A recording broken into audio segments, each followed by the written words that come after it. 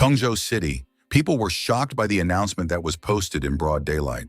It was written that due to the merit of Zhao Dan, the senior princess of the Qingha dynasty would marry him. The wedding will take place tomorrow. People began to discuss how the two gods of war of the Qing family died because they went too far into the desert lands. And Qing Yu, the best warrior of Tongzhou in the ruling dynasty, became disabled. The man standing at the pillar was surprised that the princess would marry so quickly, to which the woman nearby replied that any woman would want to become Zhao's wife. People also discussed that Prince Zhao and Miss Li were to be admired as they would personally go to visit Qing Yu. The courtyard of the Qing family. The crippled Qing Yu lay in his bed. Zhao Dan and Miss Li, who were standing nearby, spoke with malicious smirks that since childhood, he had been the pride of Tongzhou. At the age of 3, he knew the essence of great perfection. At 9 years old, he began to master this great technique. At 13, he reached great perfection, and at 18, he almost entered the realm of spirituality. Saying this, Zhao Dan immediately grabbed Qing Yu by the neck, then said that he was helpless like a dog, because all his muscles and veins were torn, and at the same time his divine consciousness dissipated. Now he is just a cripple. Leaning towards Qing Yu, Zhao Dan began to talk about how he was called a great hero for saving Qing Yu alone. Then he laughed out loud with the words that now he will marry his bride. Standing next to Qingha, with a grin, told Qing Yu that the blood of the imperial family flows in her, and she was destined to take the path of conquering this world. After that, she added that the Qing family only received unimaginable favor because she was given to Qing Yu at the request of her father. She then yelled out that the Qing family were only dogs of the imperial dynasty, and that only a person with truly outstanding qualities would be able to get her. Shouting out this, she raised her hands and said that just one small trick led to the death of Qing Zhang and Qinging while Qing Yu became disabled, and she was destined to become great. After these words, Qingha hugged Zhao Dan, saying that their couple was created by heaven itself, because she is beautiful and talented, while Zhao Dan is a descendant of an immortal clan. Hearing this, Zhao Dan called Qingha a truly great person and said that he would love her with all his heart.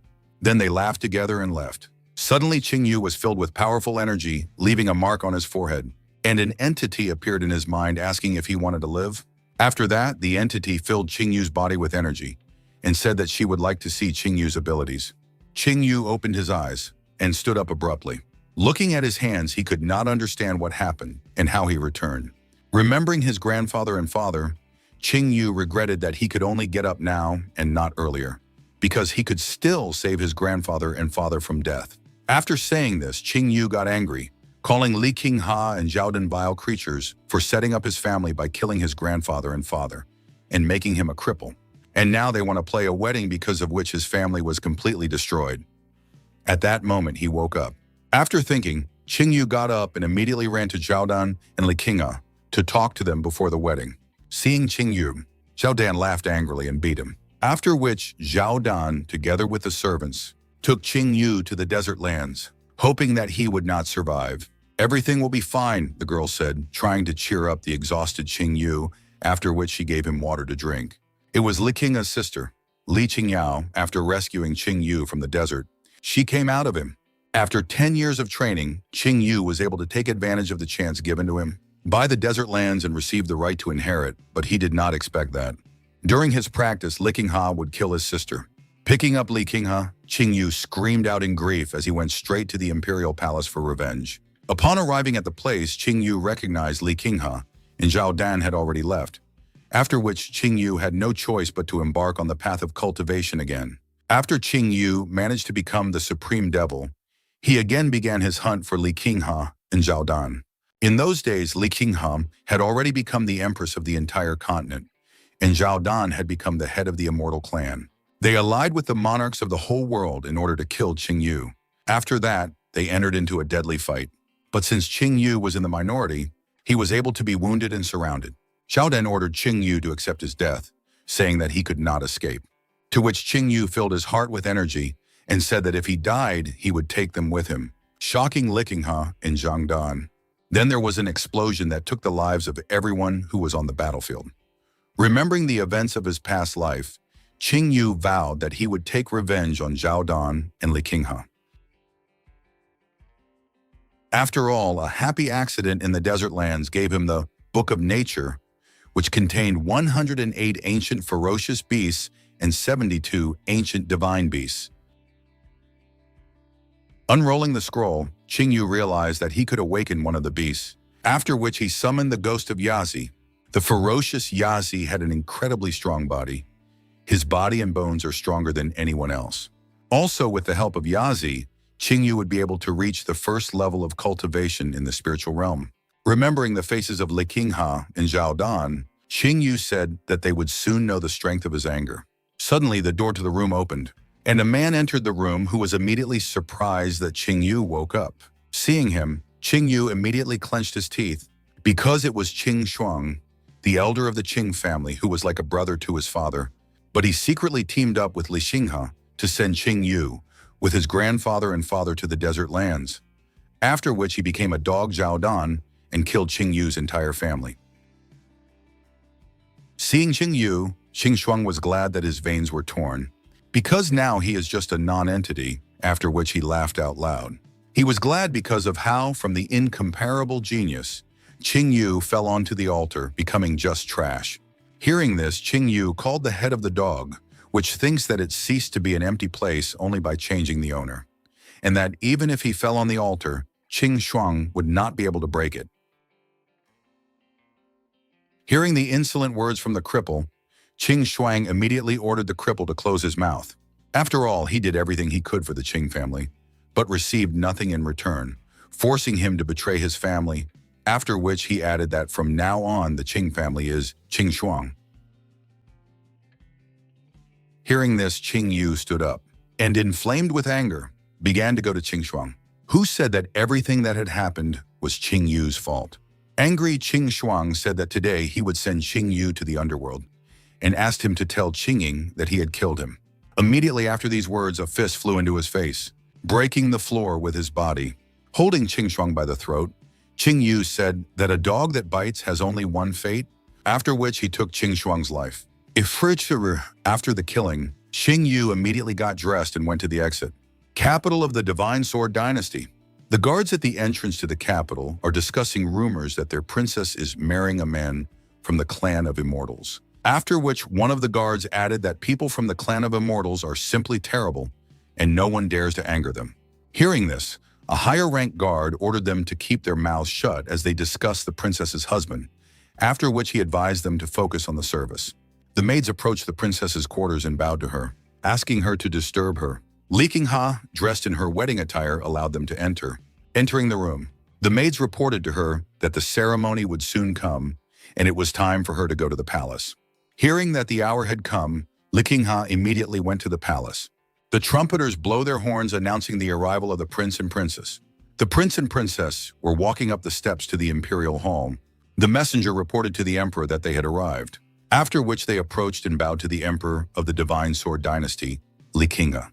The emperor proclaimed that he would entrust Zhao Dan, his daughter, to Li Qinghe, and that he treat her well. Zhao Dan bowed to the emperor, then took Li Qinghe's hands, and swore that suddenly a spear pierced through the door, killing several guards in the process. Shocked by what had happened, the emperor became angry at the interruption of the ceremony and demanded an explanation from the intruder. Then Li Qinghe and Zhao Dan were horrified when they saw Qing Yu.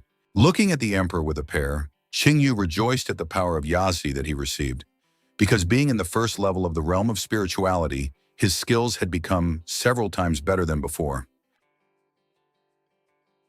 He thought about the fact that in a past life, he could not summon a wild beast, while anticipating how terrible he could be if he immediately summoned him.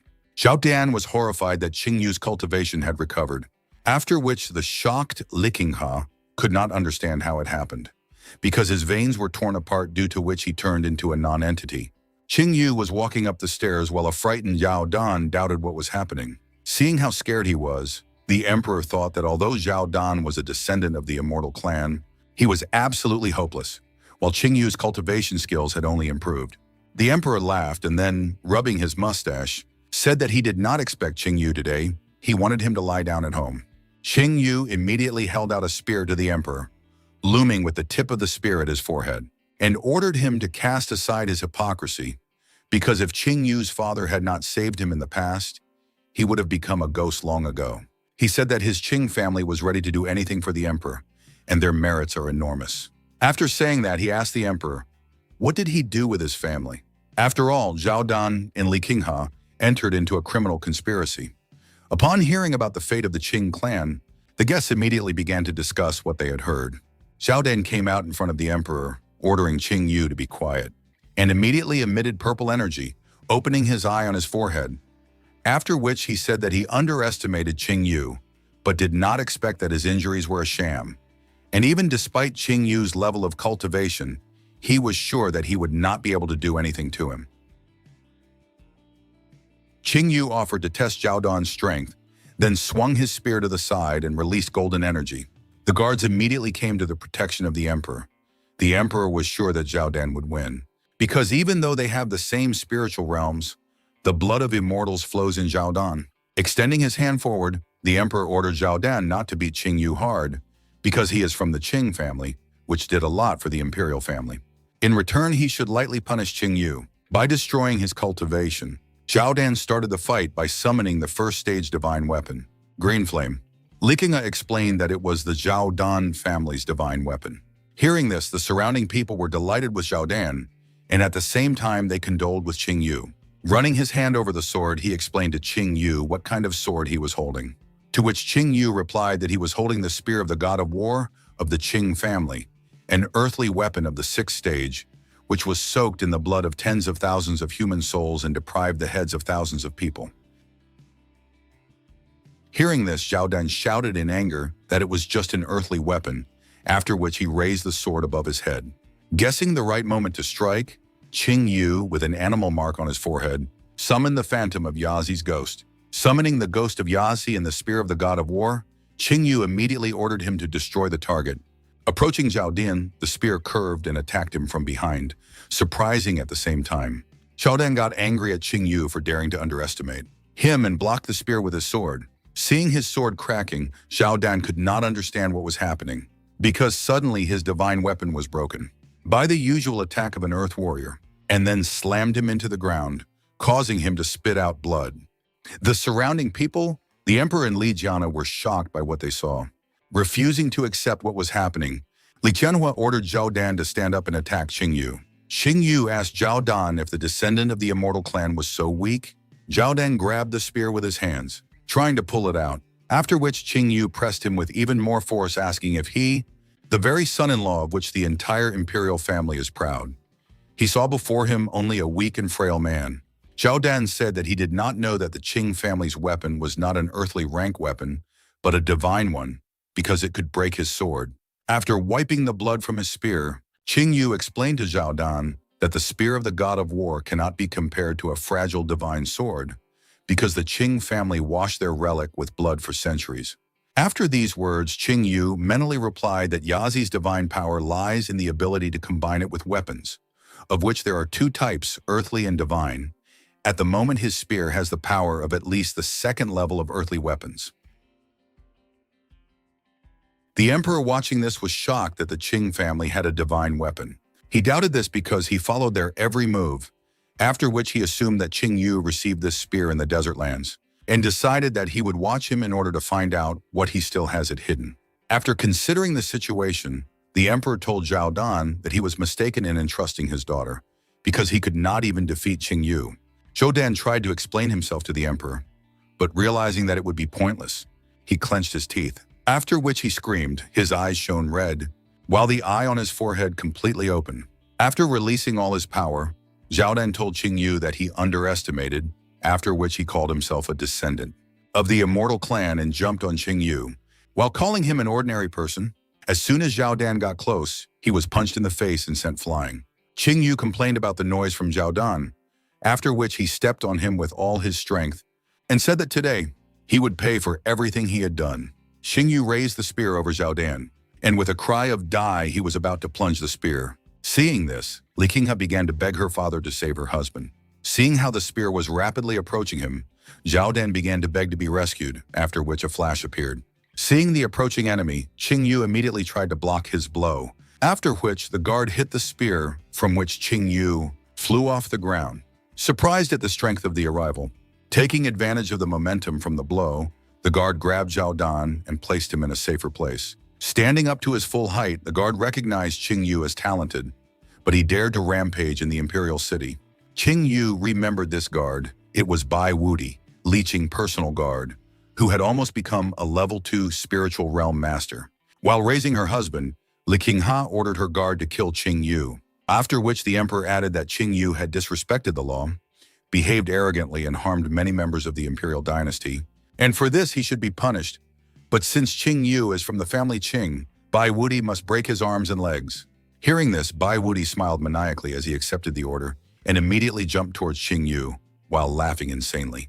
Qing Yu was shocked by his speed, after which he received a blow and was sent flying, not intending to let the victim go. The distraught guard continued to strive for the victim, ordering him to stand. Qing Yu summoned the power of the dragon Yazi and then repulsed the guard's attack, surprising him at the same time. Seeing Yath's silhouette, Bai Wuti fearfully asked what it was.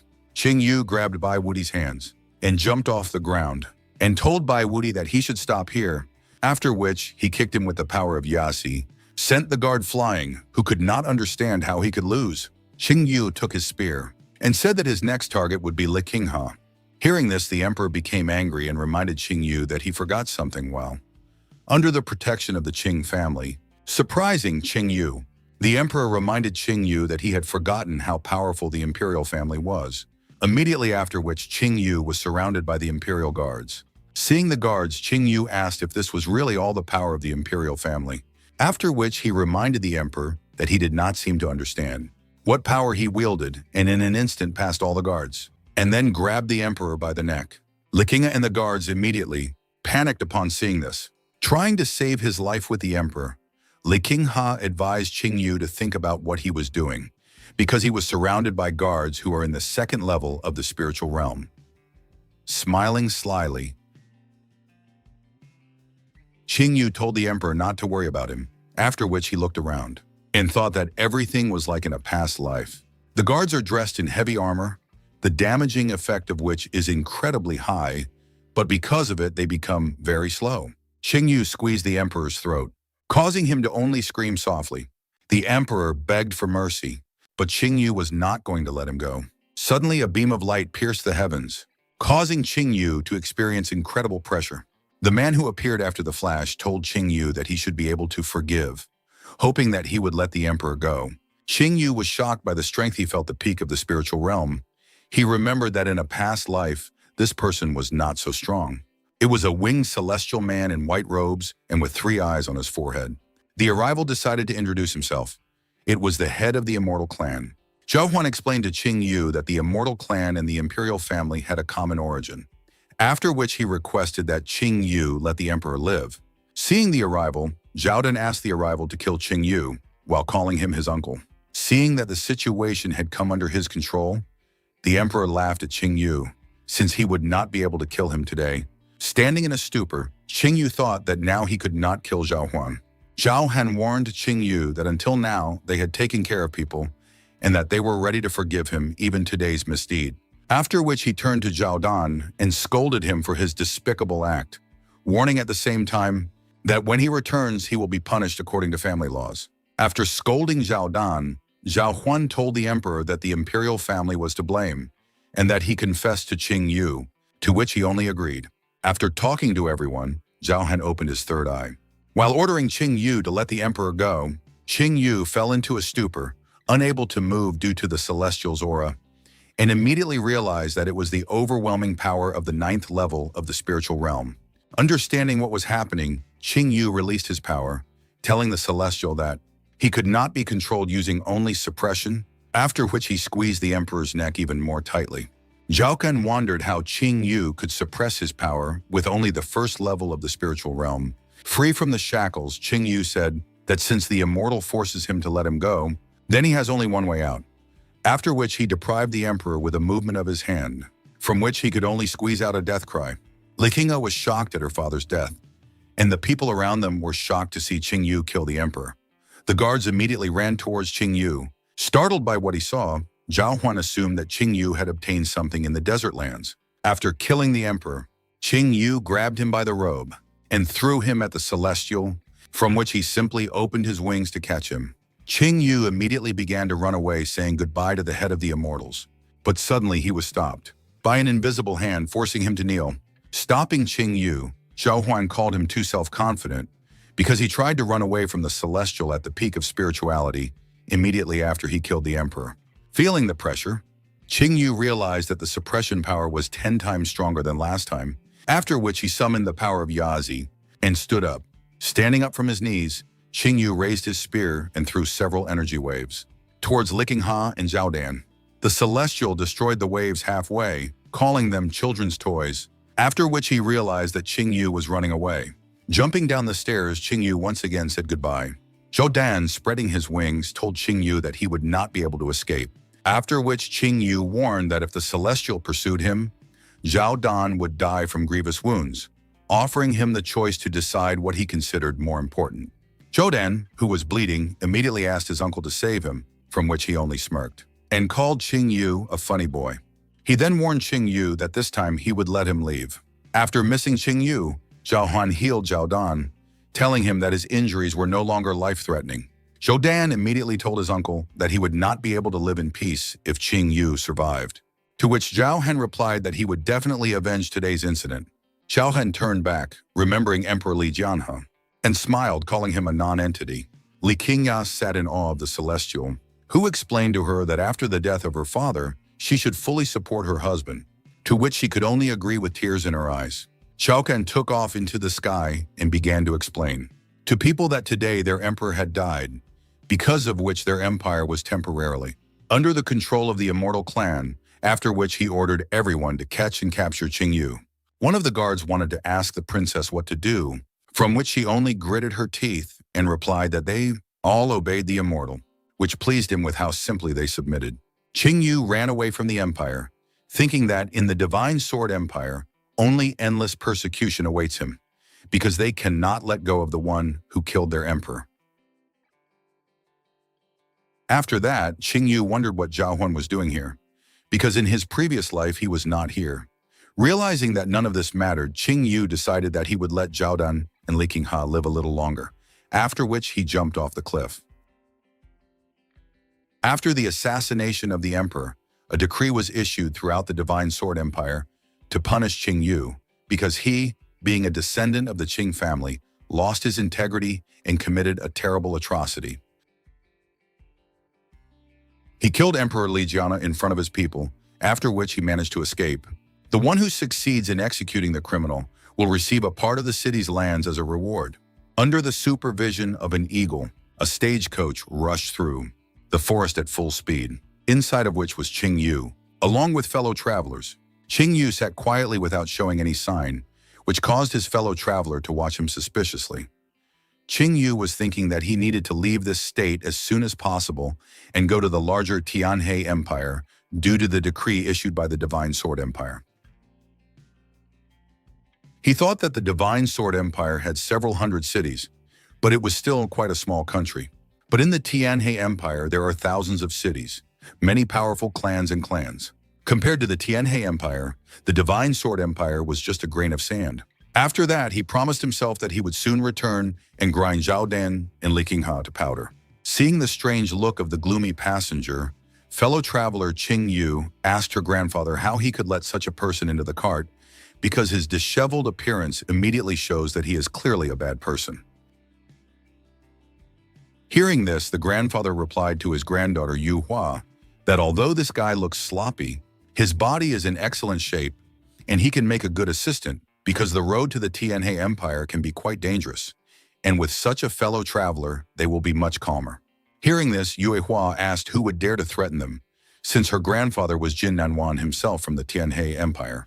Having accidentally heard the conversation of fellow travelers, Qing Yu was shocked by who the old man next to him turned out to be. Qing Yu remembered stories about Jin Nanwan, a true hero of mankind who defended the borders of the empire from evil spirits. But unfortunately, when the Immortal Clan began to help the Divine Sword Empire in a past life, they overthrew the Tianhe Empire in one fell swoop, and Jin Nanwan was killed by Zhao Dan. And now Qing Yu was lucky to be in the same wagon with Chen Nanwan. Seeing how the fellow traveler was looking at them, Yue Hua immediately asked why he was staring at her. Qing Yu immediately turned around and said that it was a stranger, which angered Jin Nanwan. Meanwhile, the cart was pursued by unknown people. The coachman turned to the owner saying that there were about 100 miles left to the Tianhe Empire. Hearing this, Jin Nanwan ordered him to speed up, because they must get to the empire as soon as possible. After which he turned to Qing Yu and gestured until nothing happened.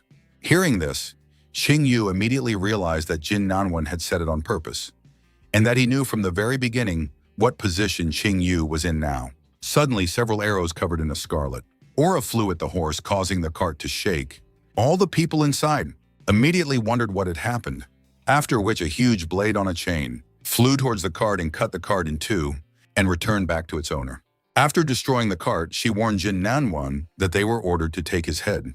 Jin Nanwan immediately warned the people to be careful as they were being attacked by the Death Clan assassins from the Tianhe Empire.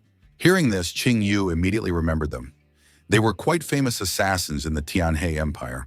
The woman who stopped the wagon plunged her blade into the ground, after which she asked Jin Nanwan to obediently accept death. Jin Nanwan, hearing this, began to rub his beard, saying that the Death Clan obviously underestimated him, after which he became more serious and asked if she thought that she could kill him alone. The killer, having heard disobedience, answered the old man that of course she was not the only one who came for his head. Something was flying in the sky directly above Jin Nanwan. Noticing this, Qing Yu immediately warned him of the danger, after which he grabbed a spear and blocked the arrow covered with a scarlet aura. Seeing this, Jin Nanwan was surprised because of what was happening. Reflecting the arrow, Qing Yu realized that it was the arrow of the sun god, and then broke it in half by releasing a wave of energy and moved a few meters due to the momentum from the tree to her accomplice. Hearing about the sun god's arrow, Jin Nanwan was shocked, because the Sun God's arrow was one of the Death Clan's 3 high-level lethal weapons. He realized that the killers were ready to go out of their way just to kill him, after which he turned to the killers. Jin Nanwan said that he was ready to meekly accept his death, provided that the killers let his granddaughter and the others go. Hearing this, Yu Hua immediately turned to her grandfather in order to convince him, but the killer with the blade agreed to his terms, because it would only be easier for her. Suddenly, Qing Yu's hand covered Jin Nanwan's face. He told Jin Nanwan that he could help him and not let him die. Then he told the killers that he would protect this old man while giving his name. Realizing who they were dealing with, the assassins agreed to help Qing Yu with his murder, after which he asked them to introduce themselves because he did not want to kill the nameless.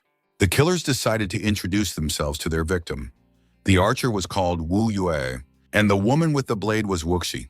Hearing their names, Qing Yu immediately remembered the Wuxi sisters from a previous life. After the collapse of the Tianhe Empire, they went to the desert lands where they managed to become very famous. But unfortunately, they lost to Zhaodan, after which they were deprived of their lives. Remembering this, Qing Yu thought that it would be very good to win over these two to his side. Seeing that the enemy was in thought, Wuxi threw her blade at Qing Yu with all her might, ordering him to accept his death. Seeing that the enemy began to act, Qing Yu threw the spear of the god of war in order to reflect the blade flying at him. From such a strong blow, the audience had to cover themselves from the dust flying into them due to the shockwave. Catching his spear, Qing Yu immediately noticed that there was almost no difference between the spear of the god of war and this blade. But suddenly he saw how Wusu was already flying at him, swinging a huge blade, after which he could hardly block the blow. That destroyed the ground under Qing Yu's feet, whereupon Wuxi asked Qing Yu if it was the war god's spear. Taking the opportunity, Wuxi pulled the bowstring, saying that last time Qing Yu managed to catch the arrow of the sun, god of 30% strength only by pure chance, and that this time the arrow fired with full strength would definitely be able to take his life. Qing Yu deflected Wuxi's blade by throwing her into the air, surprising her that her blades were repulsed by a person in the first level of the spiritual realm, which made her think that there was some kind of divine genius in front of her. But preparing for a new attack, she said that the gap between them was too great, after which she used the offensive ability of her yellow-level high-class weapon, Blade of the Scorching Sun, reacting instantly. Qing Yu summoned the ghost of Yazi to block the blade of the soaring sun, while barely holding it back. Seeing how Qing Yu could not hold back her onslaught, Wuxi told Qing Yu that he could not even deal with her alone, after which she broke through Qing Yu's defenses, while throwing him away. Qing Yu was able to get his bearings in the air and landed, trying to stop the momentum from kicking and free-handing, and then thought that even though he had summoned the ghost of Yazi, he could not use powerful martial techniques in front of Wuxi right now. Qing Yu got to his feet and then laughed at Wuxi's inferior fighting techniques, to which he replied that he was talking nonsense. Qing Yu explained to Wuxi that her martial arts were not complete, and that she was trying to use black-level techniques on the condition that she only had yellow-level weapons in her hands. Hearing this, Wuxi attacked Qing Yu with a series of attacks, but he closed his eyes, after which he was able to easily dodge all attacks. Dodging Wuxi's series of attacks, Qing Yu timed the moment and was about to stab Wuxi's neck with a spear, but he stopped right before the strike, shocking Wuxi in the process. Then he repeated that her combat techniques were not complete, and this technique was full of flaws.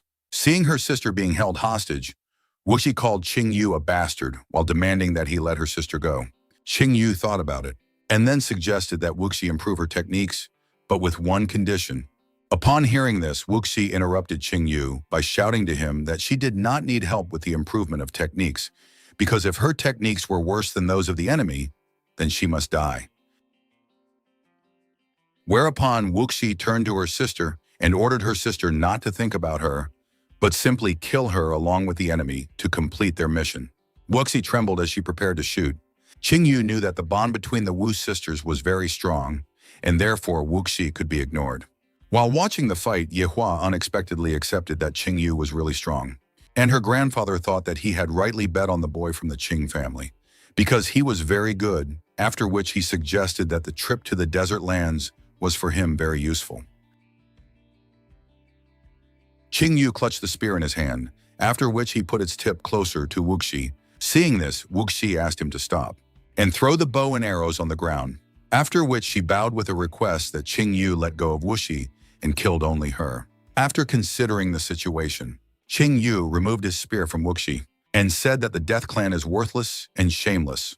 Although they raise them, they do everything against the will of the sisters, after which he asked if they really want to continue to stay with them. Holding her hand around her neck, Wuxi asked how Qing Yu could have known anything about the Death Clan, to which he replied that of course he knew, and that he knew that their head had been plotting to have an affair with the sisters for a long time. Shocked by what she heard, Wuxi shouted that this could not be, after which Qing Yu continued to talk about their clan, saying that all the people who were killed by the sisters, and even their relatives, they were all secretly controlled by the Death Clan. They were turned into puppets, after which they were tortured and mocked.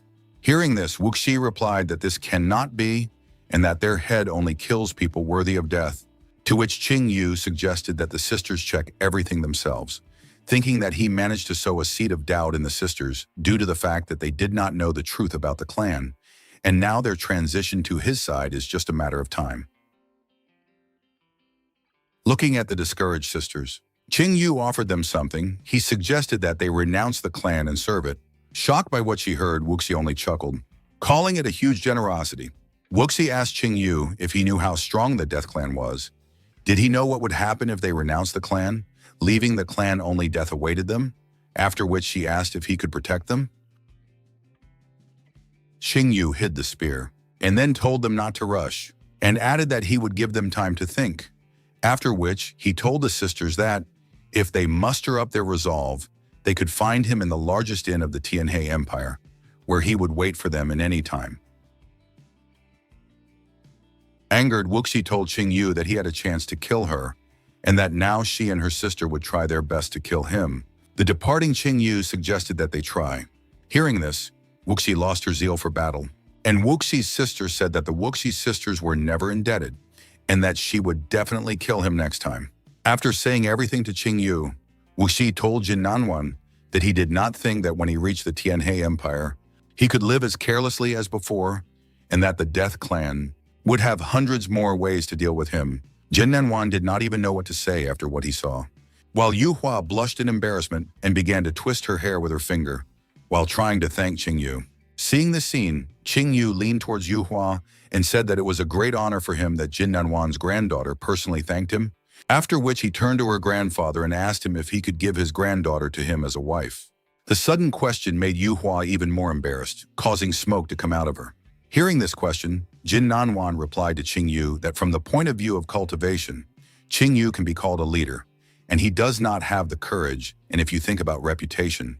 Yu Hua turned to Qing Yu with an interest in what kind of reputation her grandfather was talking about. Reputation, after which she realized that he was the same Qing Yu who killed the emperor of the Divine Sword Empire, and whom everyone was looking for. She realized that grandfather knew everything from the very beginning, to which he replied that she was thinking too slowly. Jin Nanwan put his hand on his granddaughter's shoulder and said that if Qing Yu's brother really wants this, then he is ready to take on such a responsibility.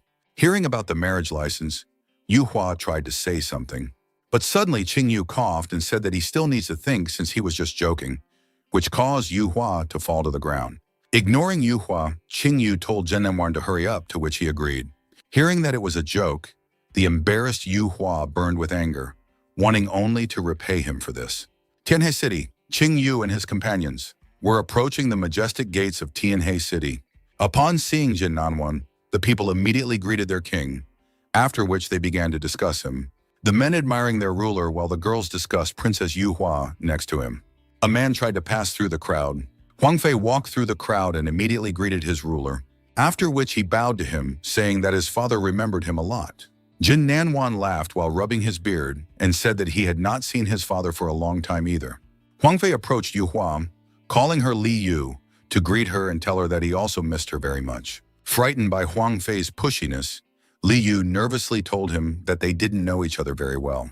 Hearing this, Huang Fei, not understanding why Li Yu was saying this, told her that everyone around them had been married since childhood and that they were considered to be engaged. Hearing this, Qing Yu told Li Yu that she had good taste and that Huang Fei was quite talented, to which she shouted that she was not. Hearing Qing Yu's words, Huang Fei laughed narcissistically and told Qing Yu that he did not deserve such praise, which angered Li Yu. Angry, Li Yu figured out how to take revenge on him and hugged Qing Yu, blushing at the same time and calling him her beloved, shocking everyone. Being in an awkward position, Qing Yu realized how vindictive Qing Yu turned out to be, thinking that Yazi would suit her stronger. Hearing Li Yue's words, Jin Nanwan and his entourage supported Li Yu, causing Huang Fei to be shocked and unable to believe it all. In order to finish off Jin Nanwan, Li Yu added that Qing Yu was her lover. After these words, the ground under Huang Fei's feet cracked with his anger, after which he released an angry aura, asking Li Yue not to make him laugh. Seeing how angry Huang Fei was, Li Yu told him that they had been together for a long time and that they would soon get married. Huang Fei boiled with rage, which broke his fan, and told Li Yu that she was probably just tired from the road, and he even arranged a banquet for her. After which, he turned to the king with a bow and added that the banquet was also in his honor, from which he, pleased with what was happening, agreed to the banquet and rubbed his beard. Tianhe City, huge riding dinosaurs walked around the city, admired by people on the streets. On the back of one of the dinosaurs, Li Yu told her grandfather that they had not been here for a long time. Qing Yu and Huang Fei on the opposite side only remained silent with their arms crossed. Unable to restrain his emotions, Huang Fei turned to Qing Yu and warned that although he did not know him, Li Yu belonged only to him. After which, he advised Qing Yu to get out of Tianhe as soon as possible, and that he get out of the city the very next day, and if he does not get out, he will skin Qing Yu alive. Hearing this question, Qing Yu smiled and agreed to leave the Tianhe, but Huang Fei would have to wait a bit. After all, first he wants to marry Li Yu, give birth to a son and daughter, and only after that he will be ready to return and talk about it. Huang Fei introduced Qing Yu and Li Yu with a child, from which he grabbed his heart and decided that this would not happen. After which he threatened Qing Yu with death, calling him an insolent person and saying that Li Yue would not protect him. Qing Yu apologized, then added that he could be both arrogant and talented, and asked Huang Fei to keep his word. Hearing this, the enraged Huang Fei still let go of Qing Yu, saying that his time would come. Qing Yu brushed off the dust from the place where Huang Fei grabbed his clothes and thought that Li Yu had caused him too many problems as soon as she appeared. Tianhe City Blacksmith Clan. At the entrance to the clan were artifacts of the Blacksmith Clan, including a burning furnace. Huang Fei jumped off the dinosaur and then addressed the king and his daughter, saying that they had arrived. King Jin Nanwan and Li Yu descended, after which Jin Nanwan, rubbing his beard, admitted that the Blacksmith Clan was famous throughout Tianhe for a reason, Only the gates were decorated with a huge amount of yellow metal, which only disgusted Li Yu. Huang Fei bowed to the king while thanking him for his praise, and told him that all the decorations at the entrance were forged by his father, after which he invited them to go inside. Living room. Huang Fei escorted the guests to the banquet hall. Going inside, he explained that his father would not be at the banquet because he had important business, and that today he would receive the honored guest of King Jin Nanwan, after which he asked to give him a minute to arrange dinner. Looking at the blacksmith clan from the inside, Qing Yu admitted that it was indeed very luxurious. On the table were many dishes prepared in honor of the return of the king and his daughter. Huang Fei invited the guests to the table, after which he took out the main dish, underground dragon meat, and offered it to Li Yu. Because it perfectly strengthens the body, he said that he had prepared it personally for Li Yu, and that it was quite difficult to get it. Seeing this meat, Qing Yu immediately grabbed it, which made Huang Fei surprised and tried to return the meat back. But suddenly Qing Yu fought back with his hand, surprising Huang Fei with his brute strength. Sifting the underground dragon meat, Qing Yu immediately felt his body suddenly strengthened with increased strength, and satisfied with the result, he immediately began to clear the table of food. Taking the opportunity, Huang Fei decided to tell the king the news. He told him that he had recently been able to awaken the sacred fire of the 5th rank 5, with which his divine ancestor congratulated him, which surprised Jin Nanwan and Li Yu. After that, he said that the master had learned about Huang Fei's desire to marry Li Yu, so in a few days he would personally visit Tianhe to woo them, which made the king and daughter gloomy. Qing Yu was also surprised that Huang Fei was able to awaken the sacred fire, because the sacred fire is a unique magical power that a martial artist can develop, and it is divided into 9 ranks, from the weakest one to the strongest 9. As soon as a warrior awakens the sacred fire, he can get the most honored position on the continent, become a tempering master. Qing Yu thought that even though Huang Fei was lucky to awaken rank 5, even he was a rarity. While Huang Fei's ancestor, who was an outstanding personality, not only was able to reach rank 6, but was also able to bring his cultivation level to the peak of the spiritual realm, which proves that he has quite a lot of power in the Tianhe Empire. Surprising those around him, Huang Fei added that his mentor also promised that he and Li Yu would arrange such a magnificent wedding, which the world had not seen for a long time. While remaining silent, Jin Nanwan realized that now they would be in trouble. After dinner, after taking Qing Yu to the largest inn in the Tianhe Empire, Li Yu asked why he was leaving for the inn. Since he could stay in the king's palace, Qing Yu turned around and asked Li Yu if she would miss him, after which he saw Li Yu pursing her lips with a gloomy look, and abruptly turned around, rubbing her face with her hand, telling Qing Yu that she had left. Qing Yu mentally supported Li Yu, telling her not to worry about Huang Fei because he was not as good as he could show himself, and that in fact Qing Yu and Li Yu were made for each other, after which he promised himself that he would not let him get hit into Huang Fei's clutches. In the room, Qing Yu was meditating in his room, summoning the ghost dragon Yazi into his body. In this way, he tempered his body. While meditating, he thought of faster methods for self-improvement, which is the consumption of natural treasures or the flesh of mutated beasts. He said that he would find something suitable tomorrow, and then he could enter the 2nd level of the spiritual realm and be able to subdue the 2nd beast, the 9-legged golden raven. Qing Yu wanted to look at Huang Fei's face after summoning the 9-legged golden raven, which is in charge of the fire of heaven and earth, which is a rank 9 sacred fire, after which Qing Yu mentally left. Blacksmith clan. A spy came to Huang Fei standing alone on the balcony and found out the information he needed. He found out that the stranger Li Yu was with was called Qing Yu, and that he came from the Qing family of the Divine Sword Empire. After hearing the report, Huang Fei remembered the rumors about the Qing family, and then asked the spy if it was Qing Yu who was horned with an immortal, to which the spy answered with confirmation. Huang Fei clenched his teeth and began to laugh maniacally, saying that he was trying to understand what kind of person was next to him all this time, and he turned out to be just garbage, after which he decided that he would still give him time to live, because he once Qing Yu personally saw Li Yu become his wife. At the same time, Qing Yu took out a scroll saying that describing the martial art is rather tedious, and thought that in a past life he had obtained the Thunder Palm, and although it is a low level, Black level commodity, it can be exchanged for many nature jewels. Qing Yu got up from the bed and left the room putting on his cloak. Auction House Tiani. Upon entering the auction house, Qing Yu was delighted to be back at this place. He immediately began to feel nostalgic looking at the interior of the auction house. Seeing the visitor, the hostess asked Qing Yu what he would like, to which Qing Yu replied that this did not concern him and demanded to call Miss Warner, after which he apologized and ran away, asking Qing Yu to wait a bit. After some time, a three-headed snake crawled to Qing Yu, on the back of which sat the beautiful Miss Warner. The hostess from the auction house led Warner to Qing Yu, after which he immediately greeted her, saying that they had not seen each other for a long time, causing her to wonder who it was. Qing Yu immediately said that he wanted to participate in today's underground auction, surprising Warner and the attendant, after which Miss Warner asked Qing Yu to follow her. Having reached the empty room, the escort let Warner and Qing Yu inside, after which they locked themselves inside. Going inside, Qing Yu said that it would be nice for him to come back here again. Miss Warner lit the pipe, after which she told Qing Yu that they did not know each other and asked how he knew her.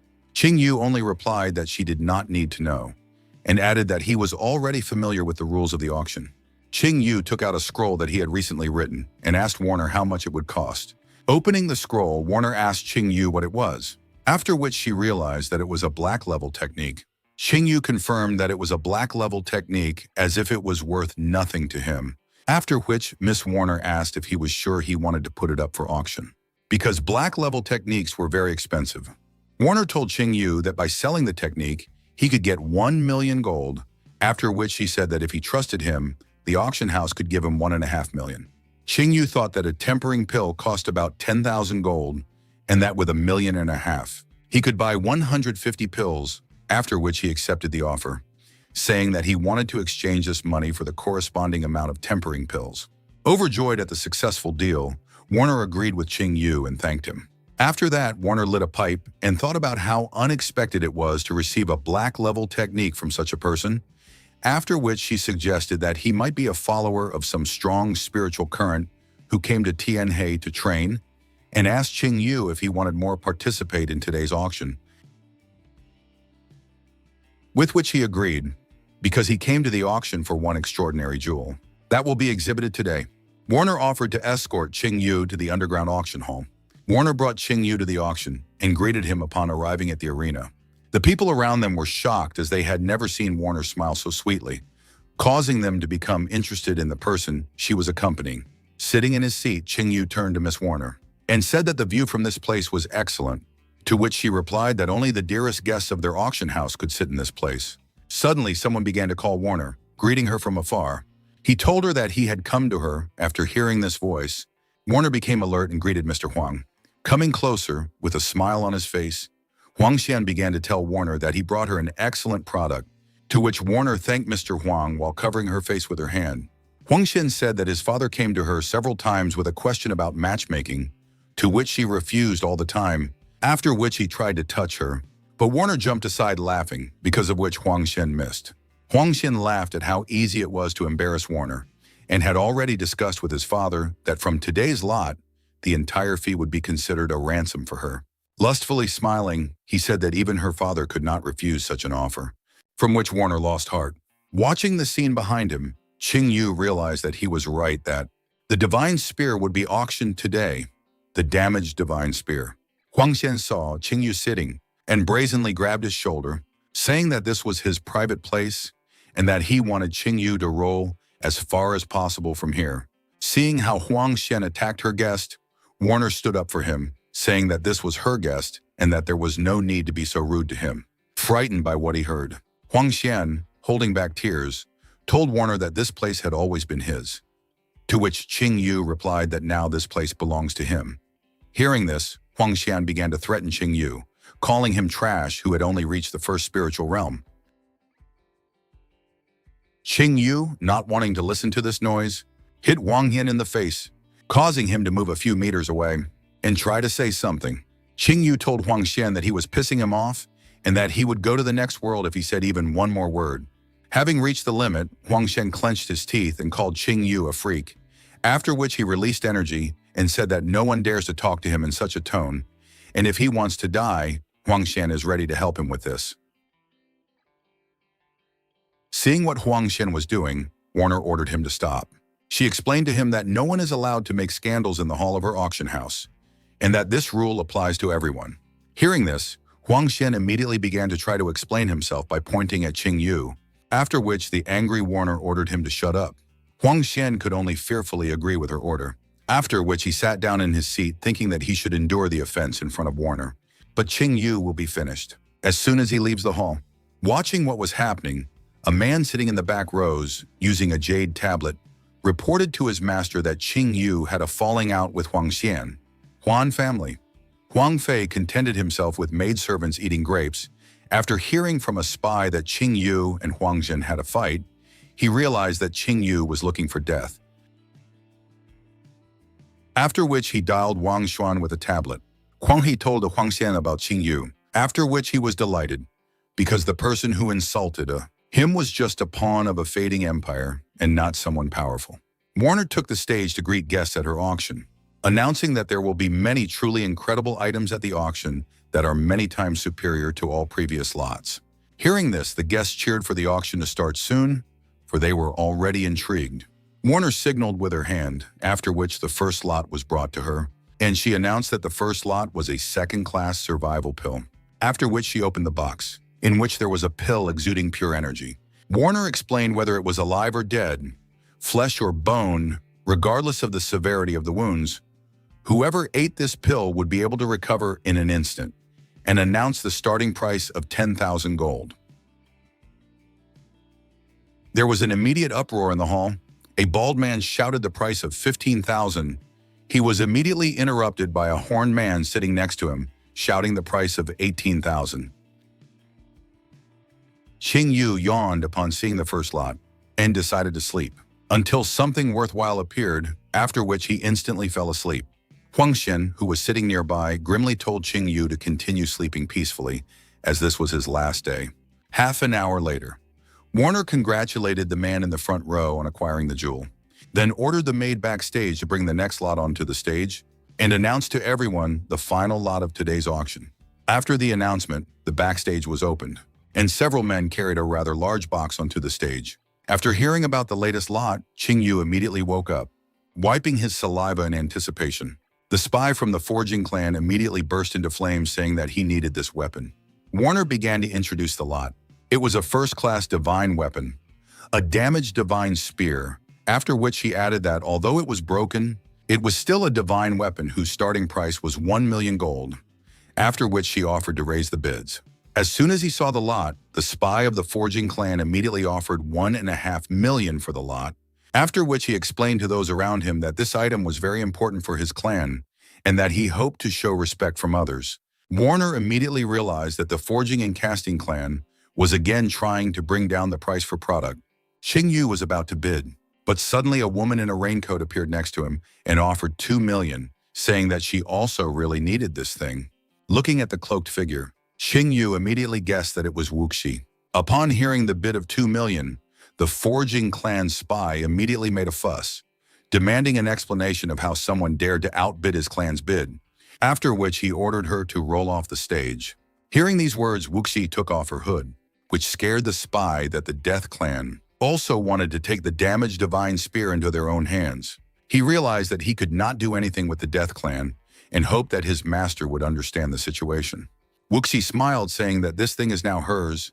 Upon hearing this, Qing Yu jumped up from his seat and bet 3 million, after which he mockingly smiled at Wuxi, who got angry thinking that he did it on purpose. Meanwhile, Huang Xian was shocked that a brat like that could have 3 million gold.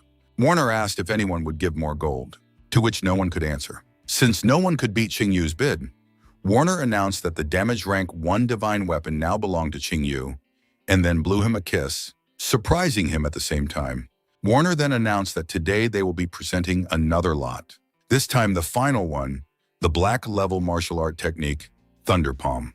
Only after seeing such a rarity as a black level technique, the people rejoiced in anticipation, after which Warner announced the starting price of 5 million and the start of bidding. The hall was immediately filled with noise. Everyone who had money bet, hoping to snatch the jackpot. The bald man bet 6 million, the bearded man bet 7, after which Huang Xian exploded like a volcano, shouted the price of 10 million. The spy of the blacksmith clan also did not sit silently, outbidding Wang Xuan with a bet of 12 million.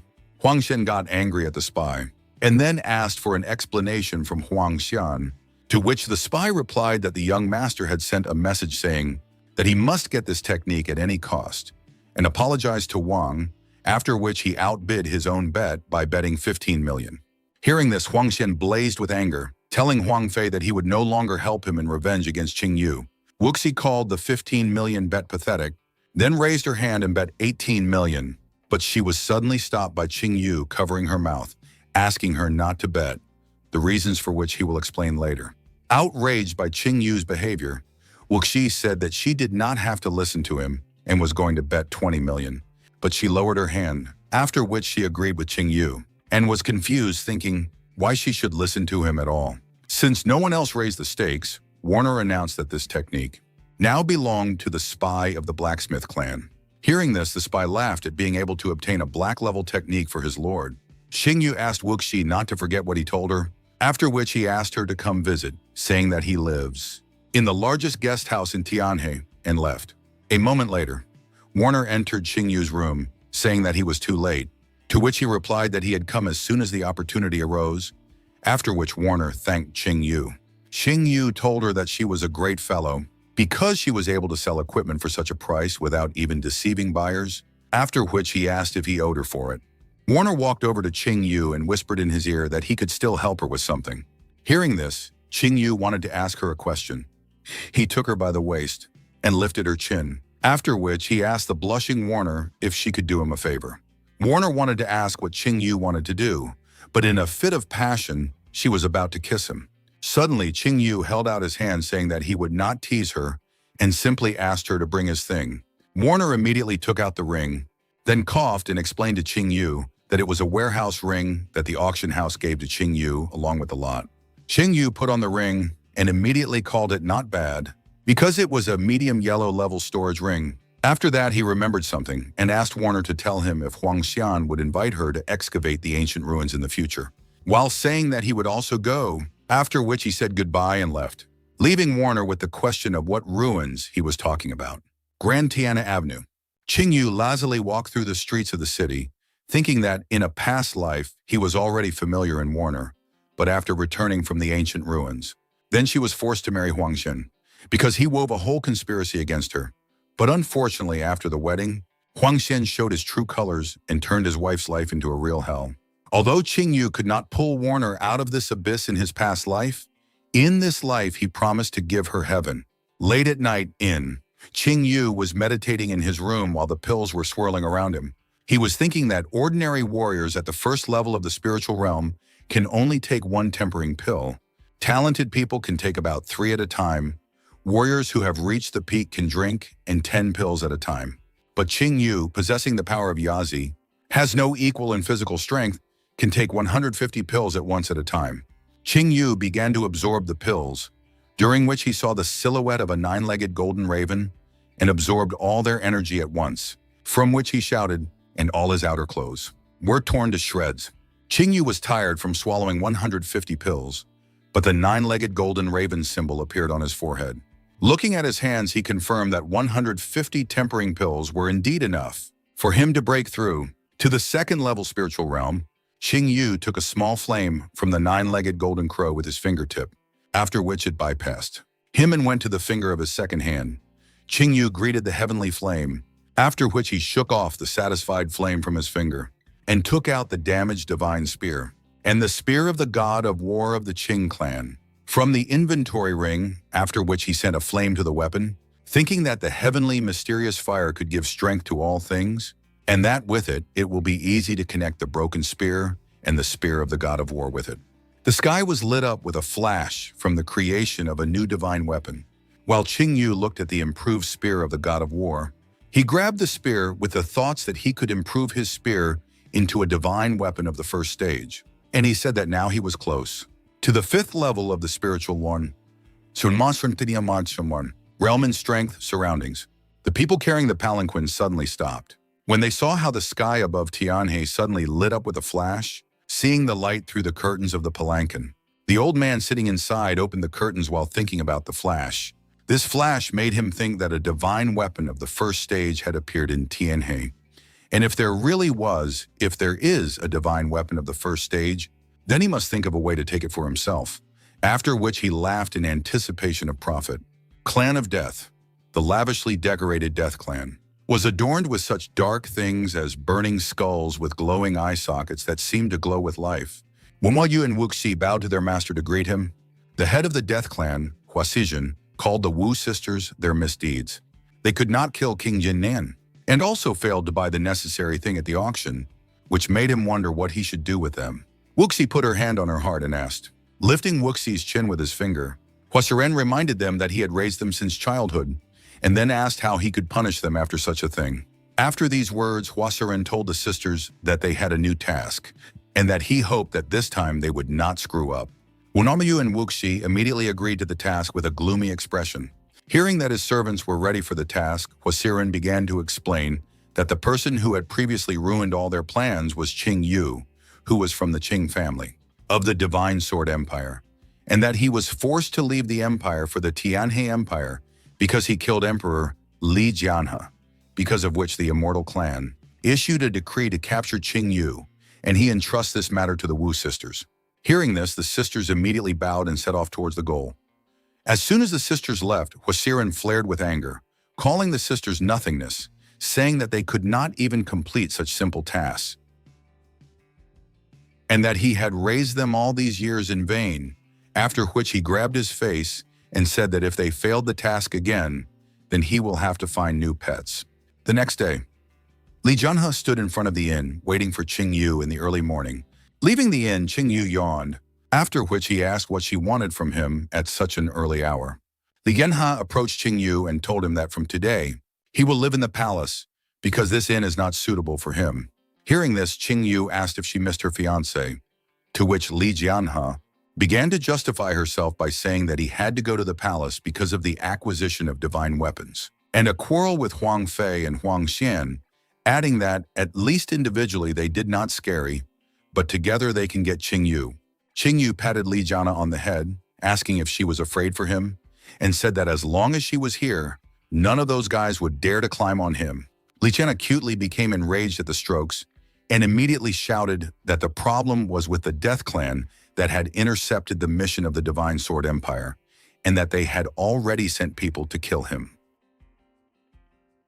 Qing Yu put his hand on Li Jianhe's shoulder and asked why she was worried about him if he was not afraid, and asked her to show him Tianhe. Li Jianhe said out of desperation that she did not even know what to say to him in order to convince him. While walking along Tianhe, Qing Yu and Li Jianhe ate sweets together, watched the circus performers, and enjoyed the walk. While walking across the bridge, Li Jianhe noticed someone she knew. She immediately recognized Warner from the auction house, who had become very pretty since their last meeting. Qing Yu suggested that Li Jianhe first look at himself, driving her into colors with this. Approaching Warner, Qing Yu and Li Jianhe greeted her, to which she reciprocated. Seeing her friend, Li Jianhe happily said that they had not seen each other for a long time, asking since when she was so distant, and that she could still call her Uka. Hearing this, Warner laughed, after which she still called her Uka. Seeing Qing Yu in Li Jianhe's company, Warner asked if she bothered them by daring to come here, to which he replied how could he be worried about meeting such a beauty, after which he asked her the real reason for her visit. Warner said that since Li Jianhe was also here, she should agree that Qing Yu should be especially careful with the Death Clan, to which he replied that it was just nothing. Hearing that Qing Yu was not worried about the possibility of meeting the assassins of the Death Clan, Warner was preparing to leave so as not to distract the two. But suddenly Li Jianhe hugged her, offering to take a walk with them and suggesting that she show them Tianhe. Since Li Jianhe has been here for a long time, I haven't been and don't remember much. Qing Yu agreed to Li Jianhe's suggestion, then hugged both Li Jianhe and Warner tightly, causing them to blush and laughing said that they definitely need to go together. Because of the hug, Warner began to think about Qing Yu even more, after which they went for a walk. Xianhe Oriental Market. Seeing Li Jianhe and Warner walking in the city embracing the guy, people began to discuss what was happening. They wondered what kind of man he was. He dared to hug such beauties, after which some people remembered how they saw him recently received with honors in Tianhe. Hearing these discussions, Qing Yu could only sigh at how great their popularity is. Warner asked Qing Yu not to worry about the crowd, while Li Jianhe realized that he was in a panic. Suddenly, Qing Yu heard the sound of a whip, from which he immediately went towards the hustle and bustle. The slave trader punished the slave for trying to escape by beating her with a whip. His slave could only moan in response to this, holding back her tears. The slave trader said that he did not ransom her so that she would simply run away, saying that he could kill her if she tried to escape again. Warner immediately recognized the slave trader, calling him Fadi Li and saying that he had started torturing the slave again. Seeing this scene, Li Jianhe's spirit was inflamed, and she decided that one day she would definitely rid the empire of the slave trade. Warner explained that Fadi Li is a very arrogant and domineering person, and that he can do whatever he wants due to the fact that he is a relative of the Huang family from the blacksmith clan, after which she added that every month or fortnight he humiliates his slaves in public. Meanwhile, the fat man Li dealt another blow to the slave, again knocking her to the ground, and again asked if she would run away from him, because he feeds and sings her, and she, like an ungrateful one, runs away from him. The slave girl was gathering her strength when Fadi Li demanded an answer from her. Unable to hold back her tears, she turned to the fat man and said that if he kills her, then she will get him from the other world, because he killed her and her entire family. Hearing the slave snarl, Fadi Li kicked her, asking what it was that he cut out her family, because he was just garbage like her, and said that he would have killed her if not for her pretty face. He shouted that he gave 2 million of silver for her, which is a huge sum, and that now he is her master in the sky. Having said this, the fat man stomped on the ground and grabbed the slave by the chain on the collar. Hearing the name of Jirayu, Qing Yu immediately asked the girls if he really called the slave that way, to which Warner gave an affirmative answer. Hearing the answer, Qing Yu smirked and said that he did not expect to see this here. Seeing how Qing Yu smirked at Li Yu, she realized that he was going to do something that did not bode well. Qing Yu moved towards the fat man, saying that this slave needs to be saved. While remembering how in a past life people encountered something terrible, Fadi Li let go of the chain and began to choke because he was too tired, after which he turned to the people and demanded that they disperse, asking if they had never seen the beating of a disobedient slave. After these words, Jirayu looked gloomily at Fadi Li. Seeing this look, he asked himself why he was frightened by the look of a miserable slave, after which he waved his whip and was about to strike again. Surprised by what was happening, Fadi Li asked the stranger who dared to interfere in his affairs. Qing Yu replied that he was ready to buy this girl if he named the price, to which the fat man replied that she was not for sale, while ordering Qing Yu to leave here. Qing Yu reminded Fadi Li of the words of the slave that she was sold against her will, and said that in this case he would redeem her by force, which made the fat man laugh. Fadi Li asked if this brat knew who he was, after which he again ordered him to leave. Hearing the refusal, Qing Yu said that he had no other choice. The arrogant fat man Li wanted to tell Qing Yu that he would not dare, but at that moment Qing Yu struck the fat man's face, knocking him back 10 meters. The people around them were shocked that someone dared to hit Fadi Li. They understood that this kid would come to an end because of the blacksmith clan. Only Jirayu watched Qing Yu in awe. Rising from the ground, Fadi Li was as angry as ever. Fadi Li summoned a ghost boar, yelling that he would kill Qing Yu, and then used the yellow level technique. While Bauer huffed, Qing Yu meekly stood while Fadi Li was flying towards him. Suddenly his eyes flashed, and Fadi Li crashed into an energy wall, which sent him flying into the neighboring streets. After sending the fat man flying, Qing Yu thought about the name of the fat man's technique, and then said that it suits a pig like him. Qing Yu approached the slave girl, and stroked her head, telling her that she belonged to him now, and then used his flames to break the chains holding her down, causing him to admire him. Nearby, Warner and Li Yu were talking about how unusual this boy was, and that Huang Fei would be pissed to death if he found out about this. Qing Yu picked up the sleeping Jirayu, and together with the girls left this place. When they saw Princess Yu Hua and Warner, people became interested in who this guy was, after which the guy in green clothes suggested that Fat Li offended a big man, to which the guy standing next to him with a basket replied that the blacksmithing clan would not leave it just like that. Walking the streets, Li Yu asked Qing Yu what he was going to do with this girl. While Warner offered her to live in the auction house if he couldn't find a place for her, Qing Yu smirked as he said that he was organizing everything himself. He realized that it was exactly who he thought of because of the ancient demon. Aura she exuded in her blood. Thinking about the wrong thing, Li Yu twisted her face, saying that she didn't think that he liked it. Qing Yu turned to Li Yu and said that she did not understand anything because this little girl had an incredible future, which led Li Yu to think that Qing Yu was only throwing dust in everyone's eyes. Qing Yu remembered that Jiruoyu would be a demon lord in the future, and that in a few decades she would already be able to lead an army of thousands of evil spirits, dooming humanity to a terrible existence. After which he realized that she hated people so much because the years of slavery left an indelible mark on her heart. Suddenly he realized that she should not be allowed to walk in this rag, to which Warner offered to go to the largest trade union, Yanulu.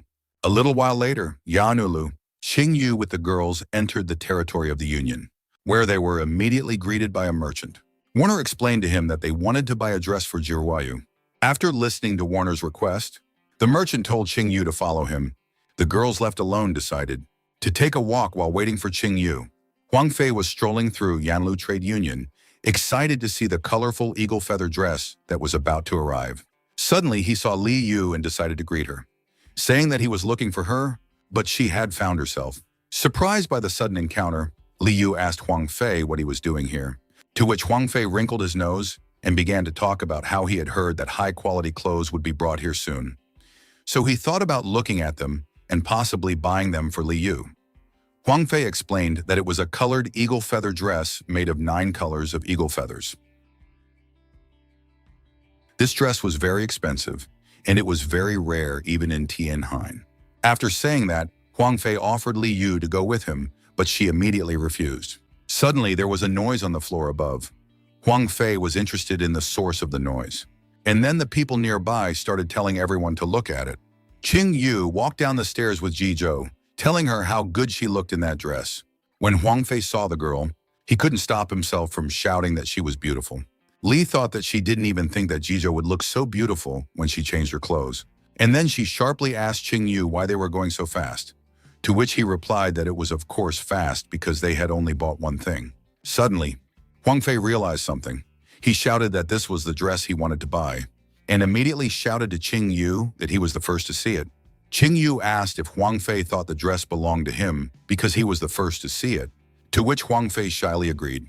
Qing Yu asked Huang Fei how he liked the dress, and Huang Fei demanded that Qing Yu give it to him, saying that he would pay any price for it. Qing Yu agreed with Huang Fei, but in return he would have to give him the entire forging and throwing clan. Li Yu and Huang held back their laughter at how Qing Yu was trying to make Huang Fei angry. In response, Qing Yu stroked Jiruoyu's head and asked Huang Fei not to scare the child, then whispered in his ear that he was really bullying him and asked him what he was going to do to him for it. Upon hearing this, Huang Fei lost control of himself in anger and called out his 5th rank flames and shouted at Qing Yu that he had overstepped his bounds. Suddenly, the fight was interrupted by a man running into the hall and calling out for Huang Fei. He irritated Huang Fei, cursed at the newcomer, and then Fadi Li started begging Huang Fei for help. Fadi Li started to talk about how he was beaten and his slave girl was stolen. Then he reminded that he was his servant, and to beat a servant was to insult his master. Huang Fei wanted to interrogate Fadi Li further, but suddenly Qing Yu put his hand on Huang Fei's shoulder and said that he was the one who beat up Fadi Li. When Fadi Li saw Qing Yu, he immediately swore at him and began to explain to his master that it was Qing Yu who beat him up and then stole the slave girl. Hearing this, Huang Fei was outraged by Qing Yu's action. He said that he still remembered the incident when he met Yu, and said that he didn't want to humiliate him then. But now Qing Yu had decided to humiliate him again. Then Huang Fei apologized to Li Yu for what he was about to do. He wanted to kill Qing Yu. Li Yu immediately reminded Huang Fei that he could not disrespect the royal court on a whim. Then Huang Fei asked her if she really wanted to move out of the palace for Qing Yu, to which she replied in the affirmative, saying that Qing Yu was her fiancé.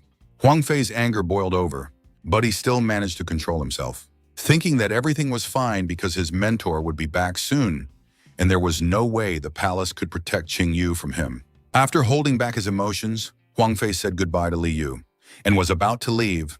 Fadi Li decided to remind Huang Fei that he would lose face if he left like this. So Huang Fei vented his anger by punching Fadi Li and ordered him to leave, then left, leaving Fadi Li imprinted on the wall. Li Yu tried to warn Qing Yu that Huang Fei's ancient ancestor would soon appear and that Qing Yu wouldn't be able to handle him, but Qing Yu didn't let her finish, saying that everything was fine and that he would be able to handle it. Qing Yu offered to buy whatever they wanted from Li Yu and Huang. Since they were here, the girls were immediately happy with the offer, but Qing Yu suddenly said that Li Yu would pay for it, which made them turn to stone. Tianhe, and after saying goodbye to Qing Yu and Ji Ruoyu, Huang said that it was time to leave. Li Yu decided to remind Qing Yu that he shouldn't do anything bad to Ji Ruoyu. After hearing this from Li Yu, Qing Yu asked if he looked like a bastard and then patted Ji Ruoyu's head. So Li Yu hummed loudly and decided to leave. In the room, Qing Yu was organizing his things while Ji Ruoyu was sitting on the bed. Ji Ruoyu awkwardly asked Qing Yu why he decided to ransom her, to which Qing Yu replied that she was alive and asked her why she was asking unnecessary questions, adding that there were still many good people among the humans. After unpacking, Qing Yu wished Ji Ruoyu good night and said that he would sleep in the next room and went out and closed the door behind him.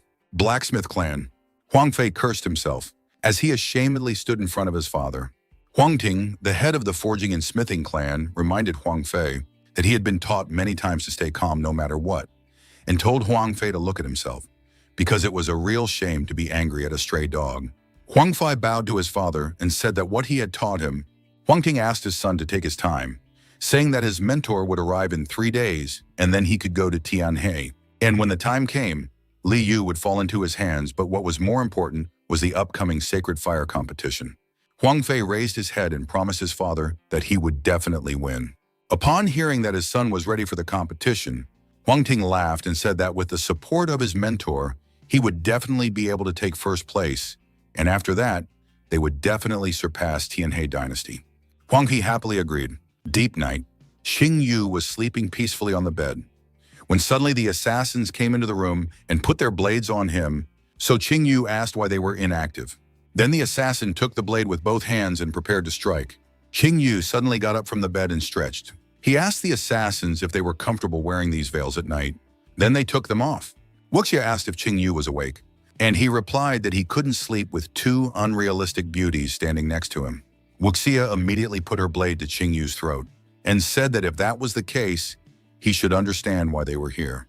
Upon hearing this, Qing Yu ordered her to stop this farce and said that they were not assassins. Wuxia asked Qing Yu how he was able to get this information about the Death Clan, removing the blade from his throat and saying that, from the looks of them, they were already able to find out something. The assassins chose to remain silent, and Qing Yu said that it was none of their business where he got what he knew and how he knew it, and all they needed to know was that the Death Clan was obviously not a good place to be. Qing Yu got serious and said that it was not too late for them to get on the right path, to which Wuxia replied that it was easier said than done because she and her sister had had the Death Clan seals for a long time, and they could not leave the clan as long as they had the seals on them. Wuxia added that they haven't looked for ways to remove them on their own, but they know that a holy fire of level 6 or higher would be able to help them. Qing Yu got up from the bed and asked Wuxia to come closer. The assassins were suspicious and asked him what he wanted from them. Then he grabbed Wuxia's hand and pulled her towards him. Wuxia blushed in surprise and asked what Qing Yu wanted to do to her, and Qing Yu replied that he could free her from the Death Clan's seal, touching Wuxia with 2 flaming fingers. Wuxia immediately felt the 9-legged golden crow touching her, and then stabbing into her, causing her to groan as the seal on her forehead disappeared and she collapsed to the ground. The Ian energy in Wuxia began to dissipate. She felt relieved. Wuxia said that she didn't expect Qing Yu to hide a rank 6 holy fire. He replied that she clearly underestimated him. He summoned a holy flame and declared that he actually possessed a rank 9 holy fire. Wu Yu and Wuxia were shocked. After removing the flame, Qing Yu said that it was now Wu Yu's turn. Moments later, her seal was removed, leaving her slightly confused. Qing Yu explained that he had freed her from the seals, and from now on, the Death Clan would no longer be able to control her. The sisters hugged each other, happy to be free of their shackles. Not wanting to disturb the sisters, Qing Yu asked them if they were willing to follow and serve him. The sisters nodded to each other and bowed before Qing Yu while taking the oath of allegiance. Upon hearing this, Qing Yu told Wuxia that her technique had a flaw and that it was definitely at the beginning black level, but she could only use it at the yellow level. He extended his finger to Wuxia's forehead and then used rune magic transfusion to help her learn the technique. After pulling his hand away, He said that her current level of refinement was at the second spiritual realm, so she could train more powerful sword techniques. And when she reached the third spiritual realm, he would be able to give her a medium black level technique. After helping Wuxia, Qing Yu asked Wu Yu if she had the sun god arrow with her, and she immediately took it out. As she grabbed the weapon, Qing Yu began to teach her an initial black level technique that would fully unleash the potential of her weapon. After receiving the gifts, Wu Yu asked Qing Yu if he had really received all these gifts in the desolate lands, to which Qing Yu replied that they would know the answer when the time came. Qing Yu smiled and reminded the sisters that it was late. Then he smiled grimly and suggested that they go to bed. The frightened sisters blushed and didn't dare to reply. Qing Yu laughed and said that he was only offering them a room. The sisters agreed with Qing Yu and immediately bowed out. As soon as they left the room, Qing Yu fell on his bed inside. He thought that according to his estimation, the Taoist old man should arrive soon, and then the sacred fire competition would not be far away. The sacred fire competition is held in Tianhe City every 3 years. It is jointly organized by the 4 major sects that guard Tingyu from the 4 sides, and the purpose of this event is to select the best disciple to then train him to the level of a tempering master. The 4 major sects are Buddha Heart Temple, Polar Sun Clan, Ruthless Sword School, and Jade Fairy Clan. They are constantly competing with each other, but they are roughly on the same level. Qing Yu remembered that once upon a time, the Taoist old man had also gone through this competition and emerged victorious, allowing him to achieve incredible success. The 4 major sects themselves had a profound heritage, and their cultivation base was even more profound. With their guidance, any disciple could reach unprecedented heights. For this competition, the 4 great sects have jointly produced a single pill, the Power Unleashing Pill, which will go to the winner of the competition. Qing Yu thought that the energy contained in the pill was enough to allow him to instantly break through to the 5th spiritual realm, and once he broke through to the 5th spiritual realm, he could immediately subdue the 3rd beast, the Swami Lion. Once Qing Yu possessed the spirit of the Swami Lion, he would have access to endless energy techniques, and at that time, he would already possess a power that was not inferior to the peak of the spiritual realm. After possessing this power, Qing Yu would return to the Divine Sword Empire and take revenge on all his enemies. After thinking about it, Qing Yu raised his fist and told his enemies that they did not have long to live. Tongzhou City. The crowd could be heard rumbling in every part of the city. Qing Yu realized that it was all because of the upcoming competition. And even though the event was still a few days away, there was no place for an apple to fall in the city. The clatter of hooves could be heard, and people began to discuss whether it was a representative from the Buddha Heart Temple, with some people saying that it was rumored that the temple maiden herself was coming to town, and they hoped to catch a glimpse of her. Suddenly, a hand appeared from the window of the stagecoach and immediately pulled back the curtain, revealing temple maiden Ling Qinchuan. Seeing her, everyone around her immediately began to admire her beauty and wanted to talk to her. When she saw Qing Yu, Ling Qinchuan snorted at the way he looked at her, and then greeted him by name, saying that it had been a long time since they had seen each other. The passers-by who saw this scene were shocked by Qing Yu. At that moment, Qing Yu remembered that he still didn't know Ling Qinchuan in this world. Ling Qinchuan wondered who this person was and how he knew her. Then Aunt Yu closed the curtain and said that there were only cables around. Aunt Yu told Ling Qinchuan that everyone in their temple hoped that she could convince the next winner of the competition to join their clan, and Ling Qinchuan agreed, saying that she would do her best to fulfill her father's order. Aunt Yu tried to encourage Ling Qinchuan, saying that only a very outstanding person could win first place, and that if he was a boy, he would become her son-in-law. Hearing this, Ling Qinchuan mentally apologized to her aunt because she wouldn't let herself be sold like that. Ling Qinchuan interrupted her aunt to say that she understood and suggested that she visit Prince Xingnan first. After a while, the carriage stopped. Ling Qinchuan and Aunt Yu got out of the carriage, and then they were immediately greeted by the spiritual son of the Polar Sun Clan, Chulin, who said that the rumors about the Buddha Heart Temple trying to recruit the winner in exchange for the temple maiden were true. Upon seeing Chulin, Ling Qinchuan told him to shut his filthy mouth or she would teach him a lesson like the last time, to which he replied that he had given in that time because she was just a fragile girl. But after hearing her words, he realized that she had mistaken his nobility for weakness. Ling Qinchuan abruptly turned around and suggested that Auntie go somewhere else. Seeing this scene, Chulin was angry at her for daring to ignore her, as he was suddenly distracted by the whistle of a person nearby. Chulin greeted Qin Chuan, making Chulin wonder who this person was. Chinu asked Qin Chuan if she happened to be visiting Prince Xingnan, and he offered to escort her since he knew his residence like the back of his hand. Aunt Yu mentally called Chinu a slut for following her all the way here. Aunt Yu laughed out loud and put his hand on Chinu's shoulder, saying that he had clearly underestimated Qin Chuan, not even thinking that she would be able to pick up such a poor guy just by coming to town. When Qin Chuan heard this, she turned around and angrily told Chulin that he was making the same mistake over and over again, and then asked him if he thought her patience was limitless. When Qin Chuan suggested that Qin Shuang attack him, Chinu suddenly released his aura and ordered Chulin to cover his mouth, causing Chulin to move away from Chinu in horror, and Chinu angrily asked him who he thought he was, which only made Qin Yu's aura grow stronger. Chinu warned Chulin that if he insulted Ling Qinchuan again, he would turn from a spiritual son into a dead son. Chulin could only step back in horror, unable to understand who was standing in front of him and why a level 1 puppy was able to scare him so much. After thinking it over, Chulin came to his senses and told himself that he was the spiritual son of the Polar Sun clan and that he could not be afraid of anyone, and he decided to wash away this shame. Chulin shouted at Qing Yu that he would not kill him in front of the residents out of respect for Prince John Nan, and demanded that Qing Yu kneel down and beg for forgiveness. An enraged Qing Yu gestured that he didn't like that and ordered Chulin to strike first. Chulin summoned a flaming weapon and charged at Qing Yu at full speed to kill him. Qin Chuan asked Qing Yu to be careful since Chulin possessed a 5th rank of holy fire, but Qing Yu just smiled. Chulin slashed at Qing Yu, satisfied that he was able to teach him a lesson, when suddenly his flame spat on the ground as if it was completely helpless and began to gurgle in front of Qing Yu, after which he stomped on the flame. Qing Yu asked Chulin why he was so weak and if he had bought his holy flame from the bazaar.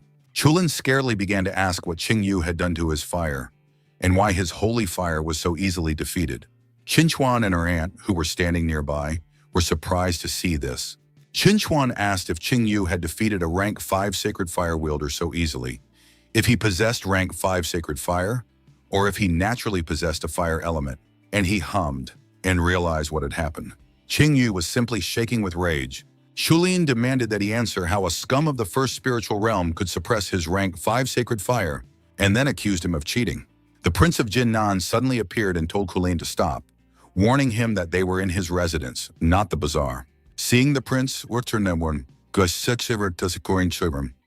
and Qin Chuan immediately bowed to the prince and said that they had come to visit him, to which the prince nodded. Seeing this, Qing Yu immediately realized that Jin Nan had been watching them all along, but only decided to intervene now. While Jin Nan pondered over Qing Yu's strength, thinking that being in the desolate lands would allow him to acquire a high-level holy fire, and realized that he had made the right decision the day they met. Jin Nan greeted Qing Yu and motioned for him to enter the mansion. Seeing Qing Yu chatting with the prince, Chulin began to tremble with anger. He immediately separated, while thanking the prince for the warm welcome, and immediately bowed out. Qin Chuan looked at the departing Chulin and called him an idiot. Reception hall. Jin Nan explained to Qing Yu that he had called him to tell him what was coming, and Qing Yu guessed what the prince wanted to talk about and replied that he already knew about the sacred fire competition. The prince confirmed Qing Yu's guess and said that the court had a quota for participation in the competition, and he offered it to Qing Yu. Qing Yu bowed to the prince in gratitude for the quota, and immediately Qin Chuan asked him if he wanted to join the Buddha Heart Temple, to which Qing Yu replied that they would revisit the matter if he won the competition, to which Qin Chuan could only agree. Qin Chuan turned to her aunt, who immediately took out a ring and asked the prince to accept it as a humble offering from Buddha Heart Temple. Prince Jin Nan took the ring and thanked Aunt Yu for her generosity. After handing over the ring, Aunt Yu leaned over to Qin Chuan and whispered to her that Qing Yu had been able to win Prince Jin Nan's favor and also possessed a high level of holy fire, advising Qin Chuan to be proactive and build a good relationship with him, to which she agreed with a slight blush. Qin Chuan asked Qing Yu to take a walk around Tianhe City with her, as she had not been here for many years. Qing Yu accepted Qin Chuan's request. When Prince Jin Nan realized what was going on, he told Qing Yu that since the girl invited him, he should go with her, but he should return to the residence for dinner. Then he added with a smile that his fiancée would cook personally. Qing Yu immediately mentally called Jin Nan an old devil for such a prank. While Chen Shuang was upset that Qing Yu already had a fiancée, after informing Qin Yu about the dinner, the prince let the guests go, not wanting to take up their precious time. Since his Li Yu was not inferior to Qin Chuan, and then he laughed out loud. Forging and smelting Qing Yu, the reception hall Chulin sat on the throne while Huang Fei bowed to him, saying that he hadn't expected Chulin to come to them personally, and that it was a great honor for their clan. Chulin asked Huang Fei if he believed he could become the best in the upcoming Sacred Fire competition, and Huang Fei agreed, saying that he was determined, and that his mentor would be arriving soon. And with the support of Chulin and his mentor, it was unlikely that anyone would be able to challenge him. Chulin gloomily said that he had just met a person who was only at the first level of the spiritual realm. But even with him, he was able to suppress his holy fire. Huang Fei was immediately shocked. He asked if there was really someone so strong in Tianhe. Then Chulin made a picture of the stranger and asked if Huang Fei knew him. Huang Fei immediately recognized the person who was poking him. Seeing his reaction, Chulin realized that he knew him. Hearing this name, Chulin immediately asked if this was the same Qing Yu who had killed Emperor Li Jianheng and was wanted in the Sacred Sword Empire, which Huang Fei immediately confirmed. Chulin told Huang Fei that it was rumored that Qing Yu had gone to the desolate lands and that his journey was incredibly fruitful. Huang Fei immediately realized that it was at that moment that Qing Yu was able to strengthen his holy fire. Chulin also added that Qing Yu's fire was incredibly strong. It was at least 2 levels higher than his flame, and he feared that Qing Yu would be able to emerge victorious in the upcoming competition.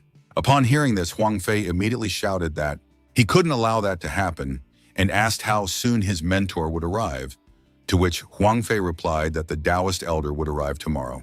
Chulin was pleased to hear this and said that they would wait for the old man and discuss the matter thoroughly, then allowed Huang Fei to leave. Left alone, Chulin thought about Qing Yu's flame. He thought that if he could take away Qing Yu's flame and appropriate it for himself, he would be guaranteed to take the place of the head of the Polar Sun, and Huang Fei and his mentor would only serve as a stepping stone for him. Tongzhou City. As Qing Yu and Qin Chuan walked through the streets of the city amidst the roar of the crowd, the ring on Qin Chuan's finger suddenly sizzled. When she picked up the ring, she saw a message that said Qing Yu. After reading the message, she immediately went to Qing Yu and offered her condolences for what had happened. Qin Chuan replied to Qing Yu that even though the immortal clan was very powerful, it was better not to cross their temple. Qing Yu thanked Qin Chuan for her words, then said that it was a matter of personal revenge, so he would do it himself, but first he would like to get the support of their temple. The blushing Qin Chuan was about to ask what Qing Yu meant, but he stopped her and said that she understood correctly, causing her to gasp and turn completely red. Suddenly, some of the passers-by recognized the temple maiden from Buddha Heart Temple, and the guy the whole town was talking about. They were jealous of the fact that he changed beauties every day. He'd already been seen with Princess Yu and Warner from Dugu House. Unexpectedly, Qing Yu was surrounded by a crowd discussing him and Qin Chuan. He coughed and immediately pulled Qin Chuan's hand, suggesting that they go for a walk somewhere else. To the next street, Fadili followed Mr. Wang and asked him to join them. Wang Qilan asked if he was sure, and the fat man replied that he had served the forging and smelting clan for many years without sparing himself, but they had treated him like trash, and if Mr. Wang did not refuse, he would be killed. Then Fadili whispered in Wang Chun's ear that he had recently acquired about 10 slave girls, all of them from the succubus race, which made Wang Qian blush and start drooling as he imagined the succubi, and Fadili added that he had personally selected each one. Wang Qian accepted Fadili's offer, saying that he was his man from now on, and ordered him to have the succubi at his residence that evening. Suddenly, Fadili noticed a familiar figure and recognized Qing Yu. He immediately told Mr. Wang that he was in trouble because of Qin Yu. Wang Qian only looked at the temple maiden next to Qin Yu and called her charming. Fadili began to say that it was Qing Yu who stole his slave girl, who was also very pretty, and in that respect, she was not inferior to his new companion. He told Wang Qian that he had found out why Qing Yu had no one to count on in the city, and it was all because of Prince Jiannan. After hearing this, Wang Qian understood why Huang Fei would not risk dealing with him, even though he wants the prince's granddaughter, but he is afraid of angering the prince, which Huang Fei does not care about from a high bell tower. He went to Qing Yu and told Fadili that he was his man now and would not let anyone hurt him. Qing Yu was walking with Qian when suddenly Wang Qian and Fadili blocked their way. Fadili greeted Qing Yu and then asked if Huang Fei's dog had decided to change masters, which made the fat man angry. Wang Qian decided to explain to Qing Yu that Fadi Li was now his servant and that Qing Yu had stolen his slave. And if Huang Fei was weak enough to ask for it, Wang Qian would not hold back. Qin Chuan was shocked that everyone she met was Qing Yu's enemy. Qing Yu asked how he planned to do this, and Wang Qian replied that he would first return the slave girl, then give up his charming companion, and from that day on, she would belong to him. Upon hearing this, Qin Chuan boiled with rage and threatened to kill Wang Qian, but she was stopped by Qing Yu, who suggested that Qin Chuan be patient and give him a chance to handle it himself. After calming Qin Chuan down, Qing Yu asked Wang Qian what he would do if he refused. Hearing of Wang Qian's disobedience, Wang Qian got angry and told Qin Yu that he would behead him. Qing Yu agreed and started kneading his neck, saying that his joints were stiff. Wang Qian began to prepare his attack, telling Qing Yu that he had chosen his own death and that he would be tested with the newly learned black entry-level technique of Thunder Palm, which he used to summon a thunder aura. That knocked down Fadi Li and changed the weather. Qin Chuan warned Qing Yu that the Thunder Palm was a very powerful technique and offered to deal with Wang Qian, but Qing Yu refused, asking her not to bother, saying that he could easily handle it since it was only an entry-level black technique. Wang Qian, who was mad with power, cheered and said that he had bought this technique from Huang Fei for a huge amount of money, and now was the perfect chance to test its power.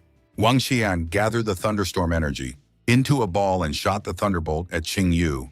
But Qing Yu, instead of dodging, took a lungful of air and summoned the dragon ghost Yazi, roaring loudly, smashing the enemy's technique and sending it flying.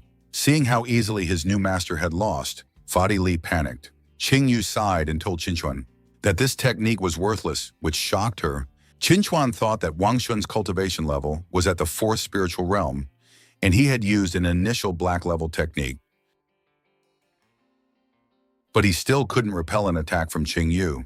She thought that Qing Yu had also used a black level technique. After dealing with the obstacle, Qing Yu approached the panicked Fadi Li and threatened him, telling him that it was his turn.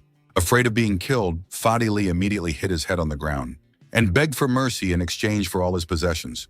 Qing Yu asked him if he had all of his possessions, to which he agreed, and upon hearing this, Qing Yu offered Qin Chuan a look at him, and she agreed. After receiving her agreement, Qing Yu kicked Fadi Li and ordered him to lead them. Fadi Li's leaves, Qing Yu walked around the house and looked at Fadi Li's belongings, then asked if these were all his belongings, to which Fadi Li nervously agreed. Not getting the answer he wanted, Qing Yu glared at the fat man and said that this was not enough to trade for his life. Fadi Li started to beg for mercy again, saying that this is really all his stuff and he has nothing else. But Qing Yu was not enough and prepared to attack. But suddenly Fadi Li remembered that he still had a slave market. Qing Yu demanded Fadi Li to show him the slaves, and Fadi Li immediately started to open the secret door by pressing the right tile. After pressing it, a huge door opened, from behind which came a source of stinky smell. Qin Chuan immediately covered her nose from the foul smell, and Qing Yu asked the fat man, what kind of freak would he be to keep someone in such a horrible place?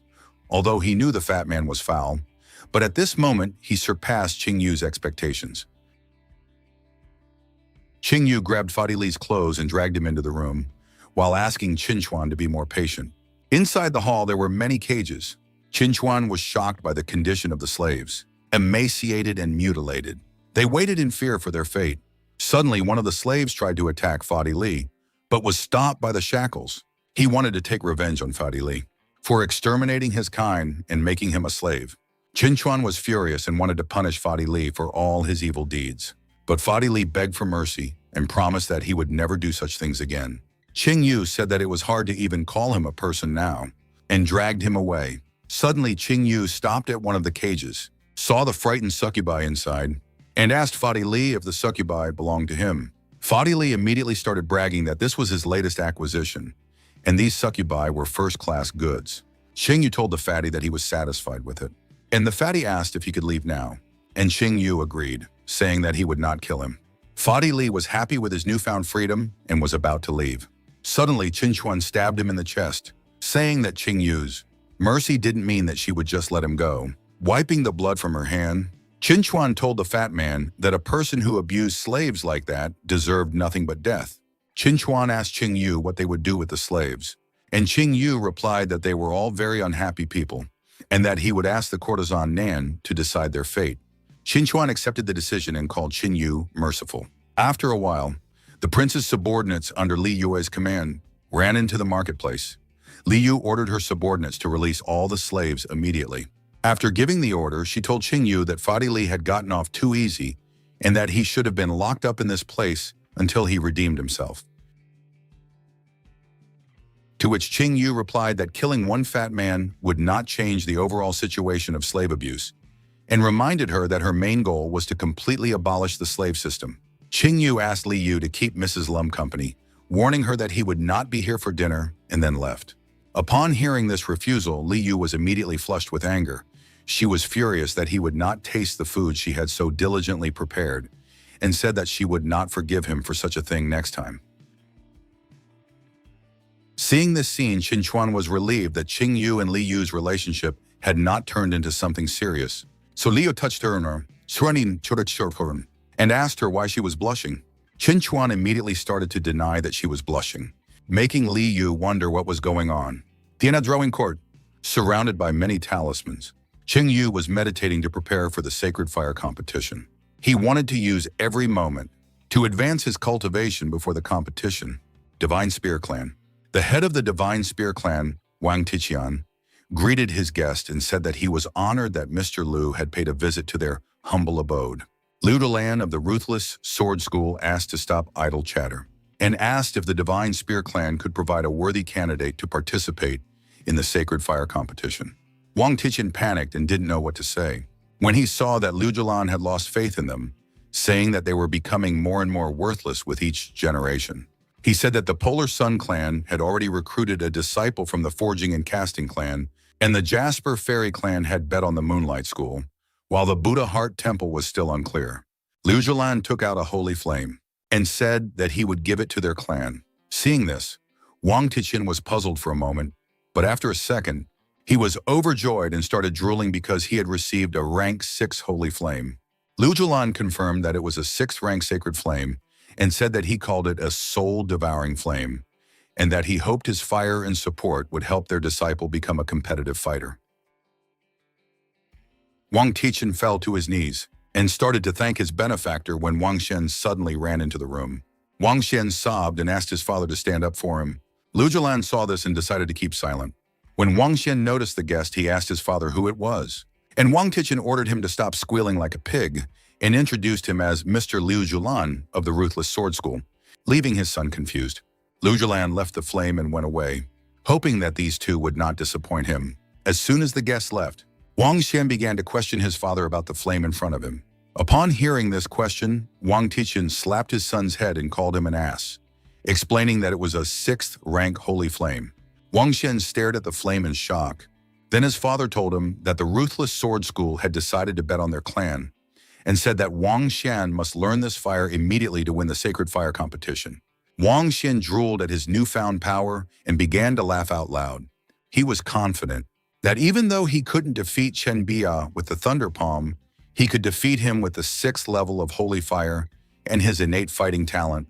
He was confident that he had reached a whole new level. Then he promised Qing Yu that his days were numbered. When Wang Tiqian noticed his son's condition, he asked who had betrayed him, but Wang Tiqian replied that it didn't matter and immediately left on his way, laughing out loud. Thinking about what had happened, Wang Tiqian was happy that his son was able to obtain the holy fire, and he was happy that his clan would soon be well. In Tiana City, Huang Fei was waiting for his mentor to arrive when he saw the palanquin. He immediately greeted his mentor and then invited his disciple to get into the palanquin, that they immediately go to the Prince of Shannon, which Huang Fei immediately agreed to. The mentor explained that he had only returned for 2 things. First, to marry Huang Fei to Li Yu, and second, to help Huang Fei win the Sacred Fire competition. Huang Fei decided to tell the mentor about Qing Yu of the Divine Sword Empire, and this time the mentor was immediately interested in him. A short time later, after listening to the disciple, the mentor realized that the rumors were not false, and that Qing Yu had indeed gained something during his time in the desolate lands, and began to ponder about his strength. Suddenly remembering the flash he had seen on the way to the city, he assumed that it was Qing Yu's divine weapon. Huang Fei warned the mentor that Qing Yu possessed an incredibly powerful holy fire, and that not even Chulin could defeat him, saying that Qing Yu should never participate in the holy fire competition. The mentor told the disciple not to worry, as he had methods to prevent Qing Yu from winning, and took out a blue sacred fire, explaining to the disciple that it was his 6th rank sacred fire, the chilling underworld flame, and telling him that he had cultivated it for many years, and now it was just short of the 7th rank. And with his sacred technique, Huang Fei would be able to absorb the fire in the shortest possible time. Huang Fei was shocked to hear about the 7th rank holy fire. The mentor began to explain to his disciple that sacred fires above the 7th rank were very rare, so he assumed that Qin Yu's sacred fire was also at the 6th rank, which meant that with his chilling underworld flame, victory was guaranteed. After accepting the flame, Huang Fei immediately began to quickly assimilate it using a secret technique. And after assimilating it, he thanked his mentor and promised not to disappoint him.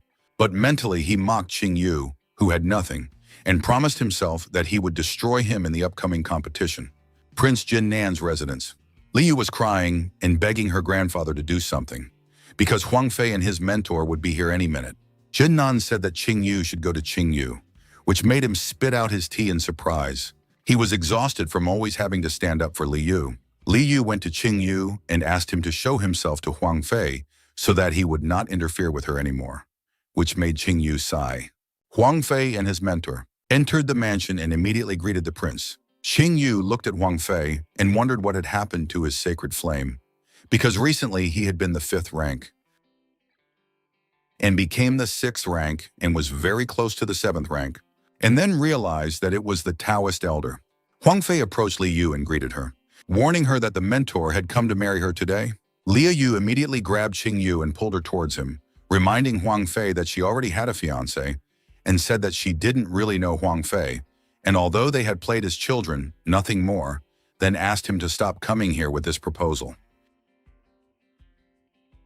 The Taoist elder asked Qing Yu if he was indeed the same Qing Yu from the Sacred Sword Empire, and Qin Yu confirmed that he was. The elder immediately asked Qin Yu if he really thought he was worthy to marry Li Yu. After all, he was just a foreigner, a member of a defeated family. The elder pointed at his disciple and described his bright future as the winner of the Sacred Fire competition, then asked who Qing Yu was. Li Yu decided to stand up for Qing Yu, saying that he too had a holy fire and that he would be the winner of the competition. Qing Yu doubted Li Yu's stamina because he knew that this was the reaction the old man was waiting for. He had deliberately provoked Li Yu to say this, and he also hoped to undermine Qing Yu's morale. Qing Yu was sure that they would want to take his life in this competition, so he thought that they would see who was who. The Taoist elder was happy that Li Yu had fallen for his words, and said that if Qing Yu could miraculously win the competition, then of course Huang Fei was no match for him, and then asked what would happen if Qing Yu lost. Li Yu immediately refuted the elder's words that Qing Yu might lose. Then Huang Fei offered Li Yu to marry him immediately if he were to win the Sacred Fire competition. He was sure that she would not dare to refuse, since she was so confident of her victory. Of course, Li Yu could not control her impulse and immediately accepted the bet. She turned to Qing Yu and asked if he had heard their conversation, because he had to win, or else she would end up in the clutches of that monster. Satisfied with the bet, the Taoist elder warned that everything would be settled after the competition, and then hurriedly left. Looking at the backs of those who were leaving, Li Yu began to complain about how they had annoyed her, and then asked Qing Yu to teach them a lesson during the competition. After hearing this, Li Yu said that this weakling was nothing, after which she realized what Qing Yu had said and was afraid of the possibility of marrying Huang Fei, and immediately demanded an answer from Qing Yu as to why he hadn't warned her before. Qing Yu sighed and said that he was no longer confident of winning, and that Li Yu would still have to become Huang Fei's bride. Deeply affected by what she heard, Li Yu sat down and began to cry for how impulsive she had been. Prince Jiannan laughed at this scene and asked Qing Yu to stop bullying Li Yu, because he had long suspected that for Qing Yu there was no difference in the level of an opponent's holy fire, whether it was 6th level or 7th level. Seeing the crying Li Yu's face, Qing Yu immediately woke up and pretended that everything was fine. In the night of the same day, Qing Yu was absorbing the herbal pills. When he finally opened his eyes, summoned the spirit energy of dragon spirit Yazi in one hand and the 9-legged golden raven in the other, and combined them to form a yellow and purple ball. Suddenly it exploded and began to be absorbed into Qing Yu before bursting into a blue flame. After finishing his meditation, Qing Yu sighed. He had reached the third spiritual level just in time. Tomorrow would be a momentous day. Then he fell onto the bed exhausted. The sight of the sacred fire competition. The spectators were rejoicing in anticipation of the competition. Prince Jiannan Wang was eager for the competition to finally begin, while Qin Xuan confidently hoped that Qing Yu would win, and the Taoist elder, sitting on the highest seat, was completely confident in his disciples' victory. The spectators were excited for the competition to begin, while some were angry because they didn't possess the holy fire. Huang Fei looked at the people around him and mentally called them a bunch of talentless cockroaches who naively believed that they had a chance to win, because he was sure that he would emerge victorious while the others were destined to crawl before him. After looking at the confident Huang Fei, Wang Xian asked Huang Xian if he thought he could win the competition. But instead of answering, Huang Fei asked Huang Xian what he was doing here, since he had no holy fire. To which Huang Xian smugly replied that he would have to see his holy fire soon, and then a spark of enmity flashed between the two. At that moment, Qing Yu entered the ring and saw their common enemy Huang Fei, and Huang Xian immediately switched to him, making a temporary peace because of their common enemy. Then greeted them and said that he hoped to see how they would perform today, and that they would not embarrass themselves too much. Angered by these words, Huang Xian and Huang Fei began to threaten Qing Yu, saying that he would not live to see the end of the day, and that they would see who would smile last. One of the representatives of the four major sects began to praise the assembled talents, but she singled out Qing Yu in particular. Suddenly, her ward recognized Qing Yu and immediately jumped towards him, landing slowly with an umbrella. Coming closer, Li Xian, when sure that it was indeed Qing Yu. When Qing Yu saw her friend, he immediately greeted her, saying that he hadn't seen her since she went to cultivate in the Jasper Fairy clan 3 years ago. He complimented her, saying that she had blossomed into a graceful maiden, but in return, she also said that he had changed a lot since the last time they met, admitting that she hadn't expected to see him at the Sacred Fire competition. To which Qing Yu replied that there was no way she could miss such an event. Li Qinyu suddenly became sad and offered her condolences to Qing Yu for what her sister and father had done to his family, betraying the Xian family after they had done so much for the good of the empire. Yu stroked Li Qinyu's head and asked her not to worry. After all, it wasn't her fault. It was just between them. The Jasper Fairy Lady realized that it was Qing Yu who had killed Emperor Li Qinyu, thinking about the fact that he had been friends with her ward since childhood. She realized that they had a chance to lure Qing Yu into their clan if he won. Thinking how nice the Jasper Fairy clan girl was talking to Qing Yu, the people around her started to talk about him, calling him the chief lavalier of Tianhe City, and some even bet that they would see him today, at least in the company of 3 beautiful maidens. Suddenly, Qing Yu was approached by one, who jokingly told Qing Yu that no matter how he met him, he would always have a beautiful maiden with him. Qing Yu laughed and asked Wanner not to exaggerate. The embarrassed Xian raised her umbrella and said goodbye to Qing Yu, saying she had to go. Flying off, she wished him good luck in the competition. Qing Yu asked him not to worry about him, promising that he would never let go of the victory. The representative of the Jasper Fairies told her ward that if Qing Yu won the competition, their clan could only count on her. Suddenly, everyone was surprised when another person entered the ring. Everyone immediately started talking about Chuhani from Moonlight School. According to the head of Moonlight School, she was their best nugget in the past 100 years. Although she was only 16 years old, she had already reached the 5th level of the spiritual realm. With the 6th rank of Holy Fire, some people hardly recognized her. After all, she had been in seclusion for 3 whole years, and before that, she was just a little snotty girl. Chuhani walked up to Qing Yu, causing Huang Fei and Huang Shen to burn with rage as all the beauties walked up to him. Chuhani told Qing Yu that her destiny was tied to the Xin family, and that they would definitely meet again. But if their meeting happens in this arena, she will not spare him. Qing Yu grinned at the departing Chuhani and thought about how funny she was. After a while, most of the participants had already gathered in the arena. Suddenly, a few demonesses arrived and began to greet everyone. Qing Yu looked at the Red Demoness and wondered about her identity. The Red Demoness walked over to Qing Yu to greet him, which made Wanner wonder how many people Qing Yu knew. Qing Yu knew this demoness from his previous life, as she was the winner of the competition in his previous life. All he knew was that her past was unknown, and she called herself a free cultivator. From his memories, Qing Yu guessed that she had already reached the 8th level of the spirit world, and her holy fire was no lower than the 8th level. And the strangest thing about her was that no one had seen her after her victory. So Qing Yu decided that he would definitely find out who she was in this life. Suddenly, the Taoist old man announced that the competition was about to begin, stopping the roar of the crowd, and then stepped into the ring with Prince Jin Nan. The prince asked for silence and announced that today would be a great event for the Tianan Empire, where the winner of the Sacred Fire competition would be announced. The prince wished the participants good luck and then invited the representatives of the 4 major sects to come out. Jumping onto the stage, they immediately began to call for a huge stone. Huang Fei was shocked to recognize the heavenly firestone.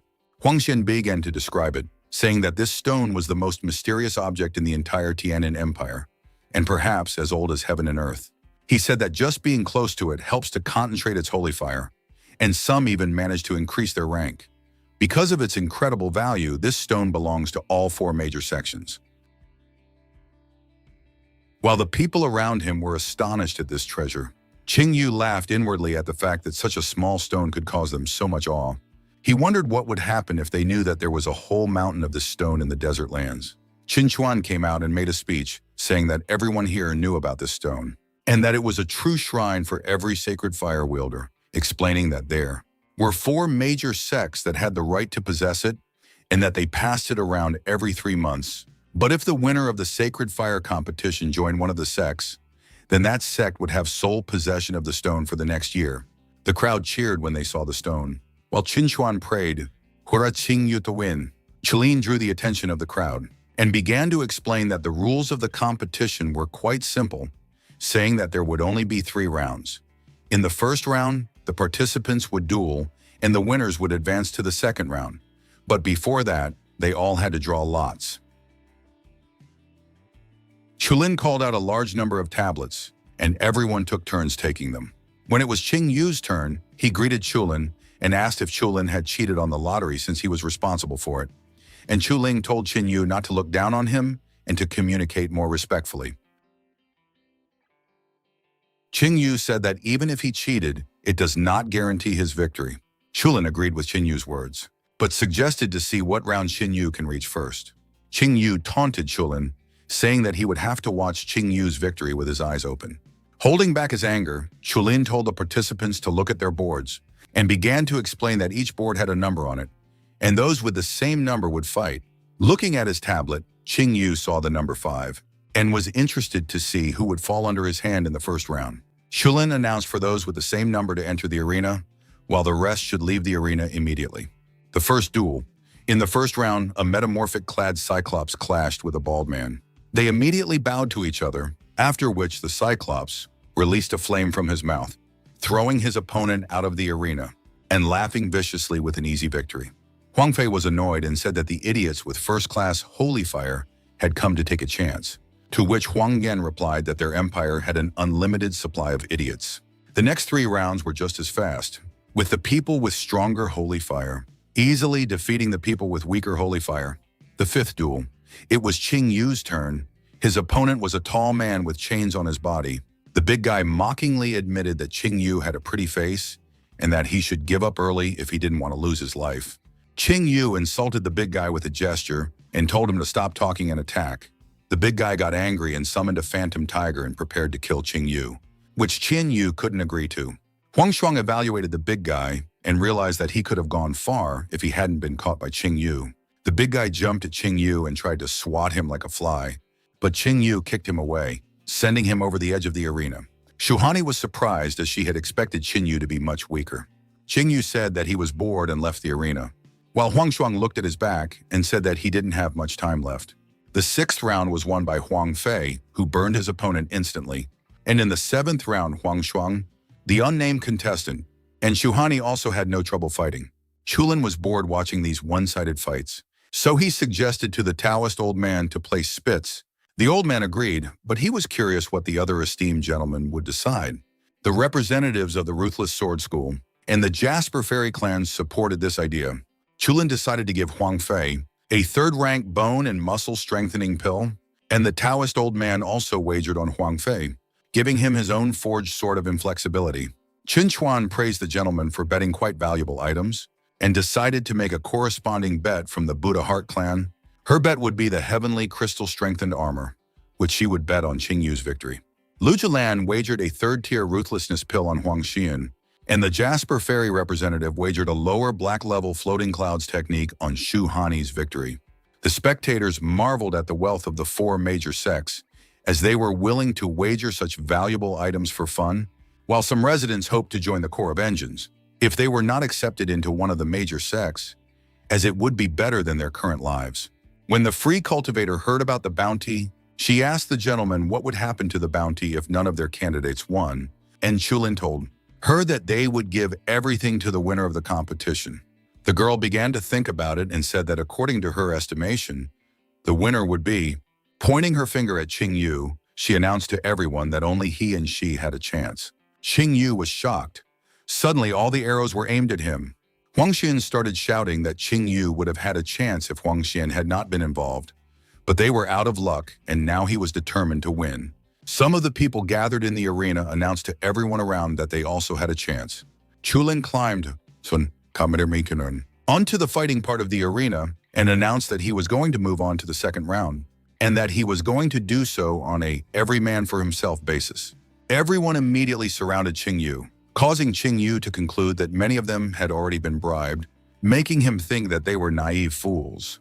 Chulin continued to explain, saying that the second round would last until a single incense burned out, and the last four contestants left standing would advance to the third round. He then added that if the first round had eliminated the weakest, then the second round would be a true test of fire, and that all contestants would only be allowed to use the power of their sacred fire. Cold weapons and hand-to-hand combat were forbidden. As Chulin announced the start of the second round, the crowd cheered in anticipation of the spectacle, and everyone around Qingyu immediately summoned their flames with the intention of killing him. Qingyu invited them to attack if they thought they could cause him even a little trouble. The opponents immediately attacked Qingyu, and one of them shouted that his mouth wouldn't close before he died, causing many flames to shoot at Qingyu at once. Li Yu was panicked because Qingyu was being attacked by the crowd, while Li Qingyao had warm feelings for him and was worried about him. All the fires hit Qingyu. Each of his opponents had a rank 4 holy fire, and they had been practicing this joint technique for a long time for this moment, believing that if he didn't die from it, his skin would at least peel off. Standing in the middle of the fire, Qingyu taunted his opponents, saying that he couldn't feel his skin peeling off, and that he didn't feel the results of their training very well. And now that they were finished, he offered to start surprising them and summoned a pillar of flame. The Taoist old man was satisfied with his calculations, as he only saw a rank 6 holy fire. Li Yu, on the other hand, cheered all over Qingyu after recognizing the 6th rank flame. Qingyu asked Huang Xian and Huang Fei why they were sending small fish at him if they were so eager to kill him. Furious, Huang Fei and Huang Xian immediately summoned their holy fires. Huang Fei replied to Qingyu that even if he had a 6th ranked fire, there would always be bigger fish, and Huang Xian showed his 6th ranked fire. Li Yu was shocked that even Huang Xian had a 6th rank holy fire. At that moment, Chulin realized that the Ruthless Sword School was also claimed.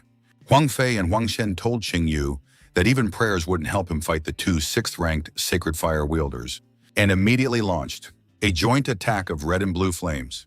Without changing his face, Qingyu admitted that he was just warming up, then asked why they all thought that his holy fire was only 6th rank, and immediately became serious, summoning the silhouette of a giant golden 9-tailed raven to devour Huang Fei and Huang Xian's flames. The Taoist old man was terrified as he tried to figure out what rank Qingyu was. This was not a 7th class fire, or even an 8th class fire. This was a 9th class holy fire.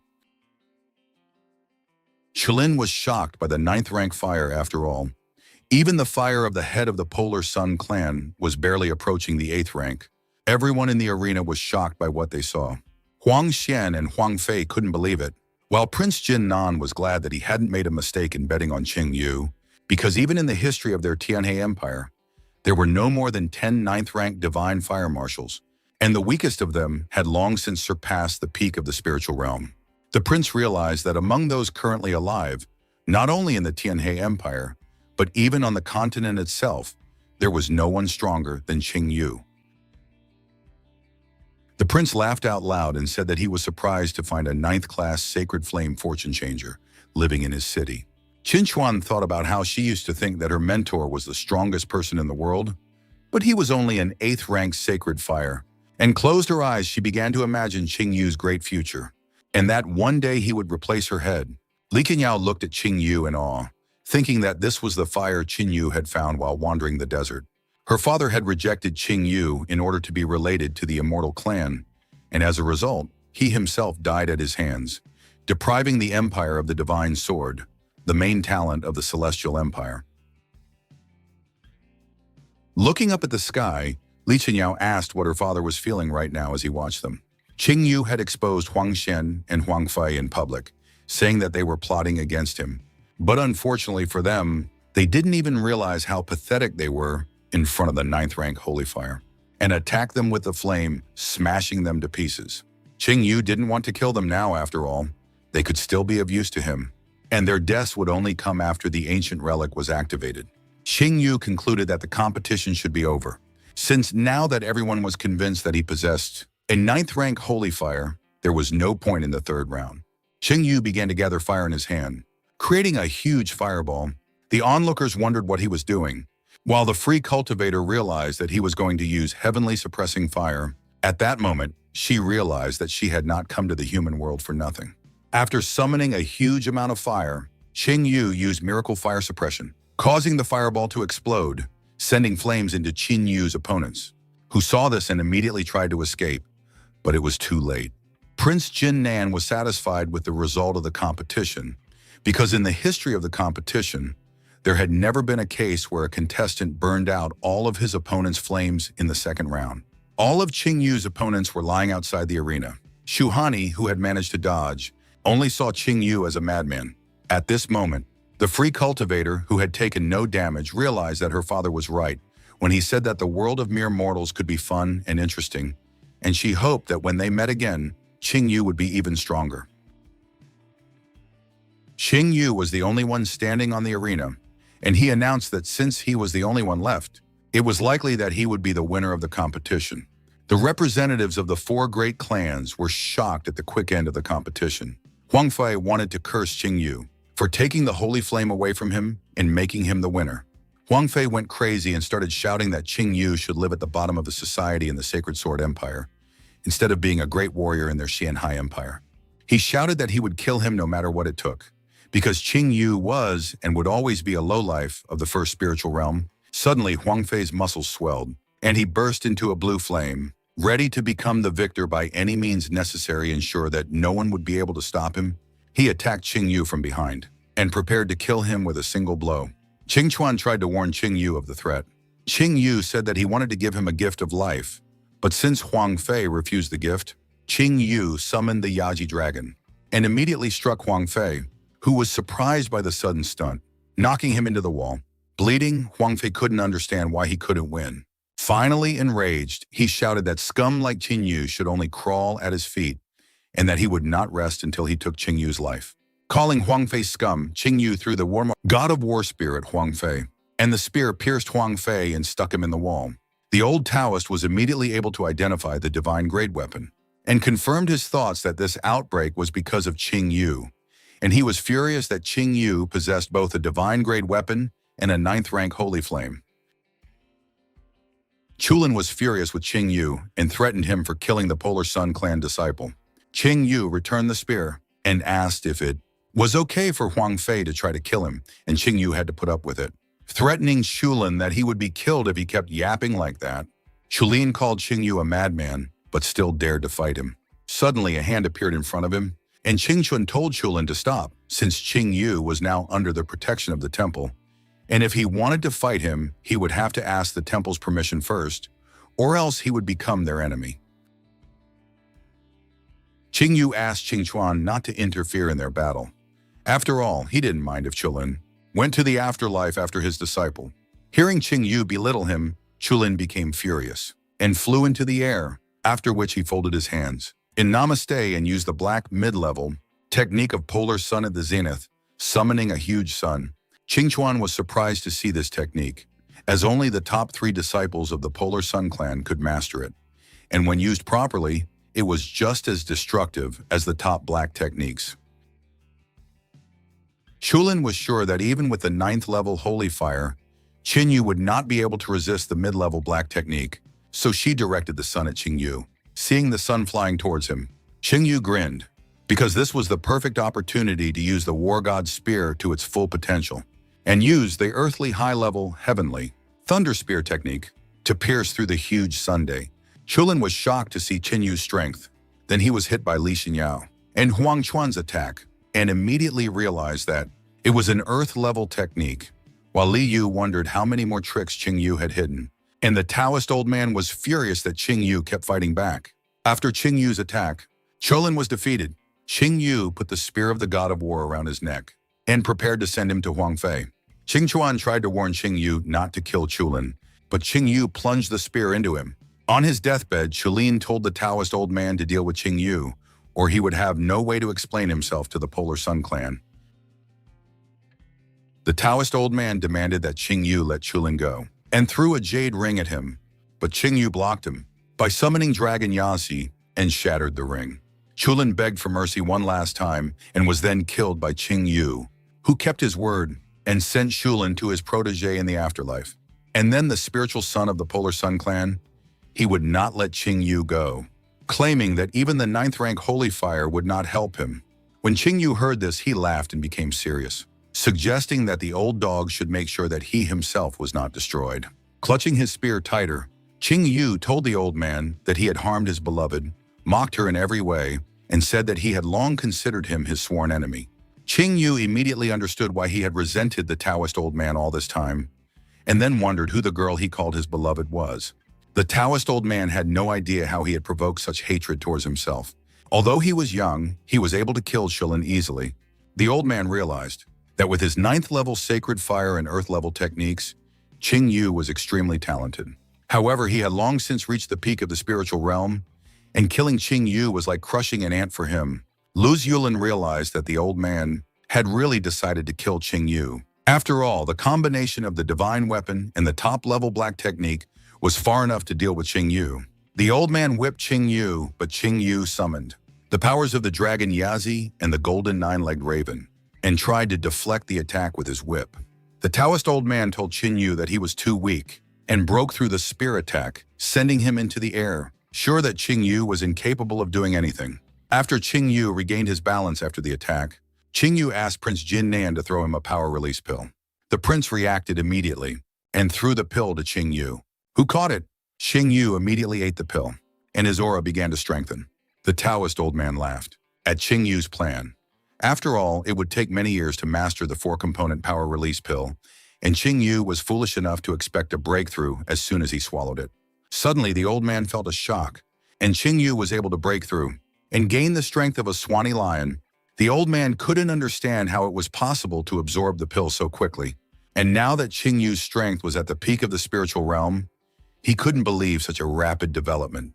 Qingyu aimed his spear at the Taoist old man, using the powers of the 3 spirits at the same time, and offered the man a taste of the spear once more before attacking him. The old man immediately reacted to Qingyu's attack and used his purple whip as a shield, barely withstanding Qingyu's attack. The shockwave from the attack was felt by all the spectators. Even Prince Jin Nan was surprised by such a huge force, but when he opened his eyes, he was shocked. There was a huge hole in the arena, and the Taoist old man was bleeding. The old man couldn't stand it. He fell to his knees, and then Qingyu came over to him. At the same time, Qingchuan was becoming more and more amazed at Qingyu's strength. After all, he was able to make a breakthrough during the battle and defeat the Taoist old man at the peak of the spiritual realm. The prince could not believe what he had seen, but Lujulan was glad that he had not accidentally snacked in front of this demon. Otherwise, the entire ruthless sword school would have been doomed to death. Qingyu stood in front of the wounded old man who was in a desperate situation. The old man admitted his defeat. He offered to give Qingyu anything he wanted as long as he did not kill him. But Qingyu replied that he only wanted his death. Suddenly, Qingyu's body became heavy and symbols appeared on the ground, forming a magic circle around Qingyu. Seeing this, Li Shenyu was excited about what was happening. Seeing Shenyu trapped inside the magic circle, the old man began to laugh madly, realizing that Qing Yu was the main talent of the continent. Yet he was so inexperienced, the old man began to explain to the trapped Qing Yu that he had spent many years to create this magic circle. The essence of the circle was that once someone was inside, their soul would immediately begin to decompose into a shell. The old man told Xian Yu that he had lived in this world for over 100 years and had managed to destroy many lives with this technique, while Qing Yu was just a young boy who had yet to see anything in this world, but had time to be proud. After that, the old man activated the magic circle, causing Qing Yu's soul to burn, killing Shen Yu, and the old man wanted to take his holy fire. Suddenly, the magic circle was damaged, and the old man was shocked that the magic circle he had used for so many years could not work on Shen Yu. Shen Yu grabbed the old man and told him that he had seen things in the desert that he had never dreamed of, but his magic circle was fine. It was just that Jian Yu's techniques against the soul did not work. Xian Yu called the old man a miserable old dog because he thought he had everything under control since he had been trampling this land for over 100 years, and most people had no idea how much evil he could do in that time. But Qin Yu knew much more about him. The Taoist old man began to beg for mercy, promising not to raise his hand against Qing Yu again, saying that by killing Shilin, Qing Yu had insulted the Polar Sun clan, but by killing him, the clan would never rest until they took revenge. The old man begged Qing Yu not to kill him, and in return, he even agreed to be his messenger, and was even willing to help the immortal clan take revenge. Qing Yu launched a series of attacks on the old man's arm, shredding it to pieces, but the old man asked Qing Yu to be smarter, because even the protection of Buddha Heart Temple would not save him from the wrath of the Polar Sun clan, and by saving his life, Qin Yu would be saving his own life. Qing Yu stepped on the old man's foot and said that he did not need to save his life because it belonged to him alone, and no one could take it away from him. And he certainly could not rely on the old man who set such conditions, and then broke the old man's leg. The old man started shouting that Qing Yu was a real demon, and Qing Yu was a little surprised that it was the old man who called him a demon. He told the old man that he didn't even know how Qin Yu was able to stop himself from attacking him when they first met at the prince's residence. But at that moment, he was too weak and kept telling himself that he had to be patient for a little longer. But now, Qing Yu punched the old man's arm again, telling him that his anger could not be contained. The old man on his deathbed laughed softly. After all, dying at the hands of a great warrior is not so shameful. But before he dies, he just wants to know what he could have done to make Qing Yu so angry. Qing Yu kicked the old man with all his might and said that in the first year of his reign, on the orders of Li Qinghe, he had captured Li Qinghe and not only crushed all her bones, but also chained her in the death pit of the desolate lands. The death pit is known as one of the worst places to torture people, as even the slightest touch to the skin there turns into excruciating pain, a fate far worse than death. Qing Yu's tears flowed as he told about the old man torturing Li Qinghe. The old man panicked, not knowing what Qin Yu was talking about. After all, Li Qinghe was still alive. He cried out with all his might that he was innocent and begged not to be killed for no reason. Qing Yu gathered the holy fire in his hand and sent the old man straight to hell, leaving no ashes behind.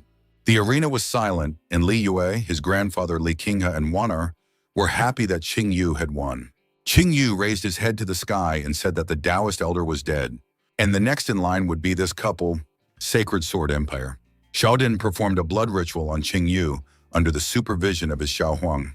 Xiaodin realized that everything depended on his ability to awaken the immortality seal, so he ordered it to appear. Suddenly, Xiaodin's body was enveloped by a powerful energy. That surprised even Yao Huan. After completing the transformation, Xiaodian sighed as his body glowed with energy. Zhao Dian began to rejoice, shouting that he had awakened the immortal seal, and Zhao Huang praised Zhao Dian, suggesting that Zhao Dian take Li Qinghe as his wife, since her blood could awaken the immortal seal, and as a faithful wife, she would obey unconditionally. However, he could not imagine that instead of the immortal seal, Zhao Dian could awaken the almighty seal, so he laughed, because he had never heard that anyone from the Zhao family had managed to do so in the past 10,000 years. In fact, among all the immortals, one could count on one's fingers those who had managed to awaken the supreme seal, while Zhao Dian had managed to awaken the supreme seal. Zhao Huang was glad that he could finally return to the immortals, since they would no longer have anything to do with the ordinary layman. Zhao Huang suggested that Zhao Dian return to the immortals to further develop his strength, saying that they would be able to unite all the immortals, and the members of the Zhao clan would become their rulers. Zhao Dian replied to his uncle that he should follow the rituals, because the one who awakens the supreme seal should become the head of the family. When Zhao Huang heard this, he was indignant for a moment, but he had to agree anyway. But Zhao Dian was dissatisfied with his uncle's behavior and ordered him to kneel down. Zhao Huang, Wenxi, immediately understood everything and could not contain his laughter. He liked Zhao Dian's determination and was sure that this was what their ruler should be, a cold-blooded tyrant. Zhao Huang kneeled down and introduced himself as Zhao Huang, an immortal of the Zhao family in the 147th generation, and welcomed Zhao Dian as the new head of their family. Zhao Dian ordered his uncle to spread the news of the new ruler to all the members of the clan so that they would come down to this world to bow before him, and Zhao Huang accepted this order without hesitation. Zhao Dian let his uncle stand up, and then Zhao Huang asked what they should do with Liking He, to which Zhao Dian replied that although she was a mere mortal, she was able to get into his heart because she could be affectionate, so he wanted her to stay by his side. Zhao Huang agreed and looked at his consort, Prince Jin Nan's residence. Prince Jin Nan praised Liking He, saying that he had lived in this world for many years, but no one had ever been able to defeat him like Qing Yu, because before he was 18 years old, Qing Yu was able to defeat the Taoist old man. Then the prince warned Qing Yu that the Taoist old man was closely related to the Polar Sun clan, and since Qing Yu had killed both the old man and Shulin, the clan would never stop until he took revenge. Qing He offered Qing Yu to join the Buddha Heart Temple, guaranteeing him complete safety, because even though their temple was slightly inferior in strength to the Polar Sun clan, they would never dare to declare war on them. The Jasper Fairy envoy intervened and said that the Jasper Fairy clan was also capable of protecting Qing Yu, so he didn't need to join the Buddha Heart Temple. Qing He asked Bai Feifei what she was implying, and Bai Feifei replied that Li Qinghe was their best student and would most likely be their next chief. And most importantly, she had grown up with Qing Yu and was his loyal friend, so she was sure that this was a good reason to choose her Jasper Fairy clan. After that, Feifei spoke to Qing Yu on behalf of the chief and promised that if he joined their clan, Li Qinghe would be appointed as the deputy chief of their clan for 3 years, and Qing Yu himself would take the position of manager, which was the same as a deputy in terms of authority. Qing Yu and Qin Chuan got angry with Bai Feifei and offered Qing Yu similar terms from the Buddha Heart Temple. In the middle of this argument, Prince Jin Nan realized that he couldn't give any advice in this situation and left the decision up to Qing Yu. Qing Yu made up his mind and told the envoys that he would not join any of their clans, shocking them, and then added that he would still go to Buddha Heart Temple to train for a while. Upon hearing this, Qing Yu realized that the heavenly stone would still be the sole possession of their temple, and since she was happy with Qing Yu's decision, she thanked him from the bottom of her heart. She had to accept the fact that he would not set foot in their clan. After all, given his talent, they would only shackle him when he deserved better. Disappointed by Qing Yu's choice, Bai Feifei immediately apologized and decided to leave. Looking at the departing envoy's back, Qing Yu remembered the grudge from his past life.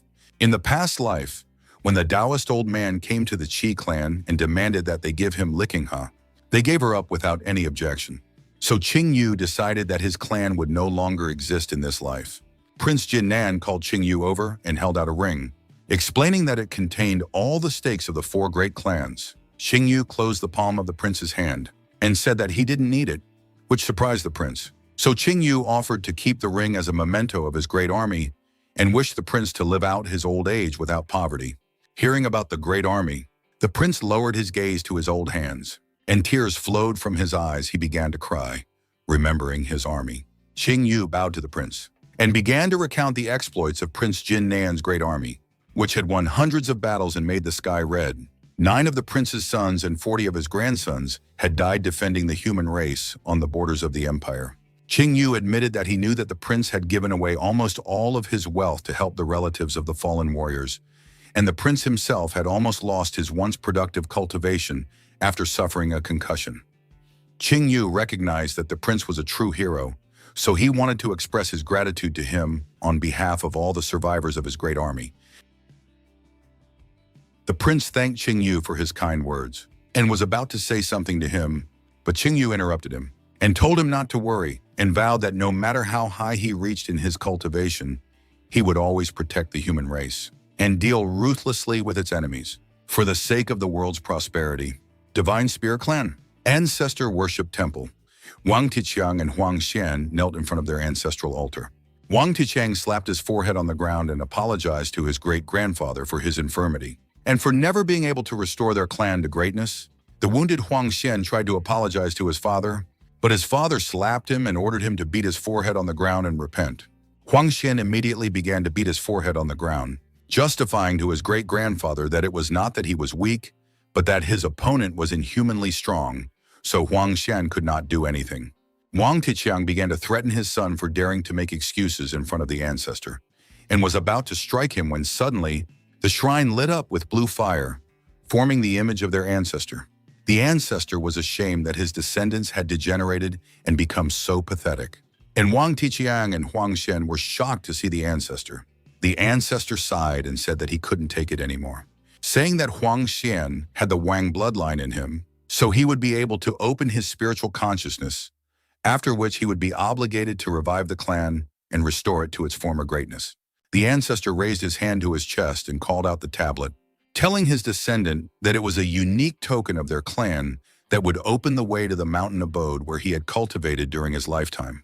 After handing over the tablet, the ancestor instructed the descendant to go to that place and gather all his treasures for the prosperity of his clan, after which his spirit dissipated. Huang Xian grabbed the tablet and immediately started bragging to his father about their ancestor giving him the tablet. Wang Tiqiang recalled the stories his grandfather had told him, that during his great-grandfather's time, their clan was one of the greatest on the continent. No one could compare to him back then. But one day, he had insulted the immortal clan, causing their clan to instantly fall into decline. Wang Tiqiang suggested that if his son could retrieve the treasures from the mountain dwelling, they would have a hope of rebirth. Huang Xian smiled, because unlike Qing Yu, who had found something in the desert lands, Huang Xian had the legacy of a great ancestor. Suddenly, someone behind them began to applaud. The stranger said that he did not know that the Divine Spear Clan was founded by the descendants of a once great family, and he must have bet on them for a reason. Huang Xian and his father immediately turned around and saw Chulin's face. Huang Xian immediately fell down in fear as he was a ghost, after which Chulin took off his hood and said that he was quite alive. Huang Xian asked how he had survived since he had personally seen Qing Yu take his life.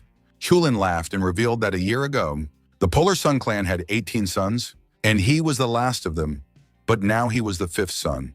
And now the Polar Sun clan had 5 sons. Chulin asked if they could guess where the other 13 sons had gone, and he told them that he had made his way up through flesh and blood, and when he killed the 8th son, he found the imaginary death technique on his body. After the story, Chulin asked Huang Xian if he wanted to kill Qing Yu, to which Huang Xian replied that he would not be able to rest until he did so. Chulin told Huang Xian that he now had the perfect opportunity to do so, suggesting that he lure Qing Yu to the mountain retreat where they would kill him, and also promising that he would not touch the Wang family's legacy as he only wanted Qing Yu's 9th-rank sacred fire.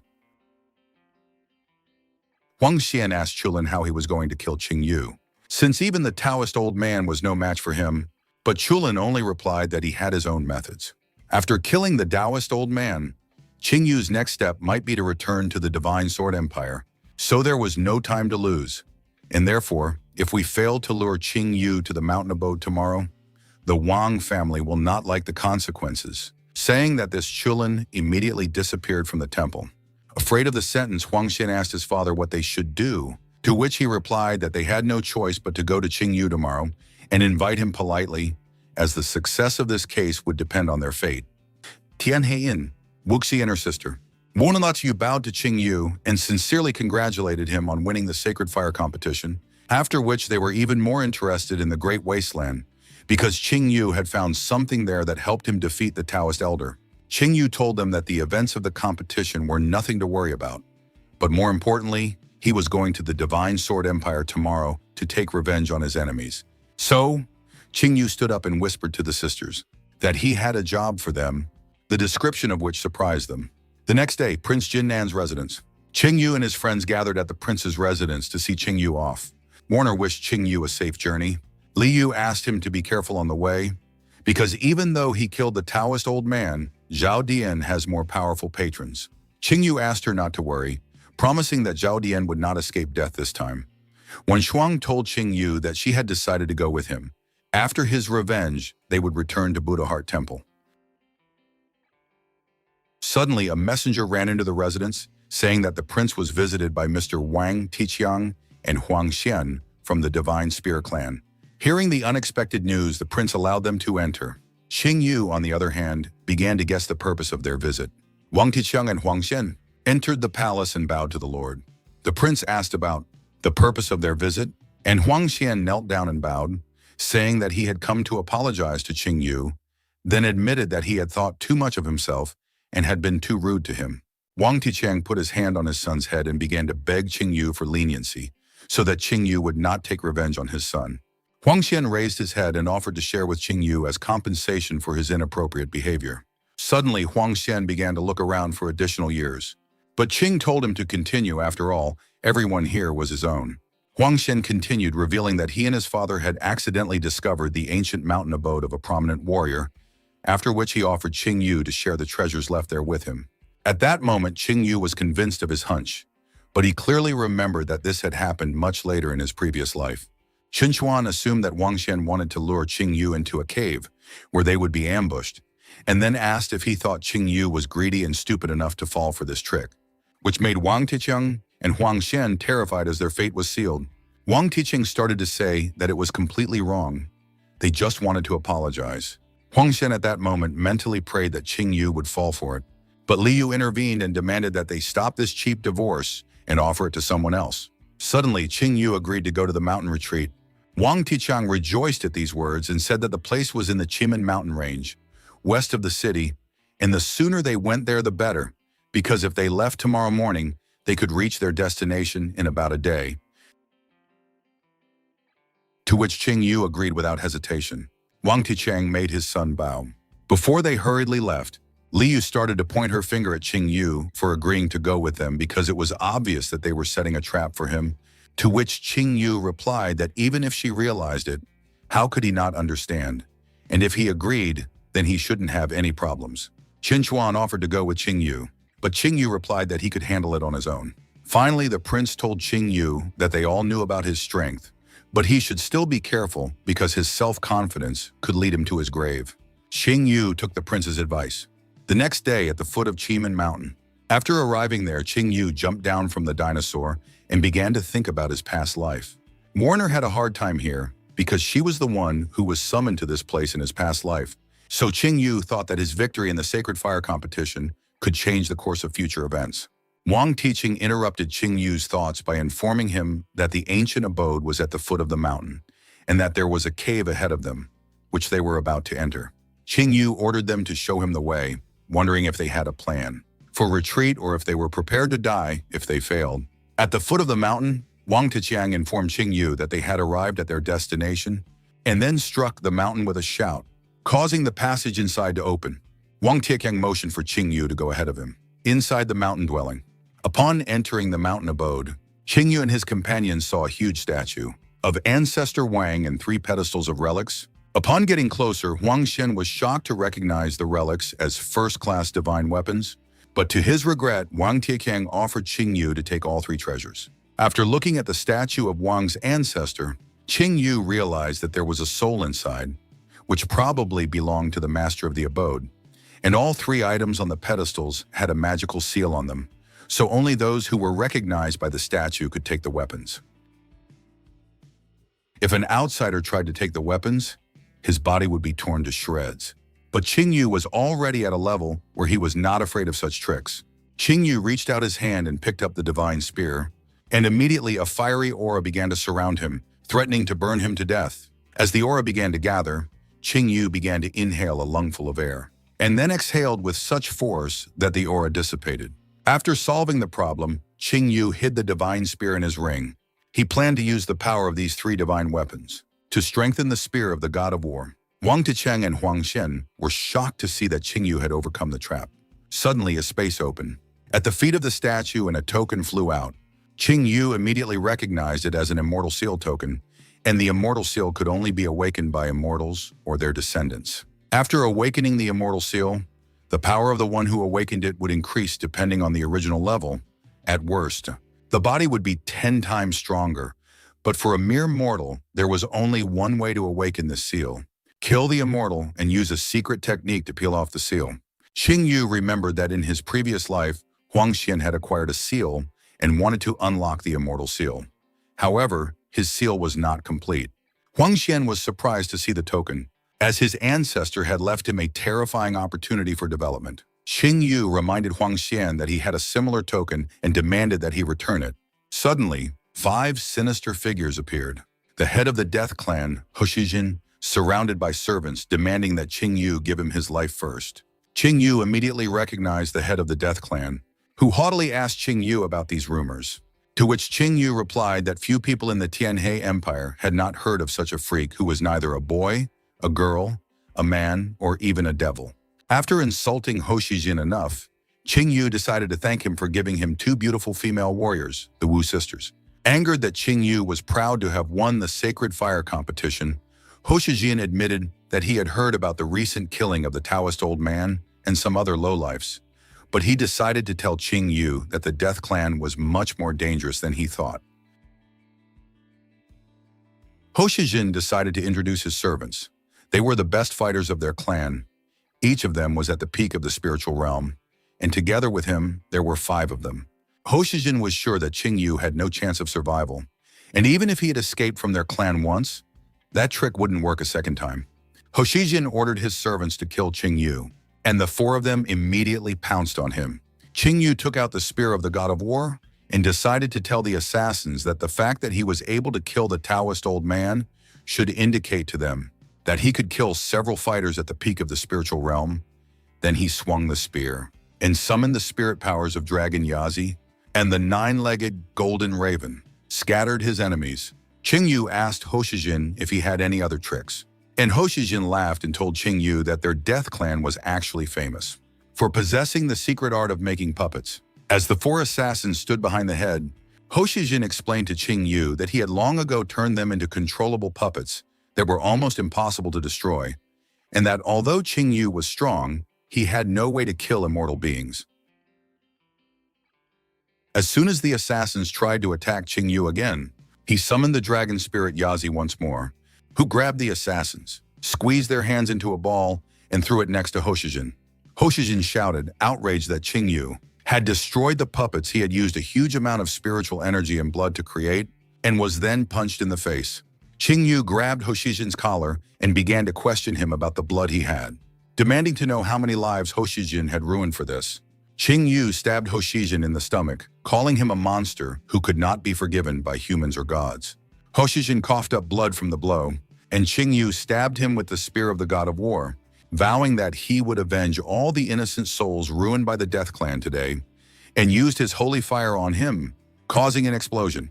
After inspecting the Death Clan chief's body, Qing Yu asked Wang Ticheng and Huang Xian if this was all they had prepared against him, causing them to be horrified.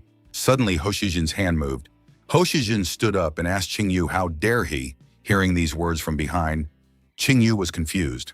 Hoshijin continued to repeat his question without stopping as he suddenly began to absorb a huge amount of dark red energy, turning him into a puppet. Qing Yu called Hoshijin pathetic for choosing to turn into a puppet, but Hoshijin immediately dodged and shouted that he was only half a puppet, and immediately begged Qing Yu to kill him. Qing Yu raised his god of war spear and hit Hoshijin, but he was too strong, causing Qing Yu to fly back from the blow.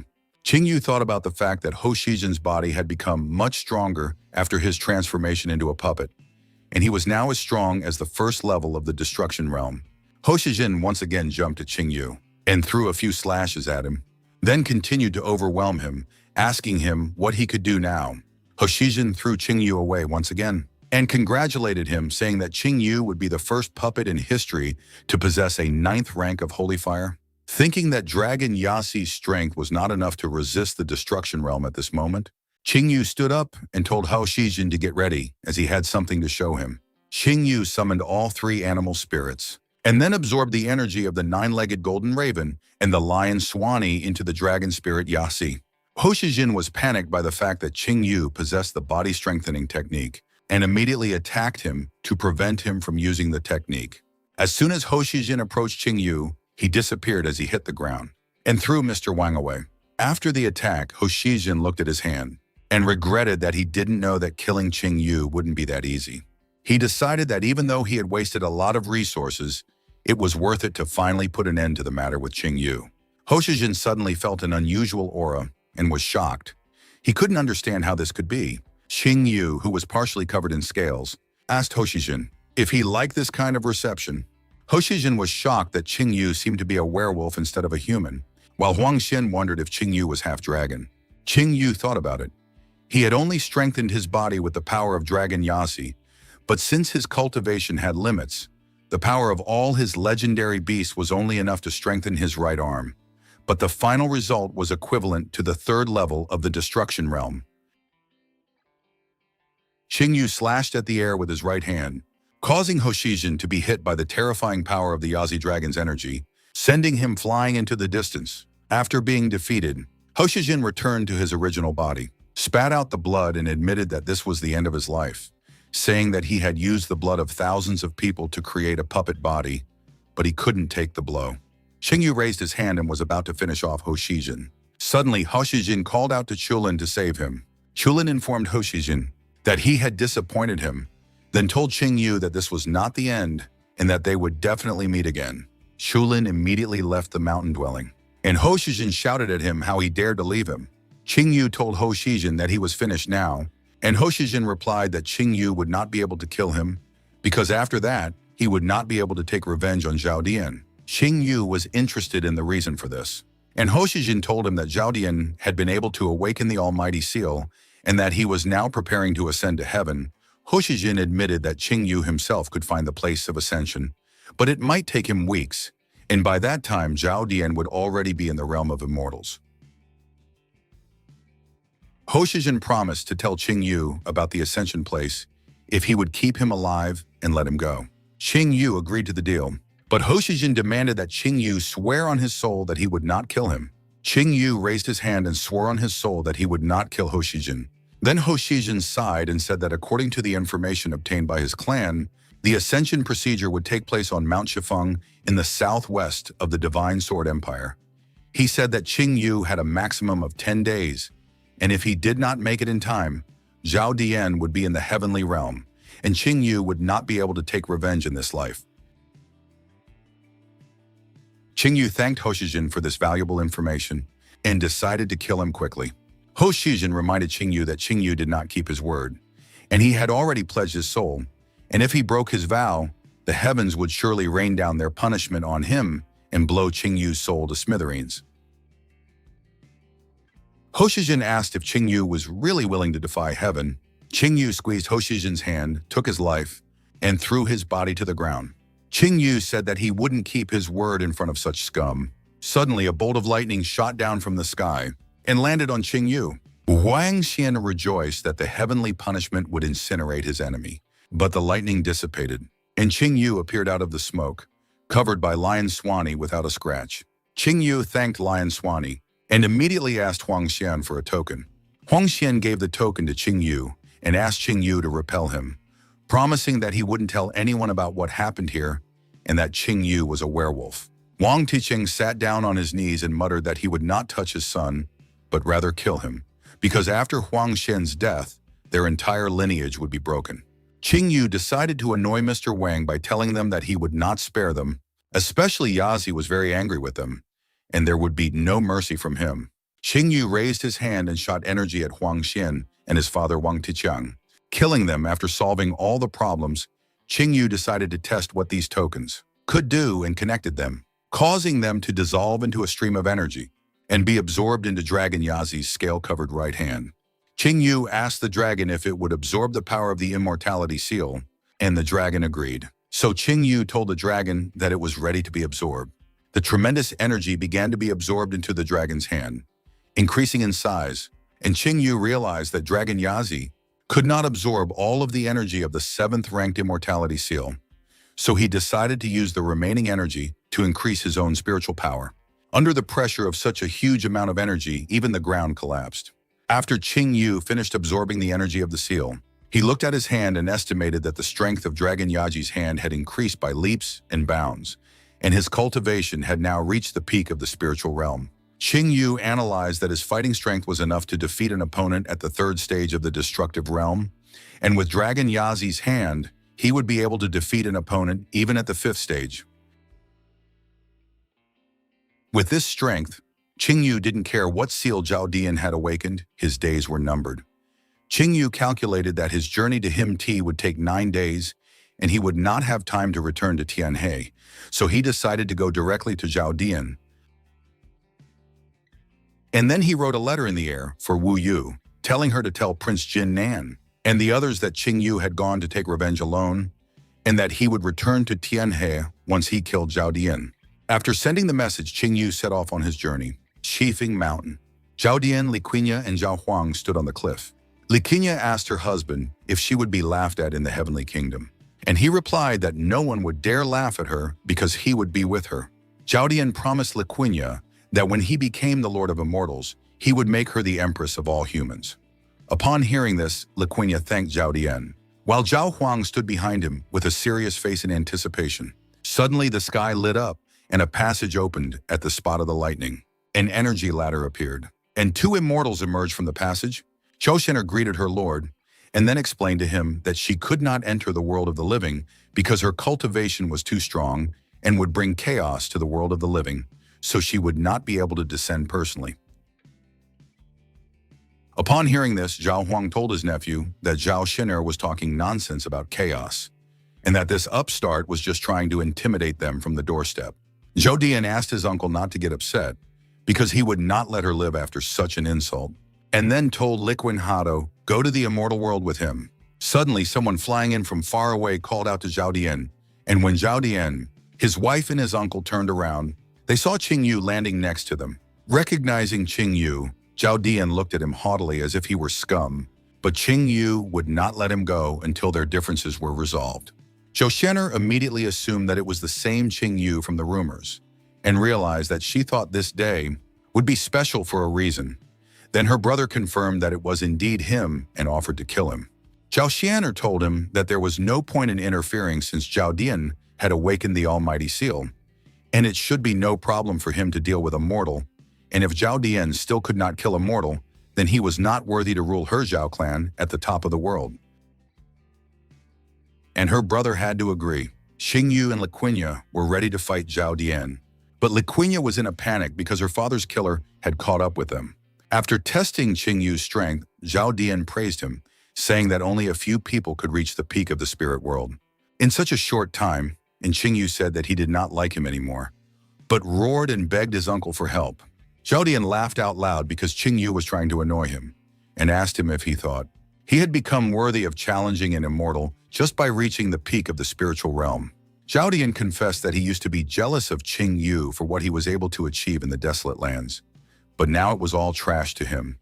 Zhao Dian ordered his uncle to kill Qing Yu, and Qing Yu immediately jumped on him.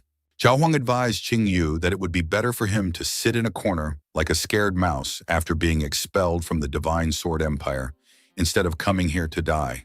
To which Qing Yu replied that Zhao Huang thought too much of himself, and then struck back. Zhao Shen'er asked Zhao Fengqing how many blows he thought Qing Yu could take, to which Qing Yu replied that he could not take a single blow because he could easily deal with not only Zhao Huang, but also Zhao Dian. Hearing this, Zhao Shen'er asked her brother how Zhao Dian, who was in the destruction realm with the Supreme Seal, could be inferior to Qing Yu. Zhao Fengqing explained that although Qing Yu was only at the peak of the spiritual realm, his body possessed a fierce power of an unknown nature. Then he suggested that Qing Yu had probably found it in the desert lands, and most importantly, he could even handle Zhao Shen'er. Zhao Dian stepped onto the stairs and explained to Li Qinya that Zhao Huang had put all his power into his punch, so he had no doubt that Qing Yu was already dead. Then he said that they should go. Suddenly, Qing Yu asked Zhao Dian from the cloud of smoke why he was in such a hurry to leave. Zhao Huang, whose neck was grabbed by Qing Yu, called his opponent a scoundrel because he was at the destructive realm stage and was hiding his strength by deceiving him. At this point, Zhao Huang regretted not killing Qing Yu when he still had a chance. To which Qing Yu replied that unlike Qing Yu, Zhao Huang had no second chance, and took his life by breaking his neck. Qing Yu threw Zhao Huang's body and told Zhao Dian that his uncle was a weakling. Zhao Dian was furious at his uncle's death and immediately released his seal energy, while Qing Yu prepared for battle, anticipating the power of the immortal seal. Zhao Dian pulled out his divine weapon and told Qing Yu that things had changed a lot since his defeat. Qing Yu immediately realized that Zhao Dian's strength had surpassed the peak of the spiritual realm, that he had entered the stage of destruction, and that the immortal seal also strengthened his divine weapon, making him harder to deal with than puppets. Zhao Dian attacked Qing Yu and ordered him to die, causing Qing Yu to use the heavenly Thunder Spear technique to block the attack, but he was thrown back by the power of Zhao Dian's strike. As he approached Qing Yu, Zhao Dian told him that he was no longer his opponent and delivered a horizontal blade strike that Qing Yu managed to dodge. Then Zhao Dian swung his leg in preparation for a vertical strike, but Qing Yu grabbed his leg and knocked Zhao Dian to the ground, telling him that it was too early. To celebrate victory, Qing Yu and Zhao Dian pushed off the ground with such force that small craters formed and came together in a series of collisions. Qing Yu hit Zhao Dian with his knee, sending him into the air, and jumped at him with his second technique, Second Strike Heavenly Thunder Spear, knocking him down. Spirit of Fury, knocking Zhao Dian to the ground. Qing Yu ordered Zhao Dian to get out, as he couldn't die easily from such a blow.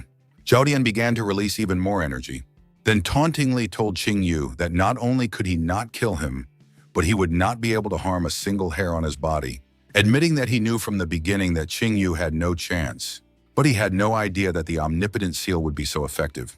After some thought, Qing Yu realized that he had never heard of the omnipotent seal, but he assumed that the omnipotent seal was superior to the immortal seal.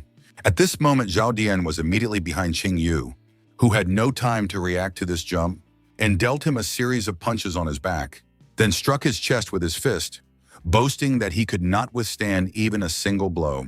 The force of this blow caused the ground to be covered in cracks. Zhao Dian shouted that while Qing Yu's strength was running out, his body was constantly flowing with power, and Qing Yu replied that he was disgusted by the sight of Zhao Dian. Zhao Dian muttered that Qing Yu was only pitying him, but admitted that he could have a great future if fate favored him, as his destiny was only to become a stepping stone on the path to greatness. Zhao Dian created a small palm-sized energy ball, which then grew to a huge size and threw it at Qing Yu. Zhao Dian asked Qing Yu not to be upset about his impending death, as being a stepping stone on the path to greatness was a death for a mere mortal, and Qing Yu was more fortunate than the other lowlifes in this world. Zhao Shanner and Zhao Fengfeng watched the battle between Qing Yu and Zhao Dian. After seeing Zhao Dian kill Qing Yu, Zhao Shanner was disappointed in Qing Yu and told her brother that his predictions had not come true. Not hearing an answer, Zhao Shanner asked what had happened and looked at her worried brother, to which Zhao Fengfeng replied that it was not the end.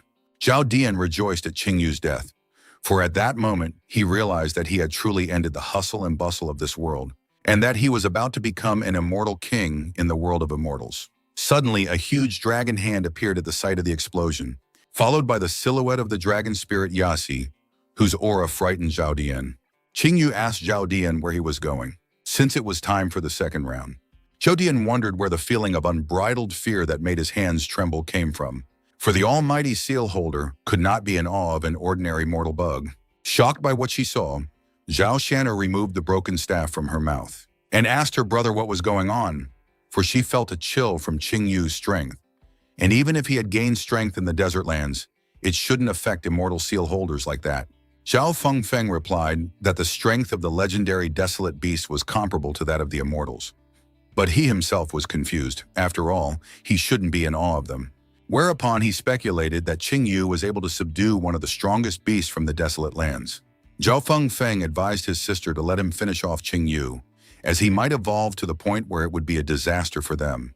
Zhao Shanner smiled mischievously and told her brother that Zhao Dian and Qing Yu's feud was their own business, and that only fools oppress young talents while wise men draw them to their side.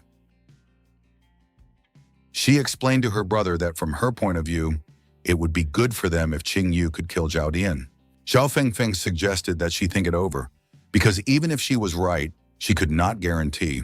Zhao Shanner interrupted Zhao Fengfeng with an angry expression and told him that they were not debating here, and that she was only informing him of her decision, which Zhao Fengfeng did not dare to disagree with. Qing Yu walked over to Zhao Dian and asked him if he was afraid as his hands trembled with fear. Furious, Zhao Dian picked up his sword again and asked Qing Yu who he thought he was if he thought he could scare an immortal. After all, the Supreme Seal was the pinnacle of development, and everyone should kneel before the face of the holder of the Supreme Seal. Zhao Dian lunged at Qing Yu, saying that he was no exception, and punched him in the cheek with his fist, then began to deliver a series of blows with his blade, shouting in vain that Qing Yu could never defeat him. Zhao Fengfeng, who watched the battle, was embarrassed as Zhao Dian acted like a buffoon, while Zhao Xianer chuckled softly, as she thought about what she would offer Qing Yu to win him over. Enraged, Zhao Dian shouted that he would win, and was about to stab Qing Yu in the chest, blood splattering. Zhao Dian smiled contentedly, but suddenly he coughed up blood in shock as he realized that it wasn't him who had pierced Qing Yu with his blade, but Qing Yu who had punched a hole in him and grabbed his core. Zhao Dian shook and tried to threaten again, but Qing Yu snatched his soul away, causing Zhao Dian to fall to the ground exhausted. Qing Yu admitted that he had realized many things that day. For example, he understood why great wars like to play with their victims like cats with sparrows. After all, these sensations are the sweetest. Saying this, Qing Yu crushed Zhao Dian's core, after which the core energy began to form the Almighty Seal. Zhao Dian wondered how he could lose. After all, he possessed the Almighty Seal. So Zhao Dian reached out to Zhao Xianer and Zhao Fengfeng and ordered them to help him. Qing Yu glanced at the immortals, but Zhao Fengfeng remained indifferent, and Zhao Xianer replied to Zhao Dian that she couldn't help him even if she wanted to. Hearing this refusal, Zhao Dian started to threaten Zhao Xianer, but abruptly groaned at Qing Yu's blow, after which he turned to dust. She couldn't move for fear. Qing Yu approached her and asked her if she regretted her decision. Lakinya cried and replied that she didn't regret it. She didn't regret it because all she did was to become stronger. She wanted to become the ruler of this world, to rule over all people. After saying this, Laquinya asked Qing Yu to end it soon. Qing Yu confirmed that Liquinha was right. After all, everyone has their own choices, and she was not wrong in her choice. Qing Yu said that she was able to succeed and still become the empress of this world. After hearing that she had made the right choice to become the empress of this world, Lakinya started laughing madly, while shedding tears. But at that moment, Qing Yu took her life, and her body fell at his feet. Qing Yu closed his eyes and said that it was over. Looking at the immortal standing above him, Zhao Xianer asked Qing Yu if he knew the consequences of killing Zhao Dian, to which Qing Yu replied that he would like to know. Zhao Xianer sighed and explained to Qing Yu that Zhao Dian had awakened the Almighty Seal and was destined to become the head of all the immortals of the Zhao family. So logically, she should avenge Zhao Dian. When Qing Yu heard this, he said that besides him, only Zhao Xianer wanted to kill Zhao Dian so badly, so he asked her to not hold back and rejoice that Zhao Dian was dead. Zhao Fengfeng shouted that this was nonsense, and that Qing Yu didn't know anything, to which Qing Yu replied that Fengfeng hadn't changed and still reacted to everything with the same sour face. Zhao Xianer and Zhao Fengfeng blurted out, and then Zhao Xianer began to think about how Qing Yu knew Zhao Fengfeng's name, because he couldn't have overheard the immortals' conversation, because the immortals' conversations were protected by a magic barrier. And Zhao Fengfeng was trying to understand why Qing Yu was talking to him as if they had known each other for a long time. Qing Yu thought that he was lucky to kill Zhao Dian so easily, because if these two weren't here, the battle would have been much bloodier. He remembered that in his past life, Zhao Xianer was the leader of the immortal clan, with at least an 8th level immortal seal, but she was not evil in temperament, and she almost never killed innocent people. In his past life, it was only because of her support that he was able to resist Zhao Dian for a long time. But unfortunately, in the end, Zhao Dian killed her. As for Zhao Fengfeng, before he died, he had begged Qing Yu to kill Zhao Dian, but Qing Yu was unable to do so at that time, and only fulfilled his request now. Qing Yu raised his head and ordered the immortals to go down. Zhao Xianer called him curious, but decided to go down. With his brother anyway, Qing Yu held out his hand with the Supreme Seal, and said that since he had killed Zhao Dian, the seal belonged to him. Zhao Fengfeng protested, and Zhao Xianer explained that the heavenly seal would be of no use to him, and although people could awaken the immortal seal with secret techniques, the heavenly seal was something else. The Supreme Seal is much more valuable than any immortal seal, and those who can awaken it are only born once every 1,000 years, and it can only be absorbed by the immortals of the Zhao family. And if Qingyu doesn't believe it, he can try it himself.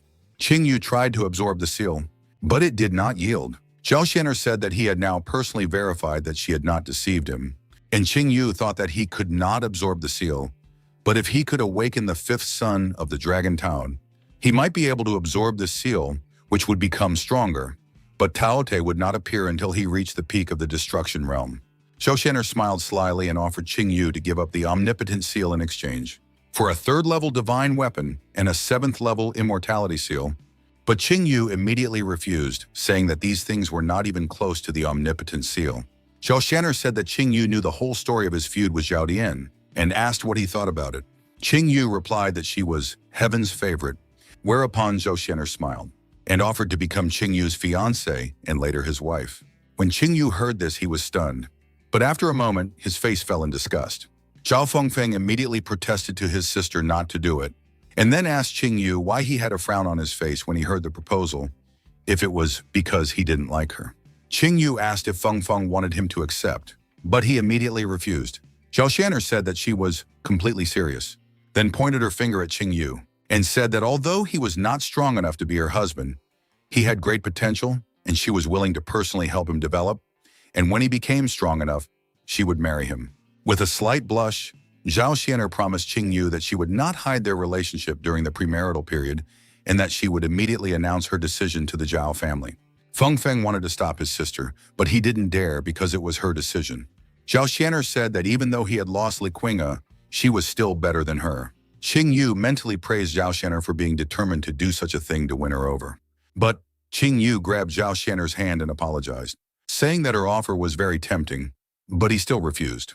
Zhao Xianer asked Qingyu to directly answer what he was afraid of, to which he replied that he wasn't afraid of anything, he just wasn't interested in her. Zhao Xianer became angry and asked Qingyu not to test the limits of her kindness. After all, she had personally opened her heart, and although he was strong, he would hardly be able to defeat her and her brother. Qingyu replied that he was willing to fight them to the death, which made Zhao Fengfeng furious that Qingyu refused to take his sister as his wife. Qingyu reminded them that they wouldn't be able to kill him, and although they had some trump cards, he wasn't that easy either, and if they didn't kill him, the Zhao immortal bloodline would have another hidden threat. Upon hearing this, Zhao Fengfeng could only tiptoe with restraint. Qingyu reminded them that he had an all-high seal and said that he could pass it on to another immortal clan. Zhao Fengfeng thought this was a threat, but Qingyu replied that he was not threatening, but merely explaining the balance of power. Zhao Xianer told Qingyu and her brother to stop fighting, and asked what Qingyu wanted in exchange for the omnipotent seal. Qingyu said that first he wanted a 4th-level divine weapon, and second, he wanted 10 9th-level divine pills. At this moment, Qingyu thought that the omnipotent seal was not of much value to him, and keeping it to strengthen the dragon a bit in the future was useless, since one could get something useful right now. And thirdly, Qingyu asked for 3 7th-level immortality seals. Upon hearing this, Zhao Fengfeng immediately started screaming and called it robbery, to which Qingyu replied that he was glad that Fengfeng realized this, but it was pointless to say it out loud. Zhao Xianer explained to Qingyu that she could give him a 4th-level divine weapon, but the 9th-level pills were too valuable, and she didn't have that many. But in exchange, she was willing to give him 1 rank 9 pill, 10 rank 8 pills, 50 rank 7 pills, and of course 3 7th-stage immortality seals. Zhao Fengfeng wanted to warn his sister that it wasn't worth it, but she asked him not to worry about it since these things were plentiful. She asked Qingyu if he agreed to the deal, to which he said yes, and they raised their hands to seal the deal with a handshake, but Qingyu missed Zhao Xianer's hand. Qingyu replied that he thought she was going to give him something, but for some reason, she held out her hand. At that moment, Zhao Xianer held back as much as she could to avoid getting angry. The immortals were climbing the stairs to return to the immortal world. Zhao Xianer held the almighty seal in her hand, happy that she had managed to get it, while Zhao Fengfeng, who was walking behind her, said that he could not let Qingyu go unpunished for his arrogance, and that he was not willing to swallow this insult so easily. Zhao Xianer replied to her brother that he would have to hold on to his grudge. After all, it was nothing compared to getting the seal. Zhao Xianer turned around and told her brother that Qing Yu was more cunning than he seemed, and thought about his next move much further than others. She reminded her brother of the rumors that he had gained something incredible in the desolate lands that made him so strong, but she was sure that it wasn't that simple. Upon hearing this, Feng Feng asked what she meant. As soon as the immortals disappeared, the free cultivator came out from behind the cliff, happy that she had seen something interesting, namely that Qing Yu had skillfully used the wasteland beast, and that he had reached an agreement with the Zhao family immortals. She was sure that her parents would be very pleased, and that they would soon have another great warlord. Then she laughed in anticipation of her upcoming meeting with Qing Yu, and she left by jumping off the cliff. 10 days later, Qianhe City. Qin Chuan was standing at the city gate waiting for Qing Yu, when she suddenly saw a familiar silhouette. She greeted Qing Yu and congratulated him. Qing Yu confirmed that he had indeed settled the old matters and suggested that they go to see Prince Jin Nan together. Qin Chuan tilted her head sadly and replied that Prince Jin Nan and his granddaughter had already left, leading Qing Yu to believe that it was because of the werewolf attack. Qin Chuan gave Qing Yu a letter from Li Yu, in which Li Yu congratulated Qing Yu for killing Zhao Dian and said that she wanted to prepare something festive to celebrate his arrival. But the situation at the border had become very difficult, so she and her grandfather had to leave immediately. She wrote that she had decided to join her grandfather's great army, and although Qing Yu didn't know it, she could wield a spear without being inferior to him. Li Yu wished Qing Yu good luck in the Buddha Heart Temple, as she was sure that he would be even stronger by the time they met again, but she would definitely be. As she had no other choice, at the end of the letter, Li Yu said goodbye to Qing Yu, as she had to leave. After reading the letter, Qing Yu prayed for her to come back alive. Qin Chuan asked Qing Yu not to worry about the prince and his granddaughter, saying that they would definitely repel the werewolf invasion. Qing Yu said that they should go as well, to which Qin Chuan agreed. After a while, the carriage was moving at full speed. Inside the carriage were Qing Yu, Joryu, Warner, and Qin Chuan. Qing Yu said that he hadn't expected Warner to go to Buddha Heart Temple on business as well, to which she replied that she had long planned to open a branch of her auction house there, and she was happy to share the road with him. After listening to Warner, Qing Yu waved his head in agreement with her. At that moment, Joryu pulled his sleeve and asked him where aunts Wu Yue and Wu Xi were now. Qing Yu replied that they were already waiting for them in Buddha Heart City. Half a month later, Buddha Heart City. Qing Yu and the girls arrived at Buddha Heart City. Joryu looked out of the window and marveled at such a big city, and Warner agreed that this city was indeed much bigger than Tianhe. Qin Chuan told them that they would first rest in the city, and after a few days they would go to the temple. Suddenly, Qing Yu saw something happening nearby. Qin Chuan wanted to say something, but didn't dare, until Qing Yu asked. She explained that they were free warriors who were recruiting new recruits for their teams.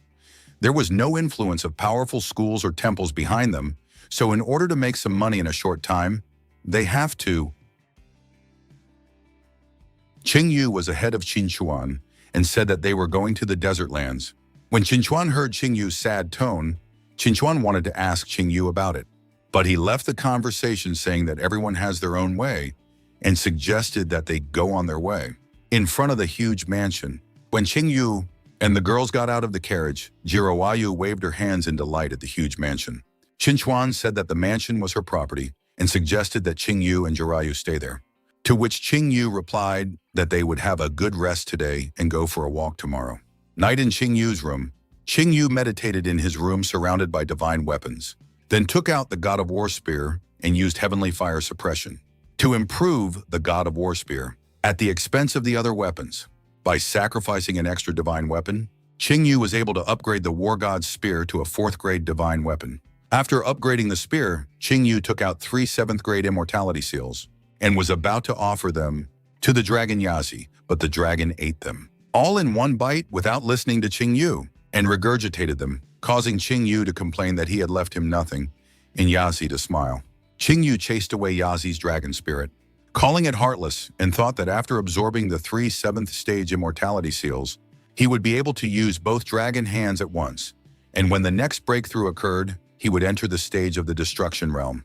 Qing Yu took out the pills he had obtained from the deal with Zhao Xianer and began to consume them, thinking that an ordinary 7th class pill could instantly raise a 9th class spiritual realm warrior to the peak, and with 50 such pills, Qing Yu should at least break through to the destructive realm stage. As soon as Qing Yu broke through, a powerful aura of the destructive realm level roared around the mansion. Qing Yu was able to break through to the first level, and he could rightfully consider that he had taken a big step towards greatness. The path to greatness consisted of 7 stages: spiritual division, destruction, emptiness, fusion, ascension, immutability, and supremacy. After entering the destructive realm, an energy crystal capable of storing spiritual energy is formed in the body, allowing a warrior at the first stage of the destructive realm to store 10 times more energy than a warrior at the peak of the spiritual realm. As they moved up to the next level, the amount of energy also increased by 10 times, but Qing Yu's energy increased by 100 times instead of 10 times. Qing Yu calculated that at this moment, with his strength in Dragon Yazi's hands, he could overwhelm a warrior at the 5th stage of the destructive realm, and even get a head start on the peak of the destructive realm, and if he fought to the death, he could even finish off a warrior at the 1st stage of the void realm. At this moment, there was no one stronger than Qing Yu in the entire Tianhe Empire. And after all, in his previous life, he had reached such heights when he was 40 years old, while in this life, he was only 18 years old. When Qing Yu reached the desolate realm, he decided to return to the desolate lands. Qing Yu remembered that the wasteland realm was divided into 7 borders. The first was the border of the desolate lands. The border of the wasteland realm was mostly filled with wild beasts, the strongest of which had reached the peak of the spiritual realm, but most of them were at the 1st and 2nd stages. The second border is a huge depression. Most warriors believe that there is nothing scarier in life than this. And even Qing Yu thought so in his previous life, because then he could not imagine what other dangers lurked in the desolate lands. In his previous life, Qing Yu's carelessness had caused him to fall through a crevice. At that moment, the legacy of the desolate lands came to him. Qing Yu asked him to wait for his friends for a while, as he would soon awaken and summon them all, and he wanted to see with his own eyes the last 8 wasteland beasts that he had failed to subdue in his previous life. Suddenly, someone knocked on the door, interrupting Qing Yu's thoughts. Qing Yu allowed the guest to enter the room. Wu bowed to the master and reported that she and her sister had completed the task, collected all the treasures of the Death Clan, and destroyed all the remaining puppets. After finishing the report, Wu Yu handed the loot to Qing Yu, and after looking at the treasures, Qing Yu took the 9-tailed phoenix for himself and gave the treasures to his sisters. Wu Yu thanked the Lord for his generosity. Qing Yu asked Wuxi, and Wu Yu replied that her sister had already contacted Li Qinghe and was currently in a state of stealth. Hearing this, Qing Yu asked Wu Yue to tell her sister to be careful because the cloaking technique he'd given her was very effective, but it still couldn't show its full potential because of Wuxi's cultivation. One mistake and she would be discovered, and once discovered, she would be killed. Hearing this, Wu Yu became nervous and immediately agreed with Qing Yu and left, after which Qing Yu looked at the moon. The next day, Buddha Heart City, Qing Yu and the girls went for a walk. Qing Yu remembered that Buddha Heart City's wine was famous throughout the Tianhe Empire, so he decided not to miss the opportunity. Suddenly, Jiraiya started jumping up and down and asked for wine, but Qing Yu said that it was too early for her to drink it. So Jiraiya got upset and went to Wu Yu to cry. At the tavern, at the entrance of the pub, Qin Chuan recognized a man. Qing Yu asked who he was, and Qin Chuan replied that she couldn't stand that man. It was Qin Chuan of the Ice and Flame sect.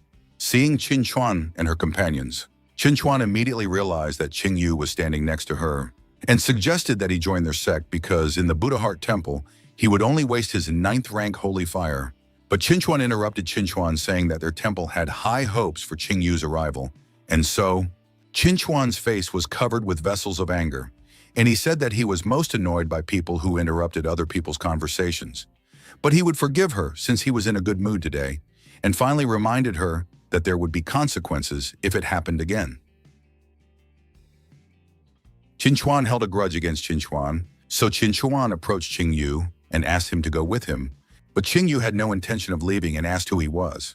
Qin Chuan turned around and replied that he had forgotten that Qing Yu was from the village, then said that he was the chief disciple of the Ice and Flame sect. Qing Yu said that he had heard of this sect, to which Qin Chuan replied that Qing Yu was not completely ignorant since he had heard of their sect, and ordered Qing Yu to go with him because there was already a position worthy of Qing Yu in their sect.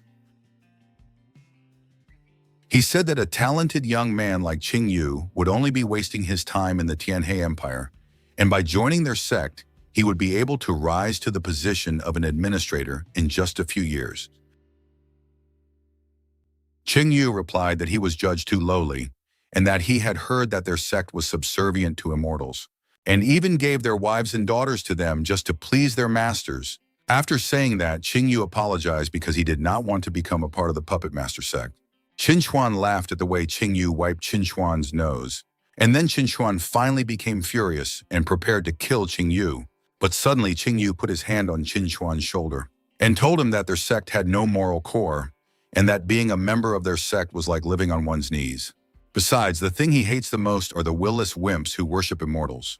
And Qing Yu used the power of the Yaji dragon to force Qin Chuan to his knees. Qin Chuan couldn't understand how he, who was at the third stage of the destruction realm, could be kneecapped by a small child. At that moment, Qing Yu let him go and went to the tavern with the girls, telling them that this snail was not worth giving up plans to drink wine.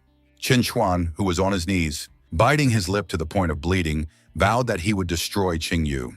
On the second floor of the inn, Qing Yu enjoyed the wine and praised it in front of Qin Chuan, saying that it was worthy of its fame. Qin Chuan assumed that Qin Chuan had already rushed to report the matter and advised Qing Yu to go to Buddha Heart Temple as soon as possible. But Qing Yu told her that there was no need to worry about a second-rate sect. Qin Chuan mentally prayed that her father and mentor would be able to handle the situation. Suddenly, someone on the street started shouting about perversion. Qin Chuan was immediately horrified that someone in their city was molesting girls and apologized to Qing Yu, saying that she would be back soon, but Qing Yu decided to go with her. The entrance hall of the inn, a crowd of people gathered around the man and the girl discussing what had happened. The girl, who covered her ass, called the man a shameless impertinence for offering her a drink and finally touching her ass. The satisfied man, with a third-person hand mark on his face, replied to the girl that the uncle was a very responsible man and that this was his method of divination and he could not afford to be careless in his work as every detail was important. He went over to the girl and took her by the chin and told her that her uncle was not deceiving her and that the uncle would never dare to insult such a beautiful girl, because the uncle had been a noble man all his life and had no intention of straying from the righteous path. His uncle only helps beautiful girls to find their destiny so that everything will go well in their lives. His words made the girl herself doubt that he was a pervert, but the man replied that he often encountered misunderstandings, and it hurt him, but even after that, he did not give up his work and steadfastly continued to carry the heavy burden of being a fortune teller. Qin Chuan boiled with rage when he heard that the man had stunned the girl, and Qing Yu, who admired him, called him cool. Suddenly, the uncle pulled his hand to the girl's chest and offered her a fortune elsewhere, but he was interrupted by Qin Chuan, who appeared behind her back and wanted to taste his blood. The uncle immediately moved away from the girl and greeted little Qin Chuan, then immediately offered to read her fortune, but his hand was grabbed by Qing Yu, who suggested that he be the one to read the fortune, not Qin Chuan. The uncle immediately released his hand and waved Qing Yu away, saying that he wouldn't tell fortunes for people like him, then took out a handkerchief to wipe his hand, shocked that this guy had become a pervert at such a young age. Qin Chuan shyly introduced her uncle. It was Shita Jinyu, a freelance employee of Buddha Heart Temple. He was very good in every way except Qin Chuan sighed at his behavior. Upon hearing this name, Qing Yu remembered Shita Jinyu, the second son of the Shita family, who had been very talented since childhood, had already broken through to the destructive realm stage at the age of 18, and could have had an illustrious future. But he decided to join Buddha Heart Temple as an ordinary servant. In his own words, only Buddha Heart Temple had a sufficient collection of beauties to bring him joy in life. He was always very open and cheerful, and his favorite pastime was pretending to be a fortune teller to touch girls in various places. But he could also be called the greatest of human heroes. After all, the last time the demon race attacked, he single-handedly forced them to retreat, and thanks to him, the Buddha Heart Temple continued to sleep peacefully. In the end, he fell at the hands of the demon empress, but just before he died, he managed to pinch her ass. After that incident, the demon empress could not get rid of that heavy memory for many years. Although he was not a decent person, he was an excellent warrior. Shida Jinyu asked Qingyu not to look at him with that look, because it scared him. Qin Chuan reminded Shida Jinyu that his father and mentor had strictly forbidden him to molest other girls, and threatened to report the incident as soon as she returned to the temple. Shida Jinyu immediately began to beg for mercy, pleading for another chance, but Qin Chuan refused. Unexpectedly, Qingyu asked Qin Chuan to forgive Shida Jinyu on the condition that it would not happen again. Out of respect for Qingyu, Qin Chuan agreed to forgive Shida Jinyu and immediately offered to return to the wine. On the second floor, the tipsy Shida Jinyu called Qingyu his brother and talked about how joining the Buddha Heart Temple was the right decision. And lustfully groping the air with his hand, he began to say that his brother would soon see what kind of white-skinned female disciples with beg. At that moment, Shida Jinyu felt Qin Chuan's murderous aura and decided to stop. Then asked if that horned girl was Qingyu's slave. Qingyu asked what he wanted to say, and Shida Jinyu advised him to be careful with her, as she could bring a lot of trouble in the future. And Qingyu could not help but agree. Qingyu mentally praised Shida Jinyu for realizing what kind of family Jirawayu was, and immediately Shida Jinyu began to giggle lustily, scaring Jirawayu, and said that when she grows up, she will be an indescribable beauty, and judging from his experience, she will be pursued by many cables, causing them a lot of trouble, because not everyone is as decent as Uncle Shida. After saying that, Qingyu was disappointed in Shida Jinyu and realized that he had overestimated him. Qin Chuan got to the point. She asked Shida Jinyu for help, more specifically for his family. Qingyu was interested, so Qin Chuan went on to talk about the situation. With the Ice and Flame sect, after listening to Shida's story, Zheng Yu agreed that they were serious opponents.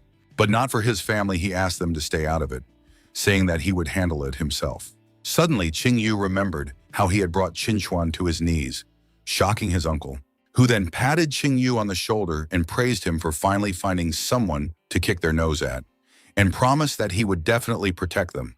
Qingyu thanked his uncle and asked for more wine to be brought to them, as his uncle didn't deserve to go home sober. Sitting next to the elders, Jiruyu complained that she was bored here and wanted to go for a walk. Qingyu suggested that she take a walk with Qin Chuan and Wu Yu, so she happily agreed, and the three of them left. Before they left, Qin Chuan wondered what Qingyu wanted to talk to Shida Jinyu about alone. Shida Jinyu and Wu Yu immediately understood why Qingyu had suggested that the girls go for a walk and asked what he wanted to talk about. Confirming his uncle's suspicion, Qingyu said that he wanted to borrow something from him while jabbing his finger on the table. After realizing what Qingyu was hinting at, Shida Jinyu immediately refused Qingyu, saying that he couldn't give someone something so valuable to him. 3 hours later, leaning on Qingyu, Shida Jinyu happily shouted that it would be good to drink some more, and said that from now on, Qingyu was like a brother to him, and that he would do anything for him. Qingyu sighed at the thought of Qin Chuan calling him uncle. Suddenly, Qingyu felt something that confused his uncle. Qingyu told him that the girls were in trouble. Shida Jinyu asked if the Ice and Flame sect had attacked them, and Qingyu replied that he didn't know, asking his uncle to stay here for now while he went after them. Shida Jinyu said he would go to the rescue as well, but Qingyu refused, saying that Wu Yu had signaled him that the kidnapper wanted Qingyu to come alone. Shitu Zhongyu asked Qingyu to be careful, and Qingyu jumped towards the girls. Somewhere in the mountain forest, the free cultivator wondered why Qingyu hadn't arrived yet and called him careless. Suddenly, she saw a silhouette, and Qingyu was walking towards her with a war god spear and clearly evil intentions. She greeted Qingyu sweetly with her arms crossed on her chest and started to wave her hand to call him over. But suddenly, Qingyu threw his spear at her, creating a huge fireball that even surprised the free cultivator. And immediately, Qingyu jumped through the flames and grabbed her neck, saying that she was obviously looking for death. The free cultivator tried to remind Qingyu that it was her, but he only asked who she was, and she asked Qingyu to loosen his grip. The free cultivator realized that Qingyu had a fiery temperament, but she was really looking forward to meeting him.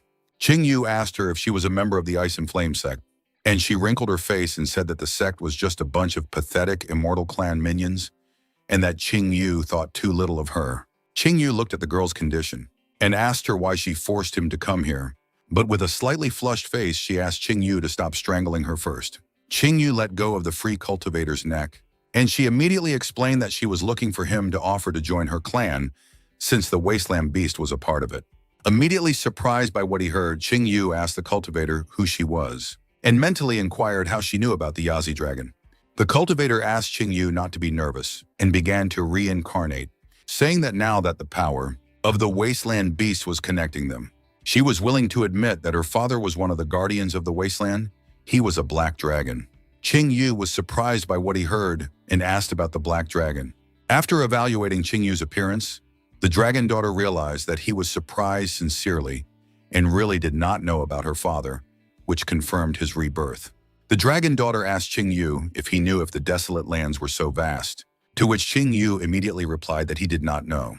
She began to explain that the desolate lands stretched for hundreds of millions of kilometers and that it was larger than the immortal world in area.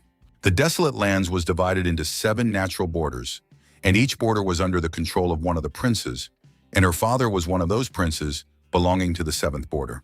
Realizing how dangerous he was, Qing Yu asked Yazu if he knew anything about him, since he had never met him in the 10 years he had been in the desert lands. Dragon Yazi growled at Qing Yu that the Black King was his little brother, so Qing Yu teased Yazi that he was trying to trick him. The dragon daughter told Qing Yu that in his position, it would be natural for him to join her clan, and she was even willing to give him time to collect himself, after which she would take him to her father. Qing Yu thanked her for the invitation, but still declined, as he was used to moving on his own. The black dragon daughter began to lose patience and asked Qing Yu if he thought she was deceiving him or if he was afraid of something else. But Qing Yu replied that he was simply not interested. The dragon daughter told Qing Yu that he was no longer of the human race, and that only with them could he feel like he belonged, then asked if he was rejecting her because he liked Zhao Xianer. Hearing this, Qing Yu immediately realized that during the fight with Zhao Dian, the dragon daughter was hiding nearby, and he hadn't noticed her. Qing Yu replied that he was not interested in Zhao Xianer, but he would not join the wasteland beasts either. Realizing that Qing Yu could not be persuaded, the dragon daughter sighed and told Qing Yu that in that case, the doors of her clan would be open to him forever. Qing Yu turned away from the dragon daughter and went to the girls, telling them that he did not like their working methods and that there would be no mercy next time. The dragon daughter puffed up her cheeks and called Qing Yu a bore. Then she pointed her finger at Jirwayu and asked for permission to take her with her, because this girl had the blood of the ancient succubus race, and if she was not helped, she would not be able to reach her full potential in the future and would grow up to be a mediocre succubus. But if Qing Yu gave her Jirwayu, she would ask her father to purify her blood and get rid of the succubus blood, and she would grow up to be just like her and have a family in the form of her clan. Qing Yu considered the dragon daughter's proposal and asked her how he could trust her, to which she replied that it was very simple because their clan had a special spell to make a contract, and as long as they both kept their word, they would both live. But if one of them decided to betray the other, they would die a quick death. Qing Yu asked Yazi what he thought of this method. Then he nodded and said that it was fine. Qing Yu agreed to make a treaty with the dragon daughter, after which she walked up to him and kissed him on the lips, shocking Qing Yu. Suddenly, radiating energy circles of contract signing appeared below them. Dragon spirit Yazi watched from the side with a satisfied face and said that this was all he could do for his brother Blackie. The energy began to dissipate, and the contract signs appeared on the hands of Qing Yu and the dragon daughter, and then they ended the kiss. The dragon daughter explained to Qing Yu that from now on, their lives would depend on each other, and if he ever changed his mind, he could just call out to her with his heart, and she would immediately feel it. And if he got into trouble, her clan would always be ready to help him. Xian Yu was confused by this way of making a contract, to which the dragon daughter said that all they needed to do to make a contract was to touch each other with any part of their skin. Then she picked up Jiroyu and said goodbye to Qin Yu. Qian Yu rubbed his head, realizing that he had probably been tricked, and even speculated that Yazi might be a sent spy. At that moment, the girls woke up, and Wu Yue immediately panicked and tried to find Jiroyu. Xian Yu told her not to worry, as she was fine. But Wu Ye immediately started to apologize for what had happened, and Chen Shuang joined her. Qin Yu made it clear that he didn't blame them for anything and told them that Ji Ruyu should be fine, then turned around and left, looking at Jin Yu's back. Wu Yu blamed herself for her failure and assured herself that if she wanted to keep her reputation in the eyes of her master, she should not let something like this happen again. Meanwhile, Chen Shuang pondered over his words that Ji Ruyu would be fine. Qin Yu's temporary home. Qin Yu, the girls, and Shitu Zhengyu gathered in his room. Shitu Zhengyu asked his little brother if he was hurt in the recent fight, to which Qin Yu replied that he was fine, and the incident was just a misunderstanding. Qian Shuang was surprised to hear Shitu call Qin Yu, and Shitu Zhengyu laughed and explained that he and Qin Yu could now be considered brothers, and from now on she should call Qin Yu uncle. Qian Shuang was astonished at what she heard, but Qin Yu stood up and explained that Shitu Zhengyu was just joking, and then wished the boys a good night's sleep, as they would be going to Buddha Heart Temple in the morning. Qian Shuang told Qin Yu that the temple was already preparing to welcome them, and Qin Yu was intrigued by their warm welcome. At the gate of Buddha Heart Temple, many people were waiting for Qin Yu to arrive. The old man excitedly stated that the 9th-ranked Holy Fire warrior should definitely be lured to their side, which was agreed upon by the 2 thugs who called him father. While the angry man behind them cared little about the Holy Fire, suddenly a stagecoach appeared on the horizon, and the old man immediately realized that it was Qin Yu and ordered them to get ready. Qin Yu pulled back the curtain and asked Chen Shuang why Shitu Zhengyu had run off somewhere, to which she replied that his mentor Taining was at the meeting, and every time he saw Shitu, he wanted to beat him. Qin Yu sighed and said that he wasn't even surprised. As soon as Qin Yu stepped out of the carriage, Tukaning immediately greeted him, walked over to Qin Yu, and put his hand on Qin Yu's shoulder, saying that he had a good figure and a strong body, which meant that all the potential was there. And his children told Qin Yu that if he, who possessed the 9th rank of Holy Fire, began to study blacksmithing, he could achieve incredible things, and he even had the potential to become a great master blacksmith. Hearing this, Qin Yu laughed softly. He was sure that if they knew what his 9th heavenly destruction fire was capable of, they would not be having so much fun. Qian Shuang greeted Uncle T and said that his enthusiasm was pouring out of him, to which he replied that there was nothing wrong with that. It was not every day that one would meet such a talent. Then he explained to Qian Shuang that her father and mentor were supposed to meet them as well, but they were distracted by some business, to which she replied that there was nothing wrong with that. The man behind Taining's back laughed as he walked up to Qin Yu and welcomed him as the newest member of Buddha Heart Temple. Qian Shuang then introduced him as Bai Fei Fan, one of her temple brothers and the most talented novice, and although he only possessed the 7th rank of Holy Fire, his success in forging was amazing, and he also excelled in brewing elixirs, which was something he had no peer in, and most importantly, he had already reached the peak of the spiritual realm in his cultivation. He was also very friendly, and she hoped that Qin Yu would be able to befriend him. Bai Fei Fan embarrassedly put his hand on his head and told Qian Shuang that she was praising him too much, and it was not worth burdening a travel-weary guest. To which Qin Yu agreed that it was very tactful of him. Qin Yu thought about the fact that when he saw Bai Fei Fan, he realized that he smelled like the polar sun sect. Bai Fei Fan told Qin Yu that they were having a banquet today to celebrate his arrival, and that as an elder, he would be honored to teach him everything he knew. Qin Yu thanked Bai Fei Fan, and he offered to call him simply Brother Bai. Qian Shuang was pleased that Qin Yu and Bai Fei Fan were getting along so well, and was sure that they would soon become good friends. Whereupon Taining laughed out loud and explained that it was only natural for everyone to live together in their temple, and then invited Qian Shuang to go inside.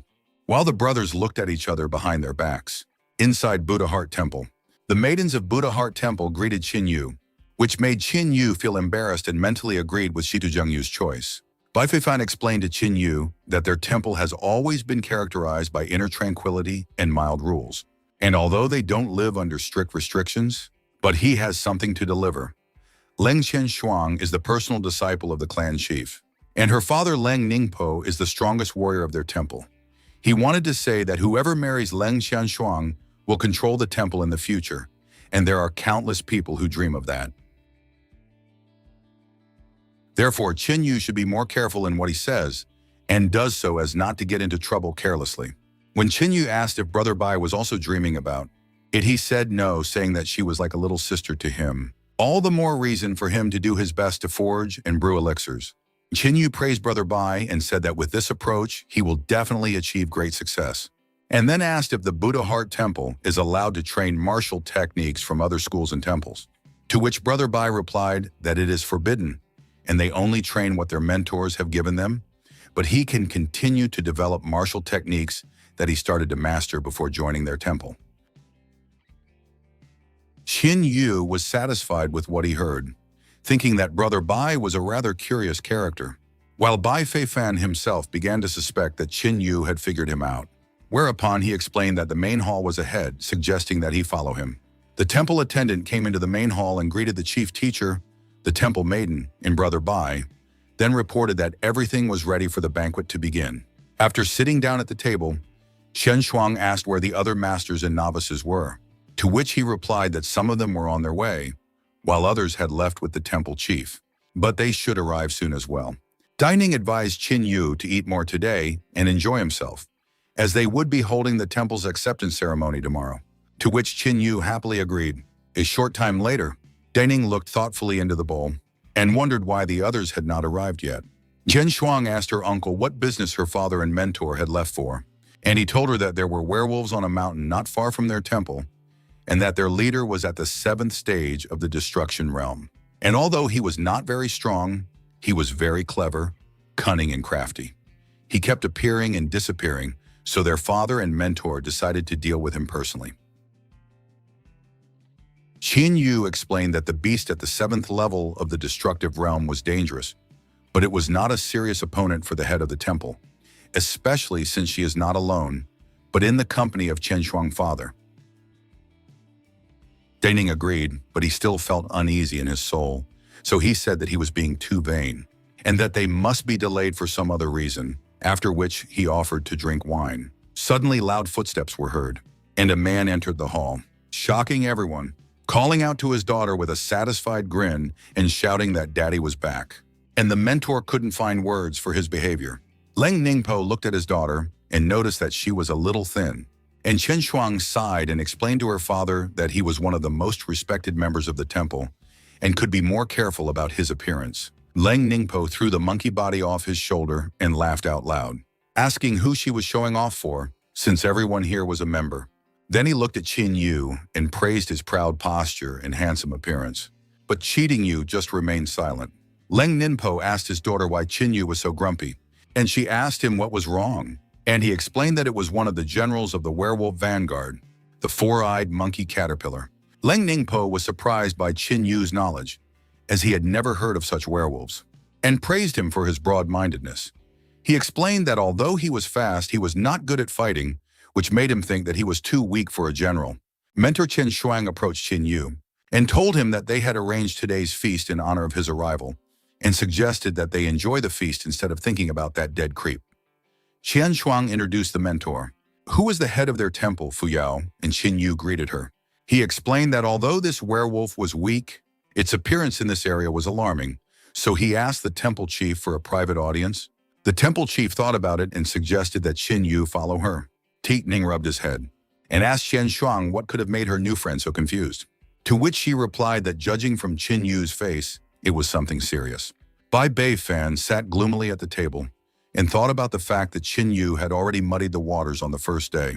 In the temple chief's office, the temple chief explained to Qin Yu that it was just the two of them, so he could talk freely. And then Qin Yu said that the four-eyed monkey caterpillars were very intelligent, observant, agile, and cunning, and that they were one of the few intelligent creatures in the werewolf ranks. That's why they are sent out before the main army arrives to scout the situation and gather information to provide the werewolf army with information before the battle. Fu Yao asked if Qin Yu was referring to the werewolf invasion. Qin Yu thought about the fact that in his past life, before the large-scale werewolf invasion, people sometimes noticed the four-eyed creatures watching them, but they didn't pay much attention to them, thinking that they were just randomly lost ordinary beasts. It wasn't until people realized that larger creatures were coming after them that they began to realize what was going on, and then an army of them came. And the delayed realization of the problem led to a great loss of life. However, in his past life, the monkey caterpillars had appeared much earlier than now. Shan Yu confirmed that the threat of invasion was real and said that they would grow like grass out of the ground, in countless numbers to take over the territories currently occupied by humans. And when they came, the entire Buddha Heart Temple would be covered in blood. Fu Yao asked how he knew all this, to which Qin Yu replied that he was not trying to deceive her. He explained that after the first appearance of the monkey casser, it would not take a month for the main forces to arrive, and her temple should start preparing in advance. Fu Yao asked why she should believe that, and Qin Yu said she shouldn't, but it was up to her, Fu Yao thought about Chen Shuang's words, how Qin Yu always amazed her with his insight and agreed with him, then offered to go with her. She took out a stone and opened the locked door. After a while, Fu Yao summoned all the temple mentors. Senior mentor Taning, second mentor Leng Ningpo, third mentor Mo Linfeng, and fourth mentor Zheng Qingfeng. Fu Yao ordered Qin Yu to tell them everything he knew about the werewolf invasion in detail, and Qin Yu agreed. Then began to tell them everything while showing their progress on the map. In the forest near the Buddha Heart Temple, Bai Feifan was sitting there, thinking that Qin Yu was too cloudy, and assumed that he was talking to the head to betray him. Suddenly he sensed something and asked Chuling not to come here whenever he felt like it. Chuling came out from behind a tree and asked the second spiritual son not to be upset because his mentor had given him a cloaking spell, so that no one would notice his aura appearing here, and then joked that Bai Feifan's psyche was too shaky for a second spiritual son. Bai Feifan demanded that Chulin tell him why he had come, or else he would kill him on the spot, and Chulin immediately said that he understood the reason for his nervous behavior. After all, he was afraid that Qin Yu would be able to reveal his true identity, but there was no need to worry about that. Chulin explained that he had received information from their fourth mentor that Qin Yu was not communicating with the temple chief about him, but about another more important matter. Bai Feifan asked what the matter was, and Chulin told him that it was a werewolf invasion. They would soon appear at the Buddha Heart Temple, which would give their Polar Sun clan a unique opportunity. After all, they would stand aside during the invasion, and when the temple fell, they would simply take everything that belonged to them. Bai Feifan grabbed Chulin by the neck and angrily explained that this temple was his territory, and by recruiting people here, he was trying to challenge them. Chulin said that the fall of Buddha Heart Temple was all Bai Feifan's doing, and that all he wanted was Qin Yu. Bai Feifan assumed that Chulin wanted to take the 9th rank of the sacred fire, and Chulin explained that he did not have the talent for alchemy and blacksmithing that he did, and he was not a great fighter like the first spiritual son, but by obtaining Qin Yu's sacred fire, he still had hope of taking his rightful place in the sun, and he would not miss that chance. Bai Feifan asked Chulin why he would allow another serious opponent to appear, and Chulin replied that Bai Feifan could care less about him, and immediately swore to the heavens that he would leave the Polar Sun Temple as soon as he could obtain the 9th-ranked holy fire. Bai Feifan then let go of Chulin's neck, and promised to give him the holy fire when everything was over. Chulin thanked the second spiritual son and wished him good luck in capturing the Buddha Heart Temple, warning him that he would be nearby if he needed help. As soon as Chulin left, Bai Feifan immediately decided that a scum like Chulin did not deserve a rank 9 holy fire and decided to take him on personally. 9 days later, a disgruntled guard complained that they had to keep a constant vigil because of the newcomer's words, saying that he hadn't heard of werewolf invasions before. Inside the temple, Qin Yu greeted the head of the temple and asked her how the preparations for the battle were going, to which Fu Yao replied that she had already alerted all the neighboring temples to form a defensive line, and if his words were confirmed, they would be aware of any incursions in their area. Suddenly, a messenger ran into the room and reported that Chief Lan had reported that about 100 werewolves, mostly at the 3rd stage of the spiritual realm, had been spotted 100 li northwest of Buddha Heart City, and they completely matched the description of the assault squad. Fu Yao ordered a message to Len to continue reinforcing the defense lines and spread the news to all the major temples. If the first squad was close, they would soon face a real test of strength, and after hearing the message, the messenger immediately ran away. Qin Yu was about to bow after the messenger when the temple chief suddenly stopped him, as she had a request for Qin Yu. Qin Yu agreed to listen to the request, and Fu Yao told him that she had a daughter named Ye Tong, and she would like him to take her with him. She is very talented, but she has a very fiery temper, and with Qin Yu, she would have a better chance of staying out of trouble. Qin Yu agreed to the request. Fu Yao thanked him and handed her daughter into his hands with a calm heart, then said that she knew that Qin Yu would not join their temple, which made Qin Yu wonder if she had guessed it herself. Fu Yu explained that she understood the fact that her temple would not be able to offer him anything substantial since he had already obtained decent booty in the desert lands, and assumed that he had come to her temple for a spiritual source.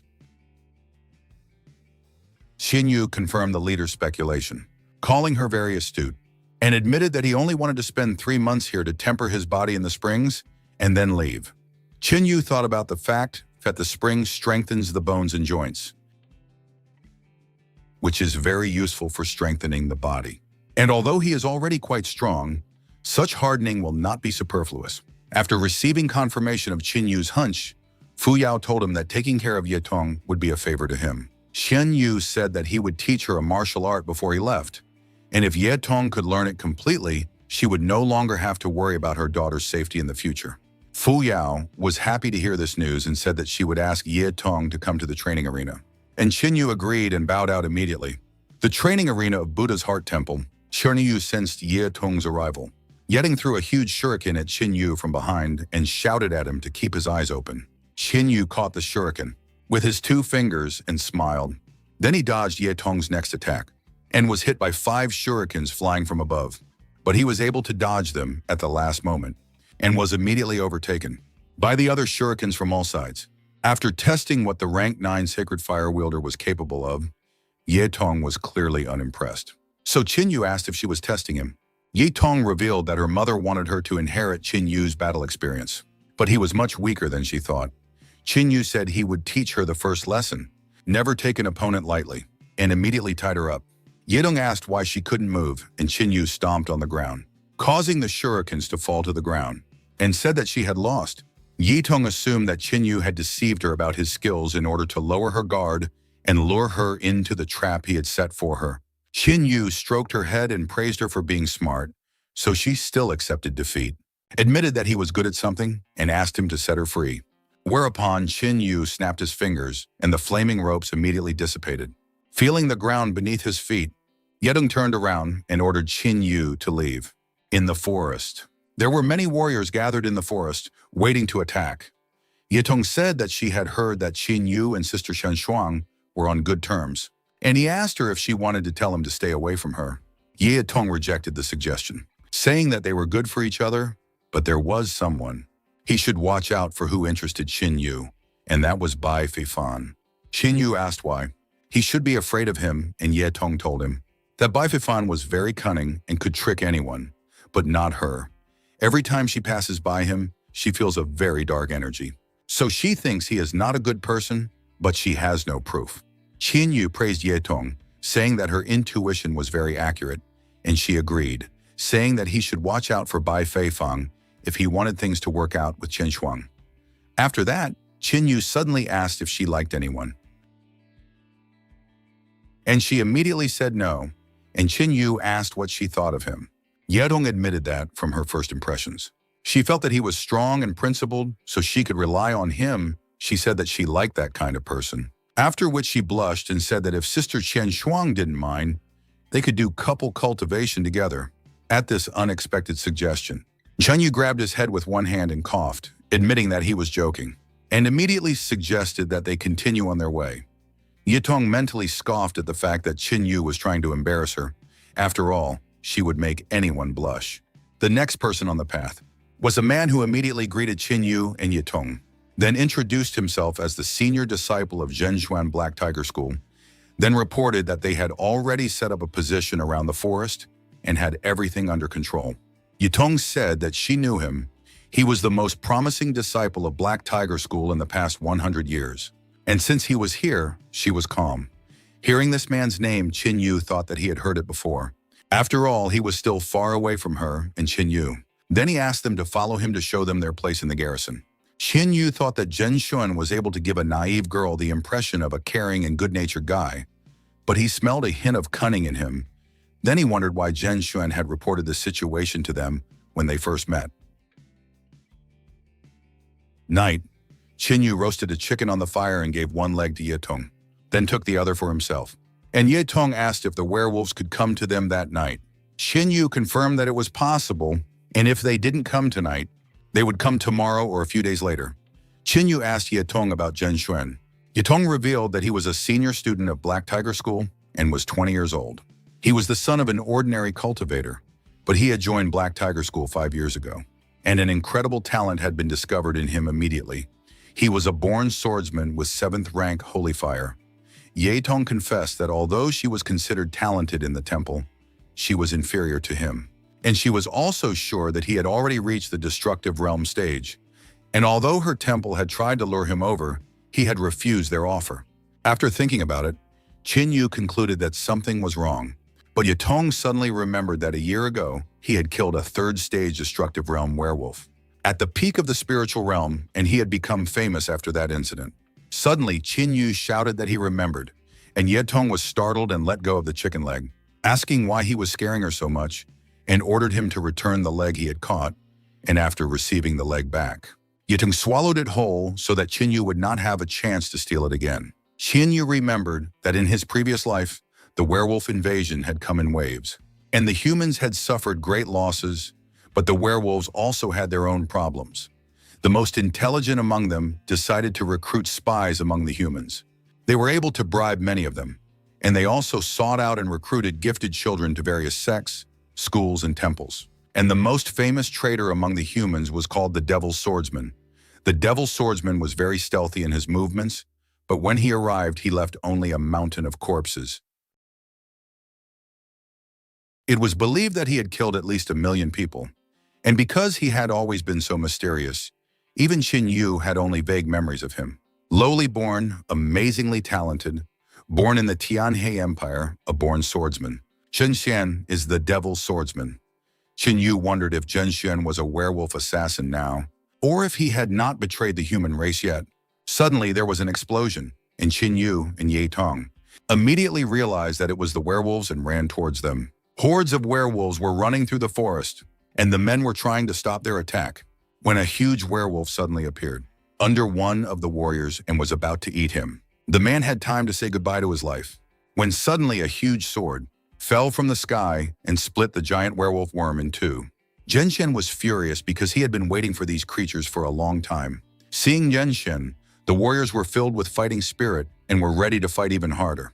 Zhen Wen used the sparkling sword technique and created a large number of swords that rained down on the werewolves. After dealing with them with ease, he said that it was just a walk in the park. After watching the battle, Yatong was delighted with Zhen Xuan's cultivation and said that he had invented the sparkling sword battle technique himself and suggested that it probably belonged to the black level, but Qin Yu rejected this assumption.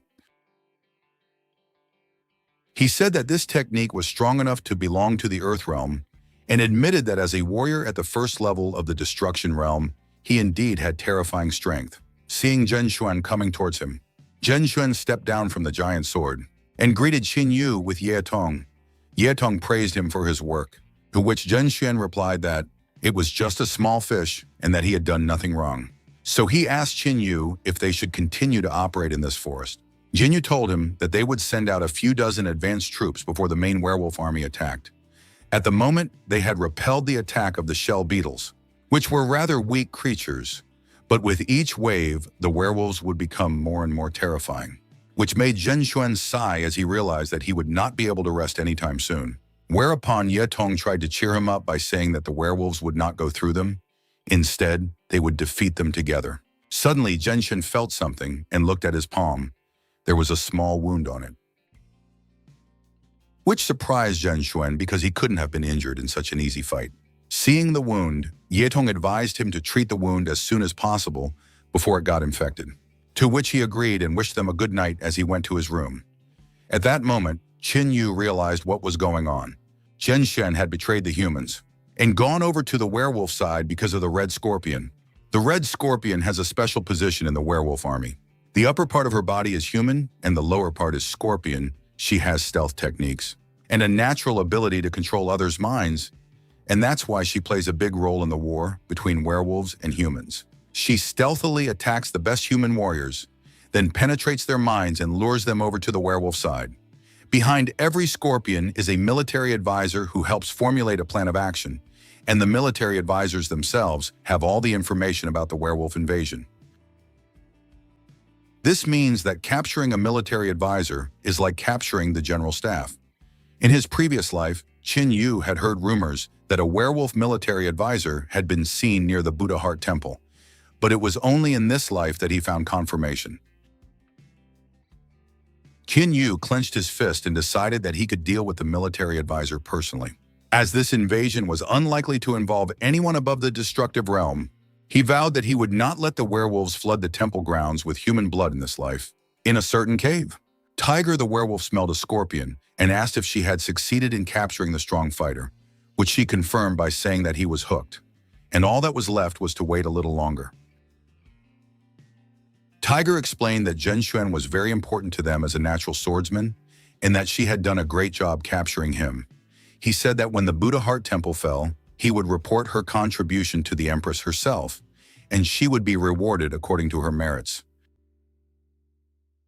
Red Scorpion thanked the Tiger General, and he told her that there was a rumor that there was a 9th-rank holy fire wielder in the human camp, Qin Yu, and he wanted her to capture him as well. Red Scorpion wanted to warn that a 9th-rank holy fire wielder should be immune. But the Tiger General refuted that, saying that Qin Yu's cultivation was still too weak, meaning that he wouldn't be able to unleash the power of his fire to the fullest, and he also had a plan. He will assign an elite unit to help her, and when they attack from the flank, after a while, After listening to the plan, the Red Scorpion recognized the Tiger General's genius for military cunning and was fully confident that they would succeed. The Tiger General let the Scorpion go, and the Scorpion bowed and left, after which the General dreamed that this war was a great way to prove himself. He should take the chance to prove to the Empress that he was the best candidate to be the military leader of all the werewolves. A few days later in the forest was filled with explosions as Ye Tong cut down the werewolves. After the battle ended, Qin Yu approached her and praised her for her work. In the second wave, she was less confident, but in the fourth wave, she was chopping like an experienced warrior. Then she bit the chicken leg. Ye Tong asked if he had learned this technique in the desert lands, to which he said, while biting the leg, that it was no big deal, but if she mastered it completely, she would be unrivaled in the Buddha Heart Temple. Ye Tong said that he was too low in her clan, but she was still grateful to him, and then asked how she could thank him. When Qin Yu thought about it, Ye Tong came closer and offered to sacrifice himself as a gift, but Qin Yu embarrassedly replied that it was better not to. Ye Tong realized that when Qin Yu was embarrassed, he looked very cute, so he offered to be her little brother, which made Qin Yu giggle in embarrassment. Ye Tong asked Qin Yu how much time they had left before the main enemy army would arrive. Wan Yu thought about it and replied that there would be 7 false attacks before they brought the whole army, and only after that would the real invasion begin, which was estimated to happen within a few weeks. Qin Yu thought about something strange, namely that he had not been able to track down the Red Scorpion in the past 4 waves. But considering that he was a 9th-rank sacred flame burner and had defended the Buddha Heart Temple, he could not help but attract the attention of the military advisor. After thinking about it, Qin Yu was depressed, thinking that he had lost his former charm and had become invisible to others. Suddenly, Zhen Xuan arrived and reported that one of the garrisons 30 kilometers away had been attacked by an elite group of werewolves, all of whom were at the 7th level of the spiritual realm. They were disciples of the Steel Fist School and the Great Swordsman Temple, about 50 people in total, and almost all of them were killed. Qin Yu asked how many werewolves had attacked them, and Zhen Xuan reported that one of the disciples from the Great Swordsman Temple had managed to leave some notes, offered them to Qin Yu to look at, and then took out a coil and said that according to him, the werewolf group consisted of 16 individuals, and after the attack they split into 2 groups and left. Zhen Xuan reported that since they were closest to them, they should catch up with them immediately and destroy them.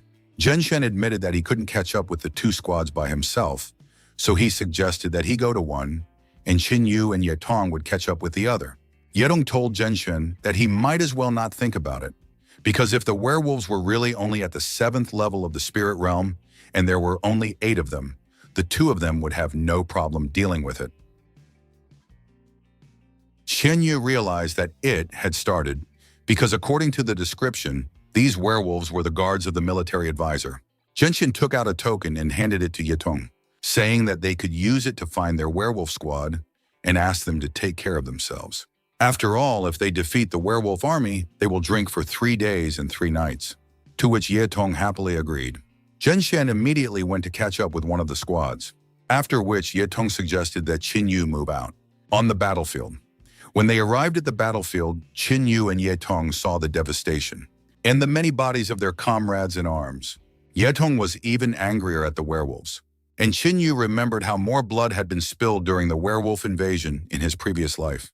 Ye Tong took out a token and offered to move forward to finish them off. Qin Yu held out his hand, And the token pointed in the direction of the mountains, and they set off after them. In the mountains, Yidong said that she could clearly feel the aura of the werewolves and that they were nearby. But Qin Yu said that it wasn't like that because they were surrounded, seeing the werewolf troop.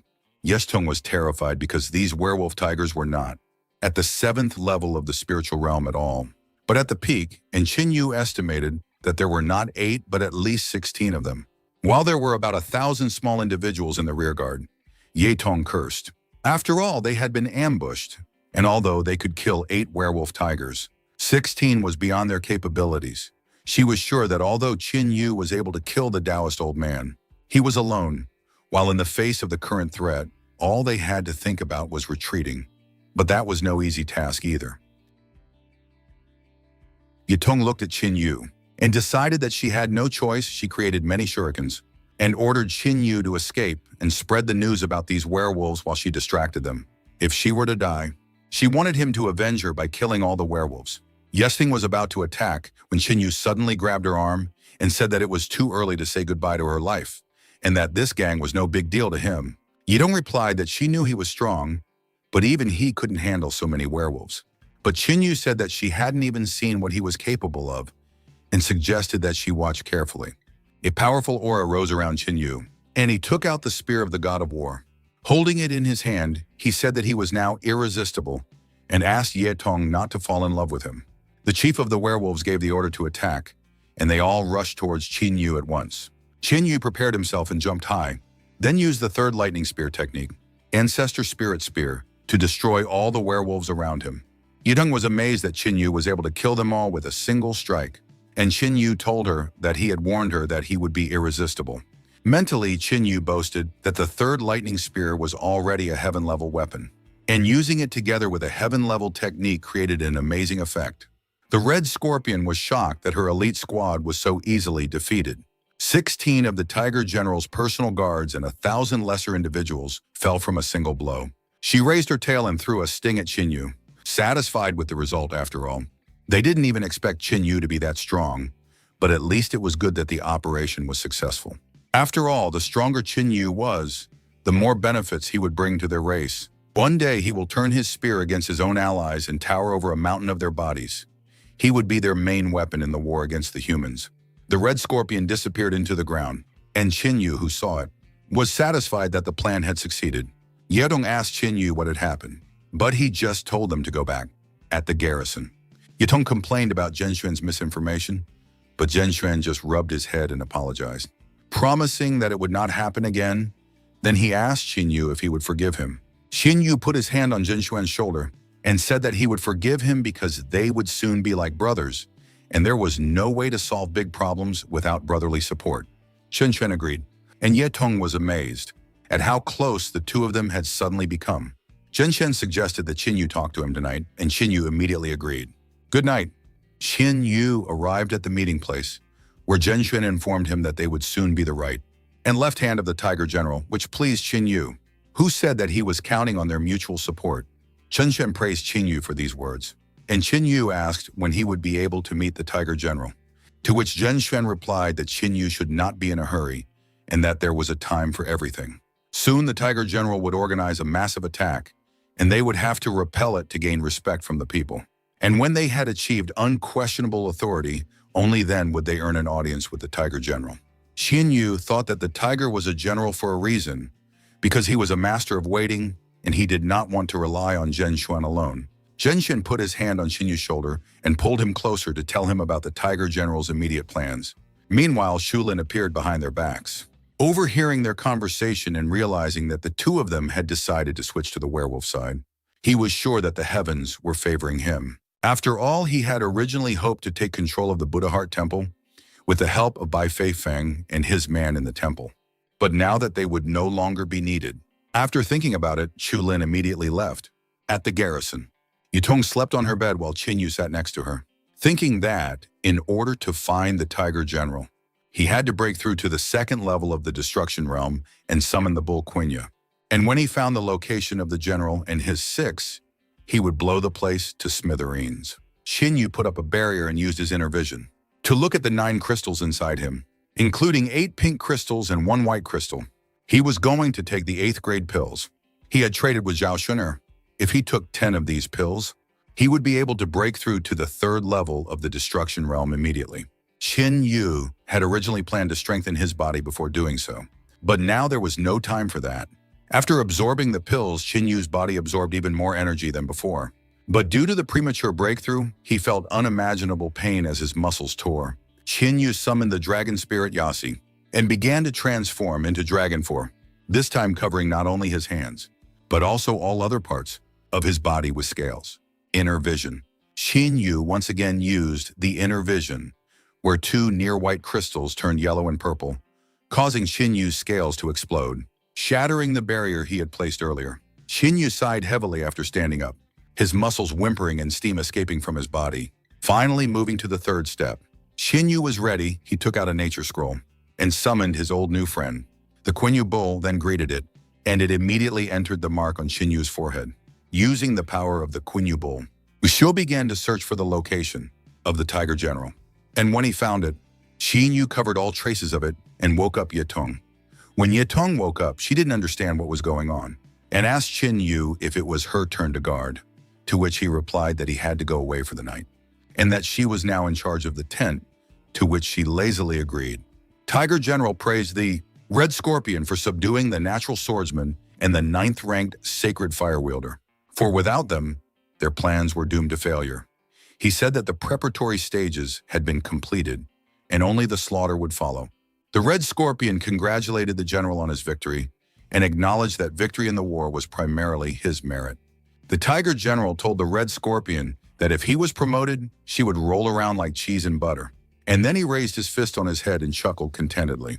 Because as a battle general and military advisor at the same time, no one could compete with him for promotion. Qin Yu suddenly told the general that he was rejoicing too soon, causing the Tiger General and the Red Scorpion to be shocked. The Red Scorpion, surprisedly, asked who he was, and Qin Yu replied that she had seen him just yesterday, but now she couldn't remember him. At that moment, the Red Scorpion realized that it was Qin Yu and wanted to ask how he had defeated the mind control. But the Tiger General admitted that he had miscalculated, because the power of the 9th-rank holy fire was greater than he could have imagined. Qin Yu pretended to have fallen under its influence, while he himself found a way to discover its location. When the Tiger General rose from his throne, he realized that Qin Yu was much stronger than Zhen Xuan. The Tiger General towered over Qin Yu at full height. Assuming that since Qin Yu had come here alone, he believed that he could handle him. Qin Yu confirmed this, and the Tiger General immediately revealed that he was well aware of his background. His family had done their best for the good of the people, but they had been wiped out by the people in gratitude. The Tiger General asked Qin Yu why he was still on their side after all this. Humans are greedy and mean by nature, and they will stop at nothing to achieve their personal goals. They will only continue to bicker, decay, and degenerate, and the fight for a piece of land will be their doomsday. The Tiger General explained to Qin Yu that they were different, because they had the unity of the high and the low, and one day they would unite all the territories under one authority, and only then would there be peace in the world. He suggested that Qin Yu leave the human race and join the werewolves, because none of the werewolves would discriminate against him because of his origin. And once he joined them, he would become a loyal friend and brother of the werewolf race, a member of the family. The Tiger General promised Qin Yu a great future in their ranks. After listening to this propaganda, Qin Yu asked if this was his last word. He didn't even try to deny that it was exciting. But he and the werewolves had an irreconcilable enmity, and today he was going to kill the Tiger General.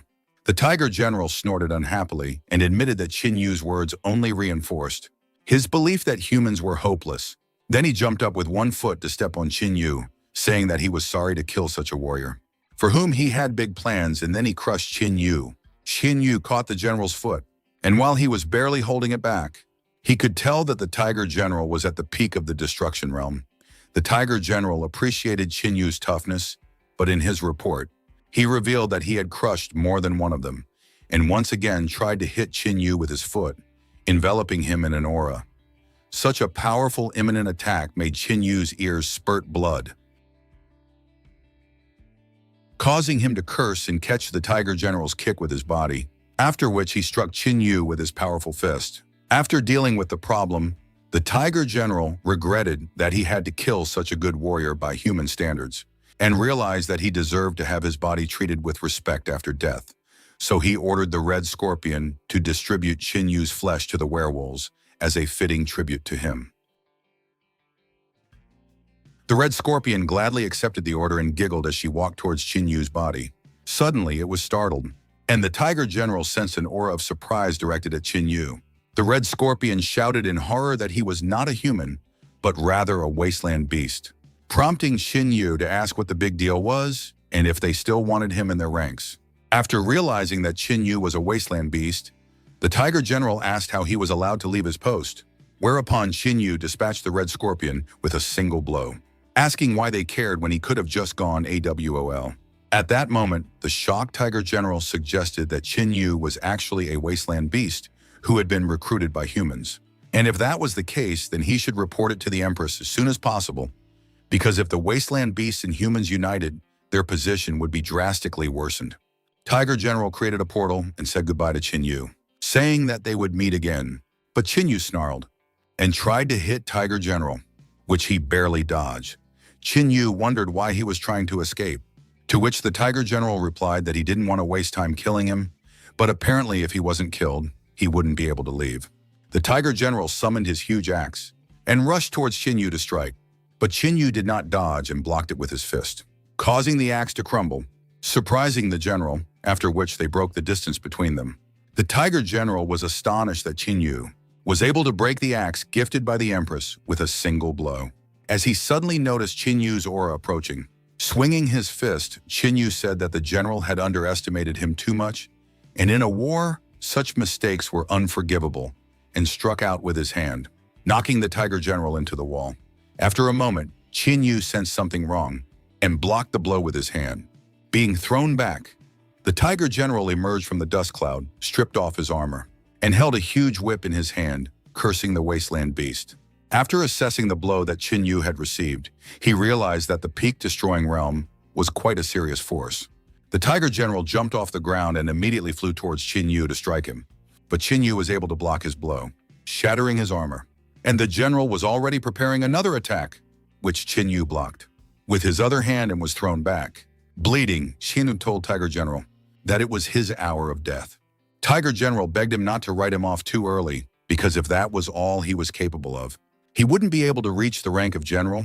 Then a mark shone on his forehead and his arm grew back. Then he told Qin Yu that he hadn't even activated his innate skill, Tiger Fury, which made him stronger for a short period of time. Without this skill, Qin Yu's strength was comparable to his strength. But now, the Tiger General immediately stood beside Qin Yu and punched his fist with all his might, saying that Qin Yu was no match for him now. Qin Yu spat out blood, and the general immediately bit his shoulder. And Qin Yu retaliated by headbutting him. After throwing the general away, Qin Yu prepared to strike at him with his energized fist. But the Tiger General was able to dodge the attack instantly and used the body strapping technique, causing Qin Yu to be grabbed by many claws. Qin Yu had to admit that this technique would cause him trouble, as the general suddenly decided to finish off the immobilized victim and intended to pierce Qin Yu with his claws, wanting to deal with the desolate thing. However, Qin Yu used the power of the nine-legged golden raven to get rid of the restraints and blind the Tiger General at the same time. The Tiger General was surprised by the sudden flash of light as Qin Yu's foot suddenly flew into his face, sending him flying. The Tiger General admitted that he didn't expect Qin Yu to be able to get out, so he begged the Empress to share her power with him. The silhouette of the werewolf Empress appeared behind the Tiger General, and her energy entered him, filling his body with energy. The Tiger General said that the next strike would be decisive. When Qin Yu heard about the 1-2 punch, he took out the War God's spear and replied that he was fine with it, then filled the War God's spear with the power of the 4 wasteland beasts. The Tiger General created a ball of energy, and a moment later it grew to be dozens of times the size of the general. At the same time, they used their most powerful techniques, with the Tiger General using fire condensation and Qin Yu using the 4th lightning spear of Hell's Curses. As soon as the Hell's Curse collided with the fire condensation, it was consumed. And the Tiger General ordered Qin Yu to die, causing an explosion. Wounded and exhausted from the clash, the Technician General sighed heavily, took a deep breath, and began to rejoice that he was finally able to defeat Qin Yu. Suddenly, Qin Yu told him that it was too early to rejoice and pierced the tiger general with the god of war spear, creating a huge crater. Shan Yu stopped the spear at the general's neck and swung it for a moment. The general coughed up blood, still accepting his defeat, then turned to ashes due to Qin Yu's strike. After the arduous battle was over, Qin Yu admitted that killing the enemy at the peak of the destruction realm. A few days later, Qin Yu woke up under the rays of sunlight coming through the hole in the ceiling of the cave. When he woke up, he estimated that he had been out for about 3 days. He was satisfied that he had managed to kill the werewolf general. After that, the werewolf invasion should subside, and the human race would be able to sleep peacefully. Qin Yu took the ring and took out a whole cloth to replace the torn one. After finishing his preparations, he decided to return to the camp first, since Ye Tong probably couldn't find a place to go due to the excitement. Qin Yu returned to the camp but didn't find Ye Tong, so he assumed that she had gone to look for him. Just as suddenly, he heard the rumble of a crowd looking for him, so it was worth it for them to run closer as they prepared to catch him. Qin Yu asked them who they were, and they replied that he could not escape, that they had already surrounded this forest, and that he had no choice but to surrender. Without hearing who they were and why they had a problem with him, Qin Yu told them that he always had a solution for them. The crowd attacked Qin Yu, and some of them shouted that Qin Yu had betrayed the humans and joined the werewolves. Qin Yu summoned the dragon spirit Yasi and scattered the attackers with a mighty roar, then asked them what was going on. But enemy reinforcements were coming at him from behind. Qin Yu ordered them to stop and swung his spear, scattering the reinforcements, only to see a familiar figure come down.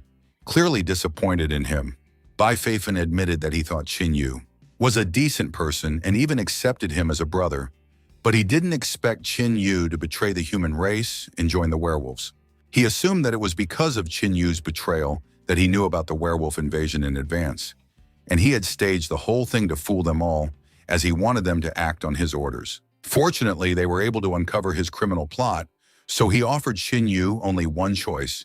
He offered to surrender, apologize, and repent. And only then did Bai Feifan promise that no one would dare desecrate his corpse. Qin Yu laughed as Bai Feifan accused him of conspiring with the werewolves, but he said that it was useless to deny the evidence, because at such a young age he had a 9th-ranked holy fire and was already at the destruction realm. And the loot in the wasteland was just an excuse to justify what he had received from the werewolves. Bai Feifan offered Qin Yu one last time to surrender, but Qin Yu suddenly started laughing. He was amused at being accused without a single piece of evidence. Then he confessed that he had never betrayed the human race. He had lived for humans and would die for humans. Qin Yu asked Bai Feifang if he was acting on behalf of the Buddha Heart Temple, to which Bai Feifang replied that he was not only acting on their behalf, but the influential people from the Polar Sun Temple would be coming soon. The suddenly arrived Ye Tong ordered Bai Feifang to shut his rotten mouth, and along with her, Leng Qianshuang and the head of Buddha Heart Temple arrived. Fu Yao. Ye Tong told him that Qin Yu was not like that, and that she would never believe that he was a traitor. Fu Yao also admitted that she did believe him. Chen Shuang asked Bai Feifang what he was talking about, since he had been clearly told that they should treat Qin Yu as one of their own until proven guilty, and then she asked what right he had to talk to him like that.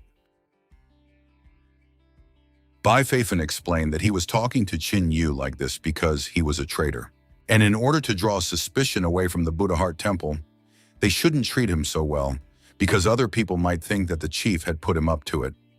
At that moment, Bai Feifan decided to accuse the head. Fu Yao got angry at his subordinate for saying such a thing, and explained that saying such a thing was too much. Suddenly, 3 stars flashed in the sky, and 3 people descended to earth, one of whom said that he also believed that the fish started rotting from the head of the Polar Sun clan. Pang Chao explained that this could mean that the entire Buddha Heart Temple had betrayed humanity. Along with the head, the first spiritual daughter, Yan Zhoubing, and Chulin arrived. Pang Chao demanded Mo Yao's impeccable explanation of how a traitor could be among them. A few seconds later, an angry crowd rushed towards him, displeased that the person they considered the greatest talent in the past 100 years was a werewolf henchman, which explained how a boy with only 9th-rank holy fire could defeat a Taoist elder. Fu Yao sighed and turned to Qin Yu, explaining that since she had accepted him, she should trust him by default. But he had something to tell them, namely where he had been for the past 3 days. Qin Yu explained that the werewolf invasion was led by their military advisor, Tiger General, and 3 days ago, he had found out his location and killed him. But because he was badly injured, he lost consciousness and only woke up 3 days later. Bai Feifan grinned and asked Qin Yu if he had hit his head accidentally because no one would believe that he could kill a werewolf military advisor. Bai Feifan, fully convinced of Qin Yu's treachery, ordered Qin Sen to be brought in.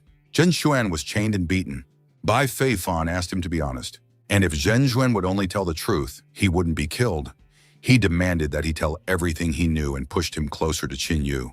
After taking a deep breath, Zhen Xuan admitted that he was indeed a traitor and that he was very guilty, in front of everyone, and that Qin Yu had also given his soul to the werewolves just like him. Qin Yu was surprised out of the blue, and the crowd was already burning with the desire to kill him because Zhen Xuan had betrayed him, and now nothing could justify him. They wanted to skin him and expose him to the scorching sun, because that was the only way to cool their hatred for Qin Yu. Qin Yu clenched his fist, furious that the enemy had calculated all the moves and left him no choice but to have a bloodbath here. Yudong couldn't help but shout that it was all a lie, that Qin Yu was no traitor, and that it was all just a planned provocation. Then she pointed at Bai Feifan and explained that she had always suspected that there was something wrong with him, and only now was she sure that he was a man from the Polar Sun clan, and that he was the one who had set this up. Bai Feifan smiled at what he had heard and admitted that he was not offended by her nonsense, as he understood that Qin Yu had managed to mess with her mind. Bai Feifan bowed his head and asked for a verdict since all the evidence had been presented. But Fu Yao had no words to express her bewilderment.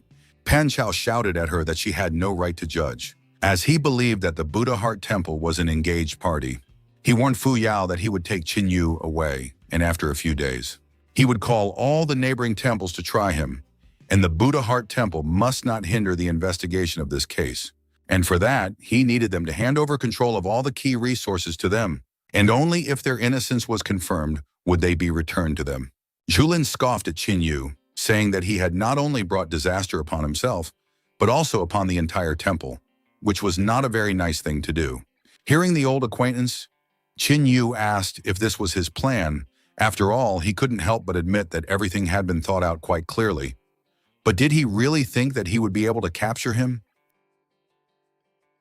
Zhulin asked Qin Yu if he was stupid enough to think that he could escape, suspecting that he had a plan. Yan Zhibing told Qin Yu that on behalf of the Polar Sun clan, she was giving him one last chance to surrender without resistance, or else they would take him away crippled. The people in the crowd admired her, for at only 20 years old, she had a 7th rank of holy fire, and was at the 3rd stage of the destructive realm. They were sure that Qin Yu would not be able to withstand a single blow from her, and would be swatted away like a mosquito. Fu Yao demanded that they stop this nonsense, explaining that Qin Yu is part of Buddha Heart Temple, which means that they have to conduct an internal investigation first, so he will leave with them today, but if his guilt is confirmed, they will not cover for him. Pan Chao said that Yao Mo is as naive as she is beautiful. He asked how they can believe in their objectivity when Buddha Heart Temple will personally investigate. And even if he agrees, there are too many warriors here who will not be satisfied with such an arrangement. Whereupon the surrounding people raised their weapons and shouted their disagreement. Fu Yao asked what would happen if she decided to do it her way, to which Pan Chao replied that they would have to fight not only the Polar Sun clan, but everyone here. Qin Yu thanked the head for his kindness, but he refused her help because it was his battle. Wen Yu realized that he had done the right thing by choosing the Buddha Heart Temple, because even under such pressure, the head would not abandon him. Qin Yu pointed his spear at Yan Zhibing and told her that if she could withstand a single blow from him, he would surrender to her mercy. Yan Zhibing grinned at how confident Qin Yu was and said that it was enviable, and the head of the Polar Sun told him that Qin Yu had made a fatal mistake by underestimating their temple. But Qin Yu interrupted and ordered him to shut up and told the old dog that he would be next. Yan Zhibing was furious that Qin Yu had the audacity to insult her head and immediately attacked him to make him regret what he had done. She swung her sword, causing a huge wave of flame, but Qin Yu easily dodged it and prepared to strike her. Yan Zhibing reprimanded herself for being trapped by the enemy and used the sun at the zenith technique. But Qin Yu was able to break through with a single strike, sending Yan Zhibing flying. Pan Chao and Chu Lin were astonished at how easily they had defeated the first spiritual daughter. After landing after the attack, Chinny went over to Ian Zobing and pointed his spear at her, telling her that she had lost. But she couldn't understand how it happened, since she didn't even have time to do anything and was defeated so easily. Pan Chao was burning with rage as he thought about how Qin Yu had become so strong because of the cursed werewolves. Because not long ago, he had fought hard in the battle with the Taoist elder and barely won, while Chu Lin was mocking the talentless Yan Zhibing, who had lost the battle before it even began. Chen Shuang wondered how Qin Yu was able to do this, while Ye Tong cheered him on. Fu Yao, on the other hand, was trying to figure out how strong Qin Yu was. Qin Yu pointed the spear of the god of war at the silent crowd, then summoned the dragon spirit Yasi and asked if they had the spirit to capture him. After seeing and smelling the sinister aura, the people began to slowly retreat. When Chuling suddenly began to blame Qin Yu for daring to openly speak against the human race, he suggested that they should not let this pass, and that they should all attack Qin Yu at once, after which their glorious exploits would be sung about. When the warriors heard about the glory, they were filled with fighting spirit, and they all rushed at Qin Yu together. The angry Chulin said that no matter how strong Qin Yu was, he was still a man of flesh and bones, while Peng Chao chuckled as he wondered how long Qin Yu would last against the angry crowd. Swinging his spear upwards, Qin Yu dealt with several warriors and immediately launched a series of attacks to fend off the surrounding people. The four holy fire wielders in the crowd jumped up and shot fire at Qin Yu in unison, but he summoned the dragon spirit Yazi and dispatched them with a single strike before using the thunder spear technique to deal with the remaining people. Pang Chao covered his face with his hand from the waves of energy, and when he looked at Qin Yu, he was surprised that he was able to deal with the crowd alone, towering over the mountain of corpses. Qin Yu asked everyone if they were capable of this.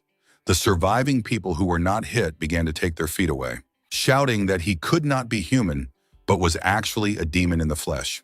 Pang Chao was surprised. He had never met anyone who could escape from a crowd of soldiers.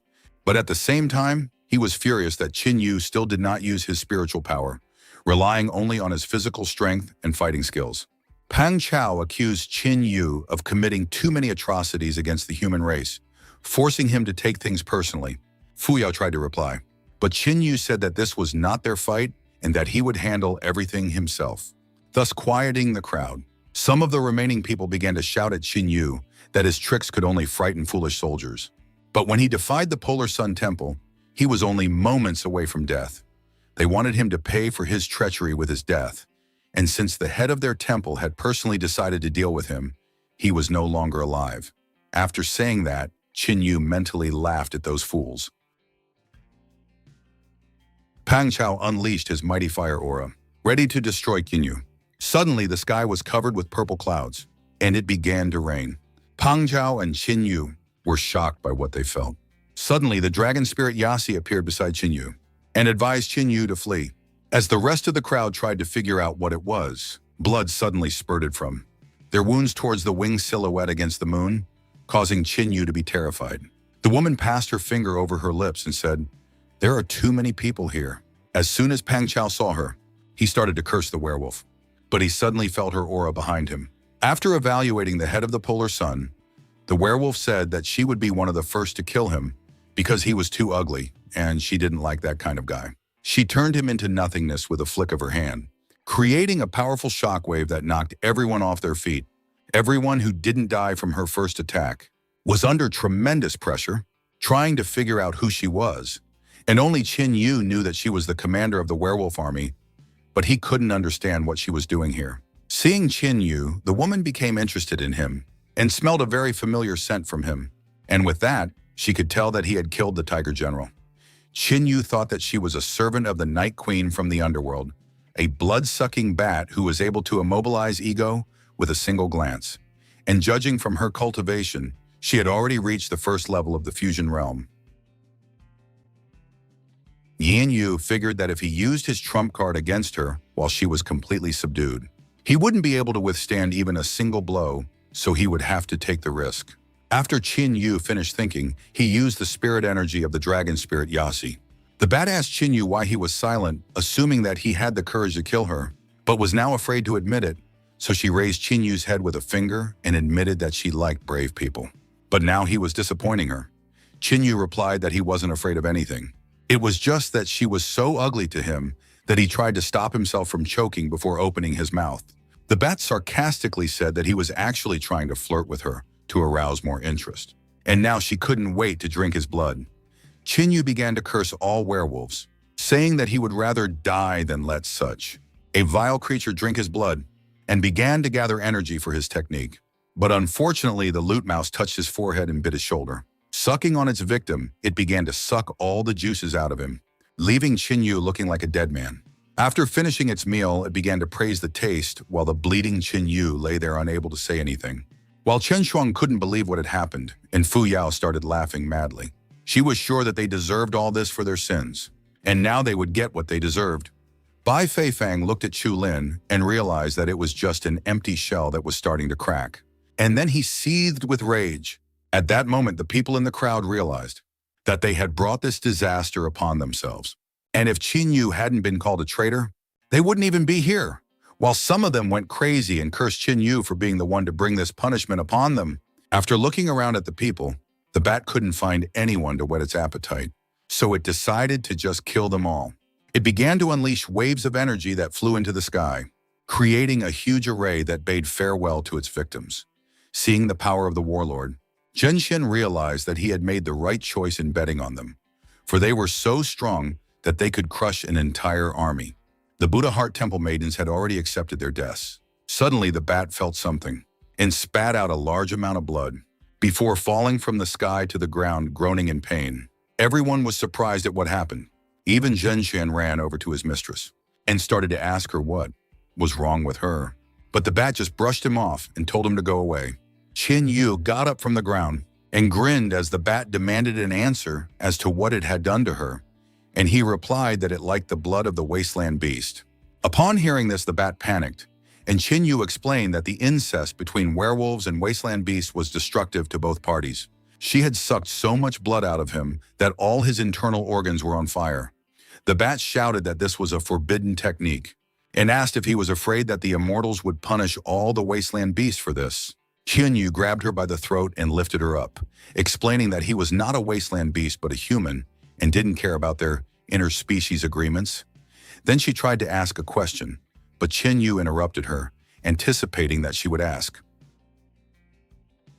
where he got the wasteland beast blood from, so he told her that he wasn't generous enough to satisfy her curiosity and squeezed her neck. Bat was furious that some cockroach had managed to fool her, and since she was going to die, she wasn't going to let him live. She would use all her spiritual energy to curse them, and her punishment would ruin all the people here. She wanted Qin Yu to know that it was all on his conscience and that he would have to live with this burden of regret for the rest of his days, whereupon she exploded. Qin Yu asked her if she thought he would feel sorry for these people, and tossed what was left of her aside, saying that he didn't care about them. Huyaka told Ying Yu that everything that happened today was not his fault because these people were willing to torment him, and asked him to leave this place as soon as possible. Leng Qianshuang closed her eyes and said goodbye to him forever, while Ye Tong laughed out loud, pretending that the curse didn't torment her, and asked him to leave and stop thinking about her. Surprised by her words, Qin Yu asked what was wrong with them. After all, it was only the death curse of a weakened werewolf, and used the destructive fire of the 9 heavens on them, then agreed that they could leave now. Seeing that Qin Yu had broken the maiden's curse, the crowd gathered around him again, demanding that he save them, since they didn't want to die. They confessed that they were wrong and that they themselves had been deceived, and since he was not a traitor to the human race, he simply had to save them. They held out their hands and asked him why he was hesitating, moaning in pain. Qin Yu agreed that they were all human and it was the right thing to do to stop their suffering. Then the people saw an opportunity and started asking him what he was waiting for and begging him to lift the curse. Qin Yu decided to explain to them that they had misunderstood and that he was not going to reach out and save them. And they were astonished. Qin Yu admitted that he wouldn't be able to forget their expressions for a long time. Without understanding what was going on, they declared him a traitor and wanted to capture him to be tried and killed. Most importantly, they wanted to do it to further their own careers. And after all that, they dared to expect him to save their lives. They just weren't worthy of it. The people in the crowd started to ask him what he was carrying. After all, He couldn't just let so many people die in front of him. When Chinyu heard this, he laughed out loud and told them that he had swum through boiling water, walked on fire, and pierced his chest through thorny bushes for their sake, and that they were just parasites who had no opinions of their own and were trying to gain favor with the strong. He realized that no matter how many of them died, he would not feel an iota of remorse. The people in the crowd coughed up blood as they died, shouting Chinyu's name. Chinyu turned around and explained that he originally wanted to put them out of their misery and let them die painlessly. But now he realized that they deserved it. Turning to the head, Chinyu said that they should take Yanja Bing with them and leave this place immediately. As Chinyu was leaving, some of the people behind him shouted that they had managed to spread the news of his betrayal to many sects and that he would soon join them. Even after death, they would not leave him alone. Suddenly, Chinyu saw the bound Zhenshen, maddened by the death of his beloved. Realizing that he had almost forgotten him, Chinyu sighed and shot a blast of flame from his finger, instantly turning Zhenshen into ashes, after which they all left. On the way out, Chinyu asked the girls if they thought he had been too cruel, to which Chen Shuang replied that they had brought it on themselves. Although it was still sad that those who had risen up against the werewolves had died such an ignominious death, and Yitong grinned and shouted that they all deserved it. Chinyu sighed and was about to say something, when he suddenly fell to his knees and started panting. Chen Shuang immediately came over and asked Chinyu what was wrong with him, and Chinyu replied that he had drunk too much blood and felt weak, and said that they should leave as soon as possible, and he passed out under the cheers of the excited girls. At the same time, desert lands. A mighty black dragon lay in his lair, surrounded by desert beasts. Suddenly, a young black dragon flew to him with a maiden on his back, then took human form. The dragoness warned her father that she had returned, and the black dragon was overjoyed that his daughter had finally returned. It was only when Ji Royu saw such a huge and sinister dragon that she began to tremble with fear and sob. The black dragon pondered for a moment, and after appreciating the little girl, he thanked his daughter for giving him a baby girl with the blood of purebred werewolves and opened his mouth to taste the delicacy, causing Ji Royu to panic and wave her arms. Suddenly, the dragoness stopped her father and asked him what he was doing. She explained that she had not brought her to eat, but to purify her blood so that she could become one of them. The shocked dragon asked her daughter what she meant, and they were immediately surrounded by other desert beasts, causing Ji Royu to hide behind the dragoness in fear. The dragoness was furious that her sister was being bullied and ordered them all to go to bed, so they scattered in fear and pretended to sleep. The black dragon asked his daughter if she thought werewolf blood was so easy to cleanse, adding that she'd be right back with a headache for her father. The dragon's daughter warned him of this, but she would not discuss it with him, only tell him. And she also had another piece of news for him. While traveling through the human world, she met an interesting young man. The black dragon asked what could be interesting about this man, to which the daughter replied that he had the body of a beast of the wasteland, which amazed her father. The black dragon swept his gaze over the surroundings, dispersing all the surrounding beasts. Then he took a humanoid form and asked his daughter if she was sure that this man really had the body of a wasteland beast, to which his daughter replied that his name was Chin Yu and that he possessed a rank 9 sacred fire. And although she had invited him to join the clan, he had refused. She explained that he could help them leave the desert world and move to the outside world, and so she had contracted with him. Hearing this, the black dragon was astonished that his daughter had made a contract with the first person he met, and immediately grabbed her hand to see for himself what had happened. But just by looking, he immediately saw the dragon spirit Yasi, in whom he could recognize his brother. After thinking about the situation for a bit, he accepted the fact that his daughter had made a sacred contract and agreed to purify Ji Ruyu's blood. His daughter explained to Jizhou that since the black dragon had given his word, he would purify her blood and not hurt her. After which, she still decided to follow the terrifying black dragon. Moving away from the girls, the black dragon suddenly started sobbing in 3 streams. He swore that he would take care of Chin Yu like his son, since he was the last pillar of Yazi. Wiping his tears, he told Ji Rui that they would have a big celebration in 7 months. And with a smile, he said they'd still have time to breed by then. Hearing about inbreed, Ji Rui panicked, not knowing what he meant. Deep within the core of the earth was the werewolf palace, where their empress sat on the throne while the warlords worshipped her. The dragon warlord belittled the bat, saying that it did not originally deserve to be in the ranks of the warlords, and that it, having failed in its task, died at the hands of man. While the warlord bat was trying to nominate one of his subordinates for the bat, saying he was as good as her. And the Kappa warlord replied that that fireball could not be equal to the bat because it was too rough and dumb. Listening to this, the Empress couldn't help but giggle at this, for as soon as her subordinate died, the rest of them would dramatically activate their meanderings. She already had someone in mind who could replace the bat, but right now she was only interested in someone who could kill it. Although the bat wasn't known for its immense strength, but it was still at the first stage of fusion, and in the entire area under its jurisdiction, there wouldn't be more than 7 or 8 people of comparable rank, and so it would be able to escape from them without getting harmed. The dragon warlord suggested that a unicum was able to appear among the humans, and the bloodsucker was only ruined by her arrogance. After listening to the warlord's opinions, the Empress ordered them to rush to the Tiani Empire and lure the bat assassin to their side, and if he refused, they could just kill him so neither side would have him. The dragon warlord asked why send 3 warlords at once to kill just one person, but the Empress demanded with a look that they go now. After which, all 3 warlords rushed into the Tianhe Empire at full speed. The very next moment, Zhao Fengsheng's silhouette appeared in front of the Empress. After which, the Empress immediately welcomed the immortal into her home. But to her dismay, he announced that starting today, the mandatory donation amount for werewolves was doubling. Before the Empress could even get a word in, Zhao Fengsheng explained that this would not be discussed. Disappearing, he explained that they had brought this burden upon themselves and ordered them not to approach Qin Yu again. Upon hearing about Qin Yu, the Empress was stunned that she was brought so much trouble because of a person unknown to her. Meanwhile, in the immortal world, Zhao Xuan'er was happily swinging on a swing while touching the water with her feet. Suddenly, her brother flew in and asked if such a decision was an overreaction. When she heard this, she tisked and said it would be a warning to the werewolves for daring to infringe on her betrothed. And after all, her Qin Yu is getting daintier and daintier by the day. Zhao Fengsheng asked his sister not to talk about Qin Yu unnecessarily.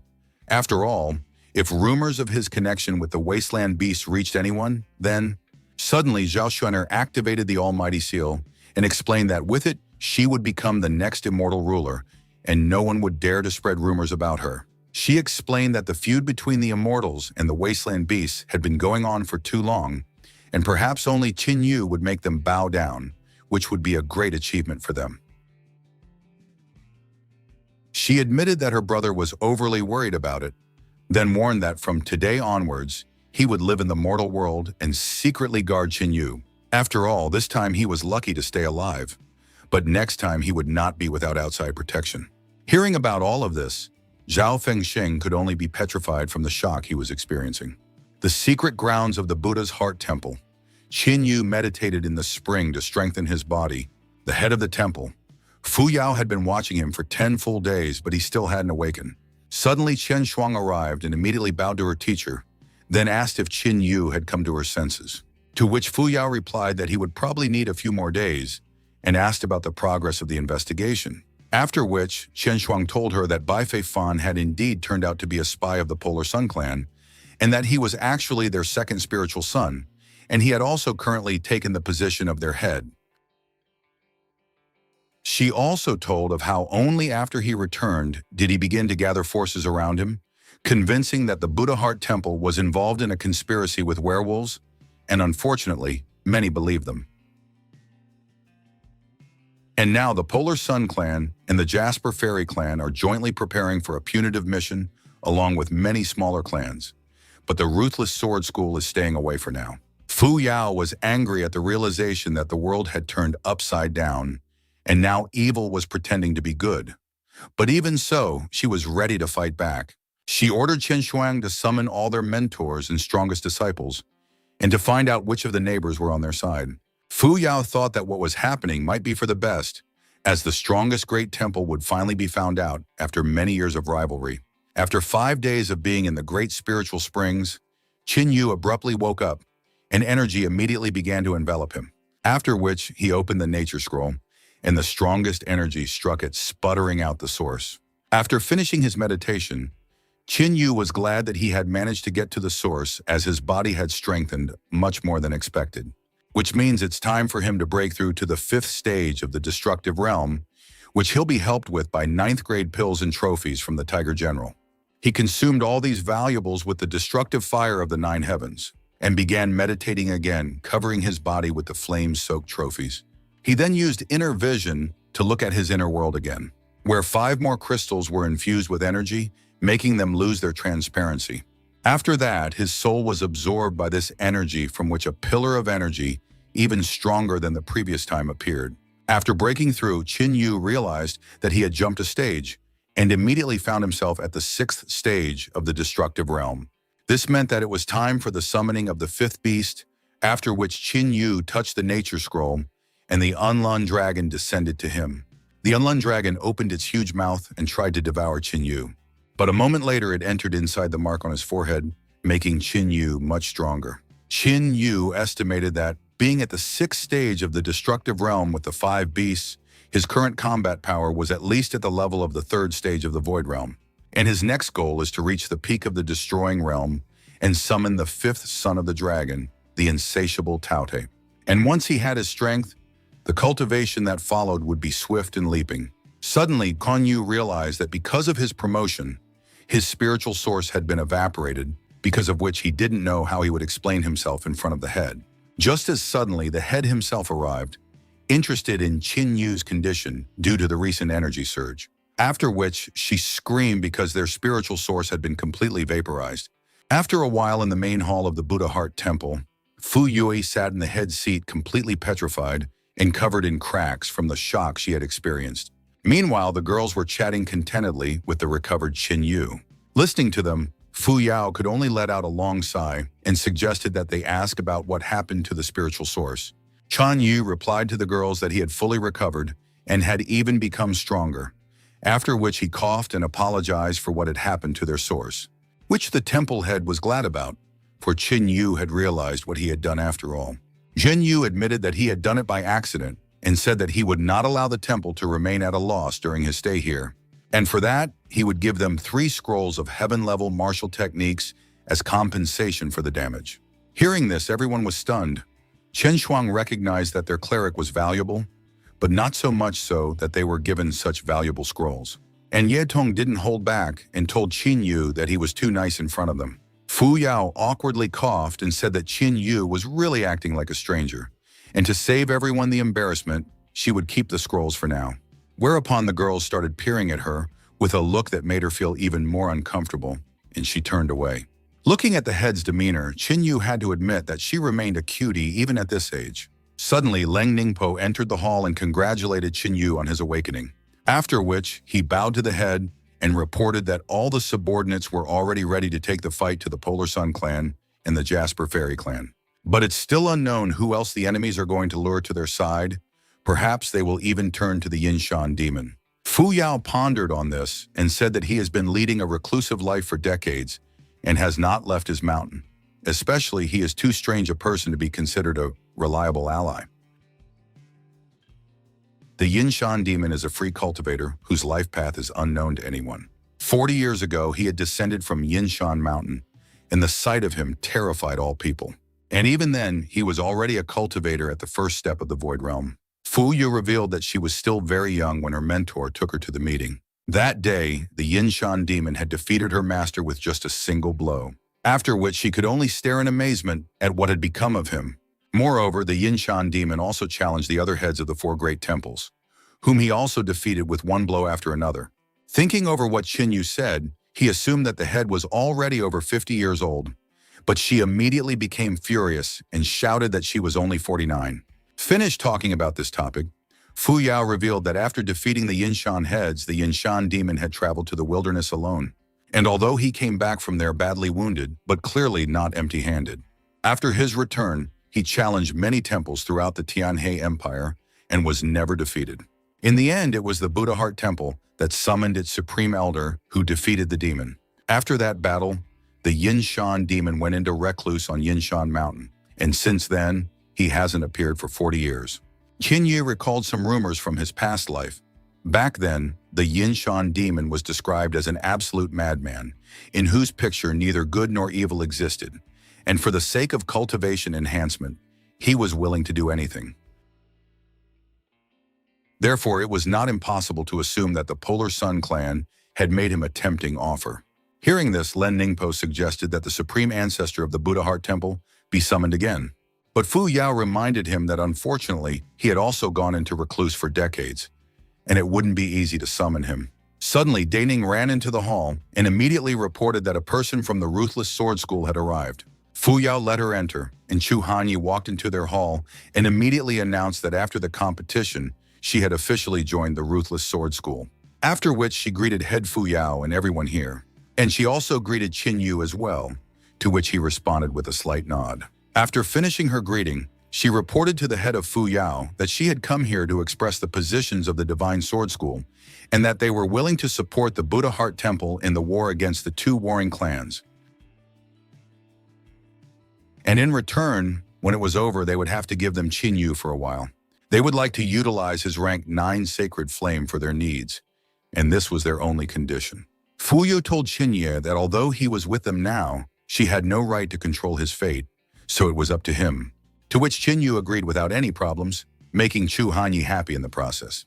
Whereupon Chu Hanyi replied to the chapter that since Qin Yu had agreed, they were now allies, and the Ruthless Sword School would come forward at her command. Fu Yao accepted Qin Yu's decision and told them that they had a big battle ahead of them, but having such allies, they wouldn't be afraid of enemies, even if they had the Yinshan demon. After agreeing, Chu Hanyi bowed to Fu Yao's head and said that she had to return.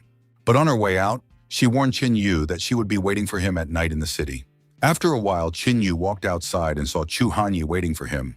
Moving closer, he asked her to lay out what she wanted from him, after which Chu Hanyi turned around and asked Qin Yu to follow her. From the sudden request, Qin Yu could only rub his head, and yet he followed Chu Hanyi. Chu Hanyi led Qin Yu to the second floor of the inn and asked that he go inside the room.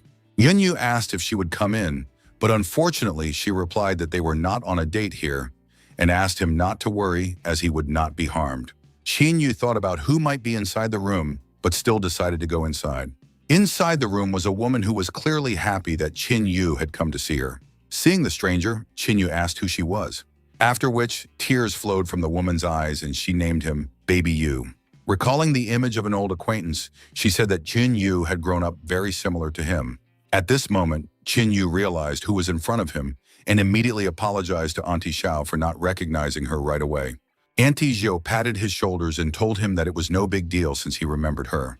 She said that she had been friends with his father since he was a child and was sorry for what had happened to their family.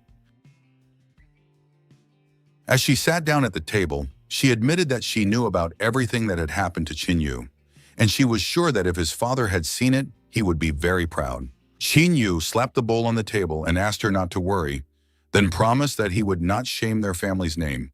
Hearing this, Auntie Xiao was happy to see how Qin Yu had grown up, and she said she was looking for a meeting with him to tell him something very important. She said that the Ruthless Sword School was not to be trusted. They said they were willing to help, but it was really a conspiracy. The Ruthless Sword School had long ago made a deal with the two clans, since they were all creeps of the same litter, and at the key moment, they would shamelessly betray the Buddha Heart Temple. After thinking it over, Qin Yu said that it would indeed be in the spirit of the Ruthless Sword School. But Auntie Xiao revealed that although their plan was perfect, it was never destined to come true. And even so, Qin Yu should be careful. She revealed that although her Immaculate Soul sect was small, but they too had hidden powers that would soon help to disarm the Ruthless Sword School. After saying that, she handed him her ring and told him that inside it was a pill of the 9 cycles of rotation key that could come in very handy for him. And most importantly inside the ring is the spirit of the spear god of war. Auntie Xiao said that she did not pass it on from a good life, but after all the Qin family had been through, she had no other choice.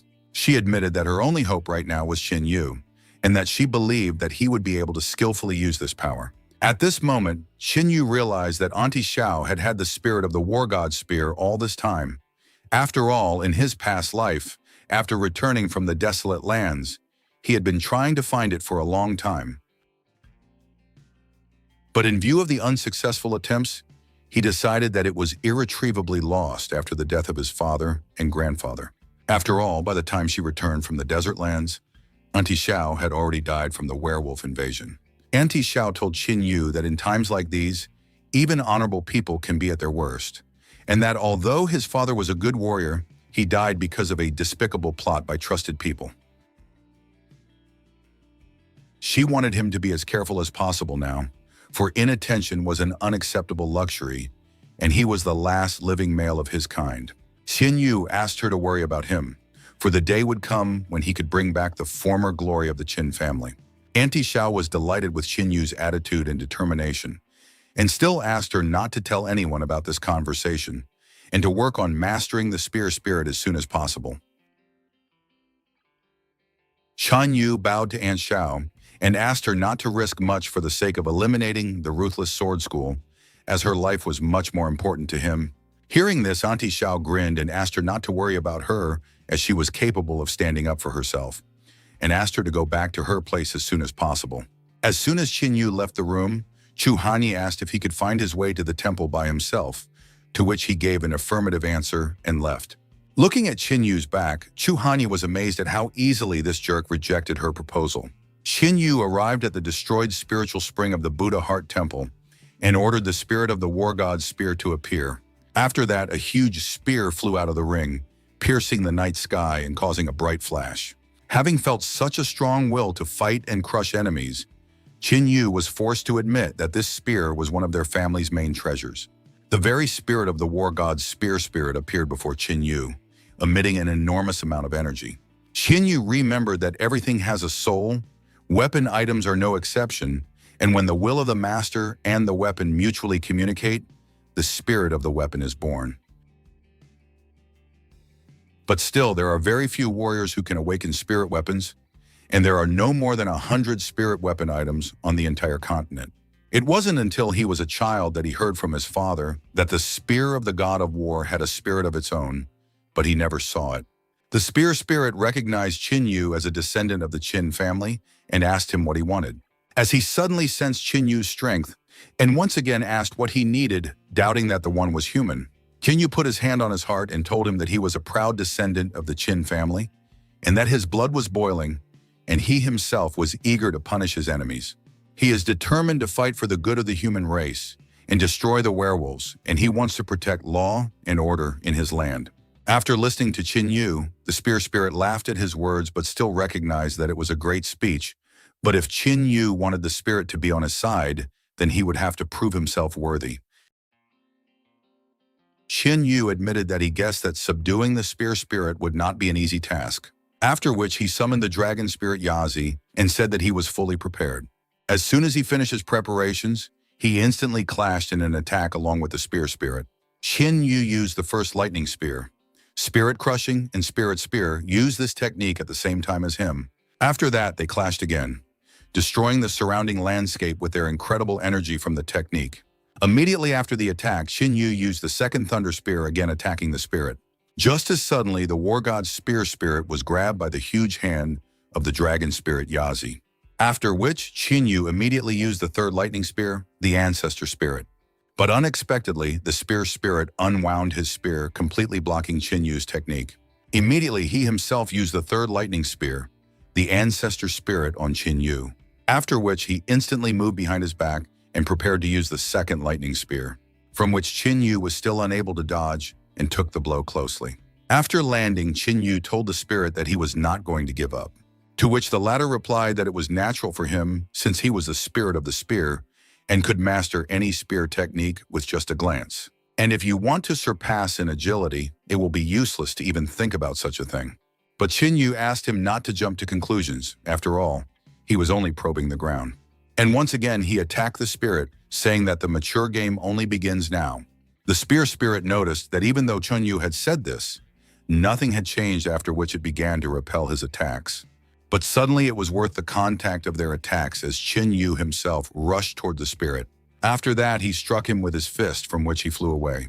After landing on the ground, the spirit complained that Qin Yu had tricked him, to which Qin Yu could only ask if this was all an excuse, and if he wished, the fight could continue. After which he revealed that he was currently using the 10 directions technique, which was close to the heaven level in terms of power, and was also a spear technique. However, the spirit is not capable of assimilating it now, for it is far beyond its comprehension.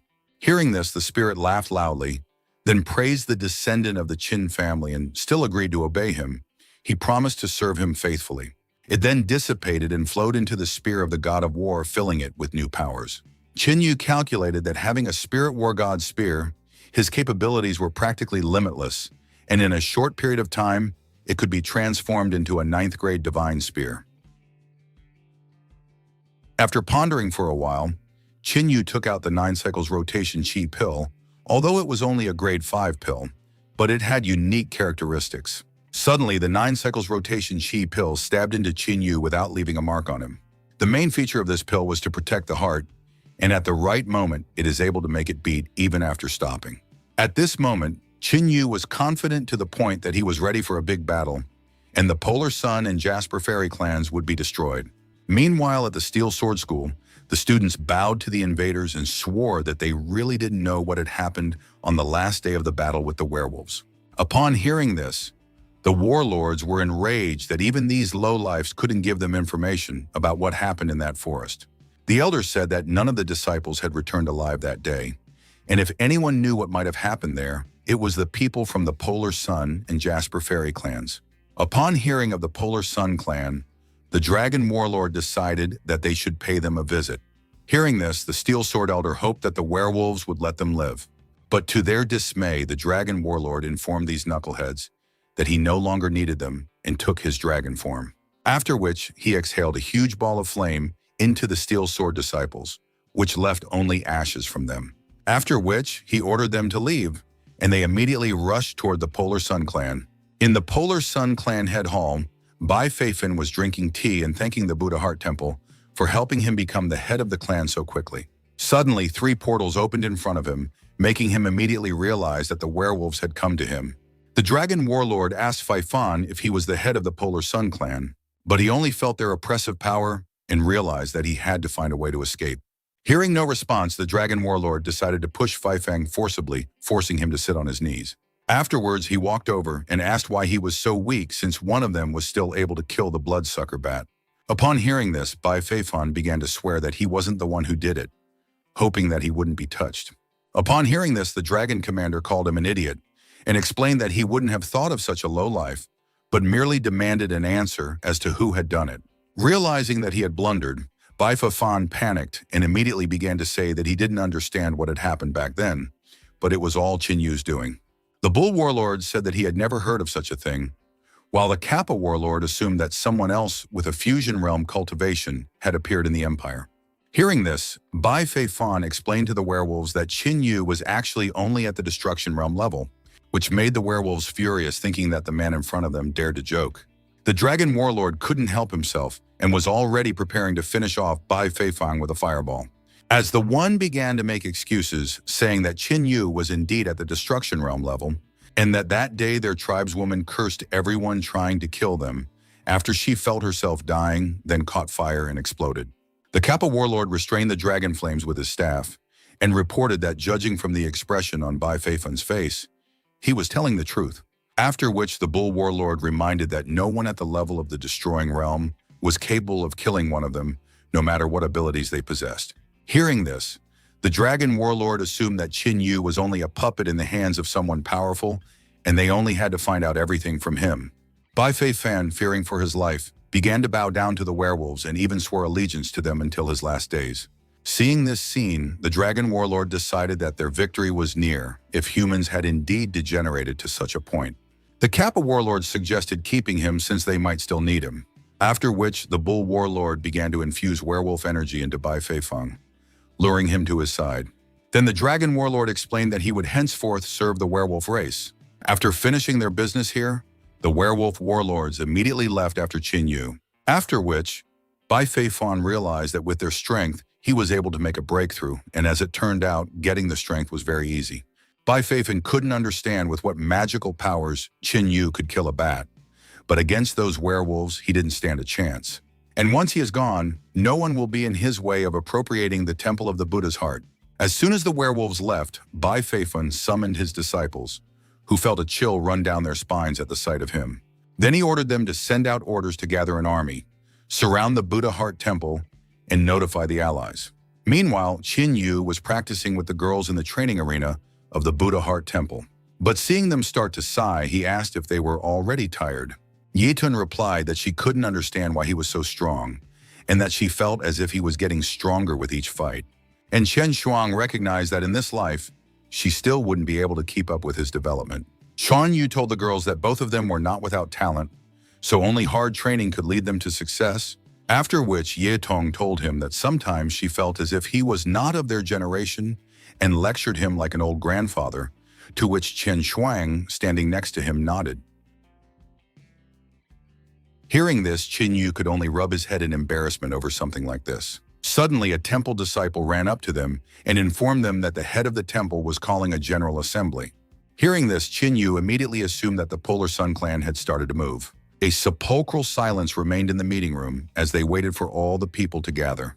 And it persisted until Qin Yu arrived in the hall while greeting the head. As soon as Qin Yu arrived, Fuyao announced that everyone was in place and began to talk about the message from the intelligence saying that the Polar Sun clan was moving towards them and that they would arrive in 3 days. And as they approach, the day of their final battle will come to decide which great clan will remain intact. She then asked Lan's mentor if their troops were ready, to which he replied that they were ready and already awaiting the arrival of an ally. He was glad that this time they would break the horns of the Polar Sun clan and the Jasper fairies on top of that. Mo Linfeng supported mentor Lan and said that after the war was over, there should be no mention of the Polar Sun clan. Suddenly, a messenger arrived in the hall shouting that there was great trouble. He then reported that all the temples that had agreed to the alliance had one by one sent letters that they were breaking the previous arrangements. Upon hearing this, everyone except 4th Elder Zheng Linfeng was stunned by this news. Lan Ningpo assumed that such a quick change in behavior couldn't have come out of nowhere, suggesting that there was no shortage of threats from the two great sects here. After which, Dai Ning informed the chapter that even with this balance of power, they would fight until the very end. Len Ningpo seconded his words and said that being outnumbered did not guarantee their victory and that they still had a chance. Fuyao agreed with the words of the mentors, saying that the Buddha Heart Temple would not be intimidated and that she had faith that they would not let her down. After the end of the training camp, Qin Yu returned to the training arena once again. He asked them not to be discouraged because he was sure that victory would be on their side. Qian Shuang admitted that she felt as if Qin Yu was hiding something from her, which he immediately denied and warned that in 3 days the Polar Sun clan would be arriving, and the Jasper Fairy clan could not be worried about. After telling this, he immediately ran away from the girls, surprised because of his sudden escape during the questioning. It wasn't until then that they became fully convinced that he was really hiding something from them. In the evening of the same day, the 3 werewolf warlords arrived at the mountain near the Buddha Heart Temple. But due to the aura emanating from the temple, he could only grin as there was no one worthy inside. And the Kappa warlord suggested invading the temple and finding Qin Yu to interrogate him personally. Suddenly, immortal Zhao Fengxing appeared behind them and asked the werewolves what they were doing here. The warlords were frightened by the immortal and immediately bowed to him, calling him Shang Shi. Zhao Fengxing explained to the werewolves that they were not allowed to touch the Buddha Heart Temple and ordered them to leave immediately. But the dragon warlord dared to ask the immortal for an explanation of his actions. Zhao Fengxing said that he didn't have to explain himself in front of him, and suddenly slapped the dragon's cheek. Feeling this blow, the dragon warlord, starting to get angry at Shangshi, told him that this was already too much. Just as suddenly, Zhao Fengxing slapped the dragon warlord again and said that he hoped he wouldn't have to do it again.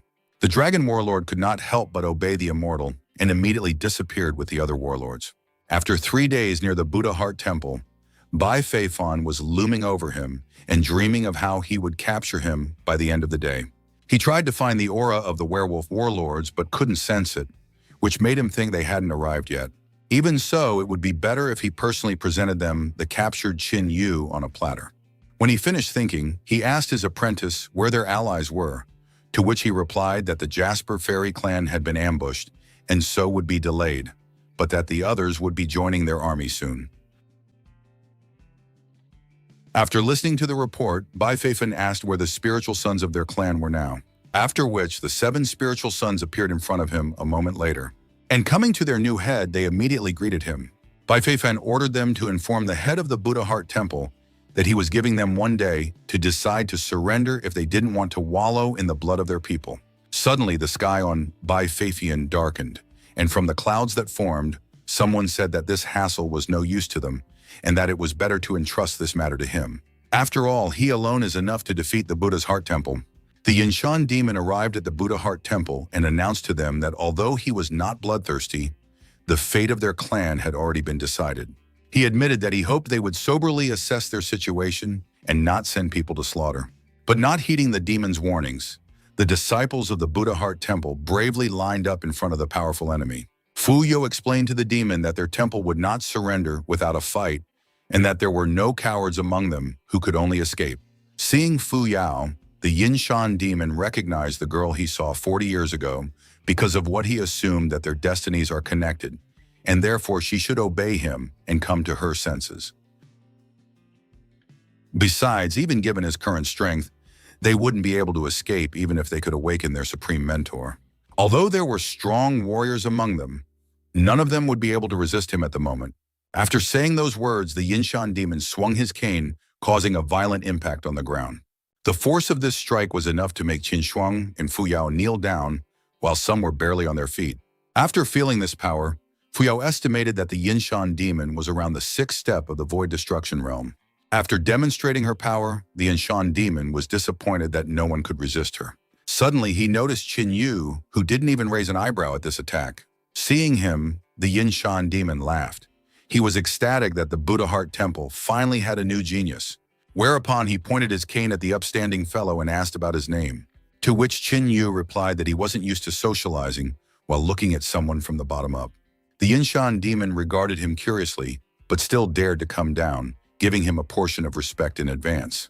It was only after that Qin Yu gave the demon his name, after which the demon admitted that he admired him, because not only did he resist the pressure, but he also stood his ground. He told Qin Yu that the Buddha Heart Temple was already doomed and therefore offered him to take over, because it would be a shame if such a talent remained unrealized. But Qin Yu ignored his words and asked under what conditions he agreed to side with the Polar Sun clan. The Yinshan demon grinned and told him that the Polar Sun clan had promised to give him their best apprentice who could continue his work. But since he had met Qin Yu, he had no use for their pathetic disciple, and if Qin Yu asked to be a disciple, they would leave this place right now. Seeing the Yinshan demon holding a conversation with Qin Yu, Bai Feifan became furious. The demon asked Qin Yu what he thought of his proposal, but instead of answering, Qin Yu took out the spear of the god of war and suggested that the demon decide everything by himself. Upon seeing the spear, the Yinshan demon came to anger as he immediately realized that Qin Yu was a descendant of the Qin family from the Divine Sword Empire, and immediately rushed into the attack, shouting to Qin Yu that he should definitely die after this. Preparing to attack, Qin Yu agreed that he would die, but not at his hands. Qin Yu and the demon clashed in a merciless barrage of attacks. Just as suddenly, the demon struck him with his hand, throwing Qin Yu a great distance away. Qin Yu was shocked at the immeasurable strength of the enemy, while the demon recognized Qin Yu's innate qualities, since he was able to survive this blow. The Yinshan demon praised Qin Yu since it had been years since anyone had been able to survive his strike, and recognized that a great future could have awaited him, but unfortunately, he had chosen the wrong path. After saying those words, the Yinshan demon summoned a huge desert beast spirit with many eyes, and immediately attacked Qin Yu with his huge clawed paw, wanting to kill with just one strike. But Qin Yu summoned the dragon spirit Yazi and was able to pass through the enemy's attack with ease, after which Yazi dispelled the Yinshan wasteland demon beast as if it was worthless. Yinshan demon was thrown back by the shockwave, and at the same time, he was shocked that Qin Yu was also able to tame the wasteland beast. The Yinshan demon recognized that before his death, Qin Yu's ancestors were still able to guide him to the right path. He said that he remembered well how his grandfather Qin Hung had returned from the great wasteland strengthened, but even that had not saved him. While watching the fight, Fu Yao barely kept her footing and realized that the demon actually knew far less about Qin Yu than she thought. Qin Yu was angry at the demon and rushed towards him, ordering him not to even dare to even stutter about his ancestors and preparing to damage him. But the demon wasn't going to die so easily and released the demonic mist defending against the attack. Qin Yu struck the fog and all, and created many more light spears rushing towards him, which was a surprise to the demon since the spears were still able to penetrate the fog. The demon shouted at Qin Yu that he was only annoying him and released purple waves of energy, causing him to dodge, after which he unleashed his second-grade divine weapon and used the heavenly sword technique. He once again summoned the huge desolate beast, informing Qin Yu that he had only allowed himself to be shown out of curiosity, but now he had come to an end. Qin Yu mockingly said that usually such arrogant old men would usually end up badly, but the demon was certain that with such strength, Qin Yu would only have one outcome, and he was eager to see how he would sing after this strike. In order to repel the attack, Qin Yu used the fourth thunder spear, summoning a huge dragon, from which the Yinshan demon mocked Qin Yu, saying that even if he possessed a comparable strength technique, it wouldn't equalize their strength. Just as suddenly, the war god's spear spirit appeared beside Qin Yu, shocking Yinshan demon with it. And as if passing through the fog, his spear still struck the huge desert beast. After which, that one dispelled, and the spear also stabbed into the Yinshan demon himself. And finally, the spear exploded with the demon releasing a huge amount of energy. Having survived the attack, the demon was on its last breath. He asked Qin Yu how the latter had managed to break his second-grade divine weapon, to which the latter replied that there was nothing surprising about it, as it was quite weak. Hearing this, the demon refused to believe such a thing. He refused to accept his defeat at the hands of Qin Yu. After all, he had already lost to Qin Heng once before, and now he was forced to fall at the hands of his descendant. He wanted to know why this was happening, why the Qin clan should be the main test of his life. And there was no escape from fate itself. And only after these words did the Yinshan demon let out his last breath. Qin Yu realized that something in the demon's words didn't add up, namely that he had lost to his grandfather, causing him to assume that in just a few decades, the demon was able to become so much stronger. Qin Yu wanted to know why, after all these years, he still hadn't come to his family to take revenge. Bai Fafan was enraged that even the Yinshan demon couldn't stop Qin Yu.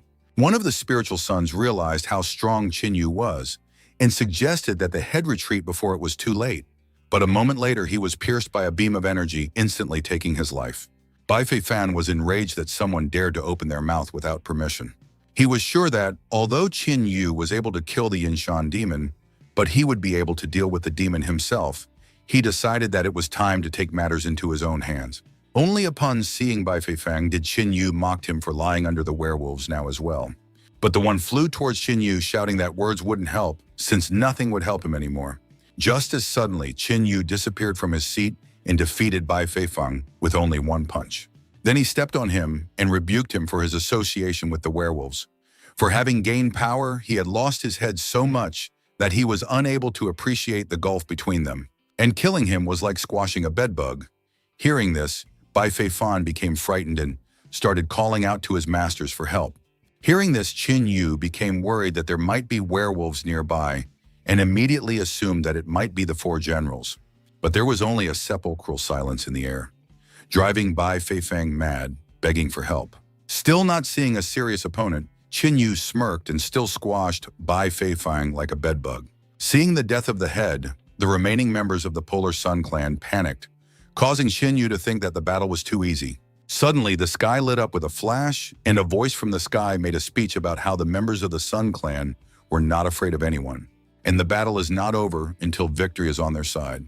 Two powerful experts emitting the aura of the sun appeared in the sky. One of the experts explained that they just wanted to let their babies frolic, but in no way expected them to be so weak. And the second expert supported his words and said that at key moments without them, as usual, nothing is decided. Suddenly, Chulin appeared behind them, who only saw the grandfathers rejoiced at their appearance. These two were the supreme ancestors of their clan, and judging by their appearance, they had decided to put a stop to all this ugliness themselves. The ancestor admitted that he had always known that despite Bai Feifang's serious abilities, he would remain a helpless brat, and instead of improving himself, he would only weave intrigue. To which the second ancestor replied that it was their own fault, and what was supposed to pass as a bickering babe had in fact caused them to condescend after all these years. According to Chu Lin's words, the ancestors knew that Qin Yu had the power of werewolves, but judging from his last battle, his source of strength, like the Yinshan demon, came from the desert lands. The ancestor was enraged at the thought that such an insect could survive in the desert lands and return from there with booty. Fu Yu realized that they would not be able to handle the situation on their own, and immediately sat down on her knee, begging for the Supreme Ancestor's help. And a moment later, the Supreme Ancestor of the Buddha Heart Temple appeared on the battlefield. As he flew past Qin Yu, he praised him for his display of valor. Afterward, he met with the ancestors and suggested that their arrangements would come to an end that day because they dared to threaten his temple. The first ancestor of the polar sun agreed to this. They honored their arrangement for many years, but it still came to an end. The second ancestor then said that he was willing to admit that part of the responsibility lay with their clan, and so they refused to take over the temple, but in return they demanded that Qin Yu be handed over to them. He then offered the ancestor of the Buddha Heart Temple a one-on-one fight. If the Polar Sun clan lost, he would give up 9/10 of his possessions, and if he won, he would give up Qin Yu. The Buddha Heart Forefather agreed to the arrangement, causing Chu Lin to try to dissuade him by saying that they should destroy the Buddha Heart Temple. As Qin Yu suddenly agreed with his words, he was in agreement that the Polar Sun clan should no longer exist. Hearing this, Chu Lin got angry at Qin Yu and asked who he was to dare talk about destroying the Polar Sun clan. He admitted that Qin Yu was stronger than anyone in their clan, but against the background of their ancestors, he was only a lowlife, to which Qin Yu replied that by comparing him to their clan, Chu Lin was only insulting him, and that he dare not pass judgment on him, and most importantly, having Chu Lin's gift of surviving in any situation was another reason to get rid of him. The ancestors laughed from the disciples' conversation and came down to them telling Qin Yu that a young man should not only have pride, but also the ability to realize the reality of the situation. The second ancestor of the Polar Sun recognized Qin Yu's strength, but warned him that he wouldn't even bear a single blow. The Buddha Heart ancestor appeared in front of Qin Yu and was going to personally deal with the Polar Sun ancestors. But Qin Yu, without letting him say a word, stabbed the war god's spear near the Polar Sun ancestors. Qin Yu refused the ancestors' help since this was his battle, and he must destroy the Polar Sun clan with his own hands. The Buddha Heart Forefather asked Qin Yu not to let his pride cloud his mind and said that this task was beyond him. But Qin Yu asked the ancestor to just have faith in him and not interfere. After which the ancestor looked over at Qin Yu and decided not to interfere with his battle. Fu Yo tried to change her ancestor's mind by saying that Qin Yu's youthful foolishness was raging and that there was no way he could defeat those superior to him alone. To which the ancestor replied that this was a controversial statement and that Qin Yu's strength was not inferior even to him. After which, Fu Yao was forced to tell him that this was not a good time for jokes, to which he replied that there was no need for him to lie, for Qin Yu was not inferior even to him, and within him was a true fathomless force maelstrom, the depth of which was impossible to estimate. Qin Yu was blazing with fighting spirit. He suggested the ancestors start the fight first, as he wanted to see what they were capable of. Hearing this, the ancestors realized that there was something wrong here, for even old man Yeli did not obstruct the boy, which meant that there was indeed a catch. With a glance, the ancestors signaled to each other that they would proceed with the old scheme, whereupon the first ancestor agreed to fight. But before that, it would be worthwhile to change this cramped place for a more suitable one. Qin Yu could only tisk at this, but still agreed to follow them. After that, they went to a random highland where there were no extra eyes. And taking the chance, the ancestors simultaneously attacked Qin Yu. But Qin Yu tried to fend off their attacks by releasing a huge amount of energy. After which, the ancestors used the heaven-level technique, Union of Ice and Flame, creating two huge dragons, in response to which Qin Yu used the force spear, and barely managed to repel the enemy's attack, from which he was exhausted and still flew backwards. Afterwards, he still admitted that their first attack had managed to pique his interest. The first ancestor praised Qin Yu for being at the 5th stage of the destructive realm. He was still able to repel their joint attack, then admitted that they had only used the power of the destructive realm. After which, they decided to show Qin Yu Vesib the horror of the void realm. After using their technique, a huge magic circle appeared above Qin Yu, emitting a powerful energy. After which they told him that once in the region of emptiness, he finds himself in unreality, and for such insects it means only one thing, namely irrevocable death, and from them came a tremendous amount of energy, turning everything into nothing.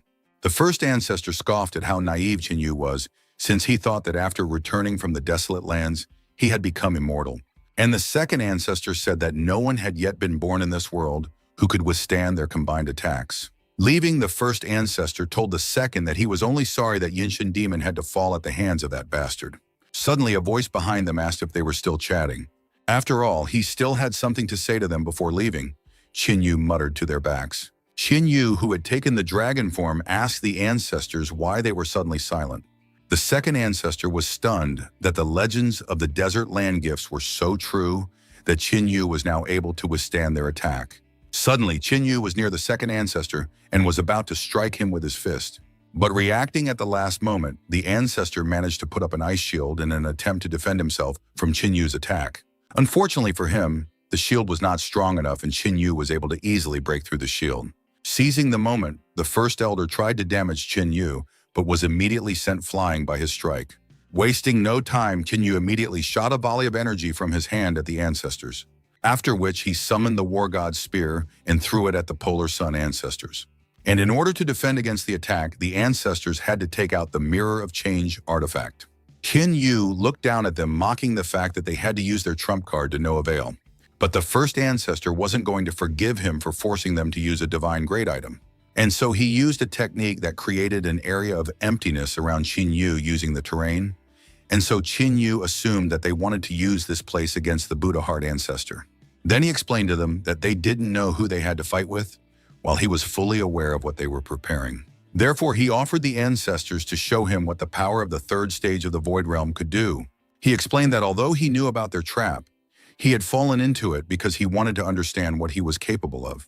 Qin sighed and began to use the powers of all his beasts, the dragon Yazi, the nine-legged raven, the lion Swanee, the bull Quinny, and the winged dragon Unlun. He ordered them all to awaken, after which he began to exude a huge amount of energy. And after that, Qin completely transformed into the form of a dragon.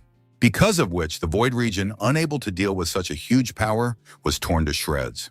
The first elder was astonished, for he didn't expect anyone to be able to do this. Qin admitted that he was disappointed in the elders and all the current warriors, for the opponents were stronger before, although he didn't refute the possibility that he was currently much stronger than all of his enemies.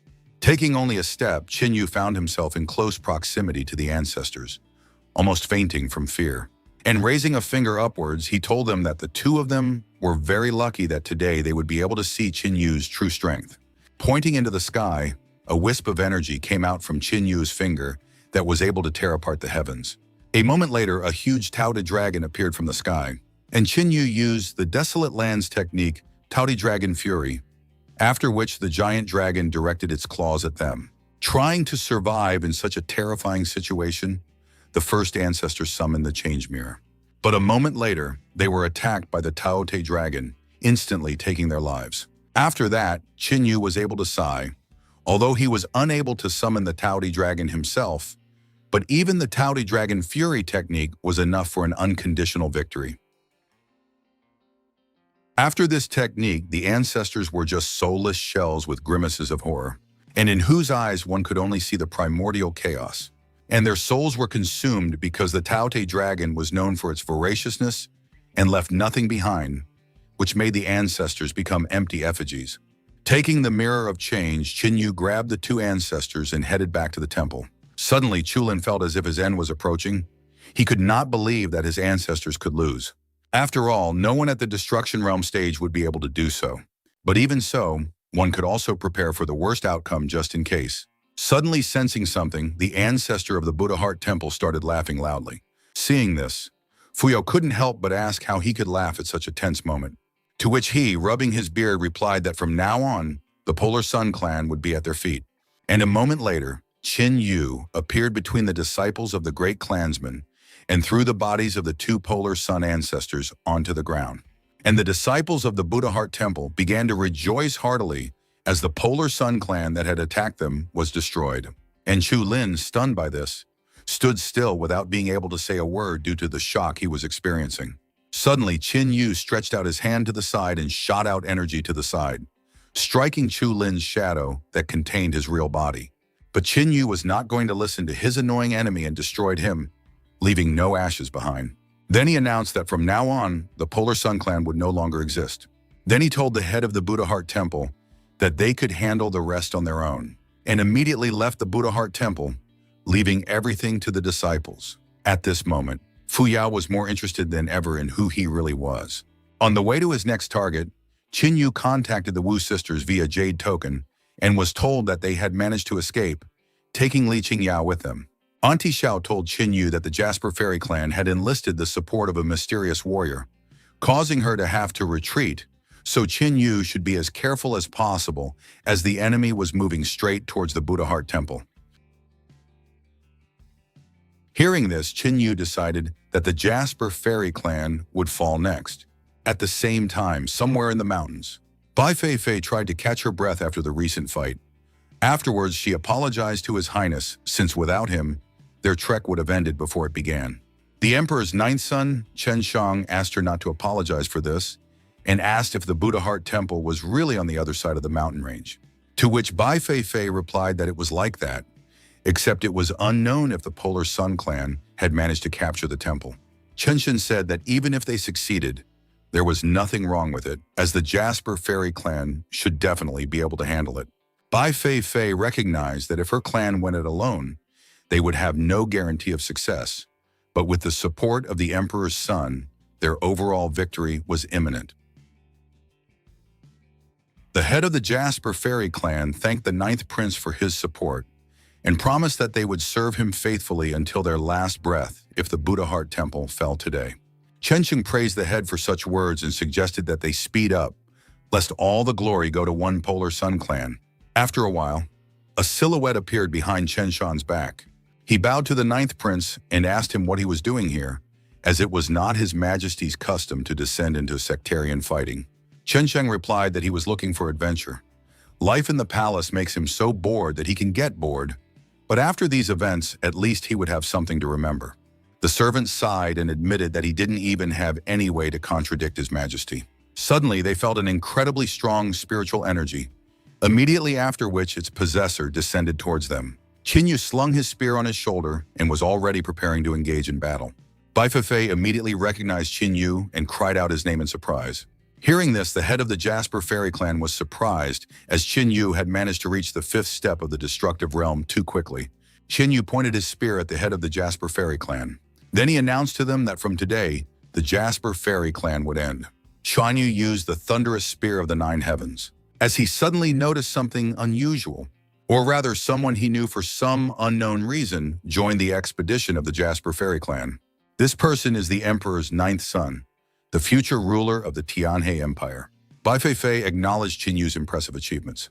However, she asked him if he had been so dizzy that he had dared to challenge their clan alone. At the same moment, the head of the Jasper Fairies pondered that, since Qin Yu dared to go out alone, there must be some sort of trick here. Qin Yu couldn't help but think of the accomplishments of the future Emperor Chen Shan. Chen Shan in the future is a warrior who managed to subjugate the entire race of humans with his own strength. The Tianhe Empire never stood out from the greatness of its more powerful neighbors, and was inferior in terms of territory, army, and even the number of outstanding warriors. In his past life, Chen Shang hid his talents and ambitions for many years, steadily building up his strength in secret. One day, he successfully seized the moment and managed to take the throne of the emperor, which began his journey to greatness. At first, Chen Shang got close to the immortals, after which he received an uncountable number of heavenly seals from them, and he gradually transformed himself into an invincible warrior. In addition to that, he also took possession of many divine-class weapons, which helped him in unifying the continent under his rule. That was how he became the great emperor of the unified Tianhe Empire. When Chen Shan became the ruler of the entire human race, he led them to war against the werewolves. Under his rule, the human race was so powerful that the remaining werewolves did not even think of attacking humans again. Chen Sheng is a great man, as hard and unbending as steel. But unfortunately, the immortals who held it in the beginning ended up losing to the Zhao immortal clan.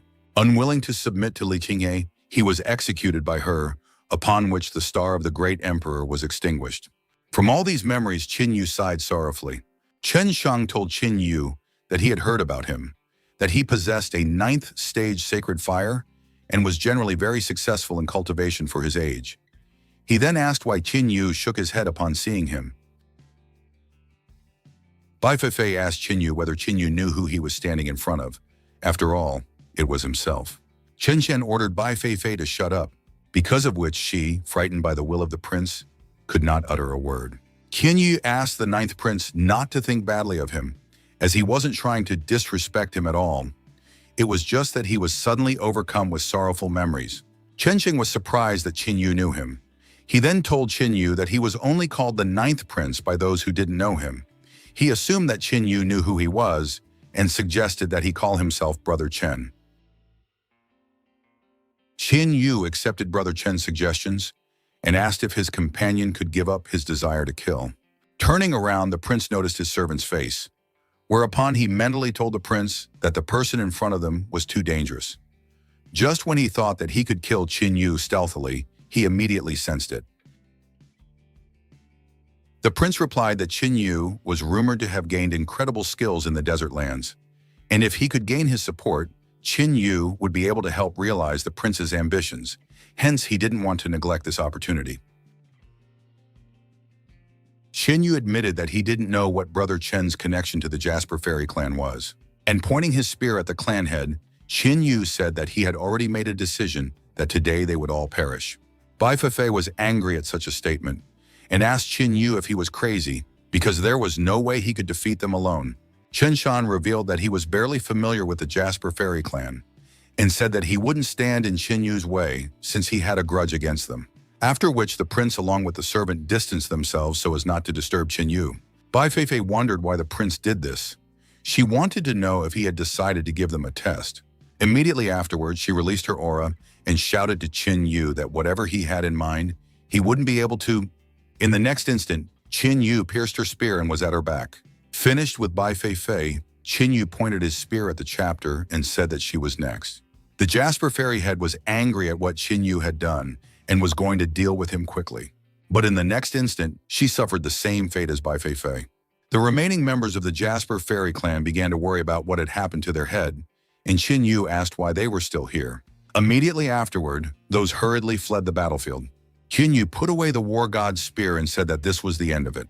The prince, together from the servants, were stunned that Qin Yu didn't even hesitate before these killings, causing them to wonder what the Jasper Fairies had done to him. Chen Xing tried to put on a smile and praised Qin Yu for his determination.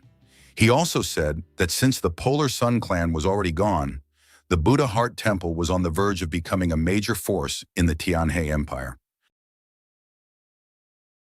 He said that although Qin Yu had killed the head of the Jasper Fairy clan, it did not mean that they had been completely defeated. Therefore, he suggested that Qin Yu put a final end to the matter. Chen Yu thanked Brother Chen and said that he would like to personally deal with all of this. Chen Shan decided not to change Qin Yu's mind since he wished to do so, and asked if Qin Yu was going to go to the main Jasper Fairy Temple now, to which Qin Yu replied that he wanted to end this as soon as possible. Chen Shan asked if Qin Yu would mind if they went to the temple together, since he had nothing to do anyway, and at least they could chat on the way. Qin Yu said that he was fine with it, and they set off. Meanwhile, in the temple of the Jasper Fairy clan, two flames appeared beside the senior mentor, immediately after which they were extinguished. Realizing what had happened, the senior mentor cursed loudly. Immediately afterward, a student came to her screaming and asked what had happened. The mentor didn't hold back and revealed that the clan head and her daughter had just died. The apprentice realized that because of what had happened in this battle, their clan had been defeated, a complete and utter defeat. The senior mentor told them that a talent never seen before had appeared in the Celestial Empire, Qin Yu from the Buddha Heart Temple.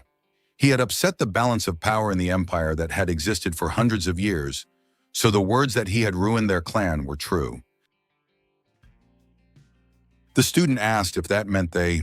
Without listening to the apprentice, the senior mentor confirmed her assumption at once. There was no reason for them to stay here any longer, so she would fulfill her promise and take her apprentice to the desert lands. The apprentice thanked her mentor and, excited about the journey, ran to pack her things. A few days later, Qin Yu and the prince reached the temple of the Jasper Fairy clan. Except there's no one left here at all. Chen Shan assumed that they had just accepted defeat and left, and Qin Yu could only curse at this clan. Immediately afterward, the prince's acolyte returned to them and told them that no fluctuations in the spiritual aura could be felt in the entire temple grounds at all. And from the looks of it, they took all their clan's treasures with them when they left. To make sure of what was said, Qin Yu closed his eyes and used the insatiable Taote sniff. After that, he smelled something and said that he wasn't sure if the members of the Jasper fairy clan had taken everything. The prince was surprised at what he heard, for his servant had said the opposite. But Qin Yu asked them to follow him. From his memories from his past life, Qin Yu could tell that deep beneath the Jasper fairy clan's temple, the tomb of an ancient human lord was hidden. The tomb held divine-grade weapons, and judging from the feeling, they were still there. After walking for a while, they stopped near a well. Prince Chen Shang asked if he felt like Qin Yu knew this place well for nothing. Qin Yu asked Brother Chen if he would risk going downstairs with him to look around. On hearing this, the prince at once agreed, and the servant tried to object to this. But the prince told the one that since Brother Chen wanted to go down, he knew far more about this place than they did, and so he asked him not to worry about it. Immediately after which, they jumped into the well together with Qin Yu. Upon landing, the prince looked around and said that from the looks of it, they wouldn't be able to find anything of interest here. The servant said that even he couldn't smell any fluctuations in the spiritual aura, and that they clearly had no business being here. Qin Yu asked Brother Chen if he would lend him the divine seal. The prince decided not to hide it and immediately threw the seal to Qin Yu, after which Qin Yu inserted the divine seal into the wall. And the seal began to shine many times stronger. The servant asked if it was worth it since it was a 7th grade divine seal, to which Prince Chen Shang replied that it was only a trifle and that there was nothing wrong with it. Just as suddenly the wall broke and a passage opened up to them. Qin Yu smirked and asked them to follow him. After crossing over to the other side, Qin Yu and company found themselves in an ancient tomb. Chen Shang asked whose tomb this was and whether the ancient Lord of Men rested here. After which Chen Shang saw Qin Yu's smirk and asked if he had guessed that guess. Qin Yu said that this was indeed the tomb of the ancient Lord of Men, and he guessed it for a reason, because Chen Shan himself also has the spirit of the Lord of Men. Hearing this, Chen Shan was dumbfounded, and the servant asked if it was really as he said. Tang Yin said that they would soon see everything for themselves and went to the sarcophagus.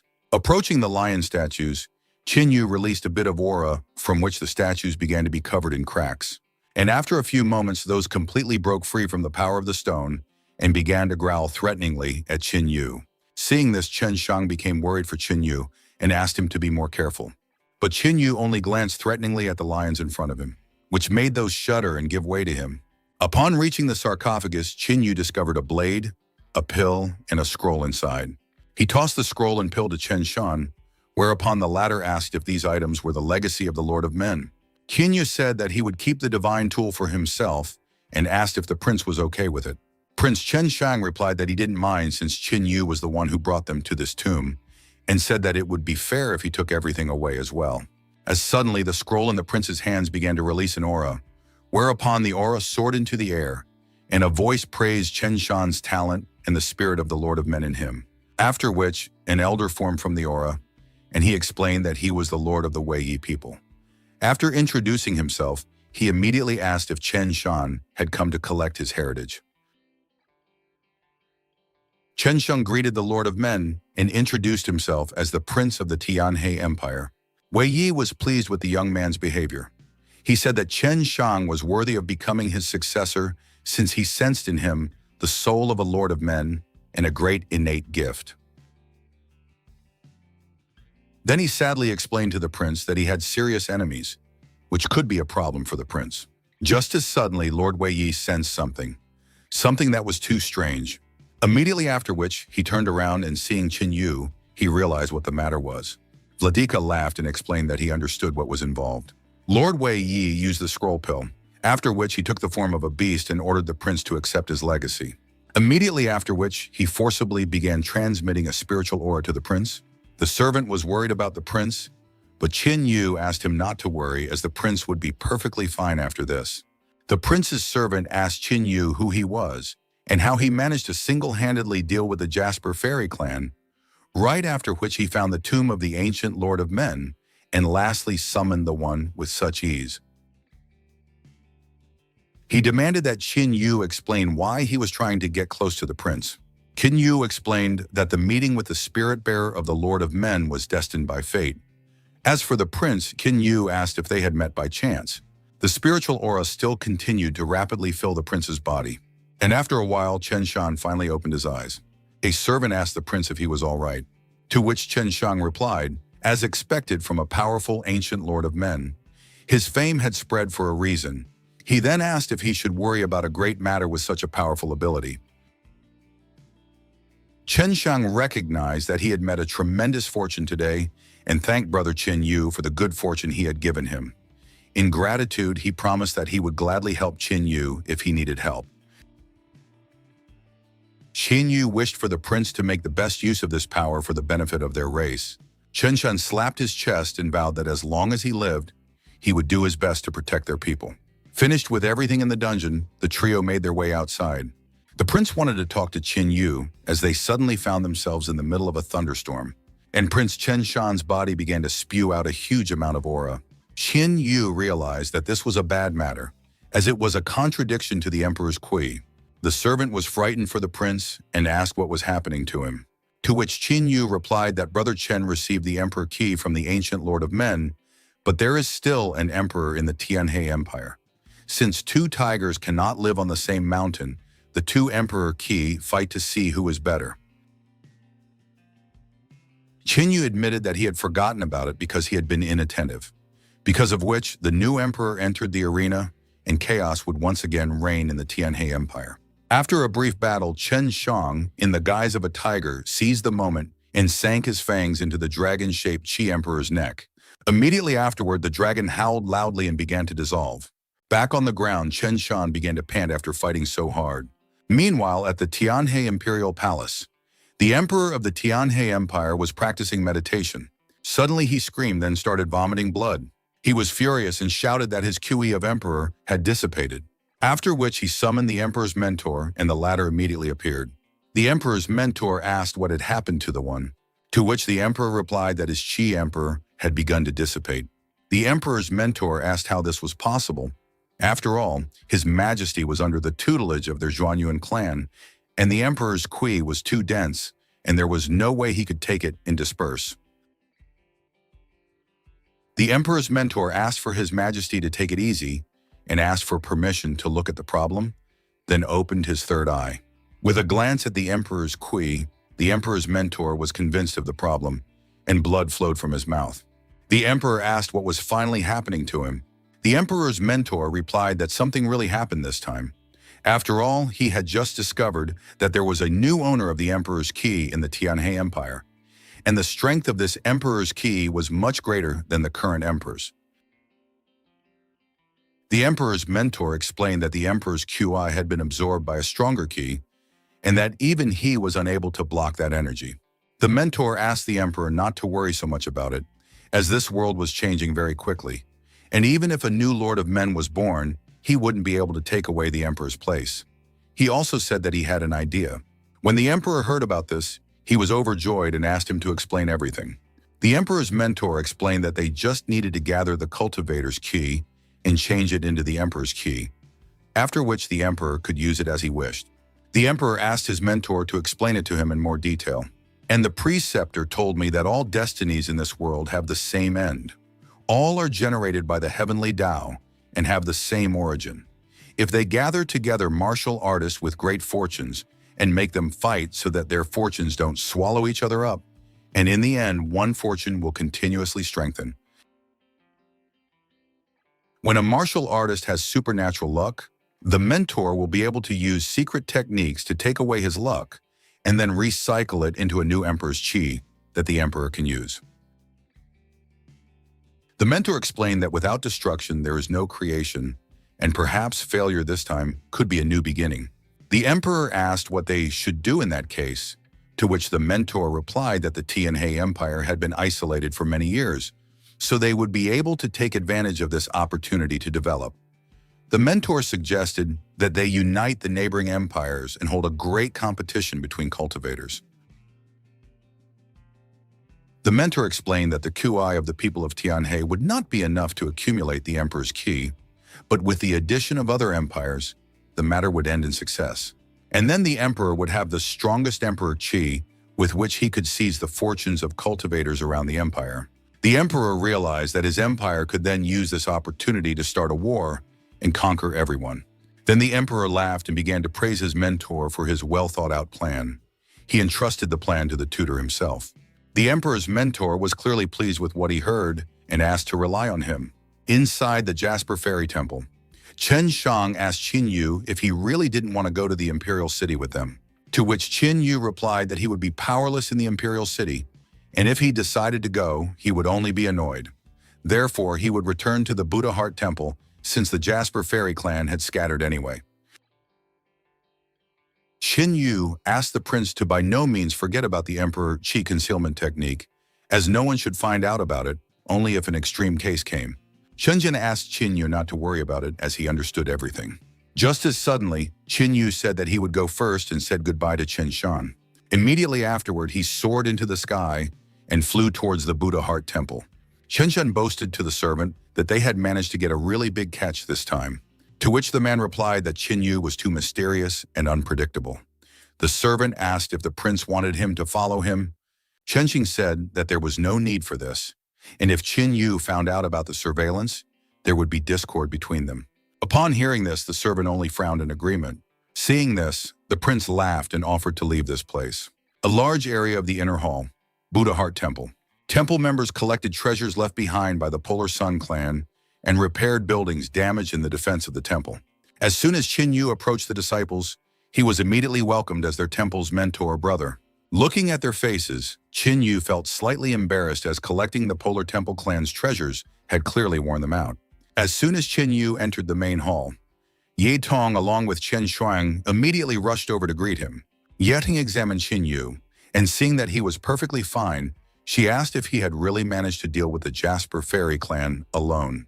And Leng Chen Shuang covered herself with a blush and recognized that Qin Yu was astonishing them every time. But she had to say that after all such acts were very dangerous, whereupon she asked that he might henceforth let them help him. After talking to the girls, Qin Yu approached the head and asked where Qin Yao was now. Hu Yao asked Ye Tong to escort Qin Yu to his girlfriend. Immediately after, Ye Tong grabbed Qin Yu's hand and dragged him behind her, while Qin Yu begged for her to stop. Once those two left, Fu Yao had to inform Chen Shuang that Qin Yu's heart already belonged to Li Qingyao. From what she heard, Leng Chen Shuang could only sigh and admit that she didn't have such a blessing after all. Meanwhile, Li Qingyao was bored in her room, pondering over what was happening.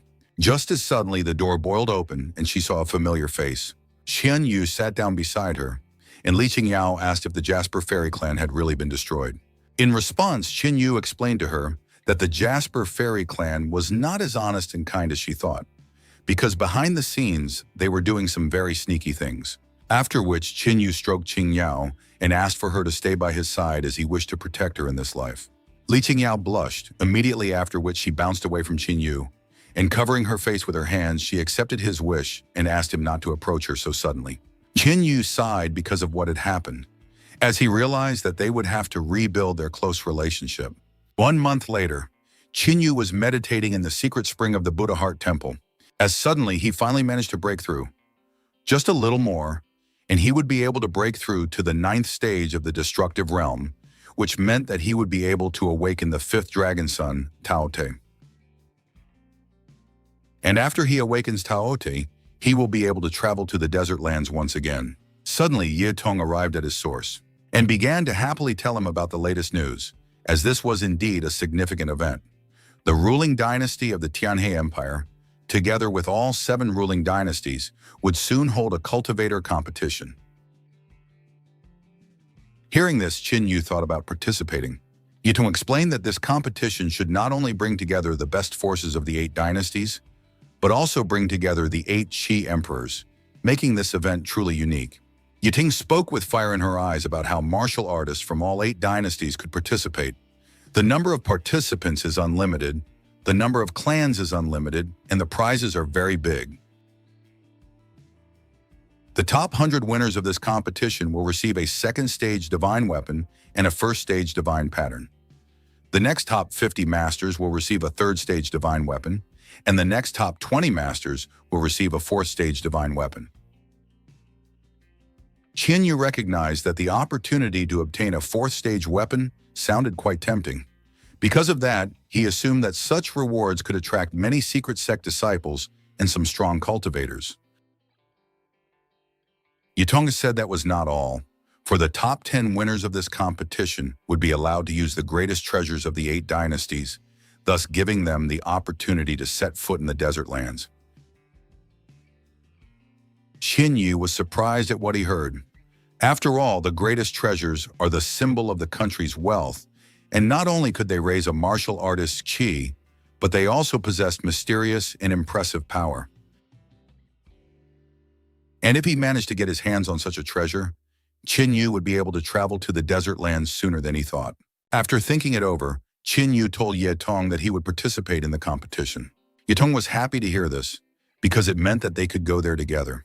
Just as suddenly, she remembered something, and sadly explained that Sister Qian Shuang would not be able to go along with them, as she had business to attend to in the clan. Immediately after which, she began to push Qin Yu forward so that he would not be delayed.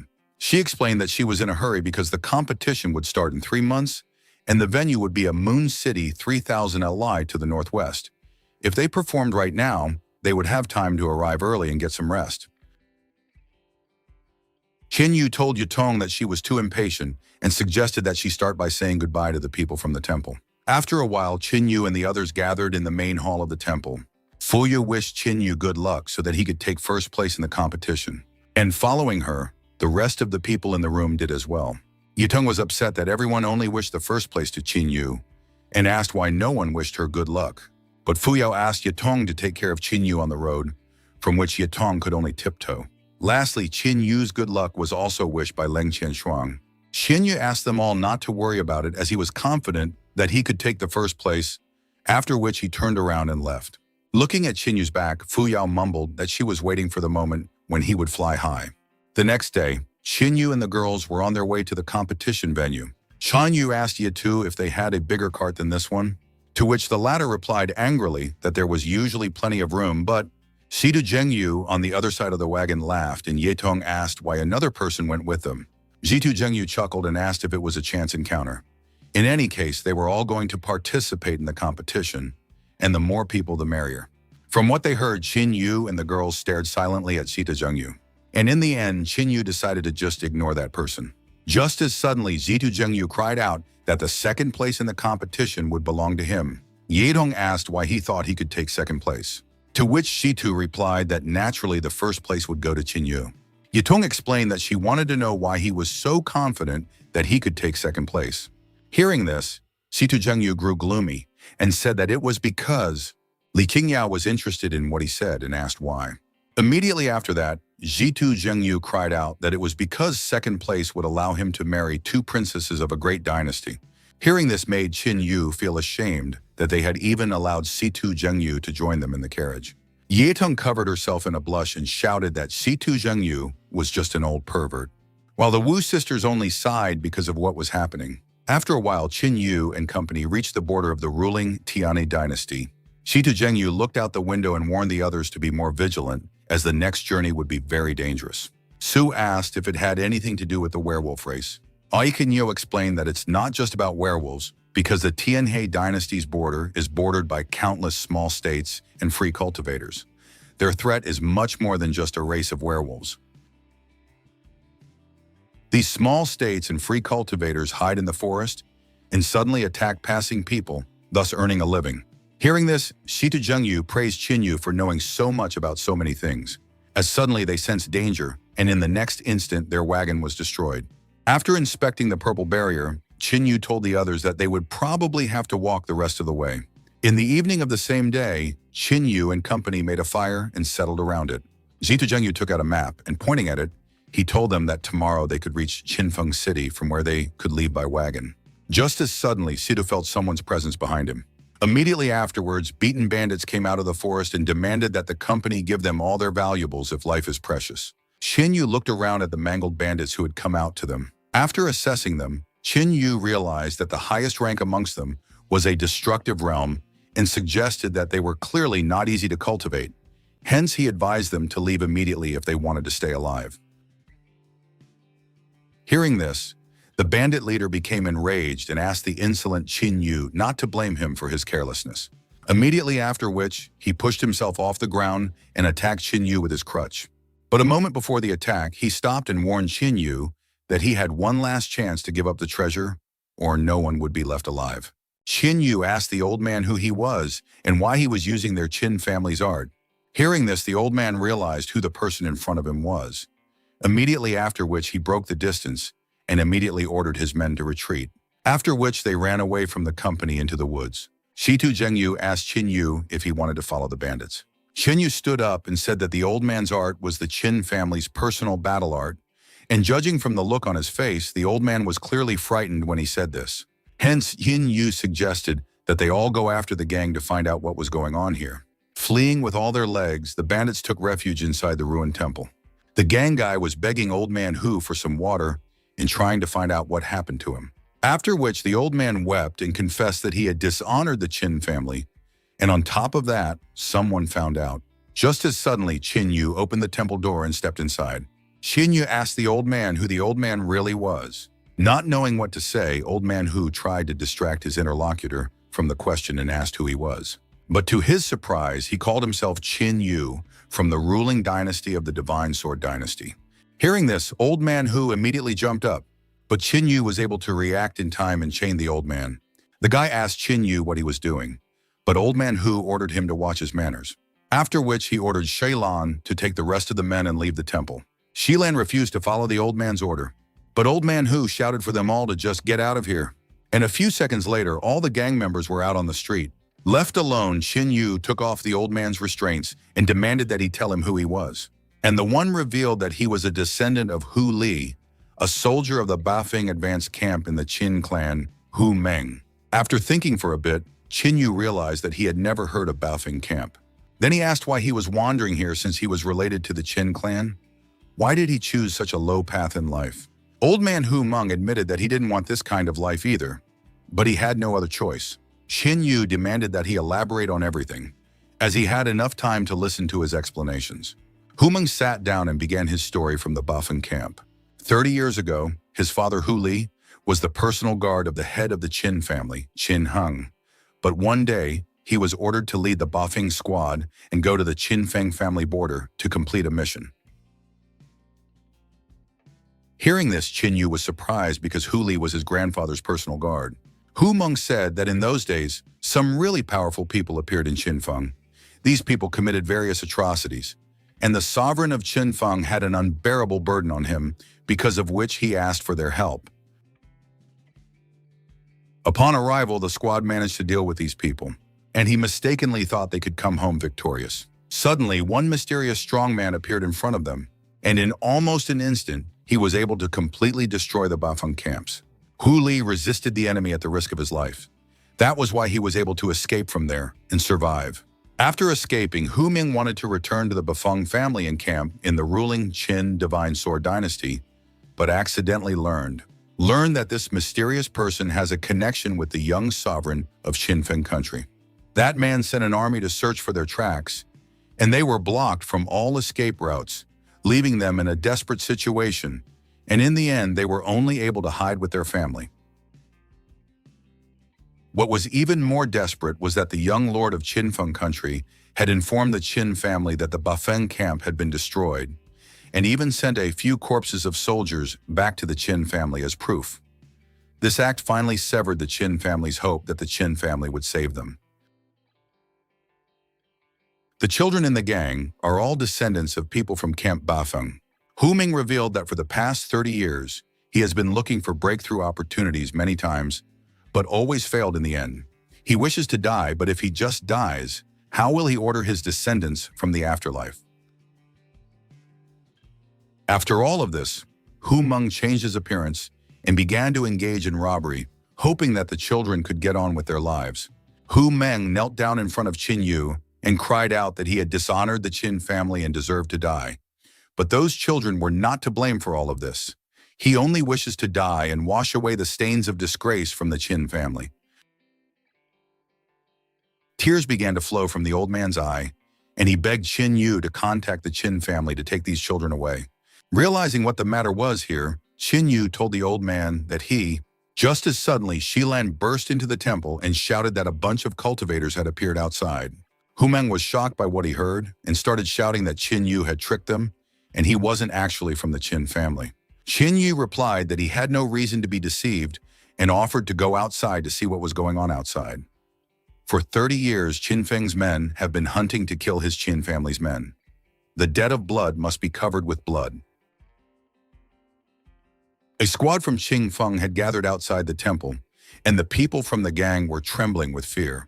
The leader of the squad looked around the gang and said that there were only ugly and disabled people among them.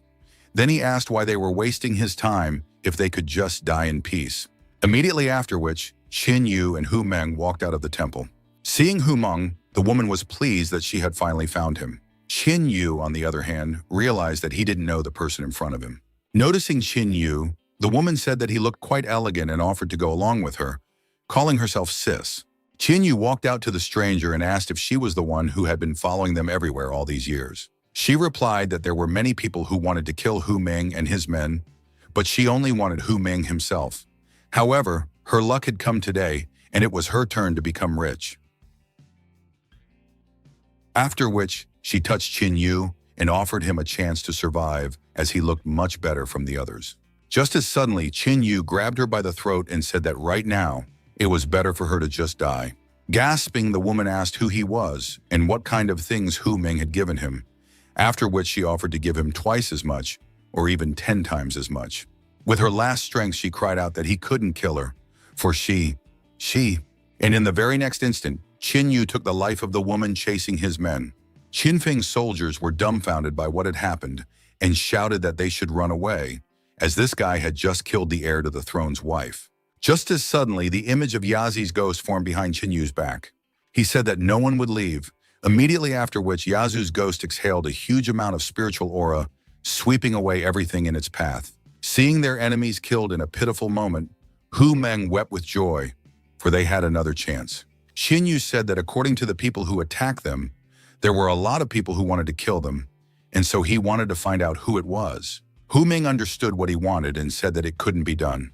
Although Qin Feng is a small state, but there are many strong men here. Just now, only one of them was killed, causing Qin's people to be exposed soon. Hu Meng said that he would stay here to distract the enemies and pointed at the children and asked Qin Yu to just take them with him. Qin Yu explained that from now on, they should all follow him since the former Qin family was no more. Old man Hu Meng was surprised at what he heard and asked what Qin Yu meant, to which the man replied that he would tell about it later, but now he must find out who the other people threatening his family were. Hu Meng said that everyone else belonged to the lineage of the young lord of Qinfeng country, now the sovereign of Qinfeng country. Qin Yu smirked and said that it was great since this country would soon fall. Suddenly, the barrier next to the ruined temple cracked, and out of it, Situ Zhengyu appeared along with the rest of the company. As he approached the temple, Situ Zhengyu admitted that he had in no way expected to meet the last people related to the Qin family.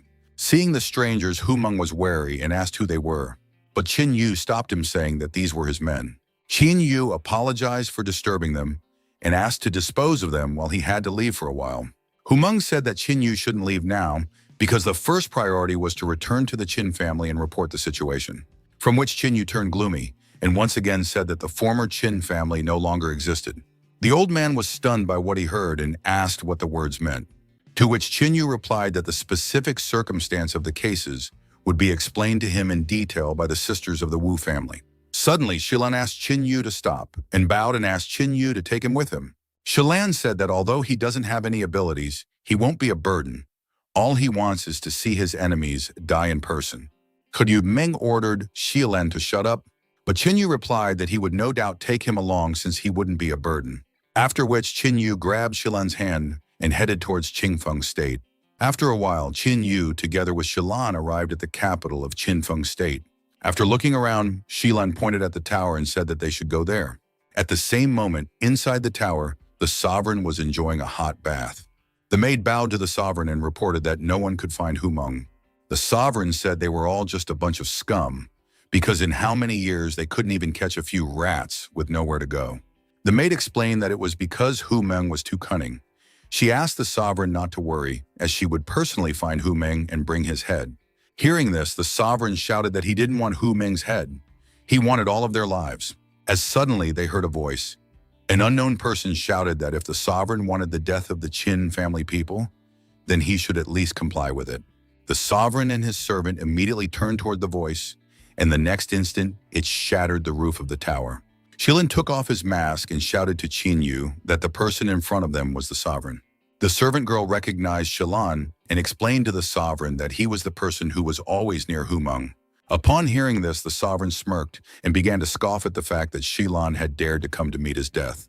Immediately after that, he ordered Shilan to be killed, and the servant girl along with the shadow assassins attacked Qin Yu with Shilan. The sovereign praised Shilan for coming to kill him alone, but asked him to underestimate him, after which Qin Yu walked over to the one and looked at him with disdain. The sovereign trembled when he saw how strong the stranger was and offered to pay him twice as much as Hu Meng's bandit. But he realized it wouldn't be enough and shouted that he was willing to pay 10 times as much. Qin Yu told the sovereign that he was from the Qin clan, which frightened him even more. After which he sat down and asked if he was trembling because he was afraid. And when he was torturing the people of the Qin family, did he think about what might happen today? The sovereign raised his hands and explained his actions by saying that he had mental wounds and was forced to do so. But he would only tell the truth if Qin Yu spared him. Hearing this, Qin Yu told the sovereign that he had no right to negotiate with him. Immediately afterward, the sovereign cried out that by killing him, Qin Yu would never know the truth, and he would never know who was the instigator of all this. After thinking for a bit, Qin Yu agreed that he would spare the sovereign on the condition that he would tell the truth. But Shilan objected to this and shouted that the sovereign must die. Hearing this, Qin Yu glared at Shilan, causing the latter to be forced to retreat. Whereupon the sovereign ordered Qin Yu to swear that he would not kill him. Qin Yu did not object and immediately swore with his spiritual aura that he would not kill the sovereign if he told the truth, immediately after which a thread separated from his aura. Realizing that he would survive, the sovereign laughed, after which he told him that his country Qingfeng was just a small country, and unless he was ordered to, there was nothing he could do. After which he asked if he could go against the ruling Qin Divine Sword Dynasty alone.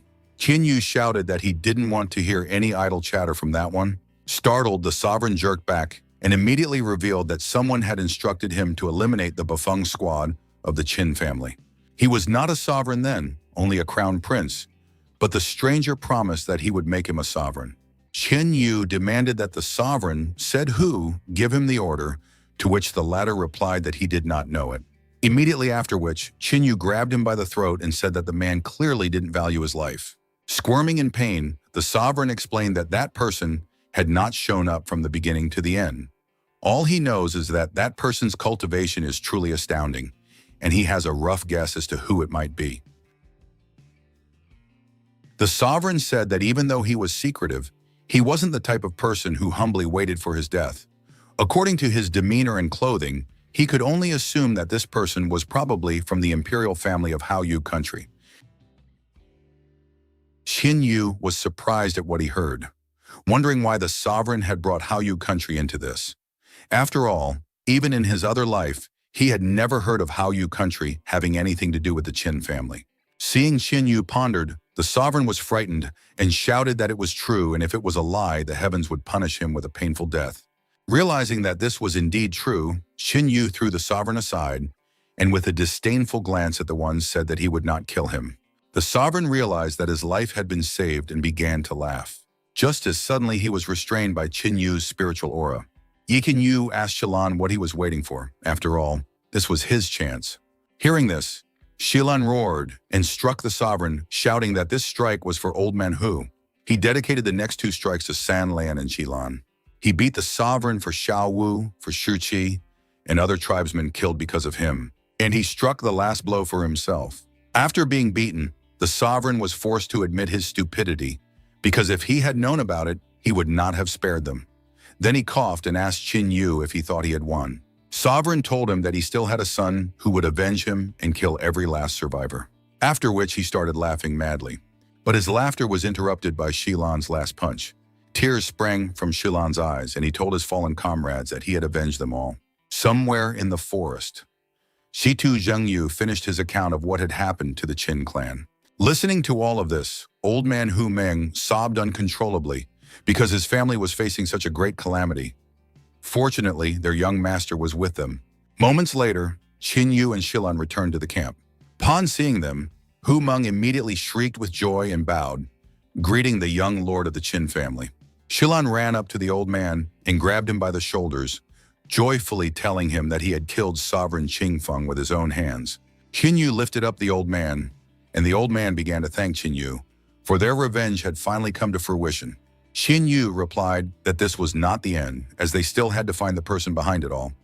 And according to sovereign Qinfeng, the imperial family of Haoyuo country was behind it. Old man Hu Meng wished to go to Haoyuo country with Qinyu, but the latter refused him and explained that there were more important things for the old man to do. Hu Meng wished to hear what the young master wanted to order him to do, and Qinyu explained that since the Qin family's bloodline had been preserved, it was only natural that it should not dissipate from now on. And so he ordered Bafeng's squad to listen to his orders. Qinyu ordered them to return to the divine sword-ruling dynasty and restore the Qin family. The other members of the Bafeng squad honorably accepted this order. And old man Hu Meng slapped his chest and said that he would do it even at the cost of his own life. After which, old man Hu looked up into the sky and swore to his father that he would restore the Bafeng camp to its former glory. 2 months later, Haoyuo Imperial City. Jinyu stepped out of the cart and looked around. After him, the girls came out and began to wonder childishly at the size of the city and the number of people around them. Qinyu felt embarrassed and asked them to be a little more serious. Just as suddenly, the heavens parted and a huge amount of spiritual aura began to spread out. One of the townsfolk cried out that it was the holy maiden Haoyue. Immediately afterward, a huge golden dragon flew out of the sky, on the head of which was Haoyue's holy maiden, Xuanyuan. Wenyuan jumped off the dragon's head onto the fortress wall and left, accompanied by the guards. After thinking for a bit, Qinyu realized that the holy maiden was probably a member of the imperial family. Just as suddenly, someone behind Qinyu's back chuckled and explained that the holy maiden was the second of the 4 great beauties of Haoyuo City. Dan Yang revealed that a lot of cultivators had warm feelings for the holy maiden, and therefore he advised Qinyu to give up on this idea. After looking over Qinyu, he assumed that he probably came from a small state, and his cultivation of the destruction stage was pretty good, but the back of his back is a bit beyond that. Qinyu asked how the man knew that he came from a small state. Dan Yang asked Qinyu to look at the people passing by, and explained that such people definitely came from a large state. In front of Dan Yang, Shitu Zhengyu jumped out and asked if the holy maiden in the second place. Then who was in first place? To which Dan Yang replied that he would tell them everything on the way to the city, and they both smirked as they realized that they were brothers in spirit. After which they hugged each other and shouted that time was of the essence, which made Qinyu feel uneasy. After a while, the company reached the inn. Dan Yang ordered delicious food and wine, as he always does. Zitu Zhengyu reminded Dan Yang that they had not yet introduced themselves, then gave his name, and revealed that he came from the Tianhe dynasty. Dan Yang was surprised to hear about the Zitu family, and Zitu Zhengyu shook his head, confirming that he was indeed from this family. Dan Yang admitted that he had underestimated the guess, because even though the Tianhe dynasty is quite small, the Zitu family is quite famous. Zitu Zhengyu decided not to linger and asked Dan Yang to tell him about the 4 beauties of Haoyuo City. And he gladly agreed. He said that there were 4 beauties in their town, and he would start with the 4th. She is the head of the Divine Refinement sect, who is known as the most talented vessel-casting cultivator. Zitu Zhengyu's eyes shone, and he recognized that she was indeed a talent. In third place is the brave woman from the Moon Wolf Court. Toba Yanyan is an amazing woman. Upon hearing this, Zitu Zhengyu asked Dan Yang to tell more about her. Just as suddenly, the door opened, and the waiter told the guests that their food was ready. Following the waiter, a certain man entered the room. Dan Yang immediately recognized the third prince and greeted him, to which the latter replied that sooner or later, Dan Yang would lose all his possessions. After all, organizing a banquet, it is worth inviting people with power and experience. Zitu Zhengyu awkwardly chuckled and told the prince that it wasn't their fault. Dan Yang confessed that he didn't know why the third prince was looking for him, or what instructions the third prince would give him. The third prince gave Dan Yang a ring and ordered Dan Yang to send his sister a gift, which would be a mechanism at his house. As he left, he remembered the wild beast near Dan Yang's house, and so he ordered it to be sent as well, for tomorrow was Yan Yan's birthday, and he must give it to her. Dan Yang said that he could give the prince the mechanism, but there's a problem with the wild beast. The wild beast is too strong, even though it has been in confinement for 100 years, but still no one has managed to tame it. To which the prince replied that Dan Yang just had to prepare the beast for tomorrow. Qinyu was surprised when the prince said that the person in front of him was Dan Yang.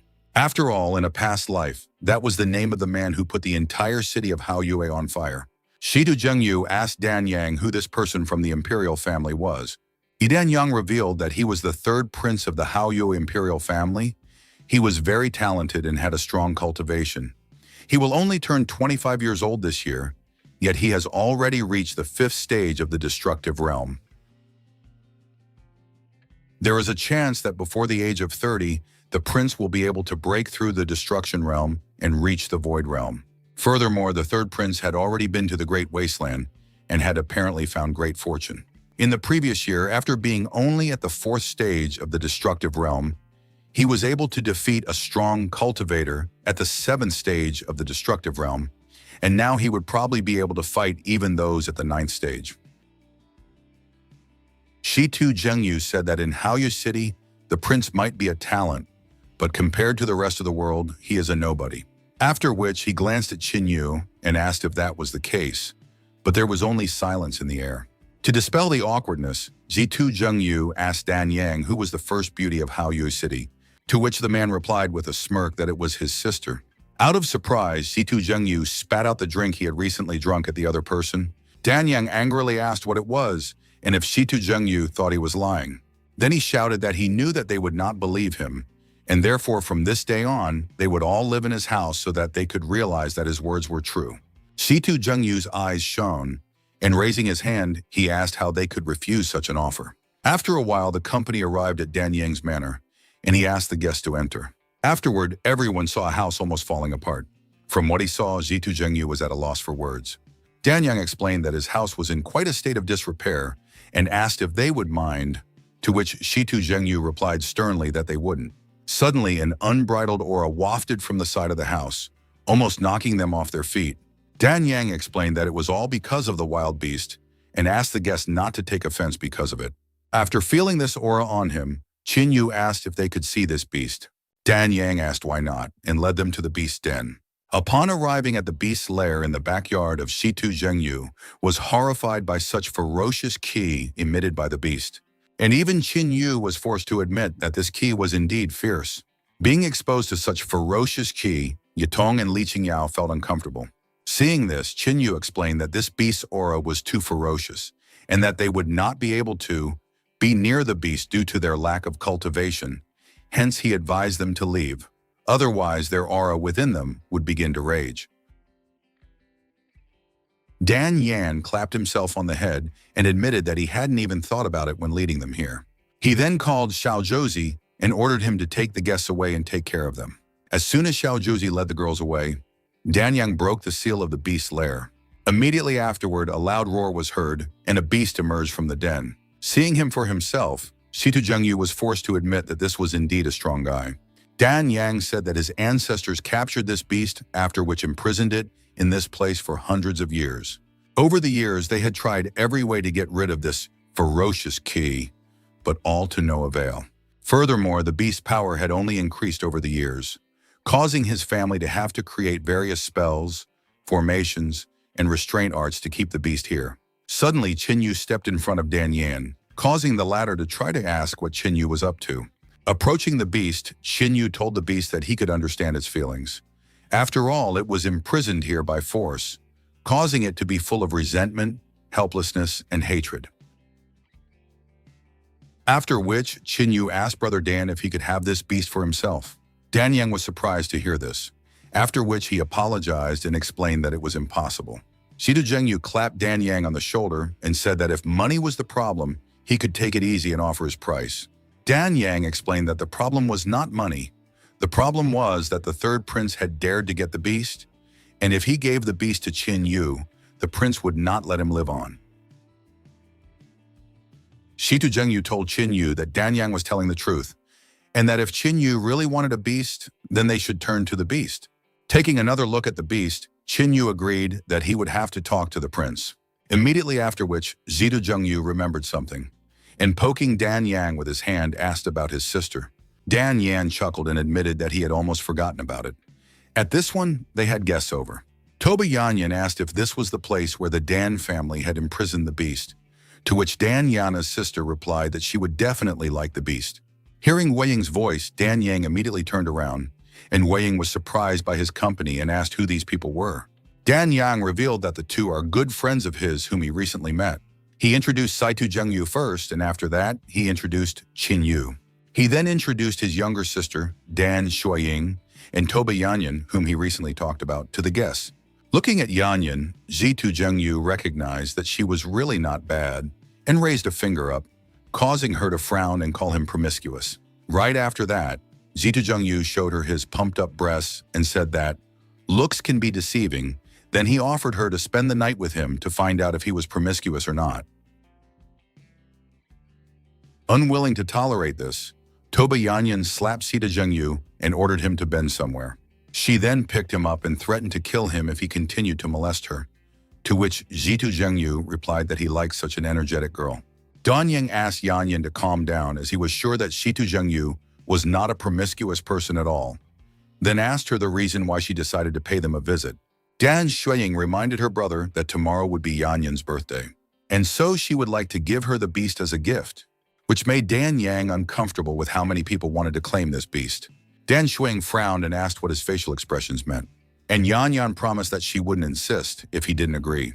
Dan Yang sighed and explained that it wasn't about his decision, but the fact that this beast had become a tidbit. He decided not to keep it from Yanyan and revealed that he had recently met the third prince, and the latter had asked for this beast to give to her as a birthday present. Realizing what the matter was, Toba Yanyan ordered Dan Yang not to sell the beast to the third prince and asked at what price he would sell the beast to her. Dan Yang didn't know what to say and looked at Qin Yu. Qin Yu then went to Yanyan and asked her to give him the beast, after which she smiled and said she was happy to agree to give in. Qin Yu was surprised at how easily Toba Yanyan agreed to this, and even Zitao Zhengyu and her brother were surprised by what they heard. After which, she explained that she would concede the beast if Qin Yu could surpass her. Qin Yu agreed to this and asked what he should surpass her in, to which Yanyan replied that since the beast was their target, the one who tamed it would win. Realizing that he had a good chance, Qin Yu immediately agreed with her, from which Dan Shuiying chuckled and explained to Qin Yu that he would definitely lose after all. There were only a few people in the world capable of surpassing Yanyan in beast subjugation. Qin Yu replied that since there were a few people, he also had the ability to surpass her. Dan Shuiying gave a thumbs up and admitted that she admired his confidence. But even so, Yanyan would not lose. After all, she had fully mastered her family's subjugation technique. And in terms of talent, no one could compare to her, not even in 1,000 years. Moreover, Yanyan grew up together with the beasts. Hearing this, Zitu Zhengyu and Qin Yu were shocked, and Toba Yanyan said that Shuang was telling the truth. She actually grew up with beasts since she was a little girl. And so for the sake of fairness, she offered Qin Yu to start first, but Qin Yu refused, as he was curious to see how the beasts were tamed by someone who had grown up with them. Lastly, Yanyan warned Qin Yu that he wouldn't stand a chance if she subdued the beast. As soon as Yanyan approached the beast, it roared, releasing its aura, from which she covered herself with her hand and recognized that he was indeed a very fierce guy. She then took out a bottle and asked the beast not to be afraid of her, as the Kona was not going to harm him. After inhaling the elixir, the beast calmed down and lay down in front of Yanyan. Yanyan approached the beast and stroked it, and told it that she knew that it was imprisoned here, because of which its soul was filled with anger and resentment. Leaning closer to him, Yanyan promised the beast that she would save him. She told the beast that she had grown up with beasts since childhood, and so she asked if he could sense that aura from her. Happy for her friend, Dan Shuiying said that Yanyan was waiting to win, and Dan Yang awkwardly told Qin Yu that probably this beast had already been tamed. Toba Yanyan turned to Qin Yu and said that he had lost. Afterwards, she asked the beast if he would go with her, and she cut her finger to get a drop of blood out of it. Bringing the drop to the beast, Yanyan said that from now on, she and the beast would share the same fate. Agreeing with Yanyan, the beast opened its mouth and was about to swallow her blood. Dan Zhuang nodded and said that the result was already obvious. And Zitu Zhengyu frowned with a sigh and said that it was a failure. But Qin Yu smirked and asked Yazi if he was going to spring into action. Immediately after which, Yazu's spirit spurted its blood into the beast's mouth. The incident caused the beast to shudder, and the Yanyan blood it almost swallowed flew past, whereupon the beast stared in the direction of its new master. Shocked by what had happened, Yanyan asked Qin Yu what he had done. Qin Yu asked the beast if it was willing to follow him, The beast looked at the mighty spirit Yasu holding his voice, which caused him to bow down in fear. Shen Yu told the surrounding people that apparently this beast had decided to return to him, and Dan Shuang couldn't believe that Yan Yan was able to lose in taming the beast. Seeing what had happened, Dan Yang smirked as he thought about how uncomplicated this Qin Yu was. Sudu Zhengyu ran up to Qin Yu and patted his shoulder and began to praise him. Toba Yanyan admitted her defeat, as she didn't even expect that she could lose using the beast subjugation technique that she was so proud of. However, she wondered what technique he used and why she didn't feel anything. Shanyu touched the bowed beast's muzzle and said, "This is an undisclosed secret." Hearing this, Dan Sheying wondered what kind of mystery this was, and Toba Yanyan admitted her defeat in the battle for the beast. She then told Qin Yu that tomorrow would be her birthday and asked if he would do the honor of coming to see her. Qin Yu said that since Miss Yanyan herself was inviting him, there was no way he could refuse. Toba Yanyan smirked and said that she was expecting them at her residence tomorrow, after which she said goodbye to Dan Yan and Dan Shuing and left. Shitu Zhengyu chuckled and reminded her that she hadn't said goodbye to him yet, which made Yanyan blaze with anger and ordered him to bend over. From what he heard, Shitu Zhengyu asked and asked if this was love at first sight, which made Qin Yu feel slightly uneasy. Dan Yang congratulated Qin Yu on taming the beast and advised Qin Yu to rest since it was already late, for he would have a fierce battle tomorrow. Qin Yu asked what kind of fierce battle awaited him, to which Dan Yang replied that Qin Yu would understand everything tomorrow. The next day, Toba Yanyan residence. Toba Yanyan shouted that this was not the way things would go, and asked why they were acting like girls, then ordered them to drink faster. Seeing this scene, Qin Yu understood why Dan Yang called it a fierce battle. Yanyan noticed Qin Yu and asked why he had only come now, after which she gave Qin Yu a drink and offered to drink to him, and immediately started drinking the booze down to the bottom. Qin Yu agreed to keep Yanyan company and drink until intoxicated. Suddenly, a third prince entered the residence and shouted that if Qin Yu dared to drink, he would meet his own death. Immediately afterward, he smashed Qin Yu's drinking pot and ordered the beast to be returned to him. Yanyan asked Prince Xuan Yuan if he was going to make a scandal today. Oh, after all, Qin Yu is her guest and today is her birthday. To which the prince replied that Qin Yu had insulted him by stealing the beast he was going to present to her as a gift. Toba Yanyan explained to the prince that that beast, Qin Yu, had gotten at the expense of his abilities, and asked the prince to leave and not interfere with her drinking if he had nothing to say to her. But Prince Huan Yuan held out a box to Yanyan, and he said it was his gift and he didn't know if she would like it. To which Yanyan replied that she wasn't interested in the gift and asked why it was still here. In order for Yanyan to accept the gift, the third prince told her that it was a soul subjugation smoker that had been kept in Father Emperor's treasury for many years. And the most important thing was that it was very important to beasts. In response, Yanyan shouted for him to get out of here right now. Suddenly, a carriage pulled up to the residence, and the holy maiden Hao Yue stepped out of it. The holy maiden greeted Sister Yanyan and said that she looked even more manly now. Yanyan thanked the holy maiden for the compliment, and then she said that she didn't have time to make a gift because she came in a hurry, so she hoped Yanyan wouldn't be offended. Yanyan admitted that she was very happy already because of Sister Hao Yu coming to her, and she didn't need any gifts, after which she remembered her new friend and decided to introduce them. She introduced him as Qin Yu, the son of the Qin family from the Tianhe Empire. Hearing this made Xiao Yu feel uneasy, but after a moment she sighed, hiding her surprise over the Qin family member. Noticing this, Qin Yu immediately suspected that there was clearly something wrong with Xuan Yu and Hao Yue.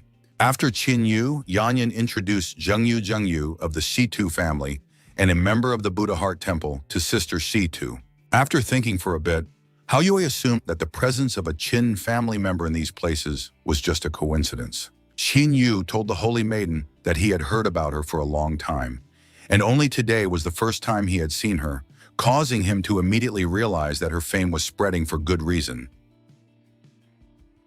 Hence, he asked for permission to introduce himself once more. He is Qin Yu from the ruling dynasty of the Qin Divine Sword Dynasty, and he is also one of the members of the Bafeng army. Hearing this, Hao Yue was stunned. She acknowledged that Mr. Qin is indeed a talented person, but she can't continue chatting since she has some business to take care of, which made her have to leave first.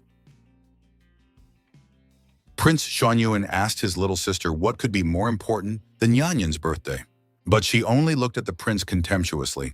putting him in a stupor as he couldn't figure out what was wrong. Yang Yan asked Hao Yue to take care of herself, whereupon she wished Yang Yan the same and left the party. Once Hao Yue left, Prince Xuanyuan asked Qin Yu if he was really from the Qin family, and also a member of the Bafeng army. Qin Yu replied that it was true, as the prince suddenly embraced him and said that he didn't recognize his own, because until you fight, you don't know each other. He and the Bafeng army have a history together. Hearing this, Situ Zhengyu and Ye Tong were surprised that the prince was related to the Bafeng army, and Qin Yu asked the prince how the prince was related to the Bafeng army, to which the latter replied that it would be better if they talked about it tomorrow, since today was Yanyan's birthday. Seeing this in person, Yanyan was surprised at how drastically the prince's attitude towards Qin Yu had changed. After a while, the guests were still drinking in honor of Yanyan's birthday. Prince Xuanyuan asked if they had come here to participate in a big battle, and Qin Yu didn't bother to hide the fact that they had arrived for the sake of it. Hearing this, the prince sighed and said that it was really enviable to be able to fight the strongest members of the 8 dynasties. He said that he would also like to go, but unfortunately only the eldest sister and the 9th prince of the Hao Yue royal family were eligible. The prince decided not to talk about sad things, and said he knew something about other dynasties. He said, to put it mildly, given their cultivation, Qin Yu and company wouldn't stand a chance even if they found out about it. Hearing this, Ye Tong shouted to the prince not to dare to underestimate them, and Situ Zhengyu said that they would think of it as a preliminary introduction about every talented person from every dynasty. After which the prince said that the leaders of the 8 ruling dynasties appeared continuously, but among them, there were only 3 to pay attention to. These 3 were the top 3 in this great competition. He assumed that they knew that his sister's talent was at the highest level, but even so, she wouldn't be able to withstand 100 blows from these 3. These 3 were Zhang Feiye of the Shishui clan of the Shishui ruling dynasty, Emperor Zhou's son Tianlin of the Dazhu ruling dynasty, and Chen Sheng of the Luoji ruling dynasty. Situ Zhengyu said that he had heard of Zhang Feiye. She was rumored to be a once-in-100 years female leader. As in talent and looks, she's great at everything. Xianya asked the prince what cultivation these 3 had, and the one revealed that Zhang Feiye was 27 this year, and she was already at the peak of ascension. She also possesses several divine weapons of the 3rd level and above, and she is supported by the great Yin immortal clan. Rumor has it that she was accepted as an apprentice by an elder of the immortal clan, and among all 3 of them, she probably possesses the most number of weapons. As for Zhou Tianlin, he is ruthless and willing to do anything to achieve his goal. He is 35 years old and has probably already broken through to the immutability realm. Although Zhou Tianlin has not received any support from immortals, he is extremely talented and has created his own technique that makes him stronger when he meets the strongest. No one knows what his strength lies in. All that can be said is that Zhou Tianlin is the most terrifying opponent of the 3. As for Chen Sheng, this person is very secretive. Many years ago, he achieved fame and defeated all the leaders of dynasties, becoming invincible. In addition, Chen Heng has excellent qualities as a human being. Not only did the clans he defeated not complain, but they learned his best techniques from him. Chen Sheng is also on the cusp of ascendancy, and the prince admitted that in his opinion, this man is clearly not simple and may be the latest dark horse. In his past life, Qin Yu had never heard of these 3, which could indicate that they had died young. Holding out a drink, the prince told Qin Yu that if he really got a chance to face these 3, he would be willing to give him a weapon to increase the chance of victory. Qin Yu accepted Prince Xuanyuan's offer, after which he took a drink, and hitting the pots, they shouted about getting drunk. Watching the 2, Toba Yanyan wondered whose birthday it was today. Same night, guest room. Walking over to the window, Qin Yu asked Xuanyuan to tell him about his connection with the Bafeng squad. The prince revealed that more than 20 years ago, the ruling Haoyue dynasty had sent an army to Qingfeng City to help defend it from the demon clan's attack. It was then that they met, after which they fought side by side with the men of the Bafeng camp.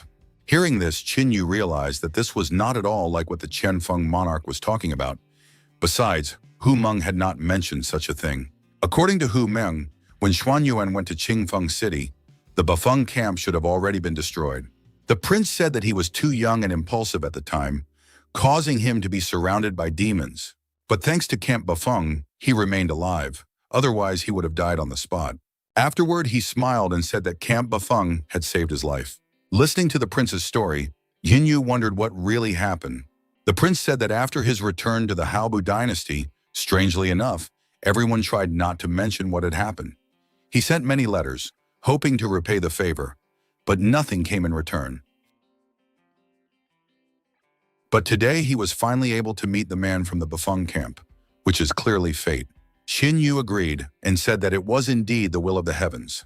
At this moment, he was trying to figure out who was really lying. Calling Xin Yu a brother, Prince Xuanyuan said that although it was the first time they had met, but he felt as if he had met an old acquaintance.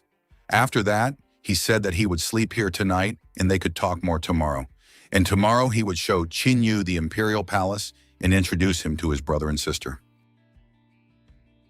Suddenly, the prince remembered something and said that back then, Sis was also with him. She is probably too busy today, and so he will take Qin Yu to her tomorrow.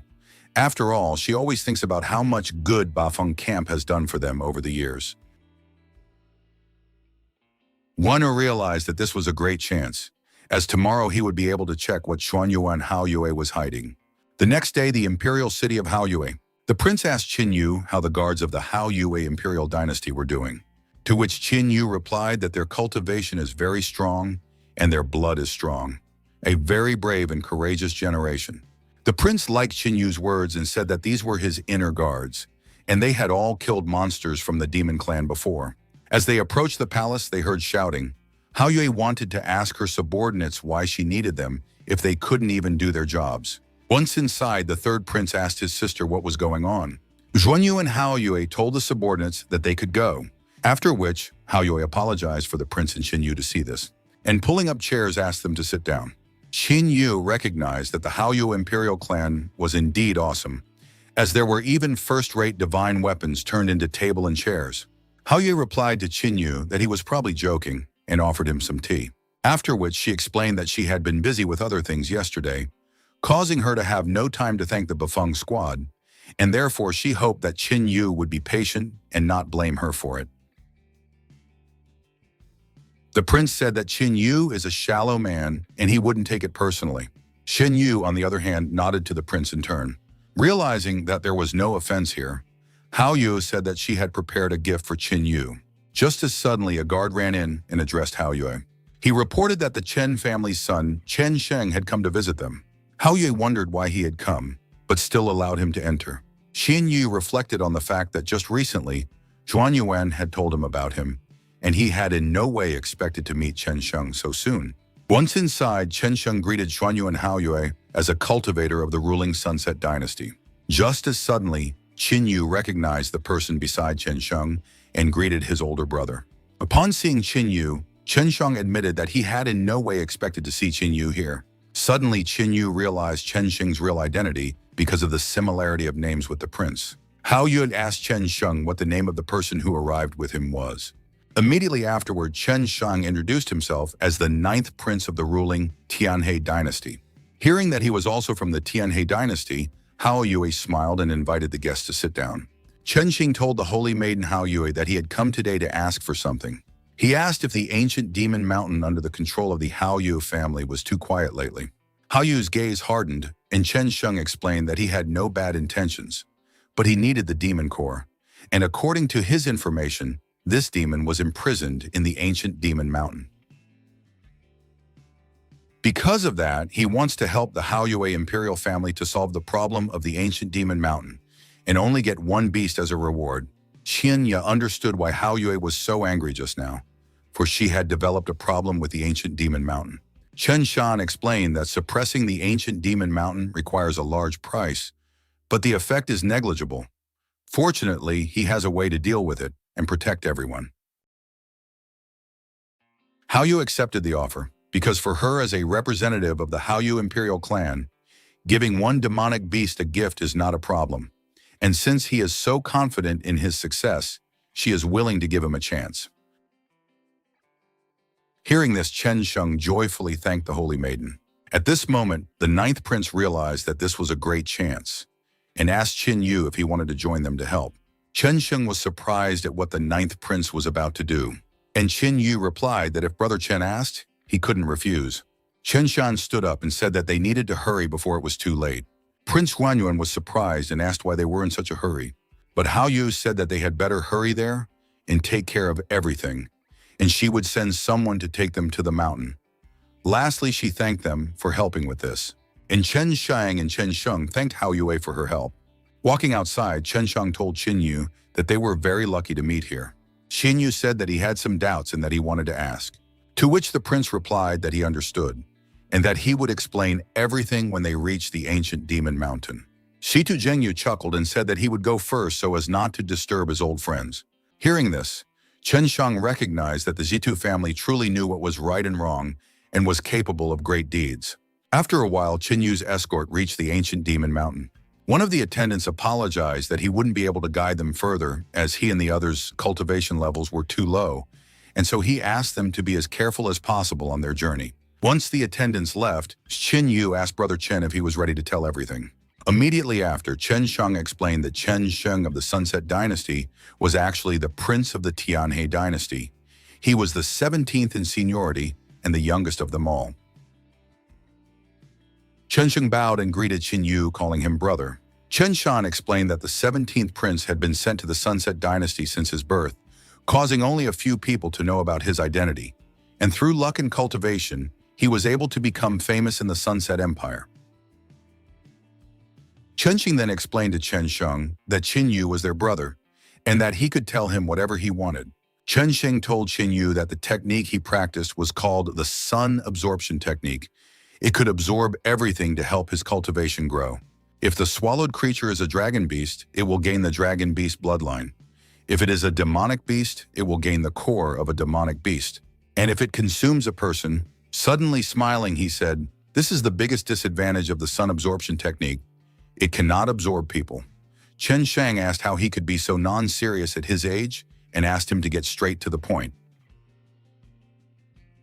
Qin Yu was forced to admit that this technique was indeed very powerful, and it was probably because of this in his previous life that he had not learned of Chen Sheng since he had died young. Chen Shen explained that he had recently encountered a weakness in his cultivation, and therefore he needed strong demons or monsters to overcome this weakness. He had devoured many ordinary beasts before, but none of them were useful, so he decided that he would need a very powerful demonic beast to overcome his weakness. Unfortunately, it's quite difficult to find high-level and wild beasts.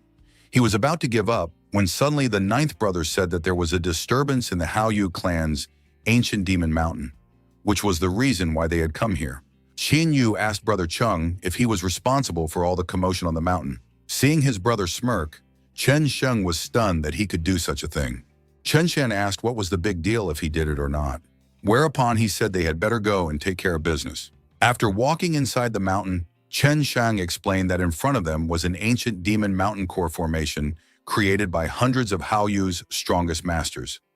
However, for some reason, there was a problem with the formation, causing the seal to become unstable, and some of the suppressed demons began to wake up.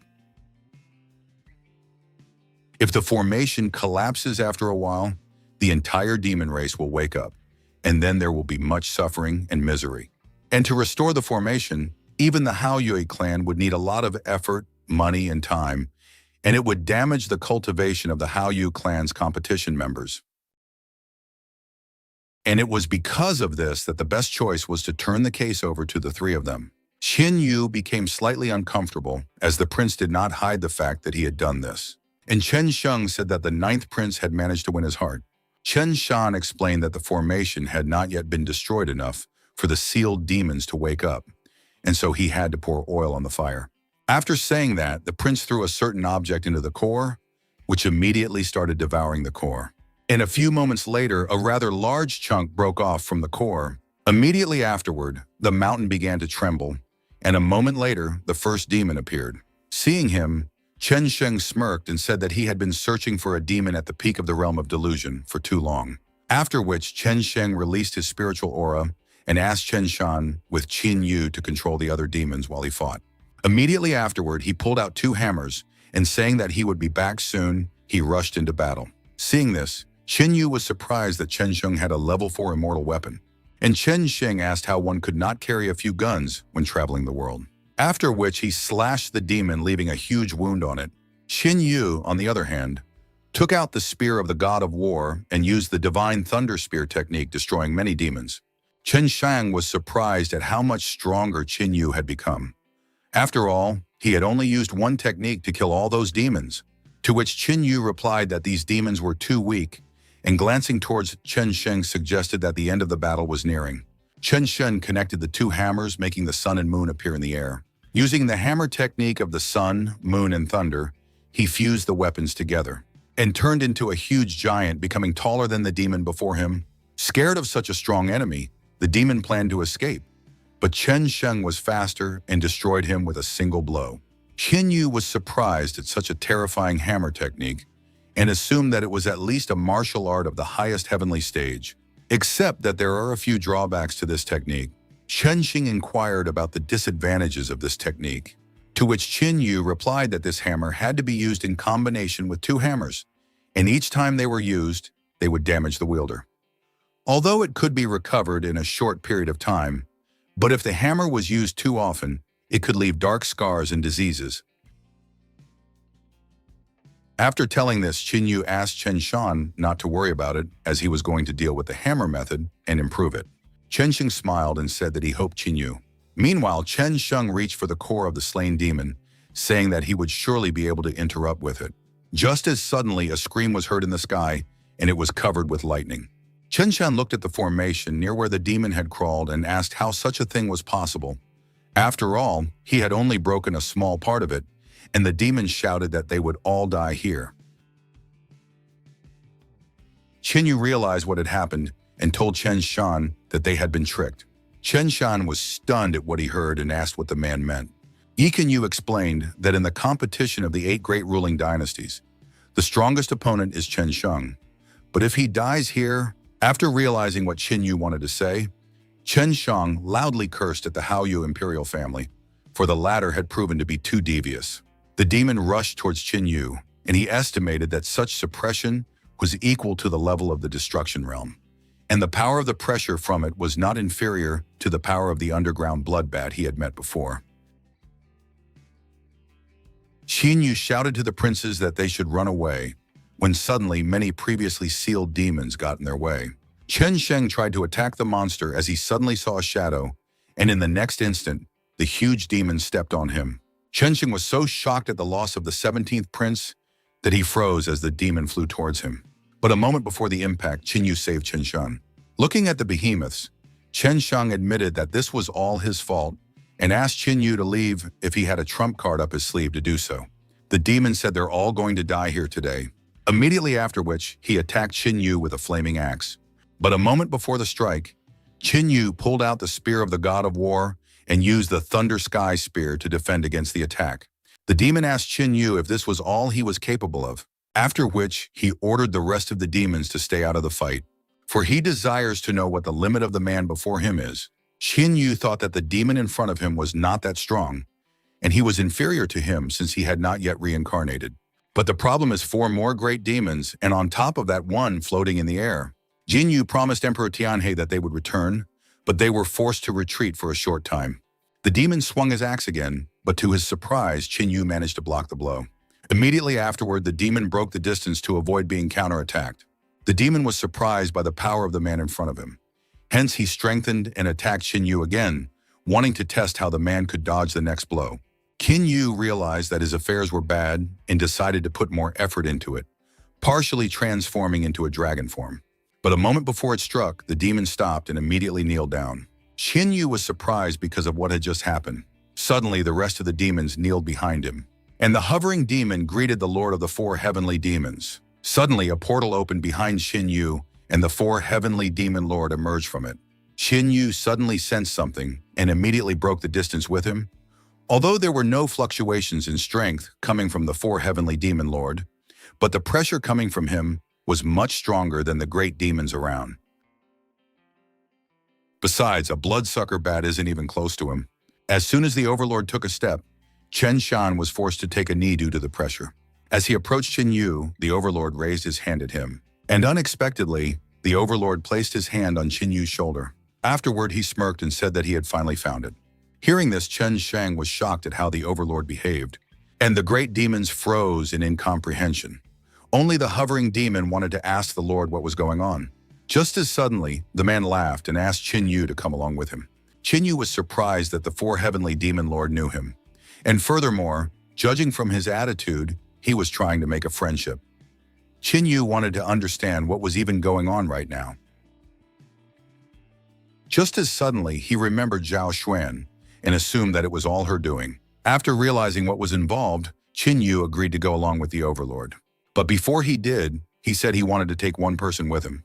Overlord turned around and said he was fine with that, as suddenly the hovering demon flew towards the overlord and asked for him to stop. The demon shouted that this man had killed his favorite child, and therefore he must be killed. Hearing this, the lord of the four heavenly demons waved his hand, which created a huge rift in the sky.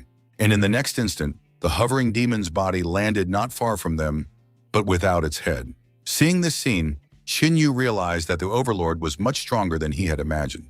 After which he, along with Qin Shan, followed the overlord to the cliff. Raising his hand, the lord opened the portal, then told Qin Yu that the empress was waiting for them. After which, the lord turned to Chen Shan and ordered the latter to wait here. Immediately after which, he and Qin Yu disappeared together after entering the portal. Pondering Qin Yu's connection with the demon empress, Chen Shan wondered if Qin Yu was a member of the demon clan. The dragon commander led Jin Yu through the portal straight into the territory of the werewolves. Upon reaching the werewolf empress, the dragon commander reported that he had brought Jin Yu. After that, Jin Yu went straight up to the werewolf empress. Looking at Jin Yu, the empress acknowledged that the human race was indeed charming, but this was not surprising. The werewolf empress pointed to a seat next to her and invited Jin Yu to sit down. Jin Yu did not refuse the empress and calmly sat down on the throne. Approaching him, the empress said that it had not been easy to find him. She then introduced herself as the empress of the demon race, whose body was that of a black blood phoenix. Jin Yu smiled and said that it was a great honor for him that the empress of the demon clan had been looking for him. The demon empress waved her hand at her subordinates and ordered them to bring his belongings. Her subordinates left and soon returned with iron boxes. As soon as Jin Yu saw the contents, his eyes lit up, for it was all too valuable. The demon empress said that she had carefully selected all these gifts. Here he could see countless ninth-level pills, great demon cores, and many demonic artifacts. The empress asked if he was satisfied with this. Jin Yu summed up that the demon empress had put so much effort into finding him and was now giving him such gifts, so he wanted to hear what exactly she wanted him to do for her. The demon empress replied that she wanted something very simple for Jin Yu, but for others it would be impossible even in a lifetime. However, Jin Yu was different from other people. Jin Yu is not a relative of the Zhao immortal clan, but he is also a friend of the Black Dragon King's daughter, and therefore, she wanted him to deliver a message to the Black Dragon King on her behalf. Jin Yu reminded her that she is the empress of the demon clan, and if she wants to talk to the Black Dragon King, she can go to him herself. So why is she asking him to help her? The demon empress asked if he didn't know. Jin Yu asked what she didn't know. The empress explained that neither demons nor immortals had ever set foot in the heart of the Great Wasteland. He had won Zhao Xun's favor, so how could he not know this? Jin Yu asked the empress to tell him more about it. The demon empress wondered if he really didn't know this, or if he was pretending. But then why would he pretend not to know such a thing? With a smile on her face, the demon empress agreed to tell Jin Yu why the demons and their ancestors had never been able to penetrate the heart of the Great Wasteland. A short time later, the demon empress asked Jin Yu if he understood now. But when she saw the expression on Jin Yu's face, the demon empress was puzzled for a second. Now Jin Yu finally understood what was going on. Jumping up from the throne, Jin Yu said that he agreed to fulfill her request and asked what message he should deliver. Immediately after that, all the gifts prepared by the demon empress disappeared in a purple flame. The demon empress asked him to tell the Black Dragon King that she was ready to join forces with the Wasteland clan to fight the immortal clan. Jin Yu clearly did not expect this, and asked if the empress was not afraid that he would tell the Zhao Xuan clan about it. The demon empress said that he would not do so. She then rose from her throne and warned that if he did indeed tell Zhao Xuan, then he could consider that she had misjudged him. Jin Yu laughed when he heard this and admitted that it was amusing and very interesting. In that case, he agreed to help the empress. The demon empress said that she also knew that he was going to participate in the human clan's competition, so she offered to help him get rid of all his enemies. Jinyu said that there was no need for that, and that he didn't care about those people anyway. Jinyu collected the empress's precious gifts into his ring. Then he headed for the portal, finally leaving these lands. As soon as Jinyu left, the demon empress was finally able to breathe a sigh of relief. The empress fell to her knees and reported to her ancestor that she had fulfilled his request. A ripple appeared in the air in front of the empress, which rapidly expanded. From the ripples emerged a scroll with a dragon design, from which a purple flame emerged. The purple flame told the empress that she had done an excellent job. Immediately after that, the purple flame was sucked into the scroll, and immediately after that, it disappeared in a magical whirlwind. After the appearance of such an oppressive creature, the empress no longer had the same expression she had when she met Jinyu. Meanwhile, Jinyu came out of the portal and went back to the ancient demon's mountain. Before Brother Chen could ask Jinyu a question, Jinyu suggested that he leave. Suddenly, the clawed hand of the dragon commander reappeared from the portal, and then he came out with his luggage. The dragon commander offered Jinyu to consider it a gift and threw away the man he no longer needed.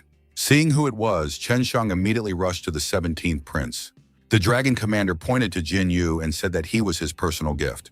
He then said that he hoped they would meet again and disappeared into the portal. Jinyu turned away from the portal and headed towards the two princes. Chenjing asked Jinyu if that meant he.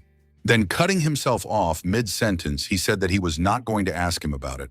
Jinyu turned to his brother Chen and said that all he needed to know was that he would defend the people at all costs. Chenxing said that he believed Jinyu, but even so, he would not let them get away with it. Jinyu agreed with Chen Shan, but reminded him that it would be better to settle personal scores after the competition was over. Jinyu thought about how Saint Haoyu had a deep mind, which was why it was difficult to understand what she was thinking in a single day. Chen Shan said he understood and promised to hold back his enthusiasm until then. Sometime later, in the main discussion hall of the Haoyue Empire, Xuanyuan thanked Jinyu and the 7th prince for eliminating the chaos on the ancient demon's mountain. Chenxing smiled and said that he also wanted to thank the holy Haoyue. Xuanyuan said that she had prepared some gifts for them as a token of her gratitude, and at the same time, her servants came out with the gifts. The 7th prince agreed to accept this as a compliment. After that, Jinyu and the 7th prince left the main hall. As soon as they left, Xuanyuan laughed quietly, and a figure in a cloak appeared beside her. The advisor reported to the saint that Chenxing had suffered a serious injury and would no longer be able to participate in the competition. Her plan had succeeded. Xuanyuan advised him not to take this lightly and reminded him that he must keep a close eye on it. The next day, after a long period of accumulation, Jinyu was about to break through to the next level. First, Jinyu took the gifts of the demon empress from the ring, as well as the bonus from the holy Haoyu. Immediately afterwards, he called upon the 9-tailed golden crow, which burned them, tempering the spear of the god of war with energy. Preparing to complete the breakthrough, Jinyu unfolded the map of the wasteland. He directed all his strength toward reaching the next realm. Right now, he was moving to the peak of the realm of destruction. 5 of his beasts appeared near Jinyu and directed their energy at him. Jinyu touched the wasteland map with his finger and ordered Tao Te to come out. Immediately after that, the 6th spirit, the insatiable Tao Te, appeared before Jinyu. Suddenly, the figure of the insatiable Tao Te began to crack, and after a few seconds, he crumbled, turning the released energy against Jinyu. And yet he failed. But thanks to him, Jinyu realized that he needed a little more to finally reach the peak of the destructive realm.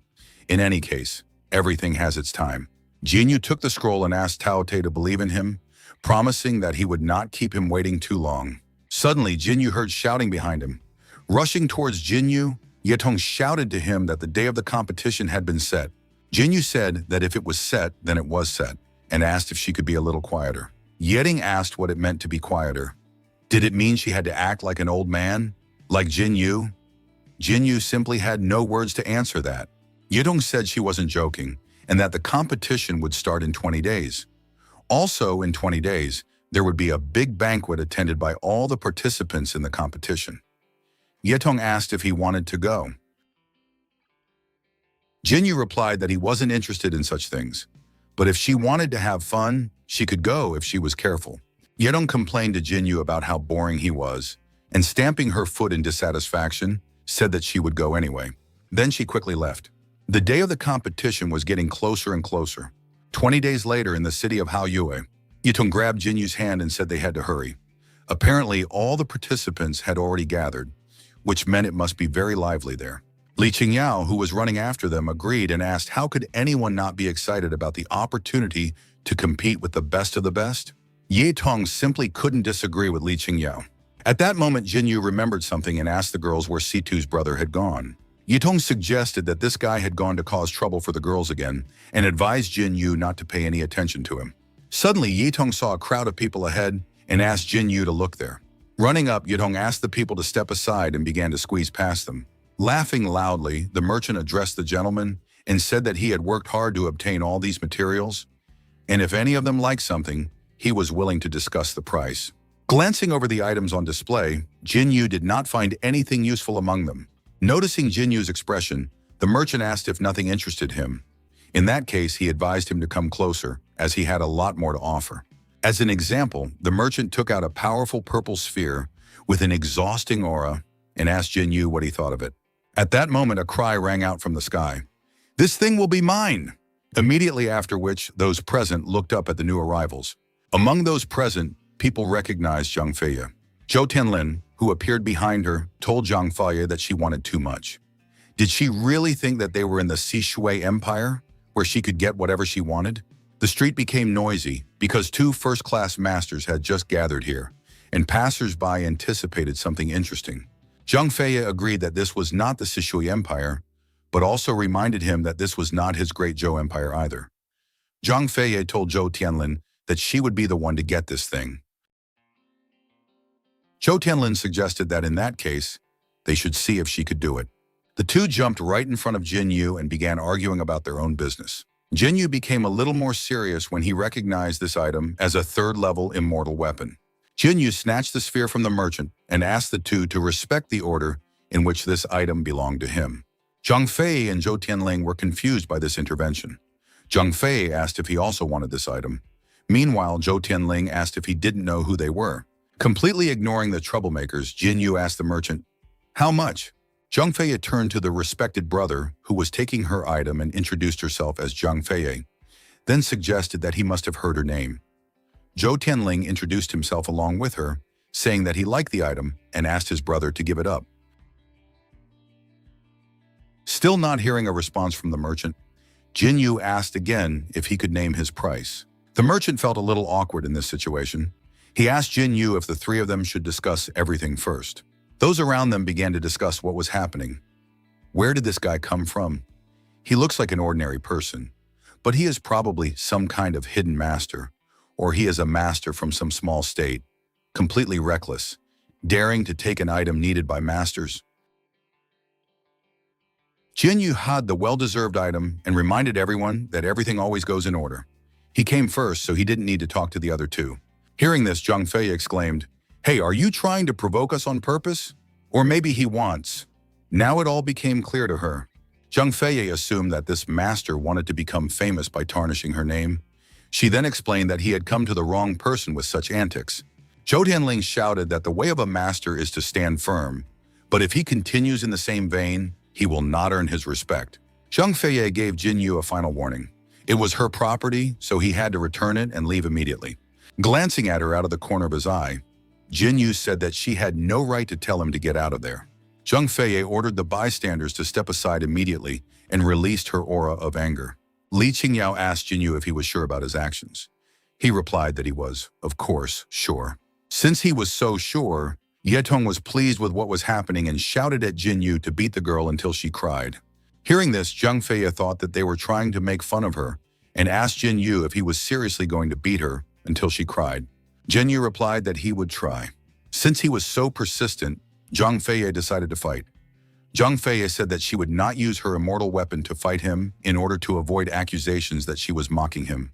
Jinyu advised her to get her immortal weapon, as he believed that without it, she would cry even harder.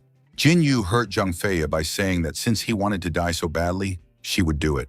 Just sensing Zhang Fei's power from afar, those around them were already amazed by such terrifying strength. Was this the power of an immortal weapon? Zhou Tianling noticed that Zhang Fei's cultivation had increased again.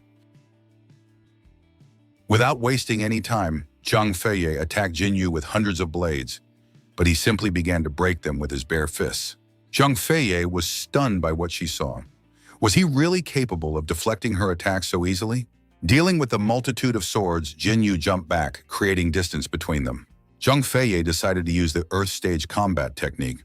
Bloodflower swords immediately bloomed on the battlefield, with petals as sharp as blades. Some of the passers-by even recognized it, for it was Zhang Feiye's greatest technique.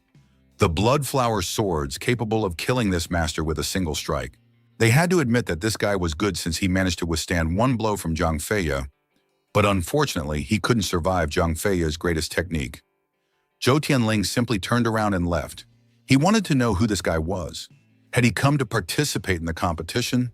And where did he get such tremendous strength? He had to report this to his teacher immediately. Zhang Feiye scattered bloody flowers onto the petals and directed them all toward Jin Yu, but he rushed forward like lightning, bypassing all the bloody petals. In an instant, Jin Yu caught up with Zhang Feiye and slapped her across the face. From Jin Yu's slap, Zhang Feiye fell to the ground. Then she took a deep breath and suddenly began to sob. Jin Yu asked Zhang Feiye, "Isn't this called beating someone to tears?" Zhang Feiye couldn't believe what had happened. How could she have lost like that? And so easily, how could that have happened? She was a master warrior. After such a short battle, Jin Yu no longer wondered why he had never heard of Zhang Feiye in his previous life.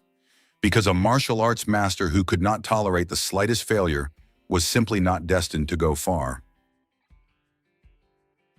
Those around him were amazed that Zhang Feiye herself had been defeated and wanted to know who this master was.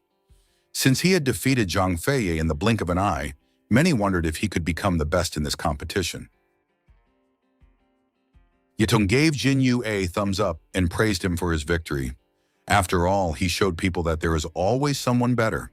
Jin Yu returned to the merchant and asked if they could now discuss the price. The merchant felt very uncomfortable after what had happened, but he agreed nonetheless. Without waiting for an answer, Jin Yu threw the golden elixir at the merchant as payment and said that the elixir was very valuable.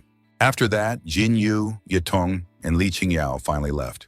Several masters had been watching what had happened. The girl turned to the master and suggested that there would be many hidden talents in this competition. The teacher said that the world is vast and that they should avoid the desire to look at the moon from the bottom of a well. The crying girl is Zhang Feiye, who is arrogant and has never seen the outside world. In his opinion, she is just a frog at the bottom of a well. But as for the young man, it is difficult to understand him. The teacher suggested that the young man would be an excellent grindstone for the girl. The girl was intrigued by the words whetstone and said she hoped it would bring her some pleasant surprises. Meanwhile, Jin Yu and the girls continued on their leisurely journey. Suddenly, someone ran up from behind and asked Jin Yu's brother to wait. Jin Yu turned around, but he did not recognize this master. The master said that he had finally managed to catch up with him and introduced himself as Feng Changlin, a cultivator. Jin Yu asked directly if they knew each other. Feng Changlin replied that they did not. Jin Yu asked what he wanted in that case. Feng Changlin suggested that Brother Jin used a spear and asked if that was true. Intrigued, Jin Yu asked, "So what?" Feng Changlin replied that he also used a spear and that he had been in Haoyu City for a long time. Here he had fought many martial arts masters, but he had been disappointed. The weapons of those masters were like flowers in a greenhouse, completely useless. There was not a single master who excited or interested him, but he saw something completely different in the brother in front of him. Pointing at Jin Yu, Feng Changlin shouted that he saw a will to fight inside him, and that the depths of his eyes concealed secret knowledge of spearmanship. This made him a truly formidable opponent. Therefore, Feng Changlin asked Jin Yu to exchange experiences with him. Everything turned out to be much more boring. Jin Yu asked if he really just wanted to fight him. Jin Yu apologized and said that he wasn't interested, then turned and left. Feng Changlin asked Jin Yu to stop. But after he left, Feng Changlin realized that it was difficult to find common ground with his brother. Feng Changlin called out to Hailan, who immediately appeared behind him and told his master that he was awaiting orders. Feng Changlin ordered him to find out about this man. Hailan asked his master if it was really necessary. Was it worth fighting him when he had already proven his strength? Hailan said that no one could defeat his master. Helen was already beginning to annoy Feng Changlin, so he explained that competition was about attitude and belief. So what was wrong with him having a high level of cultivation, since he was not going to use it to suppress others? After listening to his master, Hylan could only sigh wearily and acknowledge his master's words. Since that was what he wanted, he would go. Feng Shanglin ordered him to stay and asked him to prepare an additional gift. As soon as he found out about that person, he would have to send him this gift. And the gift they would give him was none other than a 4th-level immortal weapon. A short time later, outside the walls of Haoyu City, the streets were noisy, with people chatting and discussing the latest news. Suddenly, one of them ran up to them and shouted to his brothers that he had serious news. He said that Zhang Feiye had just lost, beaten to tears. Hearing this, everyone suddenly jumped up because such a thing was practically impossible. The man explained to his brother who had run in that he could eat whatever he wanted, but his mouth should not speak such nonsense. Did he know who Zhang Feiye was? She was one of the 4 great masters and also one of the candidates to win this competition, and now he was telling them that she had suddenly lost. Someone even accused him of hitting his head. The man in the hat couldn't believe that Zhang Feiye had been beaten to tears, because if that were true, then he was his father. All this noisy commotion was happening right next to Jin Yu. Jin Yu noticed that the news was spreading too quickly, and then asked if they really had to come here to join in the fun. After all, in that case, it could cause some problems. Hearing this, the girl started laughing. At that moment, an unfamiliar woman approached them and asked the young man at the table if he was Jin Yu. Jin Yu asked the lady if she had any business with him. The lady introduced herself as Zhang Li and said that she had come here to meet Mr. Jin. Yideng was surprised to hear this name and asked if she was related to Zhang Feiye. Zhang Li replied that Zhang Feiye was her sister and mentor. Realizing what was going on, Yetong said she needed to take a walk with her little sister Qin Yao, and they ran away. Jin Yu asked Zhang Li if this meant she had come to take revenge for Zhang Feiye. Zhang Li admitted that, theoretically, it was her sister's mistake, but regardless, she was still her sister, and if he hurt her, he would bring trouble upon himself from the Xuanshui sect. Having said that, Zhang Li placed her sword on the table. Jin Yu asked, "So what?" Zhang Li said that her sister had always been proud of her talent and never understood that there was always someone better and that knowledge was limitless. She agreed that her sister deserved today's humiliation. Zhang Li thanked Jin Yu as this would be beneficial for her sister. Immediately afterwards, she released her aura and said that she must restore her sister's good name. Only by defeating Master Jin in front of everyone gathered there would she be able to clear the Xuanshui sect of the insults it had suffered. Drawing her sword, Zhang Li asked Master Jin if he dared to accept her challenge. Those watching were amazed by Master Zhang's courage, for he not only showed his taste for defeat to Master Zhang Feiye, but also dared to challenge the Xuanshui sect. By doing so, he proved that he was a real man. Jin Yu agreed to fight Zhang Li, but on one condition: she must not cry after her defeat. Zhang Li was slightly offended by Jin Yu's words, so she advised him to take better care of himself, and immediately attacked him with her sword. The lightning-fast blade tried to cut Jin Yu, but he easily dodged its attacks. Jin Yu noticed that Zhang Li's cultivation was stronger than Zhang Feiye's, but even that was not enough to fight him. Rushing forward, Jin Yu swung his arm to strike, but Zhang Li dodged, jumping back several times, thus creating distance between them. She then ran her hand along her sword, unleashing her trump card, and advised Jin Yu to pay closer attention to that sword. A huge pillar of energy struck Jiang Li, filling her with power. Immediately after that, she attacked Jin Yu using her sparkling sword. But in the next instant, her sword was held with just 2 fingers. Even Jin Yu was surprised that someone had suddenly intervened in their fight. The man reminded them that there was a feast today, so he ordered them to stop immediately. People immediately recognized the emperor's mentor, Tianhe. Rumor had it that this man was always close to the emperor and never used force without reason. Only now could they see how great his power was. Zhang Li sheathed her sword and said that they would gladly obey his order. After that, Zhang Li told Jin Yu that they would still fight on the day of the competition. Jin Yu admitted that he didn't care, because he would still be first, while Zhang Li would probably be last. The imperial tutor acknowledged that Jin Yu was talented, but reminded him that he should not boast about his strength like that. After all, there would always be someone stronger than him. Jin Yu smiled and told the imperial tutor that if he really believed that, then he shouldn't tell anyone else what to do. Jin Yu advised him to take care of his own position instead. One of the masters who was watching what was happening wondered who this guy was, who dared to be insolent even to the emperor's tutor. Having said his piece, Jin Yu left to attend to his own affairs. The imperial tutor already had a rough idea of Jin Yu's power, as he could clearly see the threat he posed. He understood that Jin Yu definitely had some kind of secret, but he couldn't figure out what it was.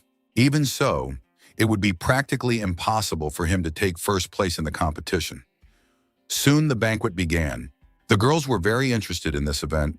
Yitong said that she had heard that today all the best chefs in the city would demonstrate their skills to entertain the cultivators who had come to the competition. She couldn't wait for it to start. Suddenly, the girls saw that Jin Yu had caught up with them. Yitong asked Jin Yu if he had already sorted everything out there. Jin Yu replied that the emperor's tutor had intervened, so the battle had not taken place.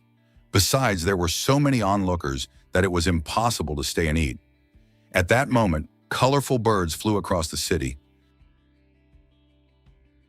Along with them came the news that the emperor's tutor was hosting an additional banquet at his residence, which meant they would not have to crowd together so much. Those who collected 10 colorful feathers would be invited to the feast to taste the meat of a wild beast of the wasteland. The craftsmen who heard this were very excited because it was simply an incredible event. According to rumors, the meat of wild beasts of the wasteland contains a lot of spiritual power and fills you with energy. Since they could taste such meat, why would they eat anything else here? Many masters abandoned their nature and rushed after the birds, wanting to get their hands on the meat of the beasts of the wasteland. Everything happened pretty much as Jin Yu had expected. Earlier, he had wondered why there were so many masters from the 8 countries here, and he couldn't understand how they would compete, but apparently the first selection had already begun. Waiting for the right moment, Yitong jumped up and caught one of the birds in an instant. Yitong admitted that this test was easier than easy. Jin Yu explained that these birds are made of spiritual energy, and when they come into contact with other people's spiritual energy, they simply dissipate. Li Qingyao suddenly remembered that these birds were sacred tools of the ruling Haoyue dynasty, the Phoenix bird card. The Phoenix bird card can release thousands of flying birds, and the sight is so magical that it is often used as a prop for competitions. Meanwhile, the masters who had caught the birds began to make a fuss. They couldn't understand where the birds they had caught had gone and whether someone had stolen them. But the nearest masters had also lost their birds. Yidong asked how they could catch these birds if they couldn't use spiritual power. In that case, she decided to just eat the cook's food somewhere else. One of the birds flew past Jin Yu. Suddenly, Jin Yu turned into a bolt of lightning and followed the bird. Without any problems, Jin Yu managed to catch one of the released birds. After that, he said that as a martial artist, if you lose your motivation, you will be easily destroyed. Anyone who returns to another courtyard will be disqualified. Yitong asked Jin Yu why the bird he caught did not disappear, to which he replied that it was very simple, he just didn't use his spiritual powers. Jin Yu rushed back to the birds and began plucking their tails. In a few moments, Jin Yu plucked the feathers he needed. Yitong was simply amazed by what she saw. In her opinion, this monster was capable of crossing the wasteland using only the strength of his body. Meanwhile, on the other side of the courtyard, hearing the melody of Toba Yanyan, the birds flew to her on their own. As soon as Feng Changlan dropped his blood into the water, the birds flew to him. Feng Honglan wondered, could even the spirit bird resist the temptation of his blood? Sometime later, in front of the main gate of the city guardian's residence. On her way to the meeting place, Zhuan Yuan said to herself that the phoenix was the sacred weapon of the Haoyue dynasty, and that was why it was naturally favorable to her. Zhuan Yuan assumed that she was the first to arrive at the banquet. But when she approached the gate, Zhuan Yuan was greatly surprised to hear a noise on the other side. And most importantly, Jin Yu was already there. Wen Yan noticed that Mr. Jin had arrived very quickly. But even if he was the first to arrive, he probably didn't have as many feathers as she did. Suddenly, the spirit of the dragon Yazi appeared behind Jin Yu. With deft movements of his hands, he made crowns of phoenix feathers for Li Qingyao and Yitong. Shen Yuan was so shocked that she couldn't even find the words to describe what had happened. Soon, several other familiar masters arrived at the gathering place. Feng Changlan smiled and admitted that everything was as expected from Brother Jin. He no longer cared about the selection, as he was in a good mood. Toba Yanyan admitted that she had long realized that she could not control the beast better than he could. Zhang Feiye clicked her tongue in dissatisfaction when she saw Jin Yu, while Zhang Li noticed that he was indeed special. She eagerly awaited his performance in the competition. Suddenly, a guard shouted that this man could not enter without 10 colored feathers. Sutu Zhengyu asked the guard if he was really talking to him. Then an old woman standing nearby grabbed his hand and asked the guard if he couldn't see. They were together, so her feathers counted as his feathers. The guard apologized to the old man, and Sutu Zhengyu took the opportunity to scold him, telling him to be more careful and not to look down on people. Finding Jinyu's table, Sutu Zhengyu laughed and said that he had come after all. Jinyu remarked that they hadn't seen each other in a long time. Then he awkwardly asked if he was with this lady. Blushing with embarrassment, Sutu Zhengyu said that it didn't matter that the woman was old and unattractive, because what mattered was that she was talented. Even Li Qingyao and Ye Tong felt a little uncomfortable. Li Qingyao suggested that Sita's brother was too hungry. Meanwhile, Ye Tong thought that he had simply decided to be cunning and take advantage of someone else's feathers. While Sutu Zhengyu was laughing and talking, Jinyu suddenly noticed a plant sticking out of his clothes. Jinyu grinned. It was clearly something interesting. Zhou Tianlin was shocked when he saw this old woman, for she was the eldest princess of the Qinmu dynasty, Mother Qianhua. Due to her cultivation of the incomplete divine technique of the power of decline and prosperity, she showed signs of premature aging, but in reality, she was no more than 20 years old. He did not expect to see her here of all people. Mother Jianhua said that the competition of the 8 dynasties was a great event, the winners of which could obtain the sacred weapons of all dynasties. And if even the weakling who does nothing but sleep all the time is here, why shouldn't she participate? The imperial tutor clapped his hands to get everyone's attention and said that it was a great honor for him to gather the best martial arts masters from the 8 dynasties in one hall.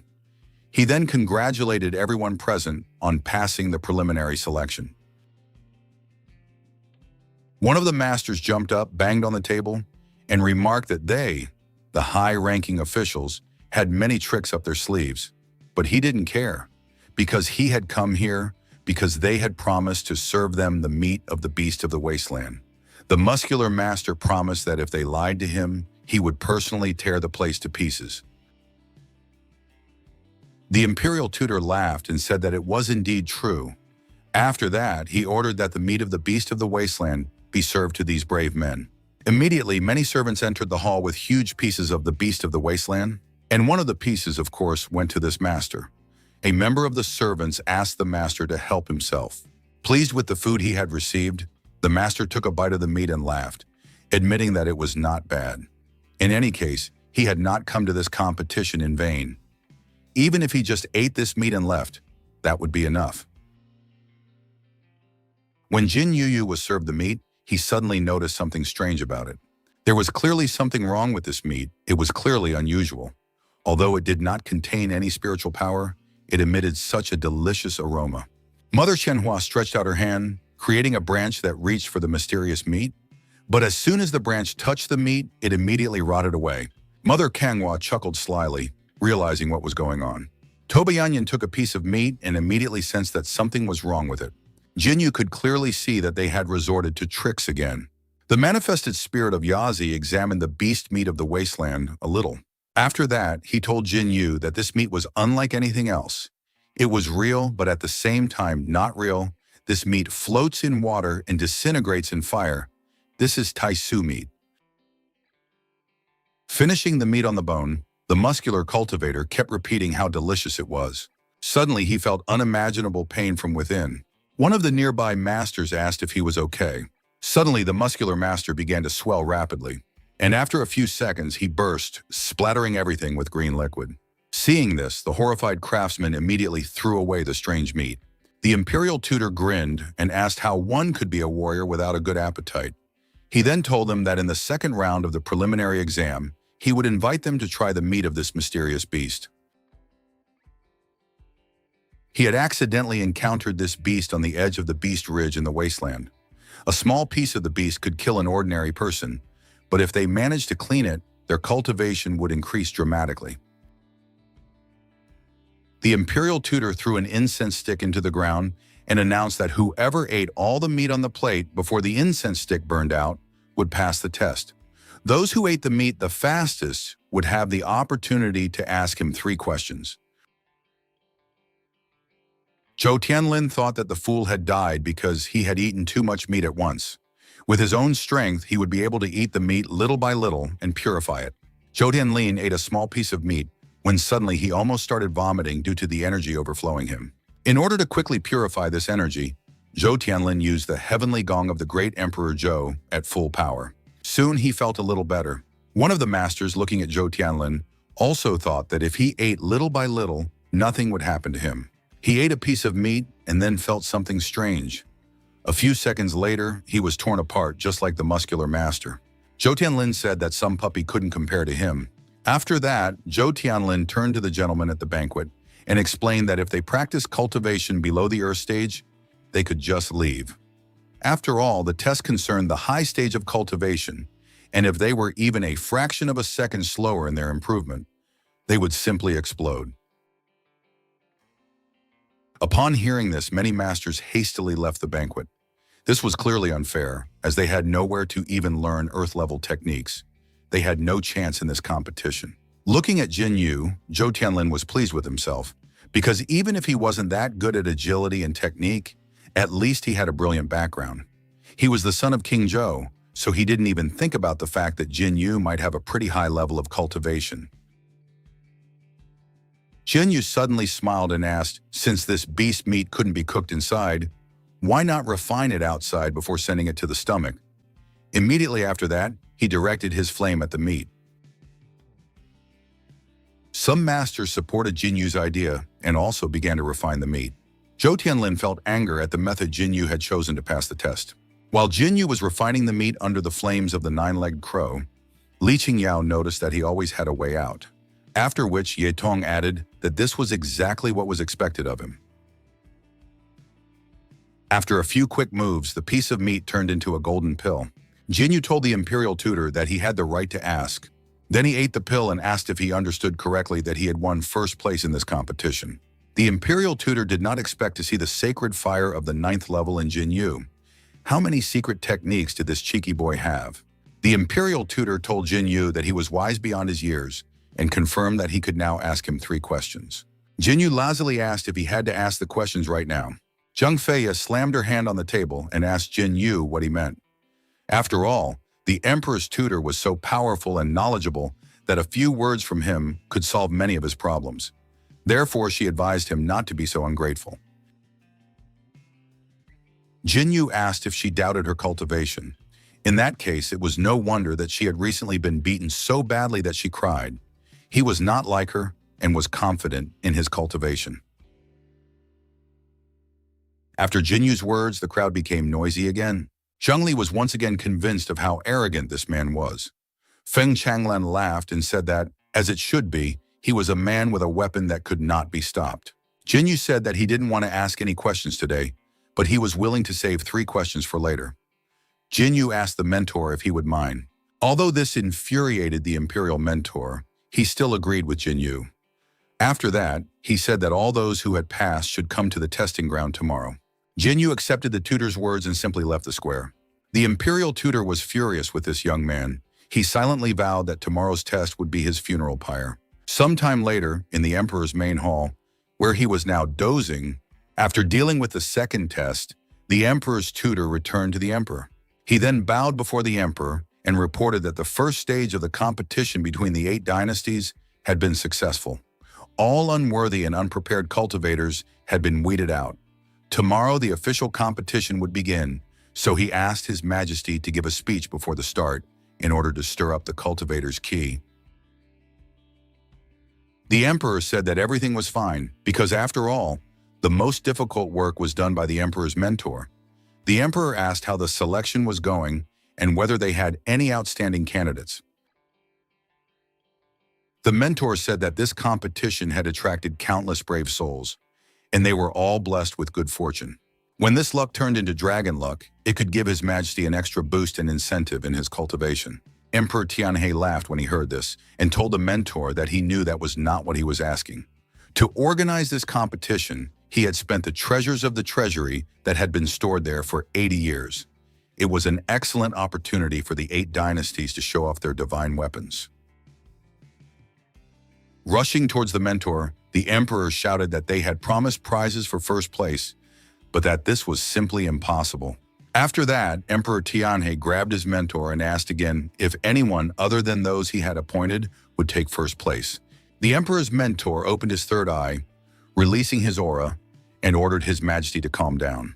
Realizing what he was doing, Emperor Tianhe fell into confusion. He then collapsed onto his throne and asked his mentor for forgiveness, because ever since the dragon's energy had dissipated, he had become increasingly unstable. The emperor reminded him that if an outsider took first place in the competition, and this was revealed, even if he managed to gather the dragon's luck, it would likely crumble again under the influence of public opinion. The imperial tutor asked His Majesty not to worry about this, because their people would be the first, and besides, this time no one posed a threat except Jin Yu. As for Jin Yu, he will die in tomorrow's competition. He has already prepared everything for this. Emperor Tianhe acknowledged that since the tutor always knew what to do, he could rest assured. The imperial mentor bowed and asked to be excused. Emperor Tianhe chuckled to himself about this Jin Yu, because apparently he is from the Jin clan. To avoid a bad situation, Jin Yu must die. Emperor Tianhe asked where the heavenly serpent guards were. Immediately afterwards, one of the heavenly snake guards bowed before him and replied that they were there. Emperor Tianhe ordered the guards to kill one of the contestants, Jin Yu, late at night by the tower. The masters were unhappy with such cruelty towards them. Tomorrow the official competition begins, and tonight they are being held here. The long-haired master sighed and advised his friend to be content with what he already had. Didn't he understand the scale of this competition? The winner would take the divine weapons of the 8 dynasties. If this was the sacrifice and he would take first place, then he was ready to sleep even in a stable. Suddenly, the crack of a whip was heard, and the long-haired master was struck. The cultivator with the whip advised him not to flatter himself, and if he preferred to have a horse, why was he making such a fuss here? Then he kicked him and asked why he didn't go out and see if he deserved to be number 1. Hearing the noise nearby, Toba Yanyan stopped drinking in surprise.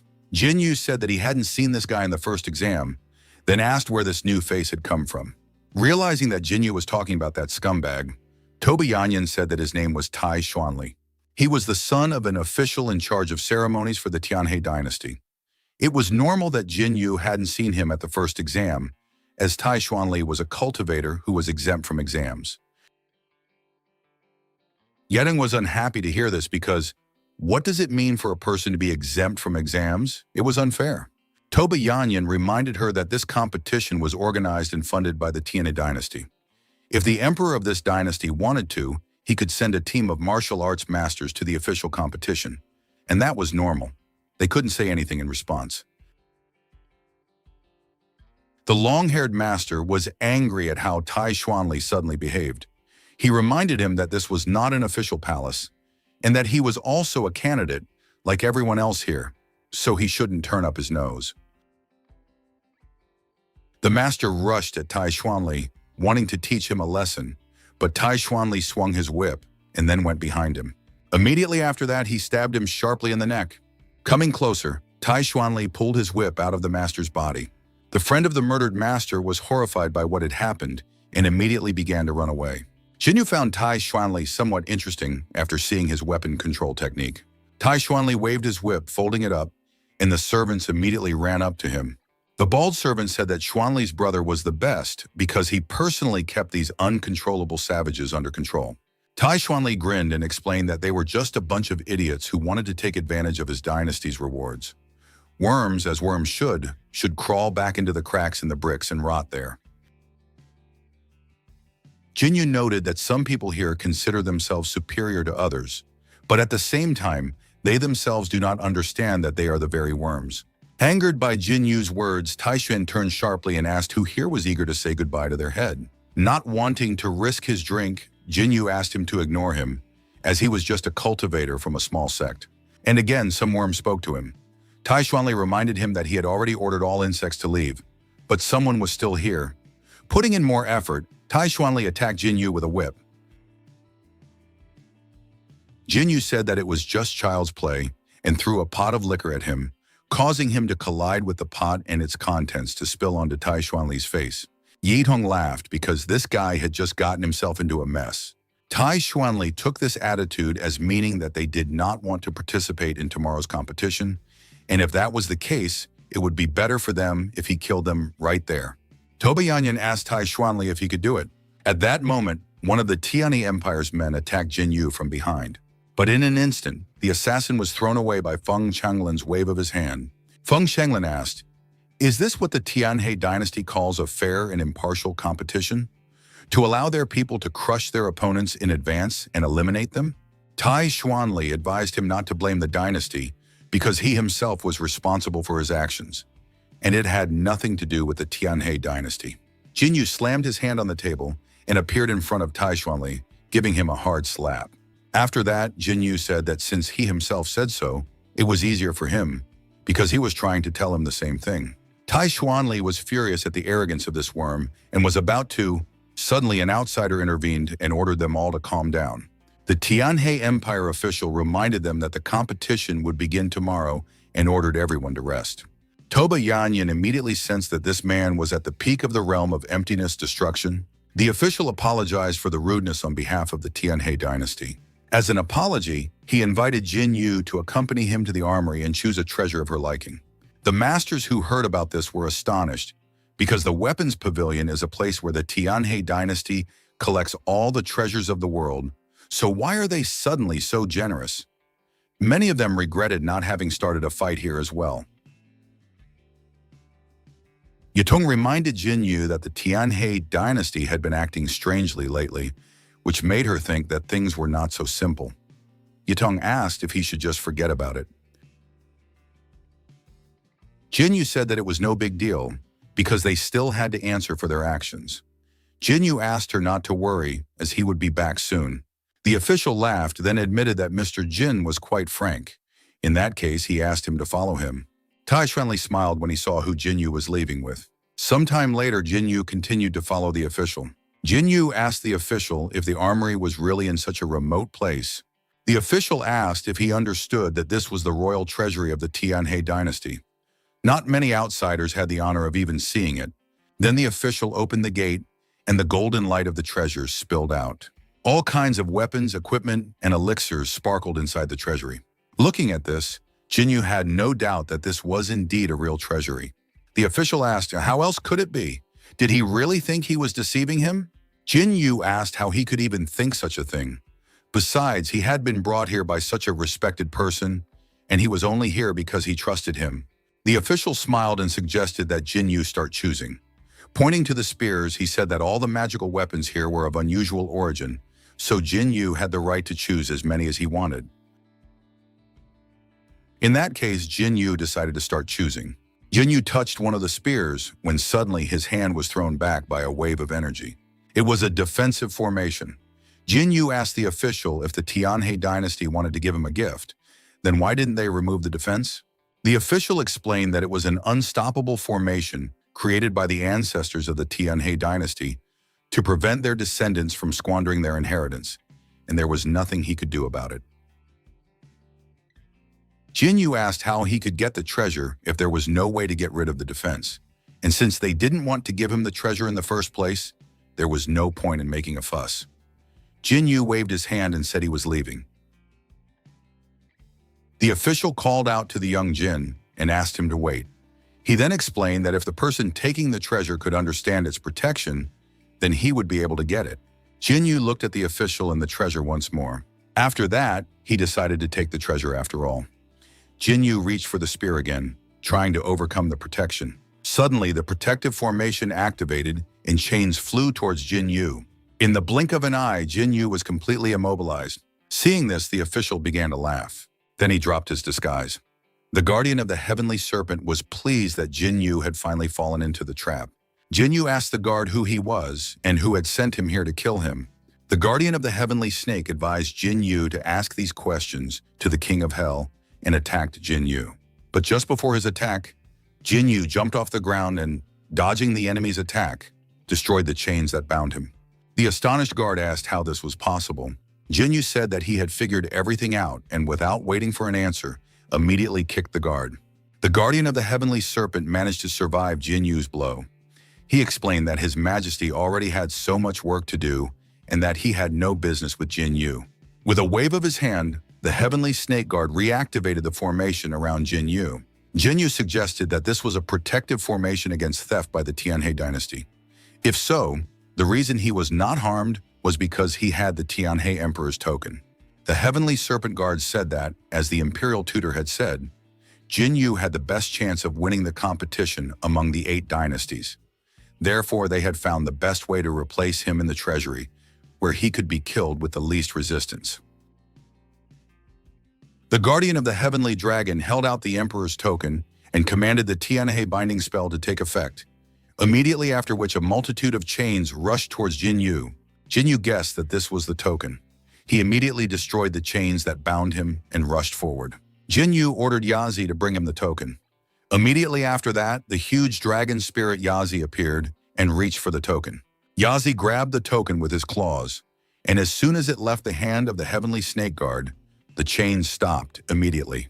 A second later, the token of Emperor Tianhe was in Jinyu's hands. Jinyu asked the heavenly snake guard how he could treat such a valuable item so carelessly. The heavenly snake guard shouted that it was His Majesty's token and asked why Jinyu needed it. Activating the token, Jinyu replied that he had no particular use for it. He would simply do the same with it.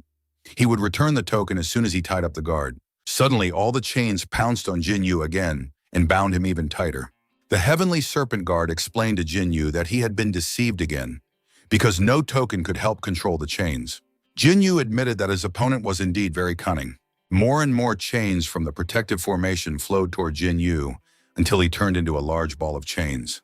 The guardian of the heavenly serpent summoned his weapon and acknowledged that Jinyu was talented, but he was a close associate of the emperor and would do anything to get what he wanted. He had killed many geniuses like Jinyu. The guardian of the heavenly serpent aimed his harpoon at the cage of chains and asked Jinyu not to worry, because he had already prepared a coffin for him, and Jinyu could simply go to hell. Having said that, the guardian of the heavenly serpent attacked the bound Jinyu. Suddenly, Jinyu asked the guard if he had been taught that high-class hunters often look like prey. Immediately after that, he broke free from the cage of chains. The spear that had pierced the cage of chains suddenly stopped and twisted. In order to avoid being attacked, the heavenly snake guard immediately broke the distance.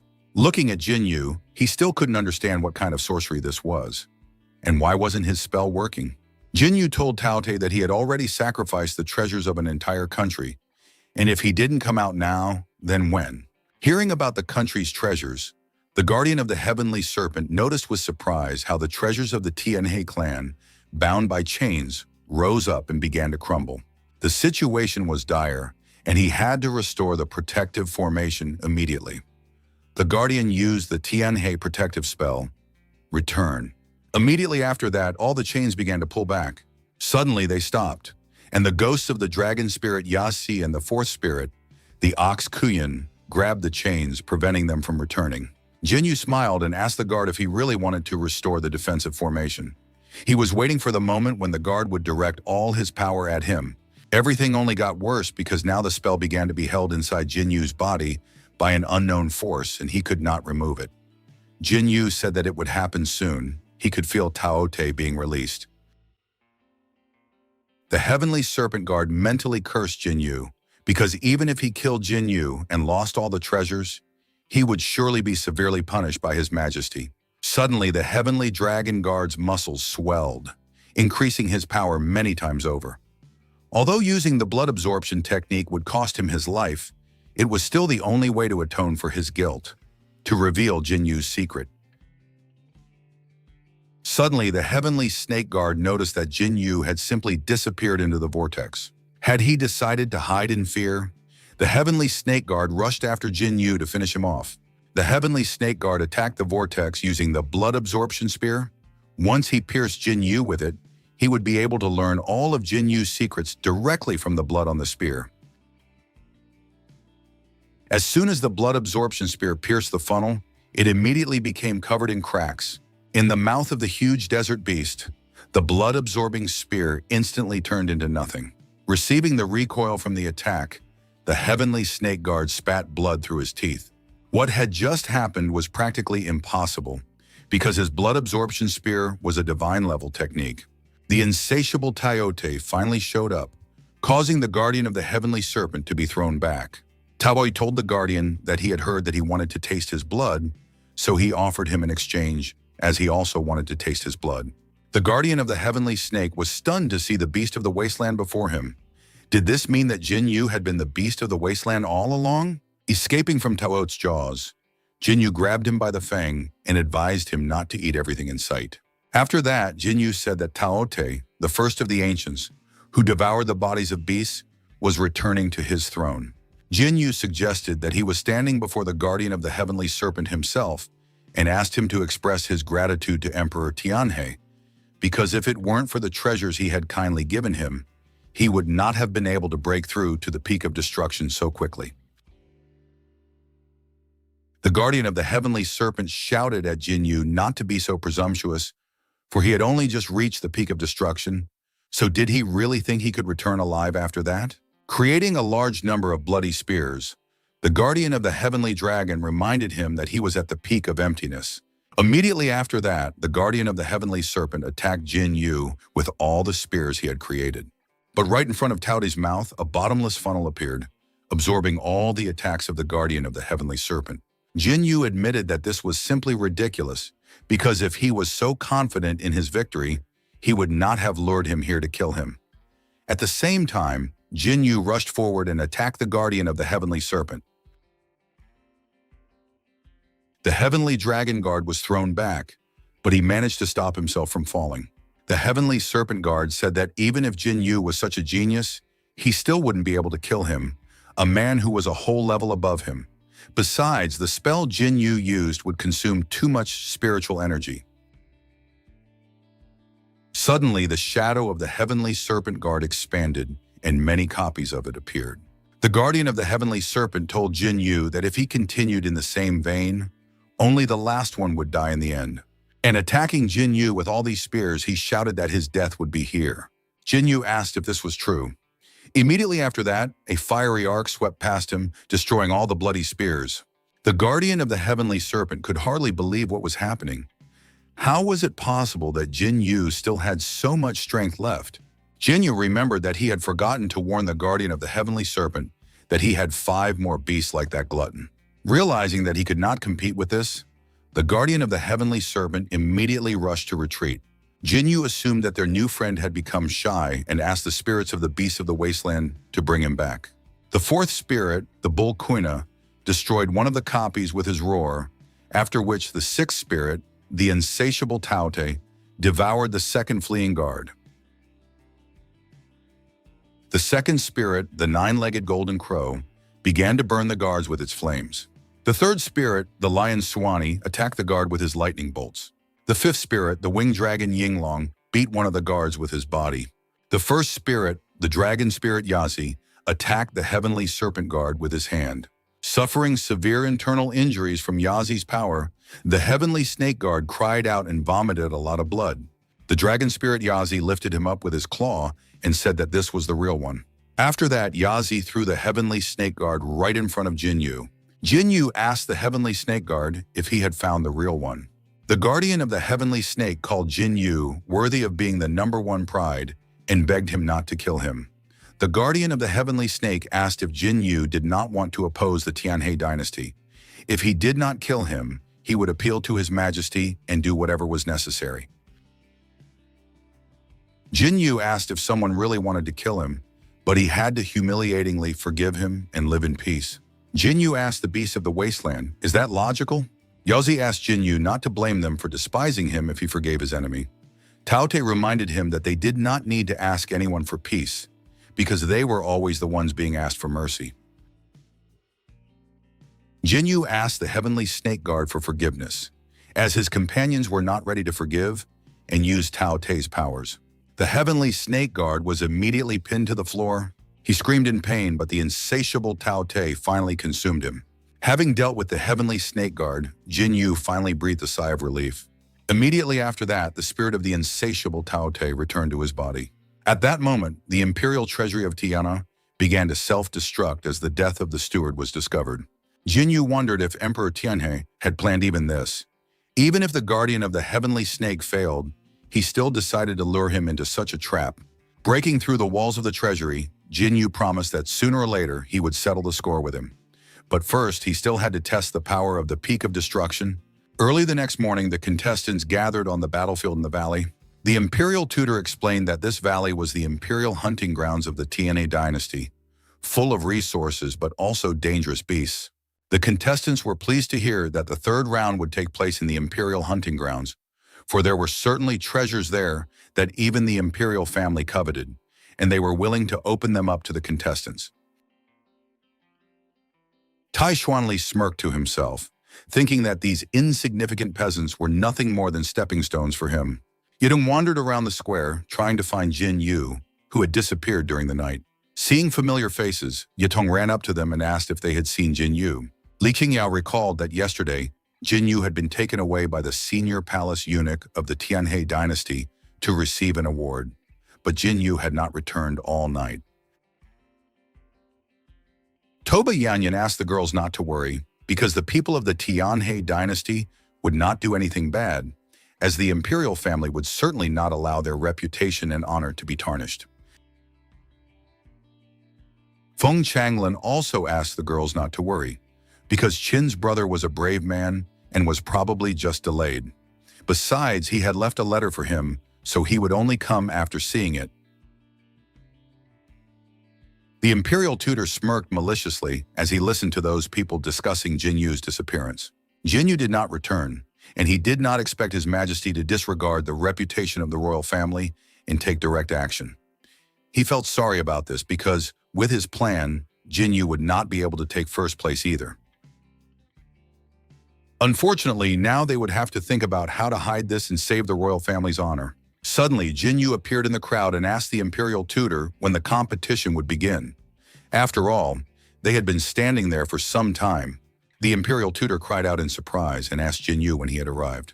From the tone of the imperial tutor, Jin Yu understood that he was surprised that he had come to participate in the competition. It was indeed impossible, because His Majesty had personally intervened. How could the guardian of the heavenly dragon fail such a task? Could it be that this guy knew some kind of miraculous escape technique? The imperial tutor said that he was simply concerned about the participants, for they were all the best cultivators and fighters of the 8 dynasties, the hope for the future. So it was good that they were all fine. Jin Yu acknowledged that the Tianhe dynasty was fortunate to have such a big-hearted person as the imperial tutor. The imperial tutor smiled and admitted that this praise was undeserved. After all, it was his duty to worry about and care for the cultivators of this world. In fact, the imperial tutor was furious at Jin Yu's appearance. It was too early to rejoice if he managed to escape death at the hands of the heavenly dragon guard, because he would die once he stepped into the examination arena. The imperial tutor said that now that all the participants were assembled, he must announce the rules of the competition. Before them lay the royal hunting grounds filled with ferocious beasts, each wearing a medallion. The participants must defeat the beast and obtain the corresponding medallion. The imperial tutor pointed in the direction of the royal hunting grounds and announced that it was finally open, and that in 3 hours, the ranking of the 8 dynasties would be determined by the number of these badges. The imperial tutor announced that the final competition was open. Hearing this, all kinds of masters immediately rushed forward. Zhou Tianlin laughed because he knew that he would definitely be the first and that the main prize of the competition would belong to his great Zhou dynasty. Suddenly, Zhou Tianlin noticed an unnatural movement in the shadow next to him. Immediately after that, the shadow stretched forward sharply, and the master who appeared from it said with a smirk that today was the day when the shadow sect would become famous. Feng Changlin wished his brother Jin to see the real power and true test in the hunting grounds. Yitong suggested that Jin Yu hurry up like the other participants. Jin Yu agreed and rushed into the hunting grounds with the girls. The imperial tutor gritted his teeth in anger. This arrogant fool is bringing death upon himself. The imperial tutor ordered Tai Xuanli to add 2 more teams of participants from the imperial court. Then he asked if he understood what he meant. Also angry at Jin Yu's actions, Tai Xuanli replied that he understood everything. Somewhere deep in the hunting grounds, a violent thunderstorm struck. At the paws of this beast lay the bodies of many powerful masters. And this dangerous beast was a white tiger. Rumor has it that white tigers are descended from rare high-level beasts. But how could it have appeared here? After all, this is clearly not something that the contestants can handle. Fortunately, the secret technique of the Shadow Sect is the technique of the Master of Disguise. So the Shadow Master could easily hide in the shadows and isolate himself from the rest of the world. So everything was incomplete. Suddenly, the Shadow Master sensed a threat behind him. A loud explosion thundered nearby. Li Qingyao was confused because it couldn't be that someone got into trouble so quickly. Could the beasts in these hunting grounds really be that strong? Yiding noticed that the fluctuations in power here were very high. The power of the aura seemed a little out of place. Yiding wondered if there could be such a strong beast in the royal hunting grounds. Now Jin Yu was not so surprised that the imperial tutor was so confident in the difficulty of this test. Suddenly, as if out of nowhere, a huge bird swooped down on them. Immediately, the dragon spirit Yazi appeared above Jin Yu and knocked the bird away with his hand. It was thrown into the trees and a medallion fell from it. Yedong guessed that this was the cumulative score of the competition. Yedong crouched down to pick up the medallion. Suddenly, the huge bird woke up and attacked Yetong. Rushing to save Yetong, Jin Yu used absorption to gather matter and release it, attacking the bird with the matter. In the blink of an eye, Jin Yu defeated such a powerful monster. From the monster in front of him, Jin Yu clearly sensed the aura of the ancient world, which was unusual. Where could such a dangerous beast with an ancient lineage come from in the imperial hunting grounds? Suddenly, there was a noise from the bushes nearby. Alert and ready for battle, Yetong asked who was there. Then the wounded Toba Yanyan emerged from the bushes. Toba Yanyan turned to Jin Yu and immediately began to fall. Jin Yu caught her and asked what had happened. Who could have wounded her so badly? After clearing her throat, Toba Yanyan said that it was a trap. The Tianhe dynasty was trying to trap them all, so Toba Yanyan advised him to be wary of Tai Xuanli. At that moment, several Tianhe masters arrived. Tai Xuanli admitted that he hadn't even thought that in pursuit of this bitch, he would encounter such a big fish as Jin Yu. But in the next moment, Jin Yu ordered them to leave, and the huge hand of the dragon spirit Yazi sent several Tianhe masters flying. Before Tai Xuanli could comprehend what had happened, Jin Yu was right in front of him. Immediately after that, Jin Yu touched his forehead. Using the power of Kuini, Jin Yu activated the thunderclap, the soul summon. Tai Xuanli's mind was seriously damaged, and he fell to his knees. Jin Yu ordered him to say why they had infiltrated the ranks of the contestants. What was their goal? Unable to refuse, Tai Xuanli revealed that the imperial hunting grounds were actually a chain through which the beasts of the wasteland passed. They had all eaten the meat of Tai Su, which attracted these beasts. His task was to direct the beasts to surround and kill the contestants. Yadong asked if the Tianhe dynasty had gone mad. Why were they trying to kill them? Tai Xuanli replied that the imperial tutor wants to sacrifice the best warriors of the 8 dynasties and use their martial arts luck to combine the luck of the dragon and help His Majesty break free from his shackles. Now Jin Yu understood what was going on. In the ancient tomb, Brother Chen had received the legacy of the ancient emperor and absorbed 80% of the dragon's luck from the Tianhe dynasty. Probably the emperor's dragon luck was running out, which is why he decided to take such a risk. Yutong said that they must escape and tell the world the truth. They must destroy the Tianhe dynasty. Tai Xuanli, who suddenly came to his senses, said that it was useless, and destroying a certain object explained that the entire beast tribe was blocked by a high-ranking army and that all the beasts in it were hunting the participants, so they had no other choice. A growing noise came from the forest, and a crowd of beasts was already heading towards them. Yutong asked if they were really going to sit there and wait for death. Jin Yu noticed the wasteland nearby. He then told the girls that they probably had one more way to help them hold off the rampaging beasts. The king of beasts from the depths of the mountain range would help them. Jin Yu grabbed Tuo Yanyan by the waist and ordered the girls to follow him as he rushed forward. Immediately after that, the beasts arrived at the place where they had just been, and one of them was about to crush the frozen man. In his last moments, Tai Xuanli told Jin Yu that he would wait for him in hell. Immediately after that, the powerful beast crushed him,